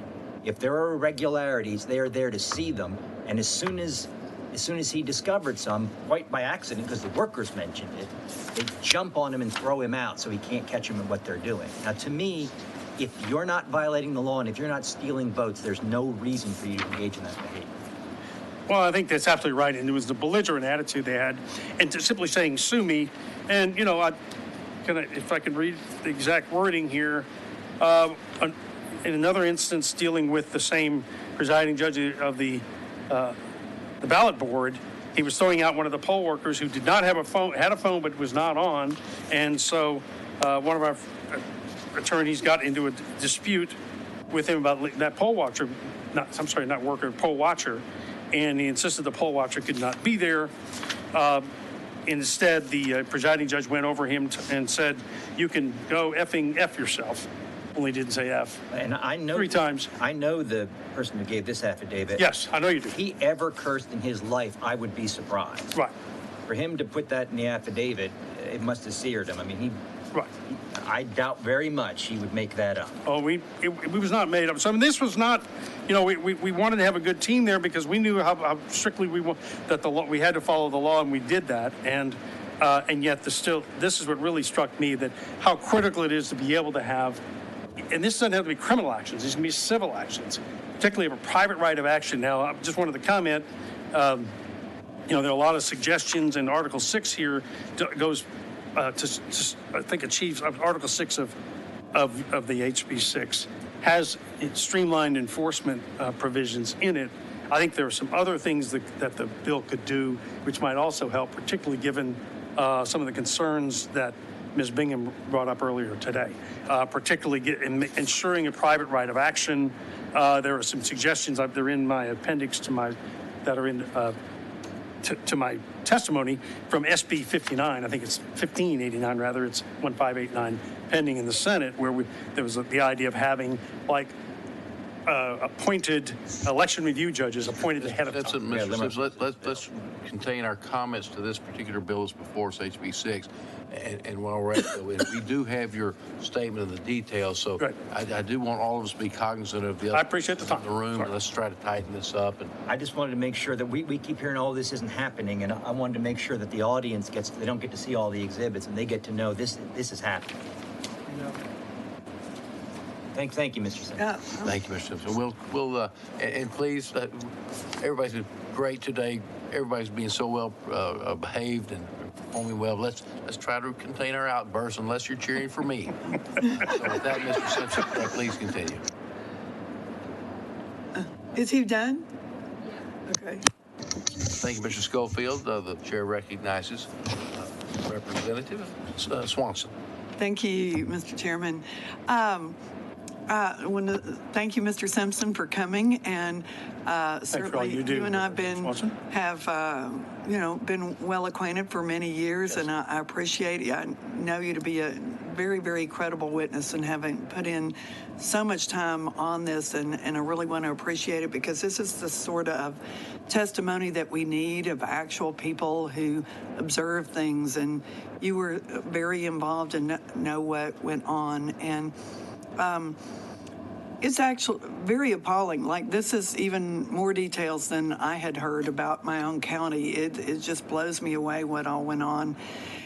And I just want you to say again, you said 1.7 million people voted in Harris County, or at least that's how many votes were registered, right? That's how many votes were counted, yes. Yes. And you said that that's the 3rd largest county in the nation? Yes. Okay, do you know what percentage of the votes in Texas that would be? I think we're typically about 1/5 of the votes. I believe it's roughly sort of. So what you're telling me is that if we have massive fraudulent voting in Harris County, we can flip the whole state. It certainly has a huge effect, and I'm sure if something as Ms. Monroe spoke about, if they're doing it in one large county, they're probably doing it in another as well. So I think it is clearly with some organization to this effort, things that were being done. So it is a great concern. Absolutely. We are hearing that it is perfected in one area, and then the system gets moved up to another area. But in many ways, if it were only Harris County, since that's the part you really know about, we need to understand this affects everybody in the state, and as far as certain elections, it affects the entire nation. So it's very important that even if, some people might feel, well, their county's doing okay. Well, it may not be about, the future, but we affect the whole county, and the whole state. Your statewide elections, your Senate and congressional races that often go outside the county, and there are appellate courts that are 10 counties. So it's so important to make sure that the entire state is holding proper elections, because we can take down the whole state if we don't run our elections properly in Harris County. Wouldn't you agree? Absolutely. In many ways, we're the canary in the coal mine here, that they tried things in Harris County last year that had not been done elsewhere, such as the initial attempt to send out mail ballot applications to every voter. Right. That's 2.3 million people, or names rather, on the rolls, 600,000 of whom didn't even register to vote, didn't vote rather. And so who knows what would have happened to those 600,000 mail ballot applications. We don't know if those people are alive, dead, still live here or what.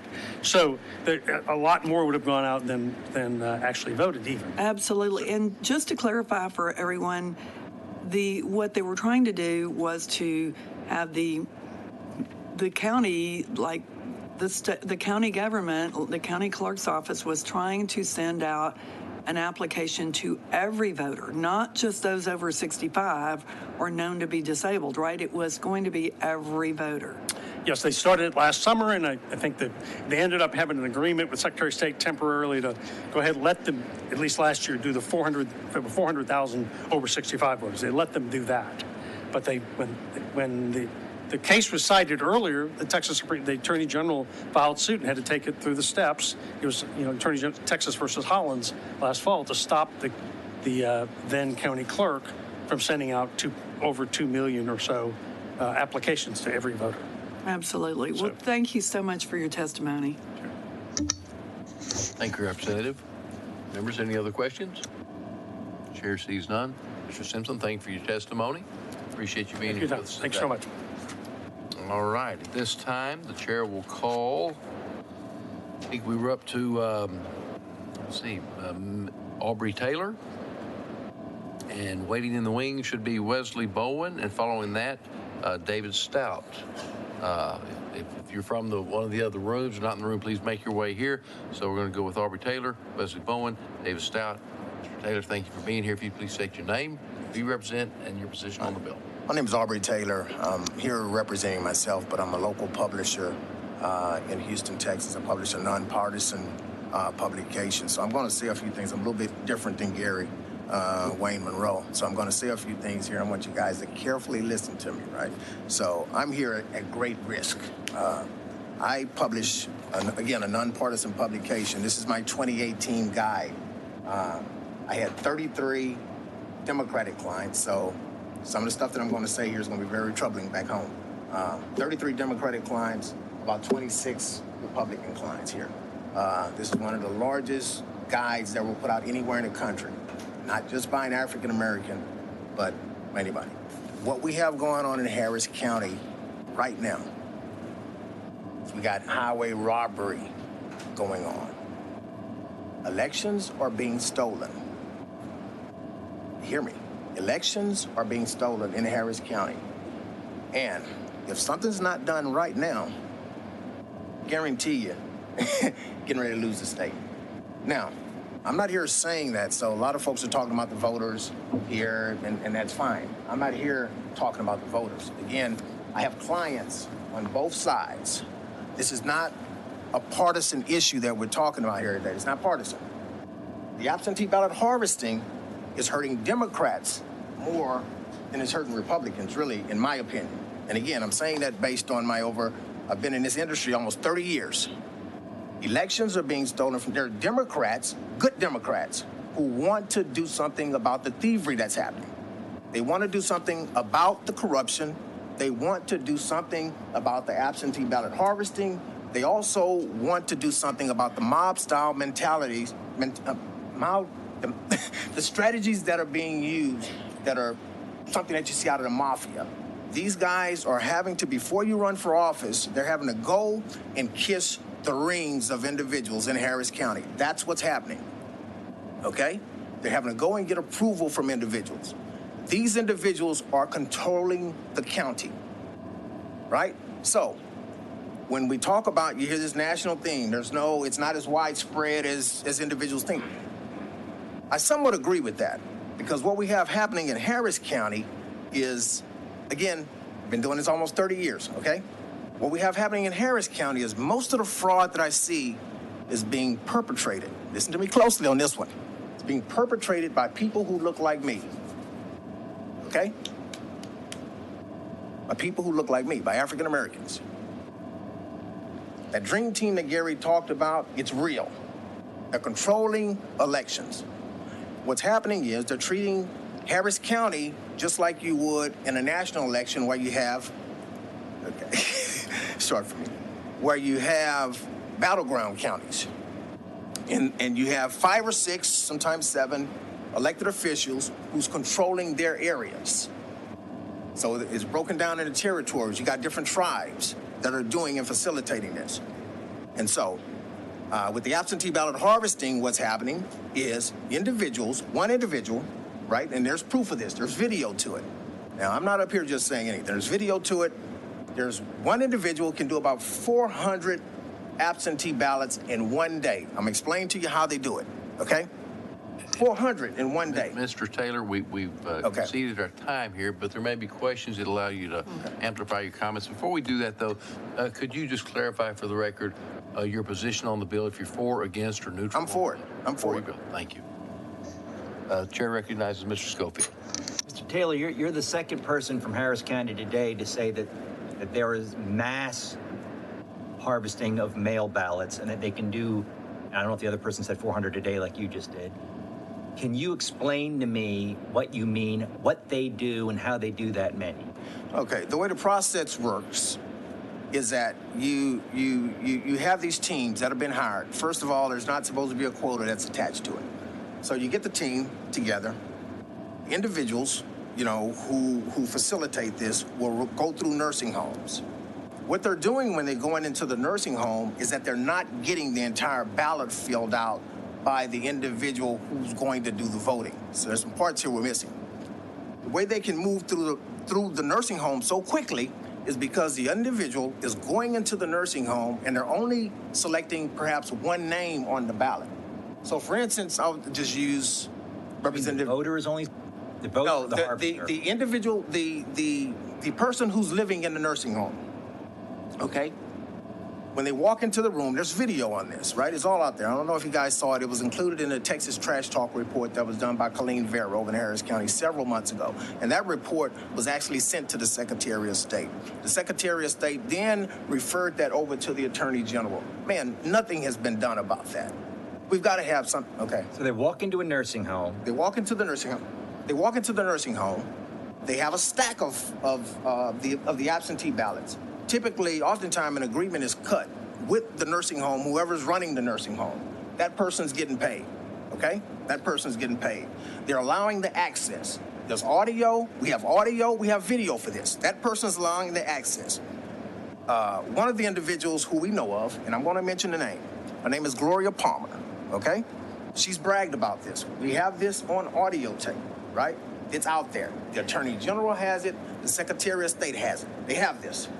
Okay, this particular individual, these individuals can go into a nursing home, and the way to get the 400 is you got one name, you got the ballots, right?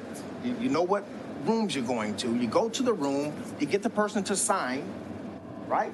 And you move right along. All they select is one name. Here's how it becomes harvested. At the end of the day, these people get together. We have a pretty good idea. Well, I'm going to go that far. So they get together with all of the ballots, okay? Then what they do is they select the names of the people who they want to win the election, okay? They go down there and select all the names. So for some of these people who will sit up here and they'll walk in here and they'll say, hey, it's not happening. Hey, look, some of them actually don't know they're being cheated for. Okay, you got me? They don't know. The candidate doesn't know. The candidates don't know. The candidates are running their campaign, so they would sit here and they would say, hey, it's not happening. Oh, this is, it's Republicans trying to, no. So they don't understand. So, and we have proof of this, right? So I'm not just up here saying it. They don't know that they're being cheated for. So they're legitimate in saying they don't understand it's happening. They're thinking that they won their election on their own volition. They don't know that you have kingmakers up here, 4 or 5 individuals, I can call the names, who's controlling the entire process. and they're controlling who wins and loses. I'll give you an example of that. Many of you girls heard of, and I know this one's going to get me in trouble, but I'm going to say this so that you understand clearly what I'm talking about. You guys understand the historic black girl magic thing. I don't know if you heard it when the 19 judges were elected over in Harris County. Many of those individuals were my clients, right? These women know nothing about the absentee ballot at the time. They didn't know anything about the absentee ballot harvesting. If you remember that election, they were world beaters. So you have African-American women, females winning elections up and down the Democratic primary ballot. While the absentee ballot harvesters are playing ball, this is what happens.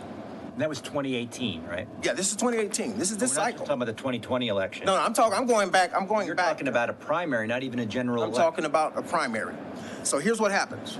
So you get all of these people who win. Then we get to a runoff, okay? The absentee ballot harvesters are no longer playing ball, right? They're not playing ball now because we're in a runoff.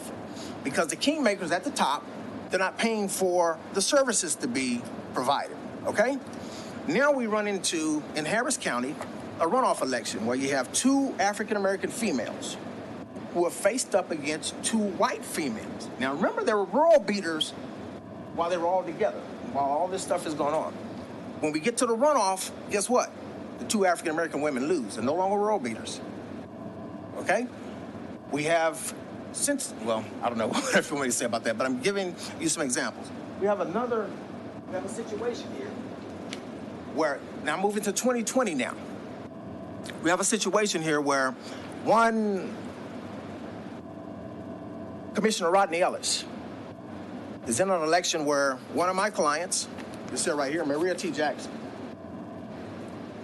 she decides that she's going to step down off of her judicial bench.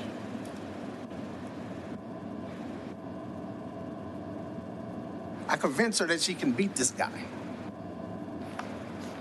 We've done everything that I know about canvassing, everything about the reports. She's run countywide. I know we have this Rodney Ellis measure. We can beat him.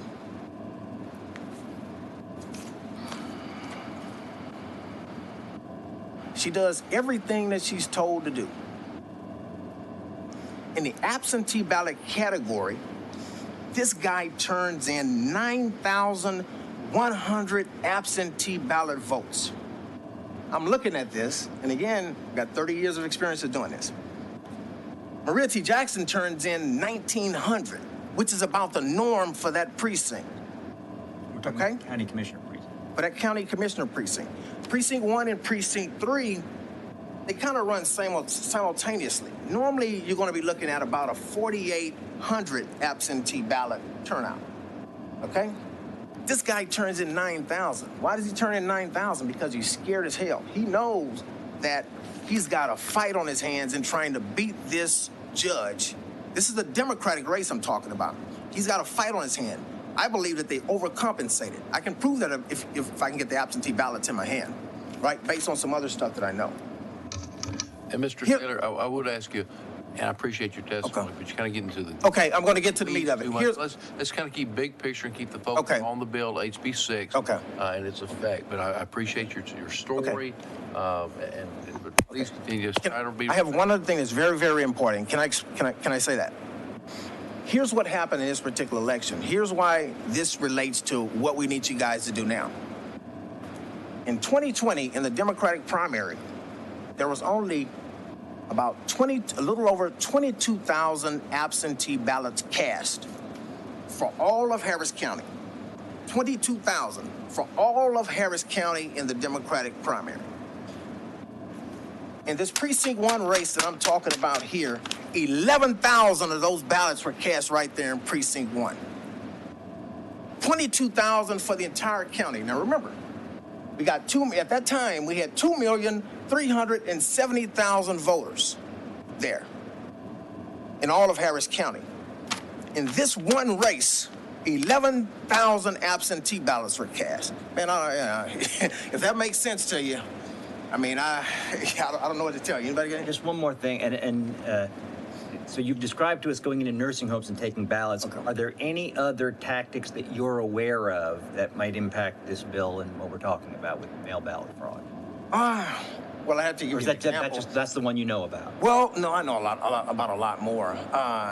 We believe that there's some things that are being done in terms of the manipulation of the numbers. There's another race that I was involved with where we know that some money changed hands between a candidate and some precinct judges and that kind of thing. I have probably about between 8 to 15 precinct judges that have basically told me of some things. They're afraid. Many of them are not going to come out here and talk about it. But there's some nefarious things that are going on in terms of money changing hands and people buying votes. I mean, all of that's real. It's going on in Harris County. It's going on in Harris County. It's going on big time. And it's beginning to affect us on a statewide level. Okay. Any further questions? Members, any other questions for Mr. Taylor? Yes, I do. Chair recognizes Mrs. Swanson. Oh, thank you. Thank you, Mr. Chair. I appreciate you coming, and I'm really impressed with the degree of knowledge you have of this, and I have been following some of the things that you have come up with, and I think that this is so very important, and I know you have a lot more basically specific knowledge of specific things like that. I am kind of curious on that one primary race that you talked about. How did the mail ballot race percentages compare to the in-person percentages in the race with Maria Jackson and Rodney Ellis? They were out of line with the norms. I mean, we saw in various precincts, based on my knowledge of the precincts, once I went in and looked at the canvass reports, what I saw was it seemed as though the individuals who I believe to be involved in harvesting, they were also doing better in certain African-American districts when it comes down to the ballot, when people are basically voting for women. And you have these men like State Rep, where he was with Boris Miles and Ellis and other males. Their numbers are going in line with what they are for the women. For instance, there's precinct 193 where that was a strong precinct for African-American females.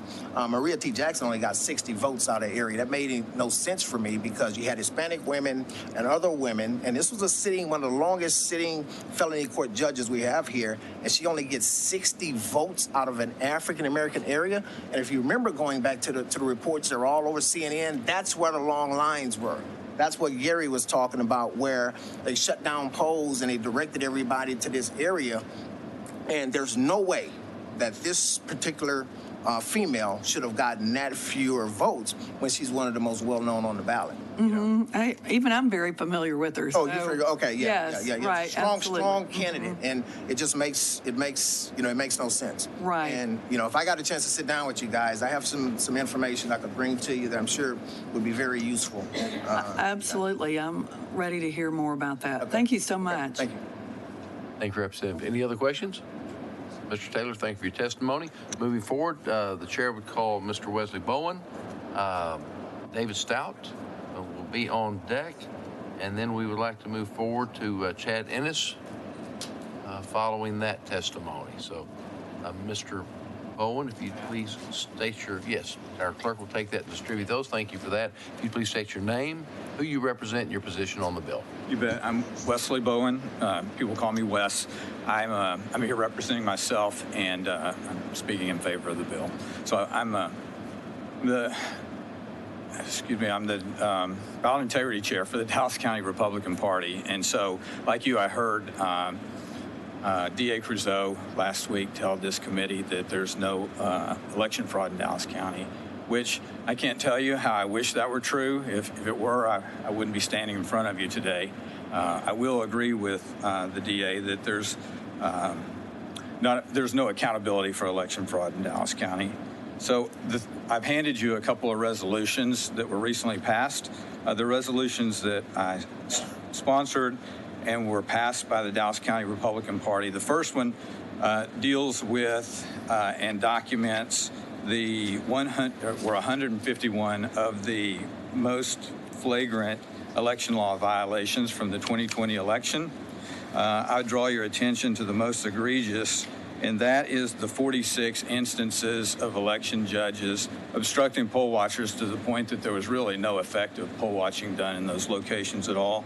And more disappointingly is the 25 times that they actually used the local law enforcement to help effectively execute Class A misdemeanors by taking these poll watchers' rights from them. So the other resolution deals with the problem that we had in early voting. And really kind of two things were going on there that created a lot of concerns about the voters and the reliability of where we were in the election. So the first part of it deals with this phantom voter issue. We had this phenomenon where voters were turning up on the electronic poll books vote roster that weren't there to actually vote. And then when that particular voter would actually go vote or go somewhere to vote, they were denied a ballot because the system obviously said that they had already voted. Meanwhile, while this was going on, a group called the Open Records Project was downloading the public vote rosters daily that the Dallas County Election Department was putting out. And so they just decided to download it every day and compare those lists, came up with some really interesting information. So you're probably not going to be shocked that there were people that voted more than once. But what was really surprising was the fact that you would have a voter on the roster one day, you check the rosters in subsequent days, find out that voter has disappeared from the roster, and then they might turn up back on the roster again on a different day, and it shows them to have voted in a date and in a time and in a location that the voter says upon interview that that's not when they voted. So obviously these people had their votes stolen from them. There were 53,000 early votes that were purged from the records. And, hey, and don't trust me, this is stuff that we're getting from the Dallas County Election Department. So this is all their records. So I would just tell you that lots to be concerned about there. You know, an analysis of the registered voters in these affected areas indicated that the average age of these voters was 71 years of age. So the elderly were most disenfranchised. And this analysis in the voter interviews also reflect the disenfranchisement of nearly 2,000 elderly black voters. So the black voters that live south of downtown had their votes stolen from them as well. I can't possibly do justice in 3 minutes to the problems with the elections in Dallas County, but I'm happy to answer your questions. All right. Thank you, Mr. Bowen, for being here and waiting patiently. Members, do we have any questions for Mr. Bowen? Chair recognizes Representative Swanson. Okay, I'll bite. Tell us the most important things you have left that you didn't get to Yeah, so you've heard stories of effectively election judges inside the early voting locations effectively ballot harvesting because they did not spoil these turned in mail ballots as they were supposed to be. And so you would have live ballots that were just floating around. They weren't properly filed away. There was haphazard ways of the way they were stored and picked up by the election department. So lots of those situations. We are at this point not getting a reliable audit log from the central counting station that would allow you to be able to really evaluate it and make sure that that gives you reliable results. Gosh. Should have been prepared for that question. Just kind of thinking through all the problems that we've had.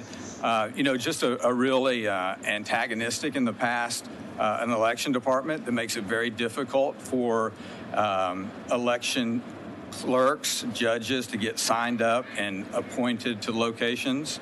There's been a lot of talk earlier today about the training of poll watchers, and that it seems like based on the questions that are being asked, they're leading people to believe that these are a bunch of out-of-control people that haven't been trained.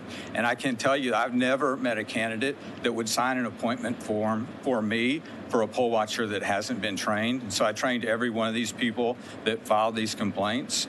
And, you know, the real issue is we have a lot of judges that actually don't understand the watcher code.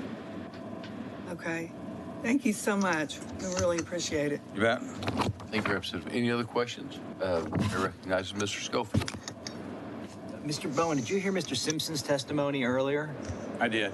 A lot of what you're saying sounds a lot like a lot of what he was saying in terms of blank, uncanceled mail ballots floating all over the place with no control over where they're going, and central counting people that are not interested in keeping track or letting anybody watch the count. These are our two biggest counties. Is your experience similar to what his experience was? And how long has this been going on? It is amazing, the parallels. And I'll tell you, the most egregious obstruction in the central counting station is the times when we were doing the updates to the election night reporting. So the infamous Seidel Clarity Elections website is the thing that they absolutely wouldn't let the watchers or me as the alternate judge get anywhere near. So this is all very suspicious.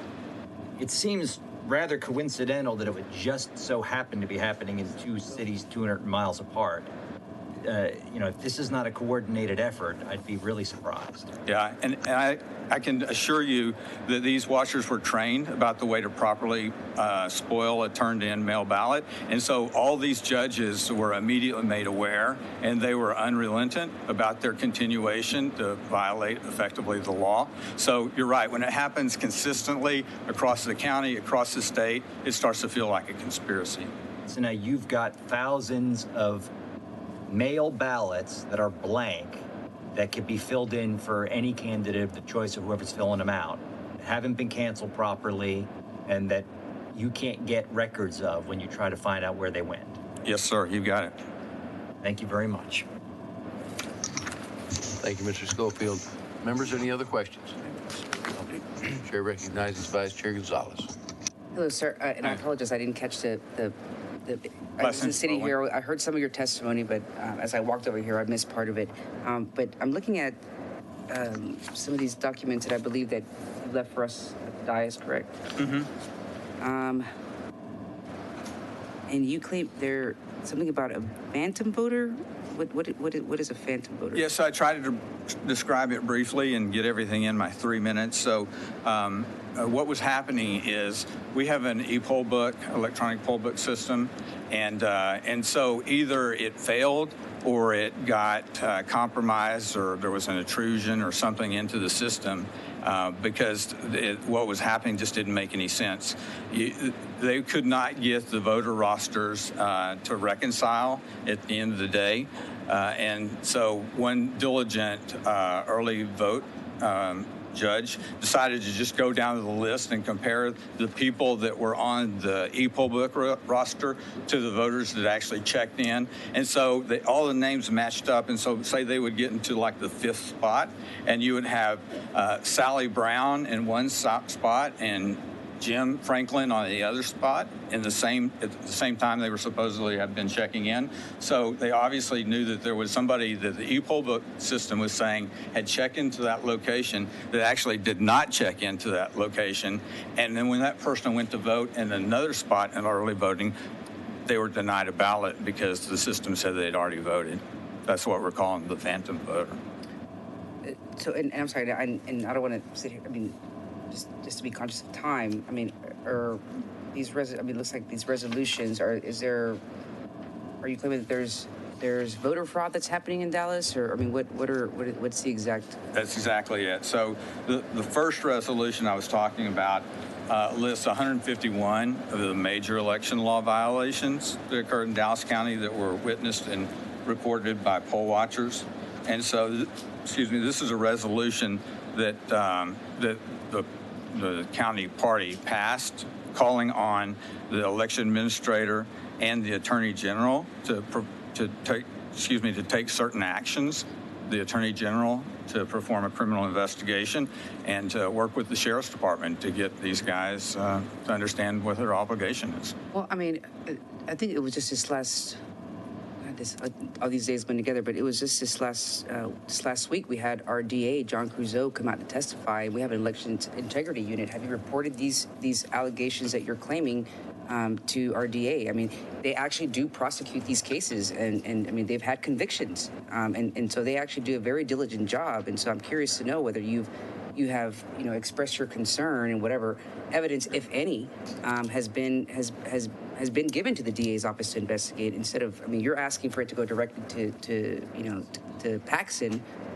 But the DA has jurisdiction over this, and Dallas County has a very active, and they're actually pretty good. And so have you let them know about this? Absolutely. So the DA's office absolutely knows about the early voting problem.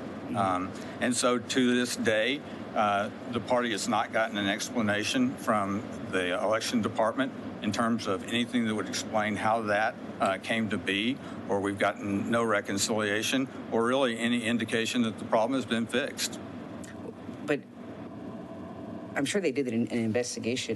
They have an elections integrity unit, and they take. DA Creuzot takes this very serious. Just as any of us do. Nobody is encouraging voter fraud by any means. And I honestly think that's a question for the DA. Why he answered the question the way he did. Answer. What do you mean? Answer the question. What way? When he said there's no election fraud in Dallas County, isn't that your question? I don't think that he said that. I have to go back and but I know that they investigated. I know that they do investigate. I know that Dallas County has had convictions, and so, I'm sure they did a thorough investigation, and maybe they just didn't find election fraud, and that's why nothing really came to fruition from that. Yeah, respectfully, I would say that voters are entitled to that information. If they found something out, we should know what that is. We'll look into it then. But you're absolutely right. Thank you. Thank you, Chair Gonzalez. Any other questions for Mr. Bowman? Chair sees none. Thank you for being here today. Thank you for your testimony. Safe travels back to Dallas.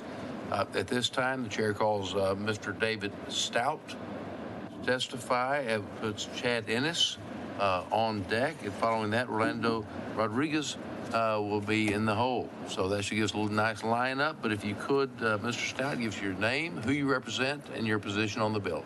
Yes, thank you. And by the way, Mr. Stout, we've had some discussions about our COVID rules and protocols in the House. I think we do have the agreement. If you're more comfortable wearing your mask, certainly I'd like do so. to keep it on. If you want to leave it on, that's fine. Thank you so much. Mr. Chair and committee, my name is David Stout. I'm a county commissioner in El Paso County, and I'm here to testify on behalf of the county against HB 6. And I thank you for the opportunity to be here. El Paso County supports legislation that improves. If I could, you got your name, your position on the bill, and who are you here for yourself? El Paso or in County. An official capacity. Yes, I'm representing the county of El Paso. Okay. Is that consistent with? Okay, just want to make sure. I think I put self and the county, but yes, both. Okay. I'm sorry. Sorry to interrupt you. Please proceed. Thank you. Of course. As I was saying, we support legislation that improves elections administration and oppose and we oppose any efforts to constrain voting opportunities for eligible voters. We feel that HB 6 creates new barriers to elections offices and private citizens, helping eligible citizens exercise their right to vote. And so accordingly, we must respectfully oppose the bill. HB 6, as we've heard, prohibits the distribution of mail-in ballot applications except to people who specifically requested such applications. And in response to COVID-19, El Paso County approved sending ballot by mail applications to voters over 65 years of age, as many other counties did, especially those who were eligible to vote by mail under current law. This was an unprecedented pandemic-required action to protect the health of vulnerable El Pasoans who might otherwise be afraid to exercise their vote because they felt they were going to get sick and possibly die. Unless we received Secretary of State approval, something we're not confident we would have, this reasonable response to a public health crisis would have been criminalized by this proposal. We also have concerns with HB 6 provisions regarding the poll watchers. While we certainly accept and accommodate poll watchers appointed by candidates and parties, it's worth noting that such poll watchers allowable activities are limited under the Elections Code, and they're specifically prohibited from, for example, conversing with voters or election officers, except to call attention to perceived irregularities. And under this bill, they're prohibited from disrupting the process of delivering ballots. This bill also, however, prohibits removal of a poll watcher, except if the poll watcher engages in activity that is, quote, constitutes an offense related to the conduct of the election. This language strikes us as being ambiguous at best, and we prefer that the bill be more clear, make it clear that election officers can intervene if a poll watcher is disruptive. Otherwise, elections officers might face a misdemeanor charge for allegedly refusing a poll watcher if they try to stop the disruption. I think we need to make sure that elections officers can maintain the orderly operation of a polling site. And we have serious concerns that the new language too broadly defines so-called vote harvesting, such that it would now criminalize otherwise lawful get out the vote and voter registration efforts. And we oppose efforts that subject people to possible criminal prosecution for simply trying to, in good faith, help their fellow citizens exercise their right to vote. The election procedures implemented by the elections departments in El Paso and across Texas helped spur record-breaking voter turnout, and prohibiting these tools that have encouraged high voter participation is counter to our principles of civic engagement, and we really failed to see the need for these bills. Rather than making it harder to exercise a franchise, we feel that the state should instead support innovative steps that local county elections offices successfully implemented to encourage voter turnout. And so I'm here asking you to please vote against the committee substitute for HB 6. Thank you, Commissioner Stout. Other than Representative Fierro, does anybody have questions of the witness? Thank you, Let Chair. the chair recognize the member from El Paso to ask questions. Mr. Fierro, please. We've never met before. Commissioner Stout, thank you for being here, and thank you for making it 2 trips. He was here last Tuesday, and to get the opportunity. Thank you for coming back and testifying. A couple quick questions. What measures did El Paso counties implement this past election in the midst of the COVID, and with our numbers in El Paso skyrocketing, surging? What did you implement, and how do you feel the voter turnout was impacted by that in El Paso? Yeah, so we've done a lot to try to increase access, and we've gone to vote centers in El Paso County. But we also, as I stated in my testimony, we sent out ballots to those that are over 65 that are eligible to vote. We also implemented the curbside and drive-up voting to provide better access that way, we also extended the hours at the polling locations, so that folks would have more of an opportunity to come in if they're, for example, working late. To make it easier and safer for them. Yeah, definitely to make it easier and safer, obviously to improve access. And I just want to say that in El Paso County, we had, just like many places, the highest voter turnout that's been on record, 55%. And back in 2016, it was at 51%. So we had a significant increase in our voters coming out. So I think that the measures that we took to make it more accessible probably had to do something with that. Commissioner, last question. Do you think prohibiting the sending out mail-in ballot will affect the total turnout for next election? Yeah, I think so. I believe it will. I think the largest number of mail-in ballots that we had ever received before 2020 was about 12,000. And we received 36,000 in 2020. And so I think that our efforts, you can see, were well received and utilized. Chairman, thank you. And Commissioner, thank you for being here, and thank you for your leadership. Thank you. Thank you. Thank you, Representative Fierro. Other members have questions? The chair recognizes Representative Beckley. Thank you for coming out. My pleasure. Both times. I don't know if you drove or flew, but it's a lot. I did fly. It's a distance for you. So I also wanted to thank you for following our House rules that we voted on unanimously. So thank you for following our committee room rules by wearing your mask. I do appreciate it. Thank you. Yes, ma'am. Thank you. Members, other questions for Commissioner Stout?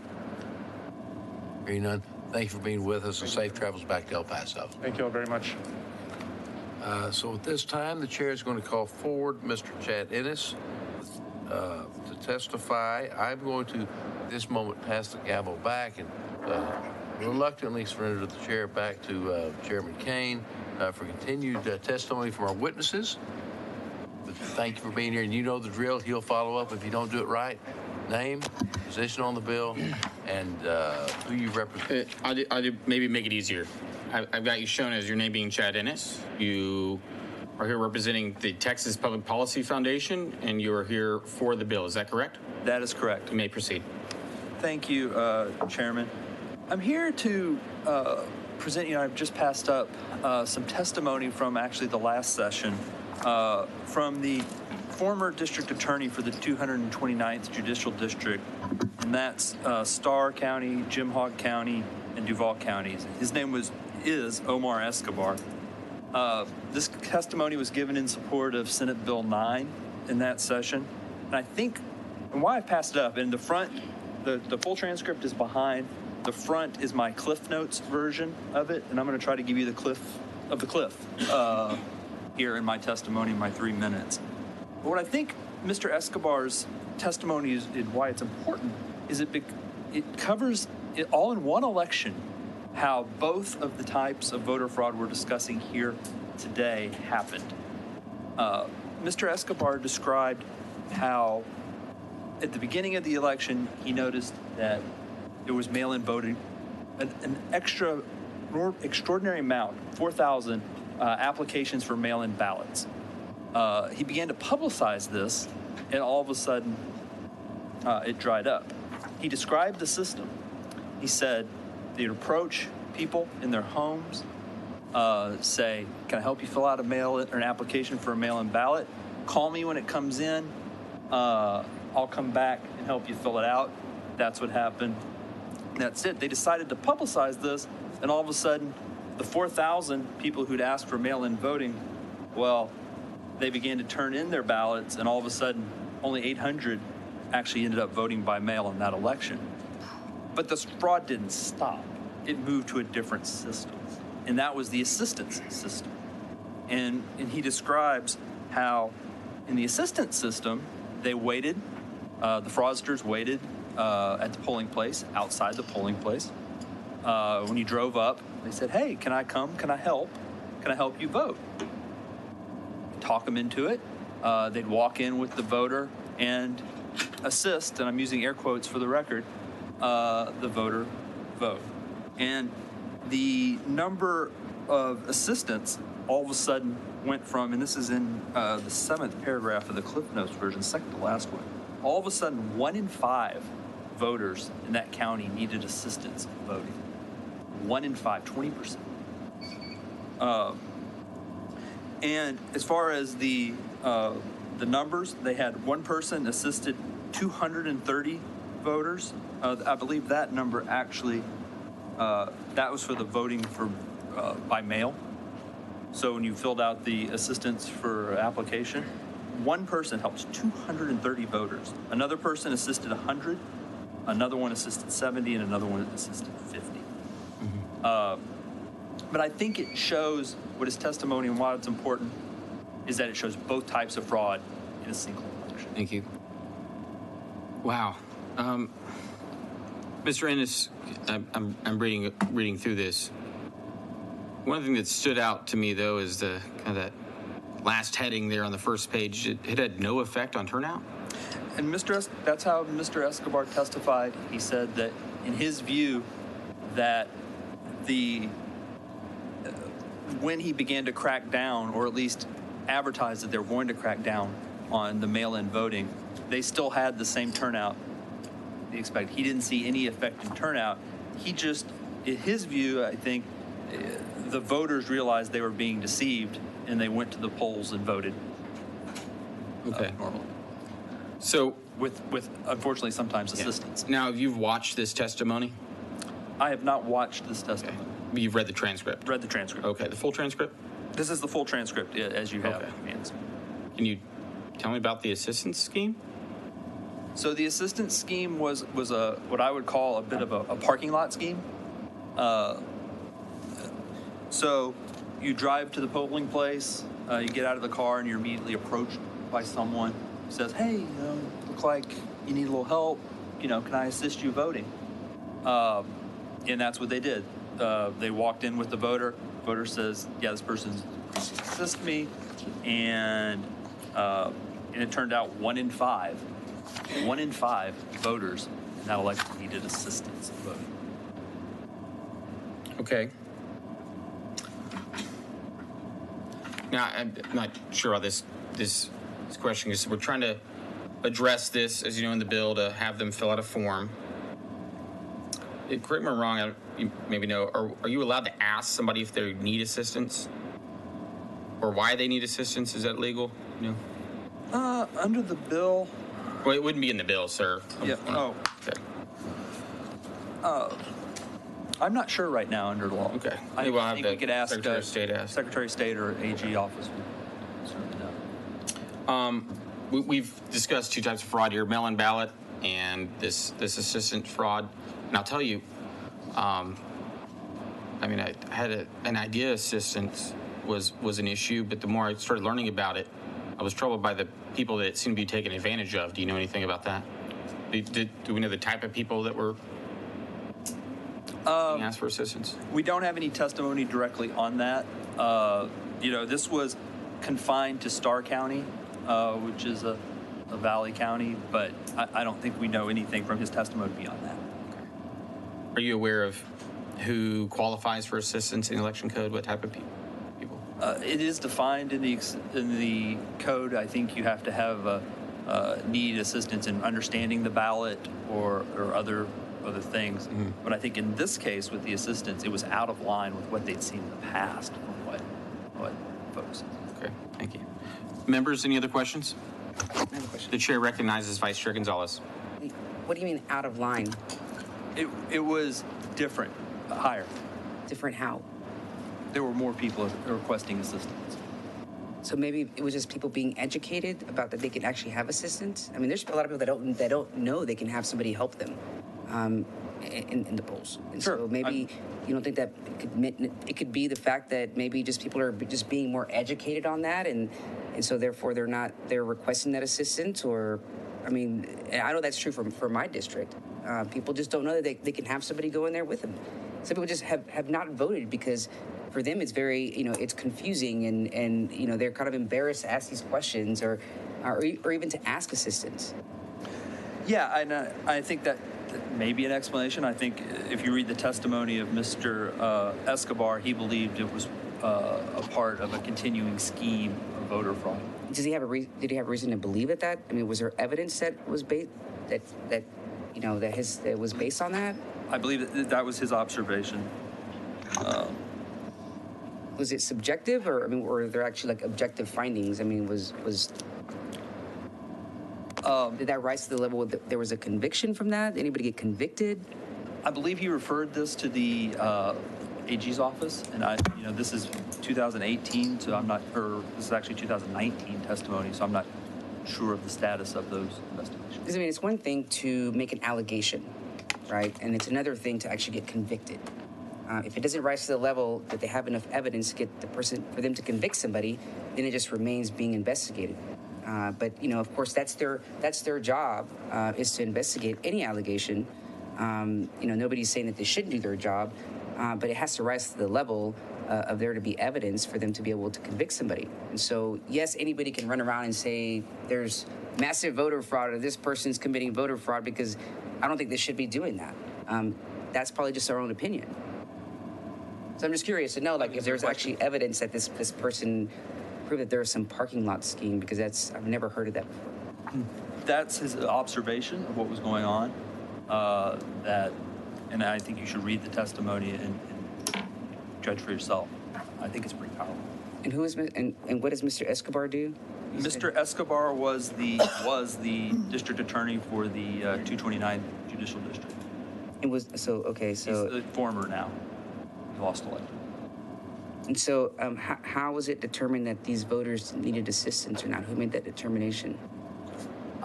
Sounds like the person in the parking lot. No, I'm saying, but how do you know they didn't need assistance? What if somebody can't read? I mean, they're not wearing a shirt that says, I can't read. I mean, so again, like I said, people don't know that they can get assistance by anyone at the polls who's willing to help them. Some people may not have a family member at home that can go with them to go vote, to go help them. And so if somebody's willing to offer that to people, it doesn't necessarily mean that they're trying to commit any kind of voter fraud or that they're trying to assist them illegally. Maybe they just want to help because they know that voting is important. And sometimes people are embarrassed. They're embarrassed to ask for help. And so, I mean, how do we know that these people didn't actually need assistance? I think that Mr. Escobar, I obviously wasn't there. Mr. Escobar's testimony is he believed it was assistance that wasn't needed and was for the purposes of voter fraud. That's his testimony. Well, you're giving testimony to the committee, and you're referring to his testimony that, it seems like he was pretty sure that there was some kind of illegal activity happening, but these are obviously questions that need to be asked because you can't tell if somebody can speak a certain language just by looking at them. You can assume by looking at somebody's skin color, but you don't know that for sure. You don't know if somebody can read just by looking at them. Absolutely not. But the senators in that hearing didn't ask those questions. Thank you. The reason, real quick, before I go to other members, the reason I'd ask that is in reading the testimony, I guess at some point it says, I'm on page 20, and saying, so what happens with assisted voting? Same thing that happens with disability. I'll reach into that sort of curbside voting also. I know it sounds weird if it's just from transcript. Is that when somebody asks for assistance, most election administrators are told you cannot ask. So I was just wondering if there was law on it, but maybe we can have the Secretary of State come up later. Any other members have questions for this witness? The chair now recognizes Representative Schofield. I remember this testimony. I was there. I took a brief break from the House last session, and I was overworking remember it was on State Affairs, and I saw this testimony. This wasn't just some guy who thought that maybe this looked fishy. This was the district attorney who said that this scheme, all of a sudden, we have a statistical abnormality that 20% of the voters all of a sudden are claiming to need assistance, when really these guys were descending upon them and telling them they needed assistance, which actually puts them in a position of voting illegally when they don't need assistance and they're being assisted by somebody who's voting for them. That's correct. And I distinctly recall some of this. I remember where I was sitting when I heard it.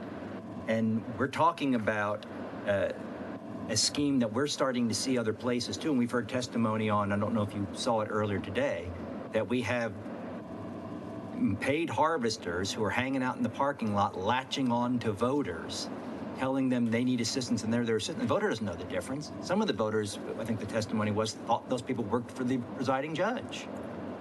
And next thing you know, somebody else has cast their vote for them. And that's, and again, we're not talking about just some guy alleging. We're talking about a district attorney at the time who sees this going on in the parking lot. I did not know this testimony had been transcribed. That's not our normal practice. Somebody obviously transcribed it later. But I think, this is a real problem, and it's why I think that there's a provision in this bill to have the assistants fill out a form so we have some idea who these people are, and this one person supposedly assisting 174 people, and who are they? Because I have a pretty good idea that if you go and investigate and you talk to those voters, the voter tell you, I can read, I can read, I can see. Yeah, and the testimony just doesn't cover what actually happened there with the investigation. This transcript came from, I believe it was attached to a motion that the Texas Attorney General's filed in one of the cases earlier this year, late last year, with regard to some of the election. We've heard a lot of talk, and you can sort of see where all this is going, that minority voters are being impacted. Yes, minority voters are being impacted. Their votes are being stolen, and apparently on a very large scale. That's what this testimony, Mr. Escobar testimony shows. For sure. It seems to me this bill would protect a lot of minority voters from having their votes stolen. Yes. Thank you.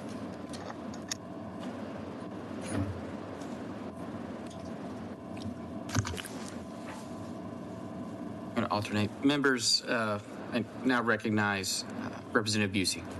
Thank you, Mr. Chairman. Mr. Ennis, can we dive into this testimony a little bit? It says, from Mr. Escobar, says that he says, I'm going to say 9 out of 10 voters that claimed the disability on a mail-in application for a ballot by mail were not disabled. How does he know that? Or how do you know that you're bringing this testimony forward with credibility? What is the facts behind him knowing that 90% of the people that claimed it were not telling the truth? I mean, his testimony speaks for itself. It's doesn't speak well for itself if there's no evidence to back it up.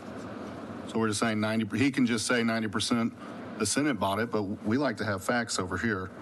So I'm just curious what we have to back that up. We have his sworn testimony. Okay. He then goes on to say one person, just one person, in fact, he says, assisted 230 voters in an application for ballot by mail. How do we know that? Where are you, Your Honor? I'm on this front page where you summarized it. Okay. I'm just using the front page summary here. Okay.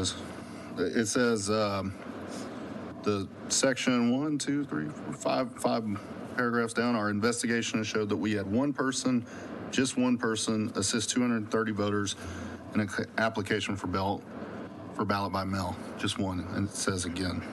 How do we know that? We know that because that was his testimony. Did he have any evidence to back that up? Just that he said it. I'm just wondering if there's any handouts to go along with these statements to show any credibility to these statements other than the fact that he said it.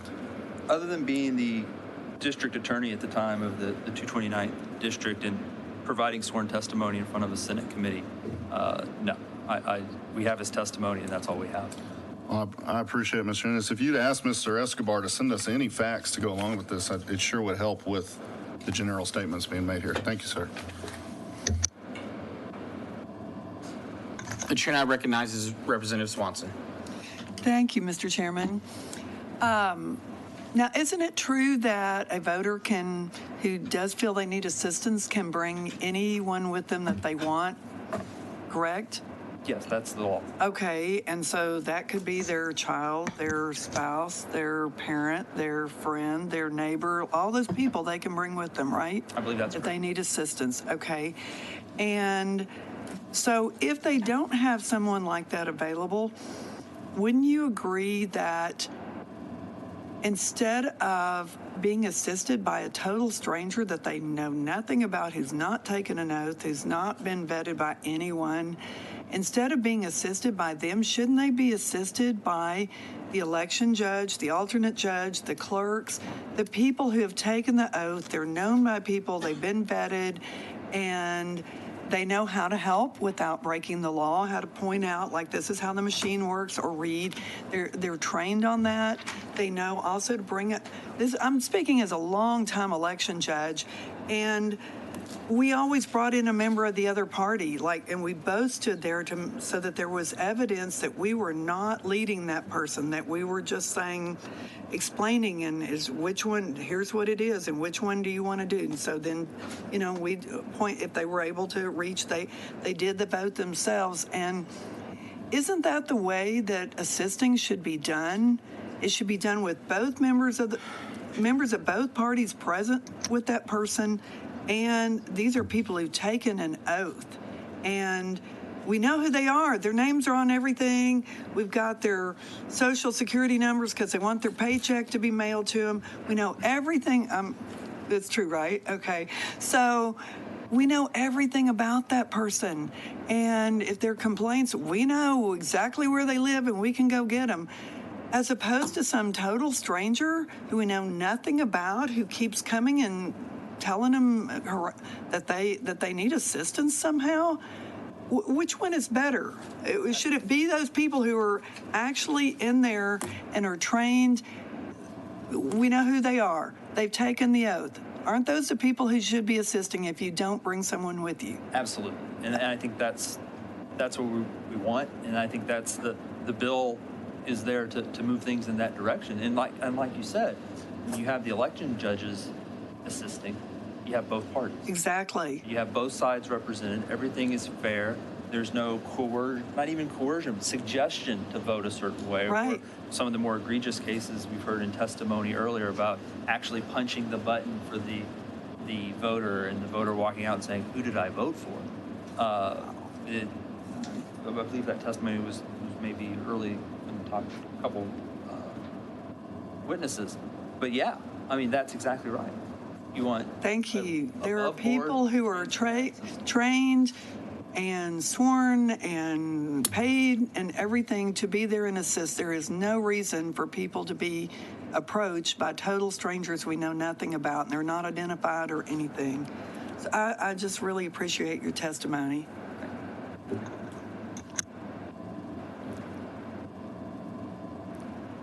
Thank you, Members, any other questions for this witness? Thank you, Mr. Ennis. Thank you.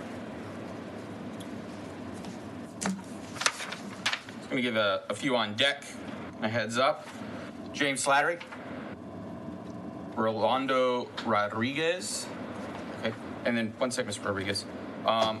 Myra Saeed. If you're in one of the breakout rooms or so, if you can head to this room. And David Stout as well. Okay. Mr. Rodriguez.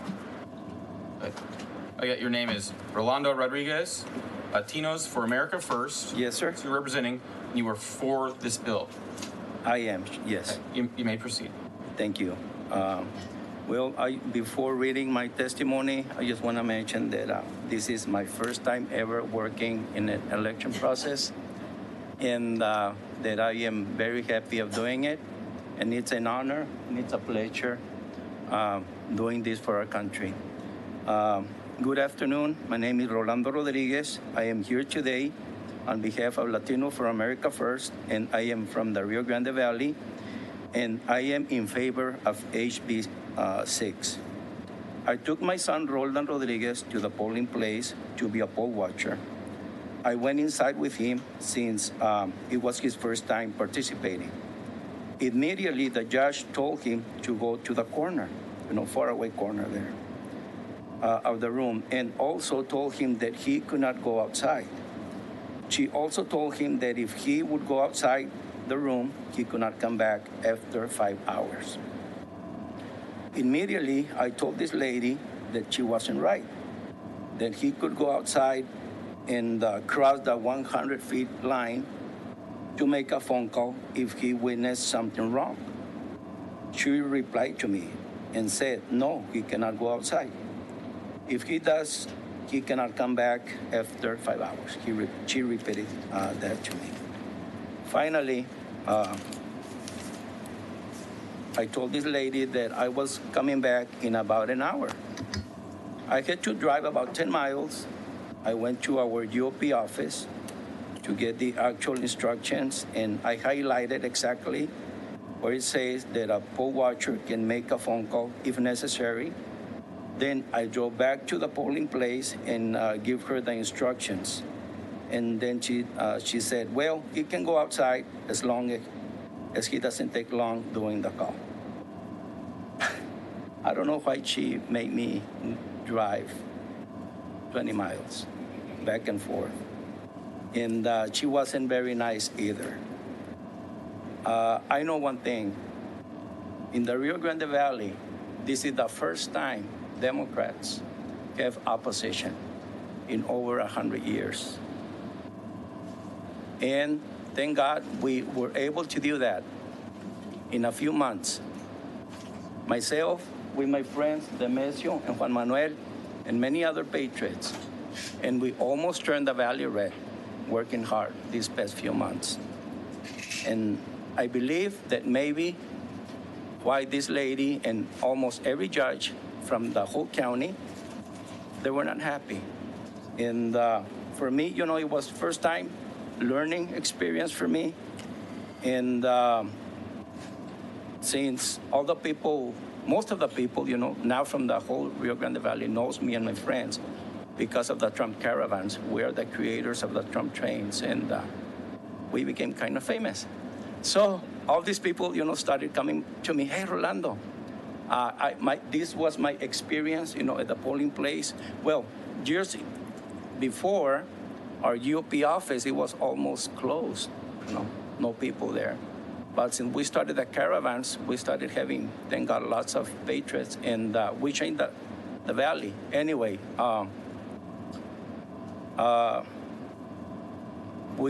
because of our movement, we were able to send almost at least one poll watcher to every polling place. And this is the first time in history. So all these people came back to me and told me what they witnessed. And it's not good.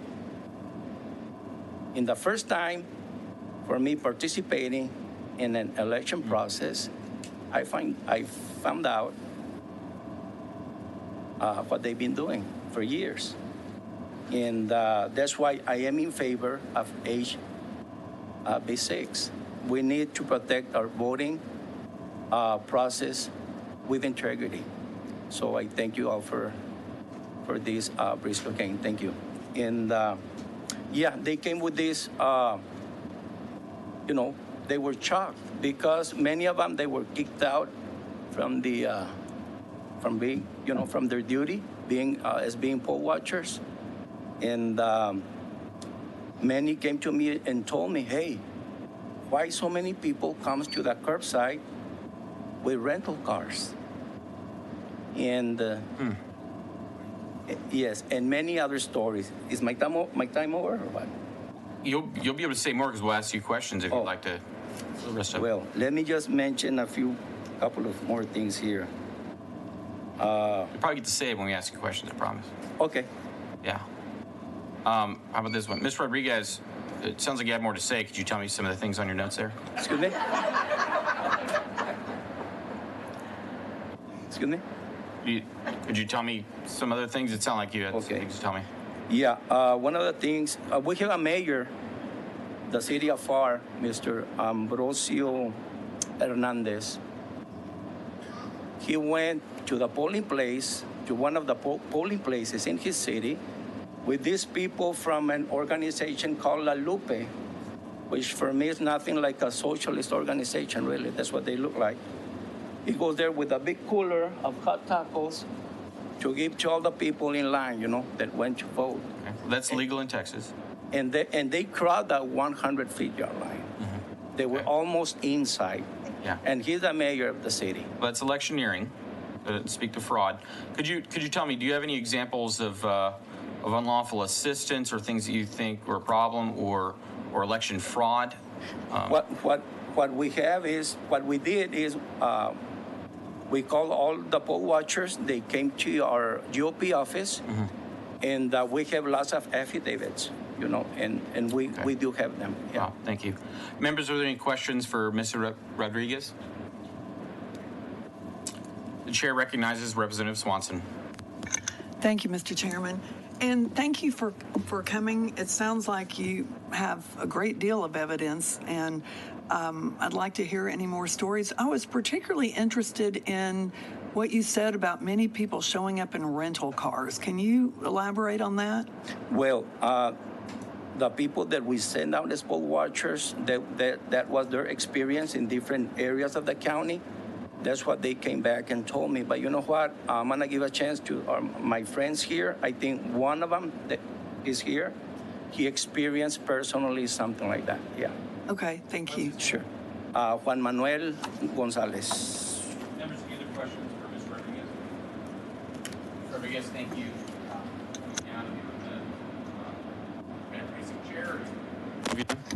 No, I started with Latino for Trump.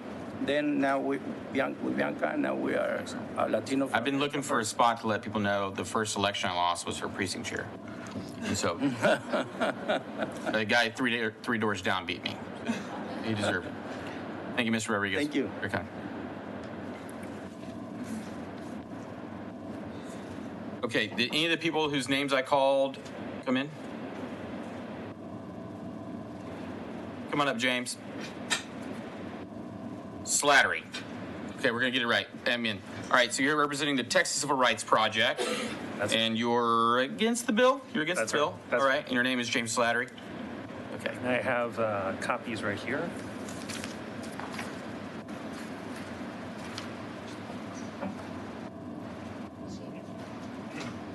I just didn't know if you changed your mind, but it's always worth a shot. I'll try to keep an open mind.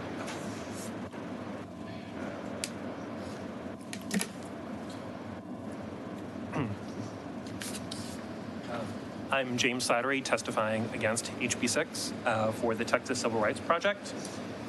According to a recent study, Texas in 2020 was the hardest place to vote in the entire country. We have no online voter registration, only a few discrete groups of Texans can vote by mail, and 750 polling places were closed between 2013. Ms. Slattery, one moment. We're going to let you restart the food in the back room. Oh, sure. We smell like BO, and we were blaming each other, and we both realized it was the food. Anyone in the audience, please know it's food. If we restart the timer for him. I didn't mean to be disrespectful. We were laughing. No worries. Please feel free to begin. We want to give you the courtesy you deserve. Sure thing. Do you need me to restate the organization? Okay. Sure.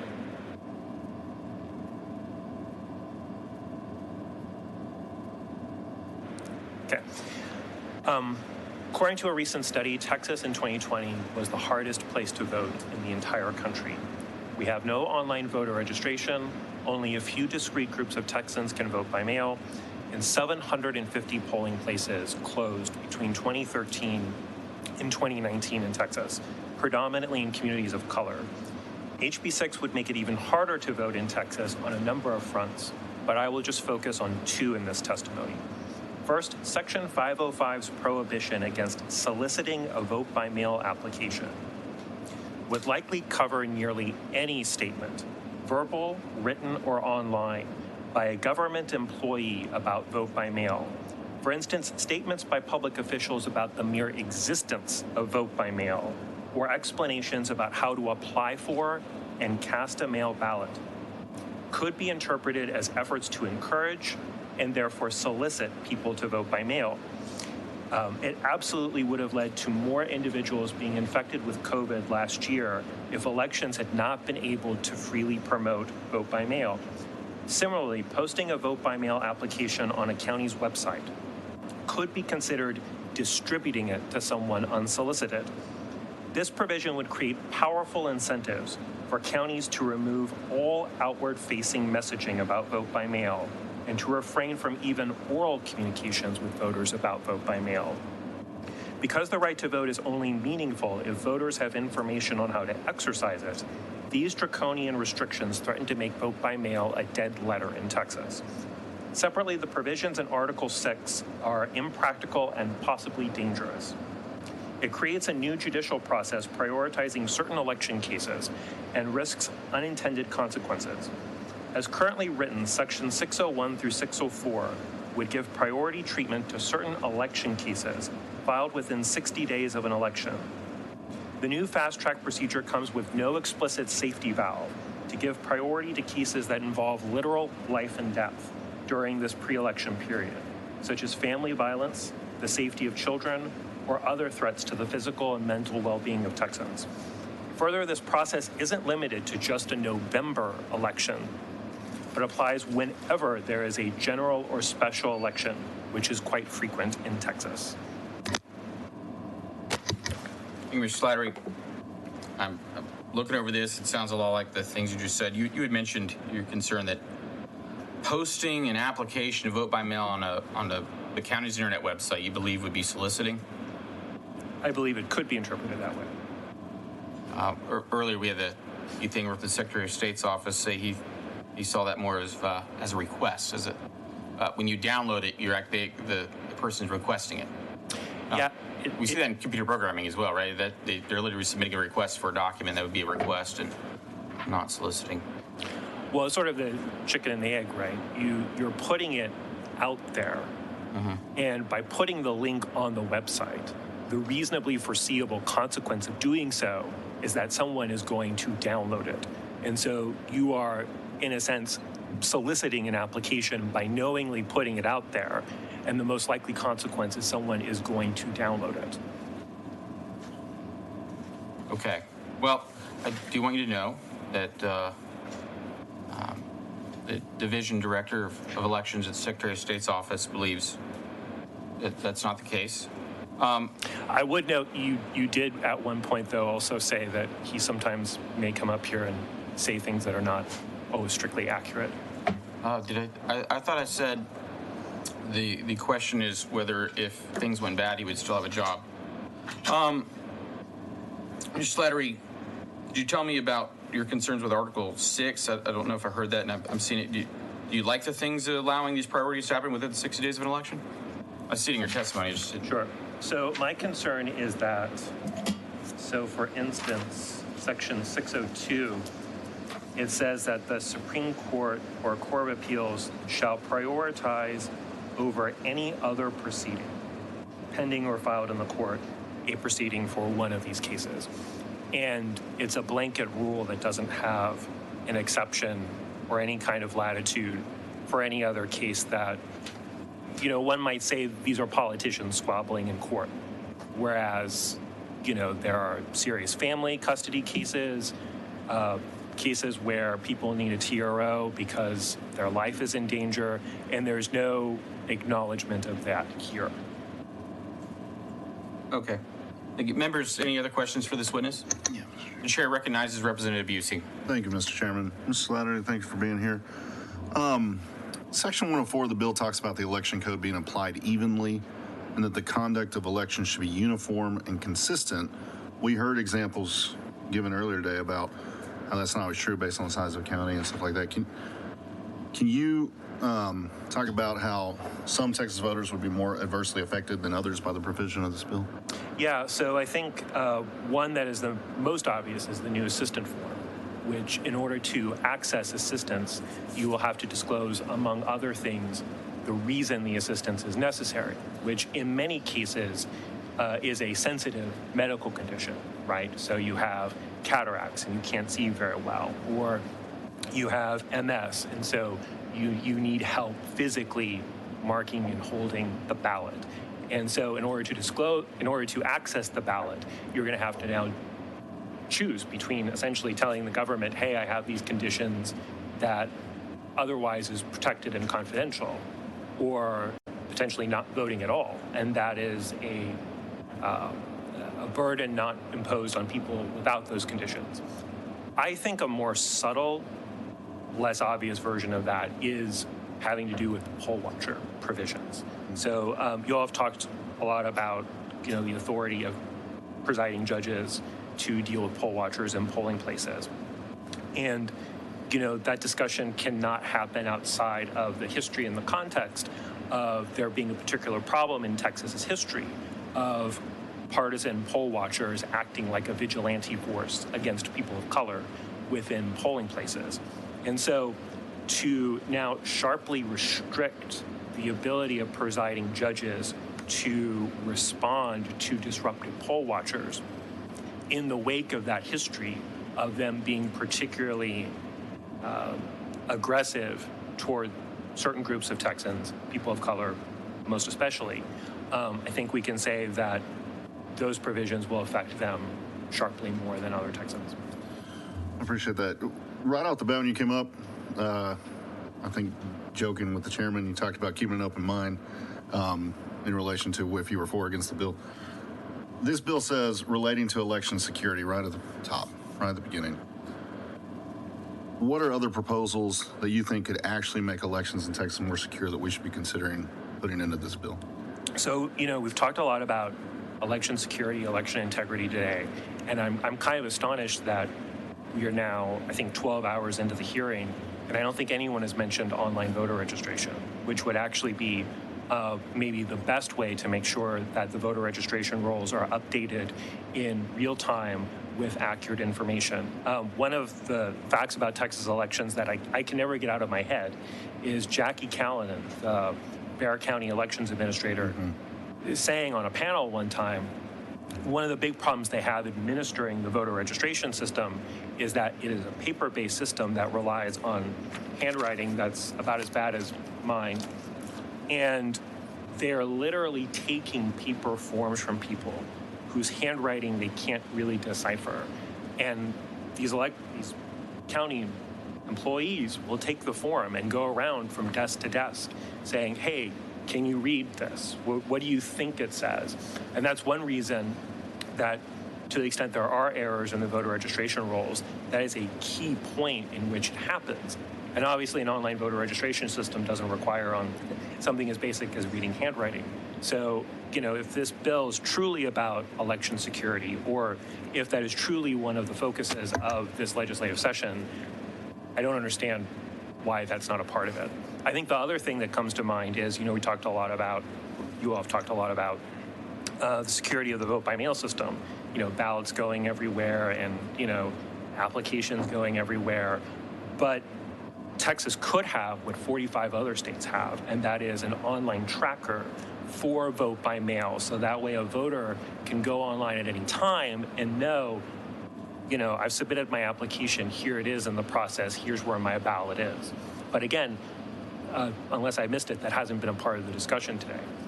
No, but I have a bill to do that. I thought it was an original idea. You're saying 45 states got there before me, though, huh? I just wrote my own note down here and I couldn't read it, so I agree with the handwriting issue. Can you give us a little context about this bill? I have brought up concerns, especially for the disabled. You just talked about it with the assistance and disenfranchised. I want to make sure we don't do that, so I'm trying to think it through. I'm thinking through the history of Texas, and I'm afraid that this bill could play into some of our history where we have low voter turnout. We've had legislation in the past that makes it harder for people to vote. Do you share that concern? If so, how? And what do we need to do to not go down that path? Yeah, so the thing that jumps out at me in particular is so much of the discussion today has been, and this session has been about the assistance. But the assistance, those regulations have been a key portal for voter suppression in Texas in the past. So, Texas never, as far as I know, had a formal literacy test. But the way it implemented a de facto form of the literacy test is to sharply control whether and how people can get assistance in marking a ballot. And so there's testimony when the Voting Rights Act, I think, was reauthorized in 1975, that parts of Texas were not offering assistance to voters. And they were not doing that because it acts as a silent literacy test, right? Like if you don't have enough comprehension of the English language, either because you don't know how to read and write or you are a foreign language voter and you don't have access or cannot easily get access to assistance, then it operates the same way as a literacy test. And so when I hear the debates that we've heard today and in recent weeks, I hear that history speaking once again. But that was just one thread in the fabric of Texas's history, right? Texas has long been a multiracial state, but it's never really been a multiracial democracy, right? When we come out of the Civil War and Reconstruction happens and we have the constitutional amendments that basically created this country or hoped to create this country as a liberal democracy, people of color were deliberately excluded from that in Texas and elsewhere through things like these assistance provisions that acted as a silent literacy test, through poll taxes, imposing, it was $1.50, which I think in today's dollars is $15, to weed out people who barely had anything to their name. Much as today, we have things like voter ID laws, which are not easy to get and require time and expense to get. Things like the white primary, which was Texas's real innovation in voter suppression, in saying, well, in party primaries, only white people can vote, but everyone can vote in the general election, when for the first 100 years in Texas's history, only one party controlled the state.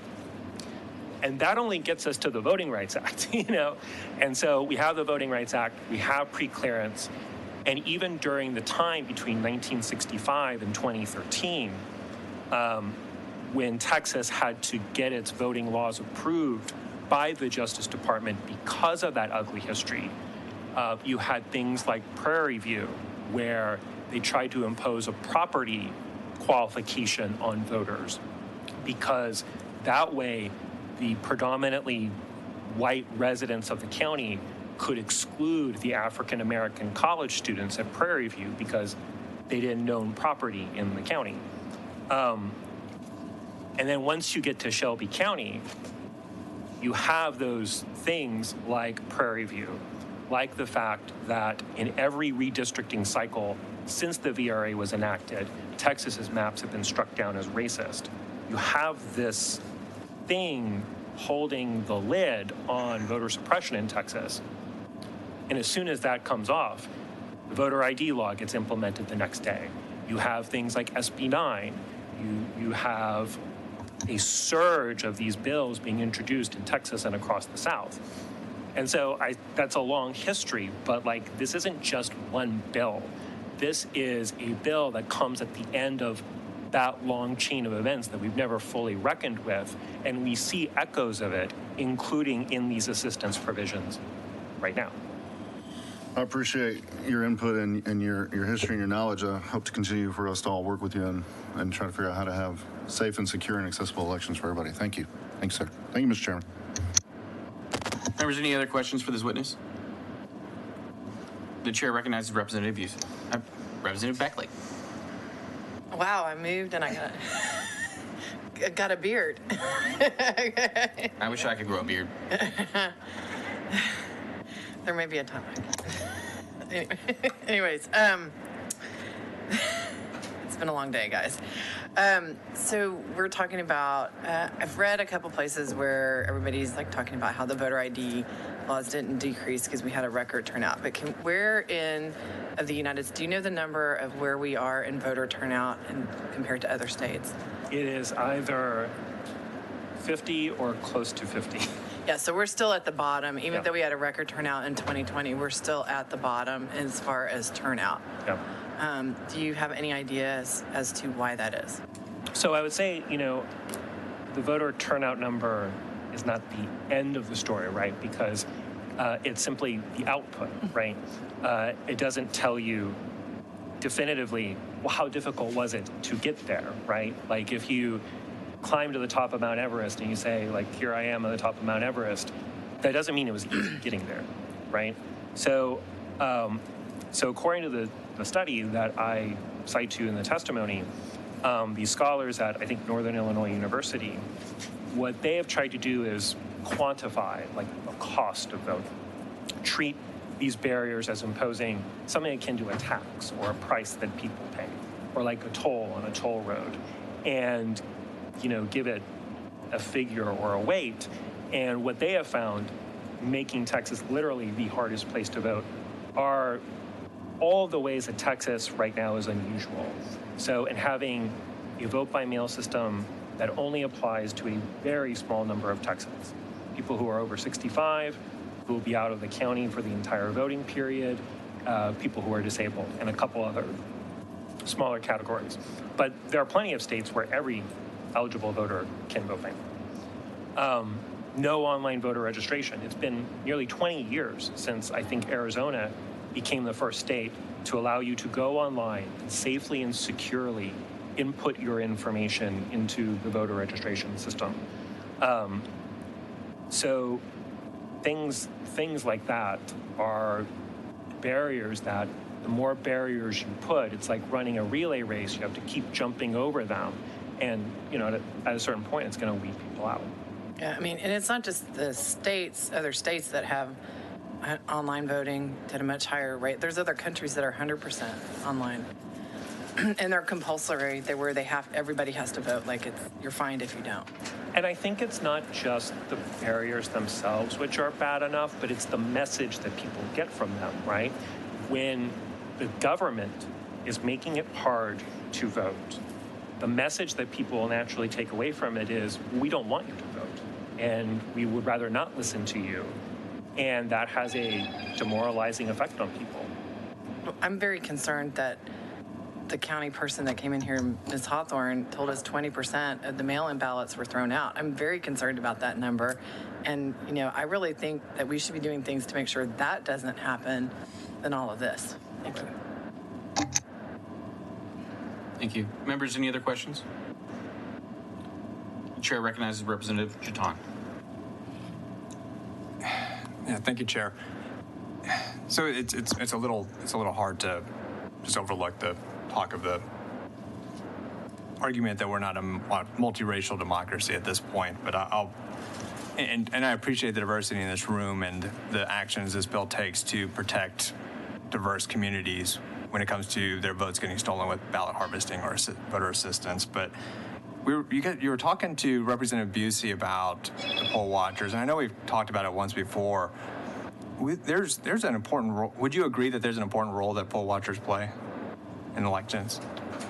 I know they play a role. I'm not sure that I'd say they play an important role. Can you see a scenario where a poll watcher would be needed? Would be what? Would be needed.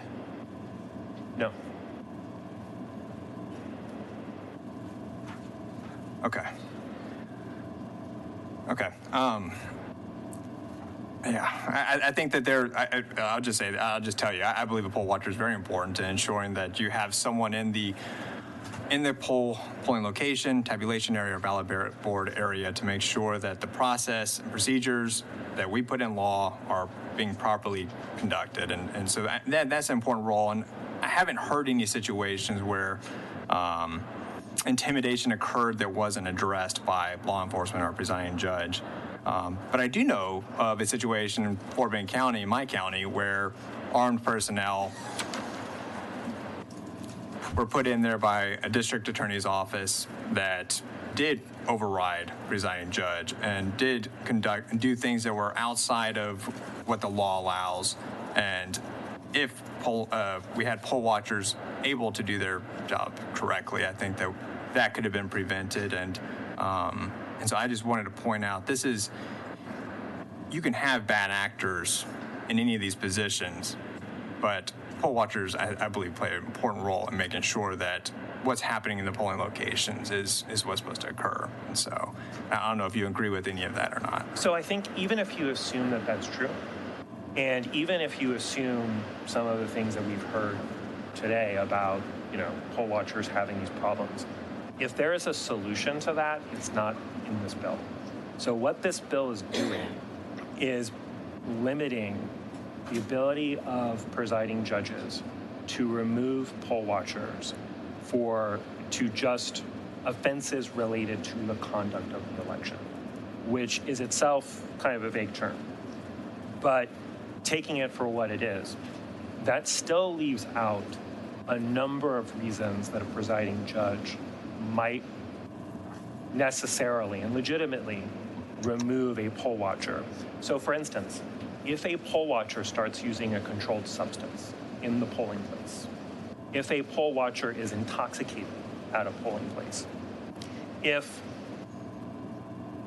these might to initial ears sound like outlandish examples, but anyone who's worked elections knows when you have thousands of people coming in and going out every day, the human condition presents itself in all its glory, right? And so, a poll watcher in a community sees a current romantic partner of their former partner, and that can sometimes produce conflict of a kind that might justify their removal from the polling place. That's not necessarily an offense related to the election, but in all of these examples I'm mentioning, the presiding judge is handcuffed. Their hands are tied from getting the poll watcher out of there. So whatever problem we may have heard today, whatever solution might be for that, isn't this. I feel like that was addressed a few times today, where we've kind of determined that in those type of situations, and some of those you describe are valid reasons to remove them. They're not ones that we'd want necessarily the presiding judge to handle themselves. I think we would call law enforcement, and I think we would determine in those situations that law enforcement would remove them, would they not? But under the terms of the bill, the presiding judge has no ability to. But they do. No, they don't. Okay, we'll have to disagree on that then. Right, I can read you the bill. So if you look at section. Yeah, we've done this, and we've a presiding judge may not have a watcher appointed under subchapter A, chapter 33, removed from the polling place. Now, if that needs to be qualified in some way, that seems ripe at least for a committee substitute. But as currently written, that's not what the bill does. Okay. I'm done. Thank you. Members, any other questions of this witness? Seeing none?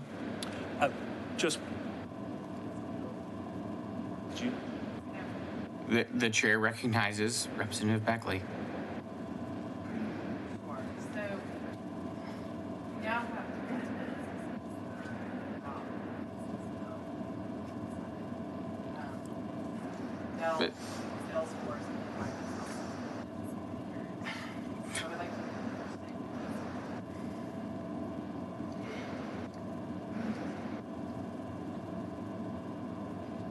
Sorry about that. So let me just repeat. So we have since we've been in this committee, I think we're up to 12 hours now. American Airlines, Dell, Microsoft, and Salesforce have all come out with statements against both of these voter suppression bills in the House and the Senate. So I want to read you another one, and this is from Microsoft, and could you tell me if you agree or disagree? As a large Texas employer with over 1,500 employees across the state, Microsoft is committed to providing innovative technology to help Texans succeed.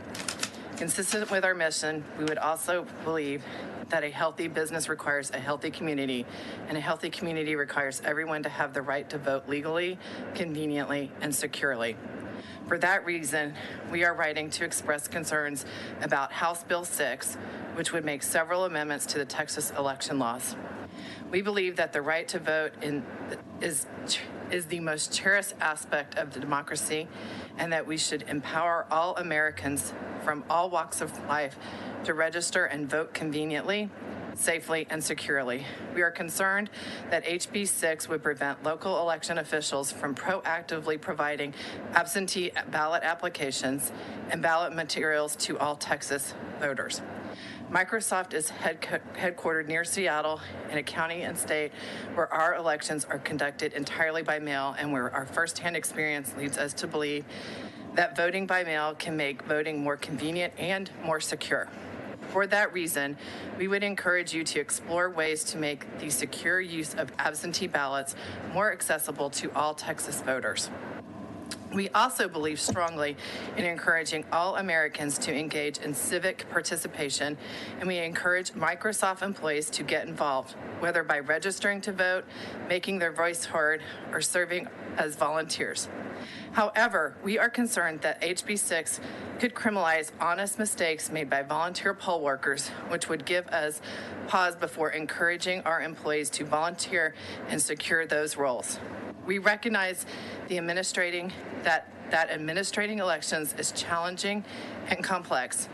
There are many strong opinions on how to best conduct them, and that states have different histories and practices. But there is one thing we hopefully can all agree upon. Voting in the United States in the 21st century should be safe, convenient, and secure for all Americans. We would encourage the committee to continue working towards that goal, and we would be happy to work with you moving forward.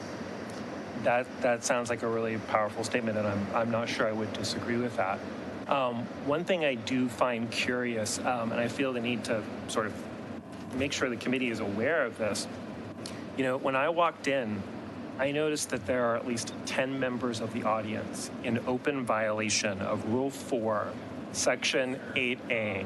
And I would ask... Members, so you can enforce... And I think the committee should instruct people to comply with the rules. To order, sir. By asking them to put on a mask and have them removed if they do not. We have requested that, but thank you. Okay, thank you. May I have a seat? All right, thank you. There's the audience. I know you're adults and you can read. So, thank you.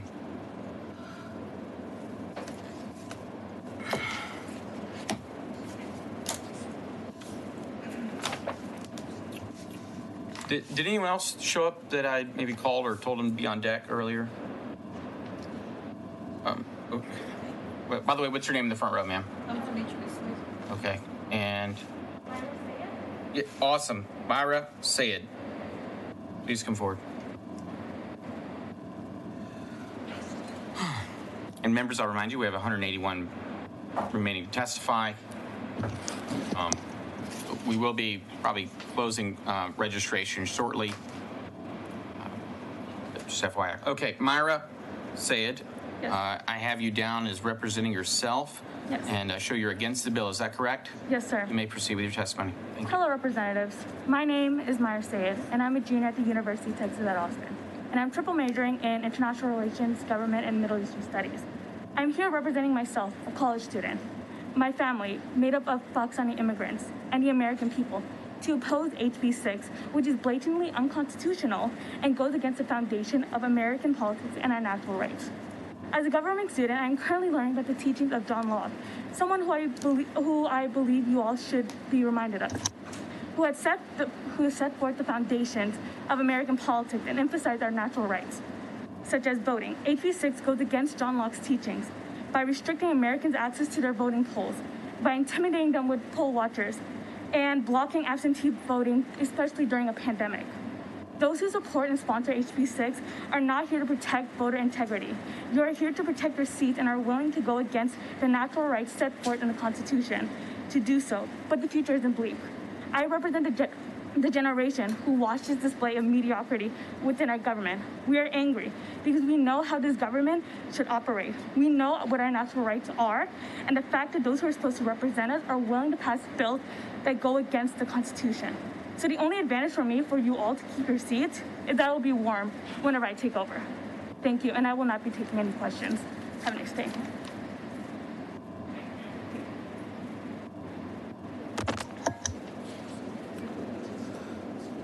So on deck, Chuck DeVore, Anthony Gutierrez, Dennis Borrell, Alan Vera. Chuck DeVore, Anthony Gutierrez, Dennis Borrell, and Alan Vera. Any of those people in the room? I think Chuck DeVore beats you, Mr. Vera. Chair now calls Chuck DeVore. Mr. DeVore, I understand you were here on behalf of the Texas Public Policy Foundation testifying in favor of House Bill 6. Is that correct? Yes, Mr. Chairman. Thank you. You may proceed. Thank you, Mr. Chairman and members. I wanted to give some statistical background as to what we've seen in Texas as far as the use of mail-in ballots over the last few election cycles.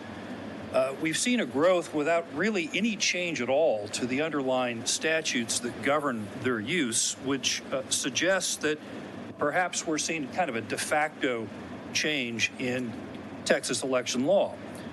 In the 2010 general election, mail-in ballots constituted 1.8% of the total. 2012, they grew to about 2.3%, and it was about 204,000 mail-in ballots in that cycle. Two more presidential elections later, in 2020, we see that out of the total cast, about 9% were mail-in ballots, so about 5 times the share of the total vote of 2010, and the total number was about 1 million, or about 5 times the total used in the 2012 cycle. And the reason why this is important is that Texas requires voter ID when you go to vote in person. Certainly there's that reasonable impediment declaration, but most Texans will present ID. It's not all that hard when they go to vote in person. And the problem, of course, with this shift to mail-in balloting is that there really is no identification at all required. Now, earlier we heard about some mail-in ballot rejection rates, and I think this is important to understand. You heard in Senate testimony last week citation of an ABC News report, and I cite the ABC News report myself. Mr. Chairman, if I may, I don't know to whom I give this. All right. Okay. So just give it to us, please. Thank you so much. Appreciate that. So I do cite that same report in the white paper that I'm handing out. And what you'll see is that nationally, in 2016 and 2018, if memory serves, about 0.64% of ballots nationwide that were by mail were rejected due to a signature mismatch. And the rate in Texas in those two cycles was about half that compared to the national average. Now, there are significant variations county by county, and what you'll see is that, for example, down in the Rio Grande Valley, there's areas that are about 13 to 14 times the state average in the Rio Grande Valley. And in discussions with elections officials, it was surmised that what we're probably seeing there is the last process or the last part of a ballot trafficking process where local officials know which ballot harvesters are presenting the ballots, and so you may see high rejection rates certain cycles in certain counties, just like you'll sometimes see no ballots at all rejected. So, Mr. Chairman and members, I'd be happy to answer any questions that you may have at this time. Thank you, Mr. DeVore. Members, any questions for this witness? The chair recognizes Representative Fierro. Yes, good evening. Thank you for being here. Does your data divide it up by party? In what way, sir? How many Democrats were mail-in ballots versus how many Republicans? No, sir. I didn't have that information.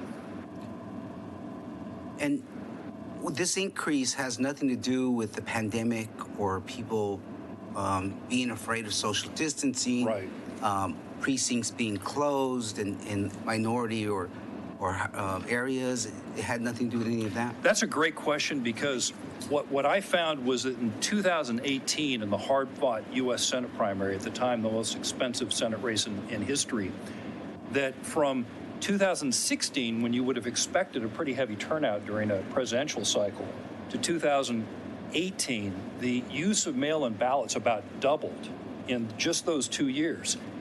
And further, what you saw was something that was very statistically anomalous.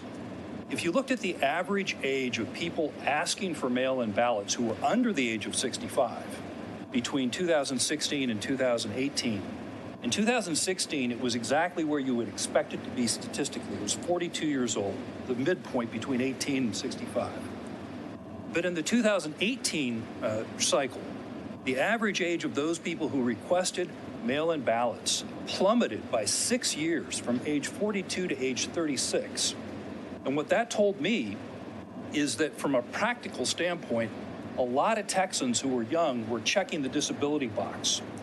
And to kind of test that, I went and I polled records from, for example, college towns. And I found quite a few people who were under the age of 35 who were voting from home, meaning that they had checked the disability box, because that's the only legal way you'd be voting from your home address.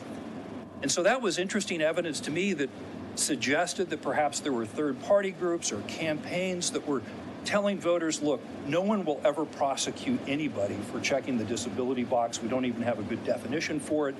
You know, this is a way that we can bank a vote and we can rely on you.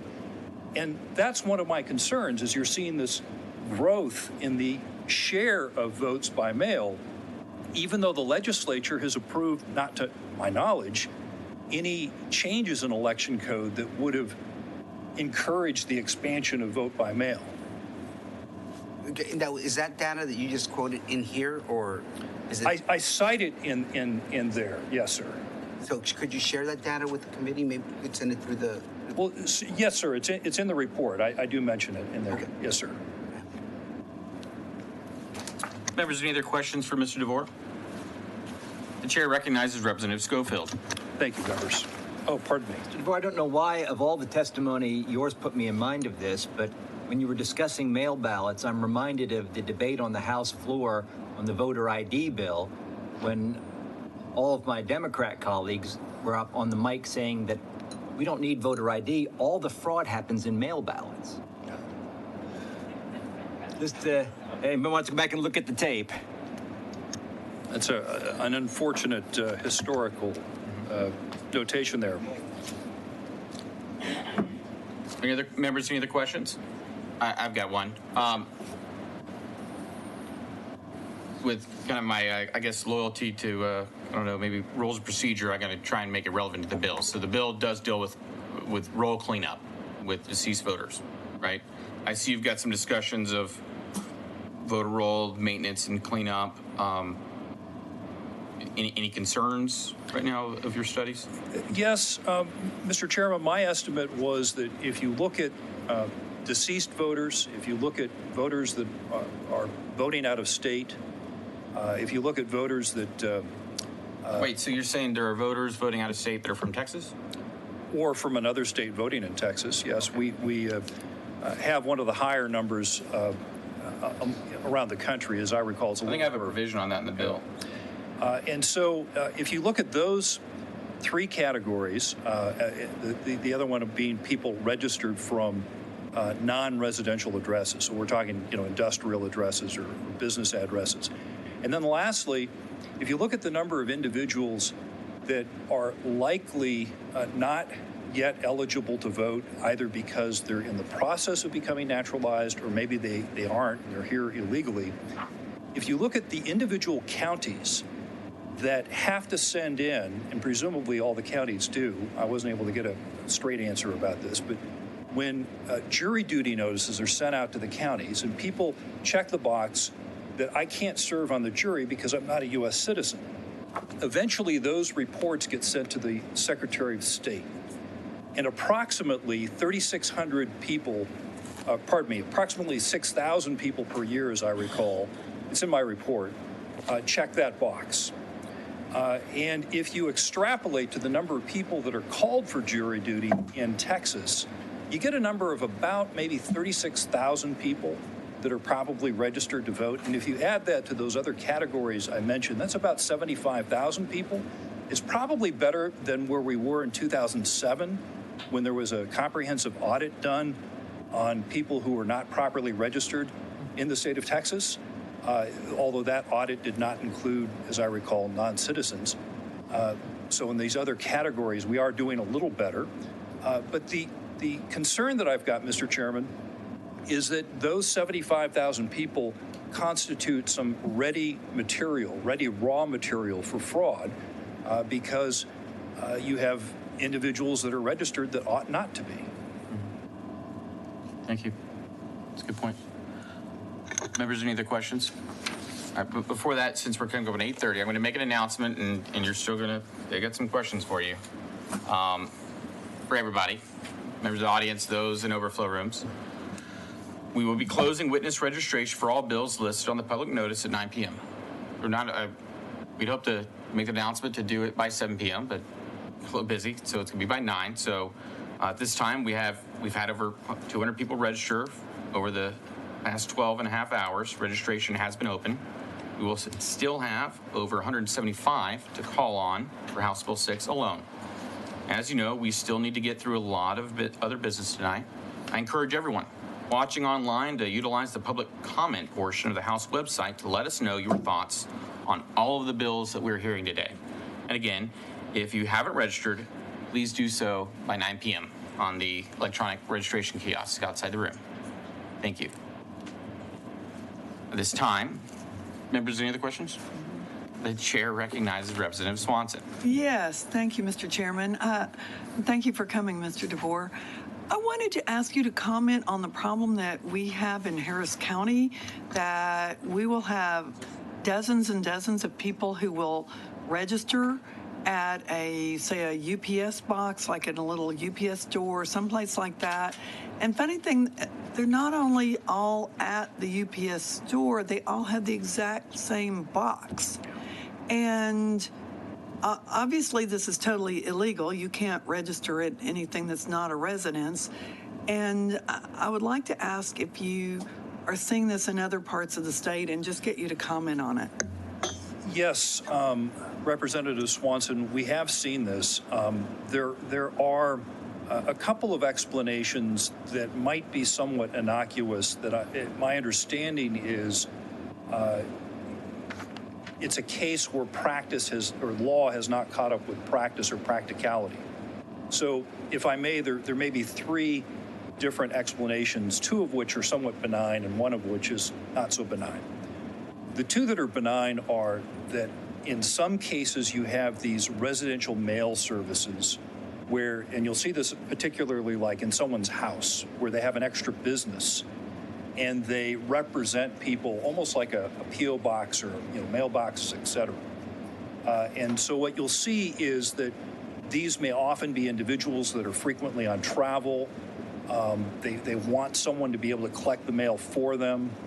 And it's like a good small business for someone to have out of their home. And that explains some of it. There's also, my understanding is there's also these kind of informal groups that are like caravan clubs. They own RVs and they kind of travel all over the nation, all over Texas. And of course, then the challenge is they should be able to vote, right? They have to be able to vote somewhere. It's almost like a military individual who may be deployed to Germany for a while and their home of record is Texas, so here's where they vote. And so the challenge with that is, do you move to disenfranchise them or not, right? Because they're moving all over the country, and they just so happen to have that P.O. box, and you'll often see a lot of them at one spot. Those are the benign explanations. Of course, the third explanation that is less benign is that there may be some ballot trafficking activity going on here or some other election fraud related activity where maybe those individuals are not really individuals. Maybe you've got some ID theft going on and some people that are registered. My research did look into some of that, and I did find multiple addresses around the state that couldn't really be readily explained, where you had 30 people registered out of a 2-bedroom house. But on further research, I found that there were legitimate explanations for it.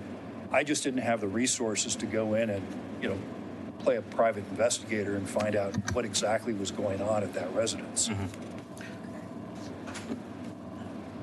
I'm sure you would agree, though, that when we find dozens of people registered at an empty lot, that's probably that could be problematic. Yes. Thank you, Mr. DeVore. Members, any other questions? The chair recognizes Vice Chair Gonzalez. Wait, so we're saying that there were 30 people that were registered at a parking lot? Is that what you're... Comes at an empty lot. I mean, there's actual proof of that? There was an empty lot? Or like at one home? Vice Chair, I didn't, that was... No, but you mentioned that there was there were like 30 people or something registered to one household. Is there evidence of that? Was that? Yes, because you see the voting rolls, right? And you see when you do a search by address, and then you see the same residential address stack up multiple times, and then you go on Zillow, the real estate site, and you say, oh, this is interesting. It's a 1,200 square foot home with 1.5 baths. That seems to be improbable that many people could be living there. And then you pull the voter rolls and you find that there were multiple votes in the same cycle.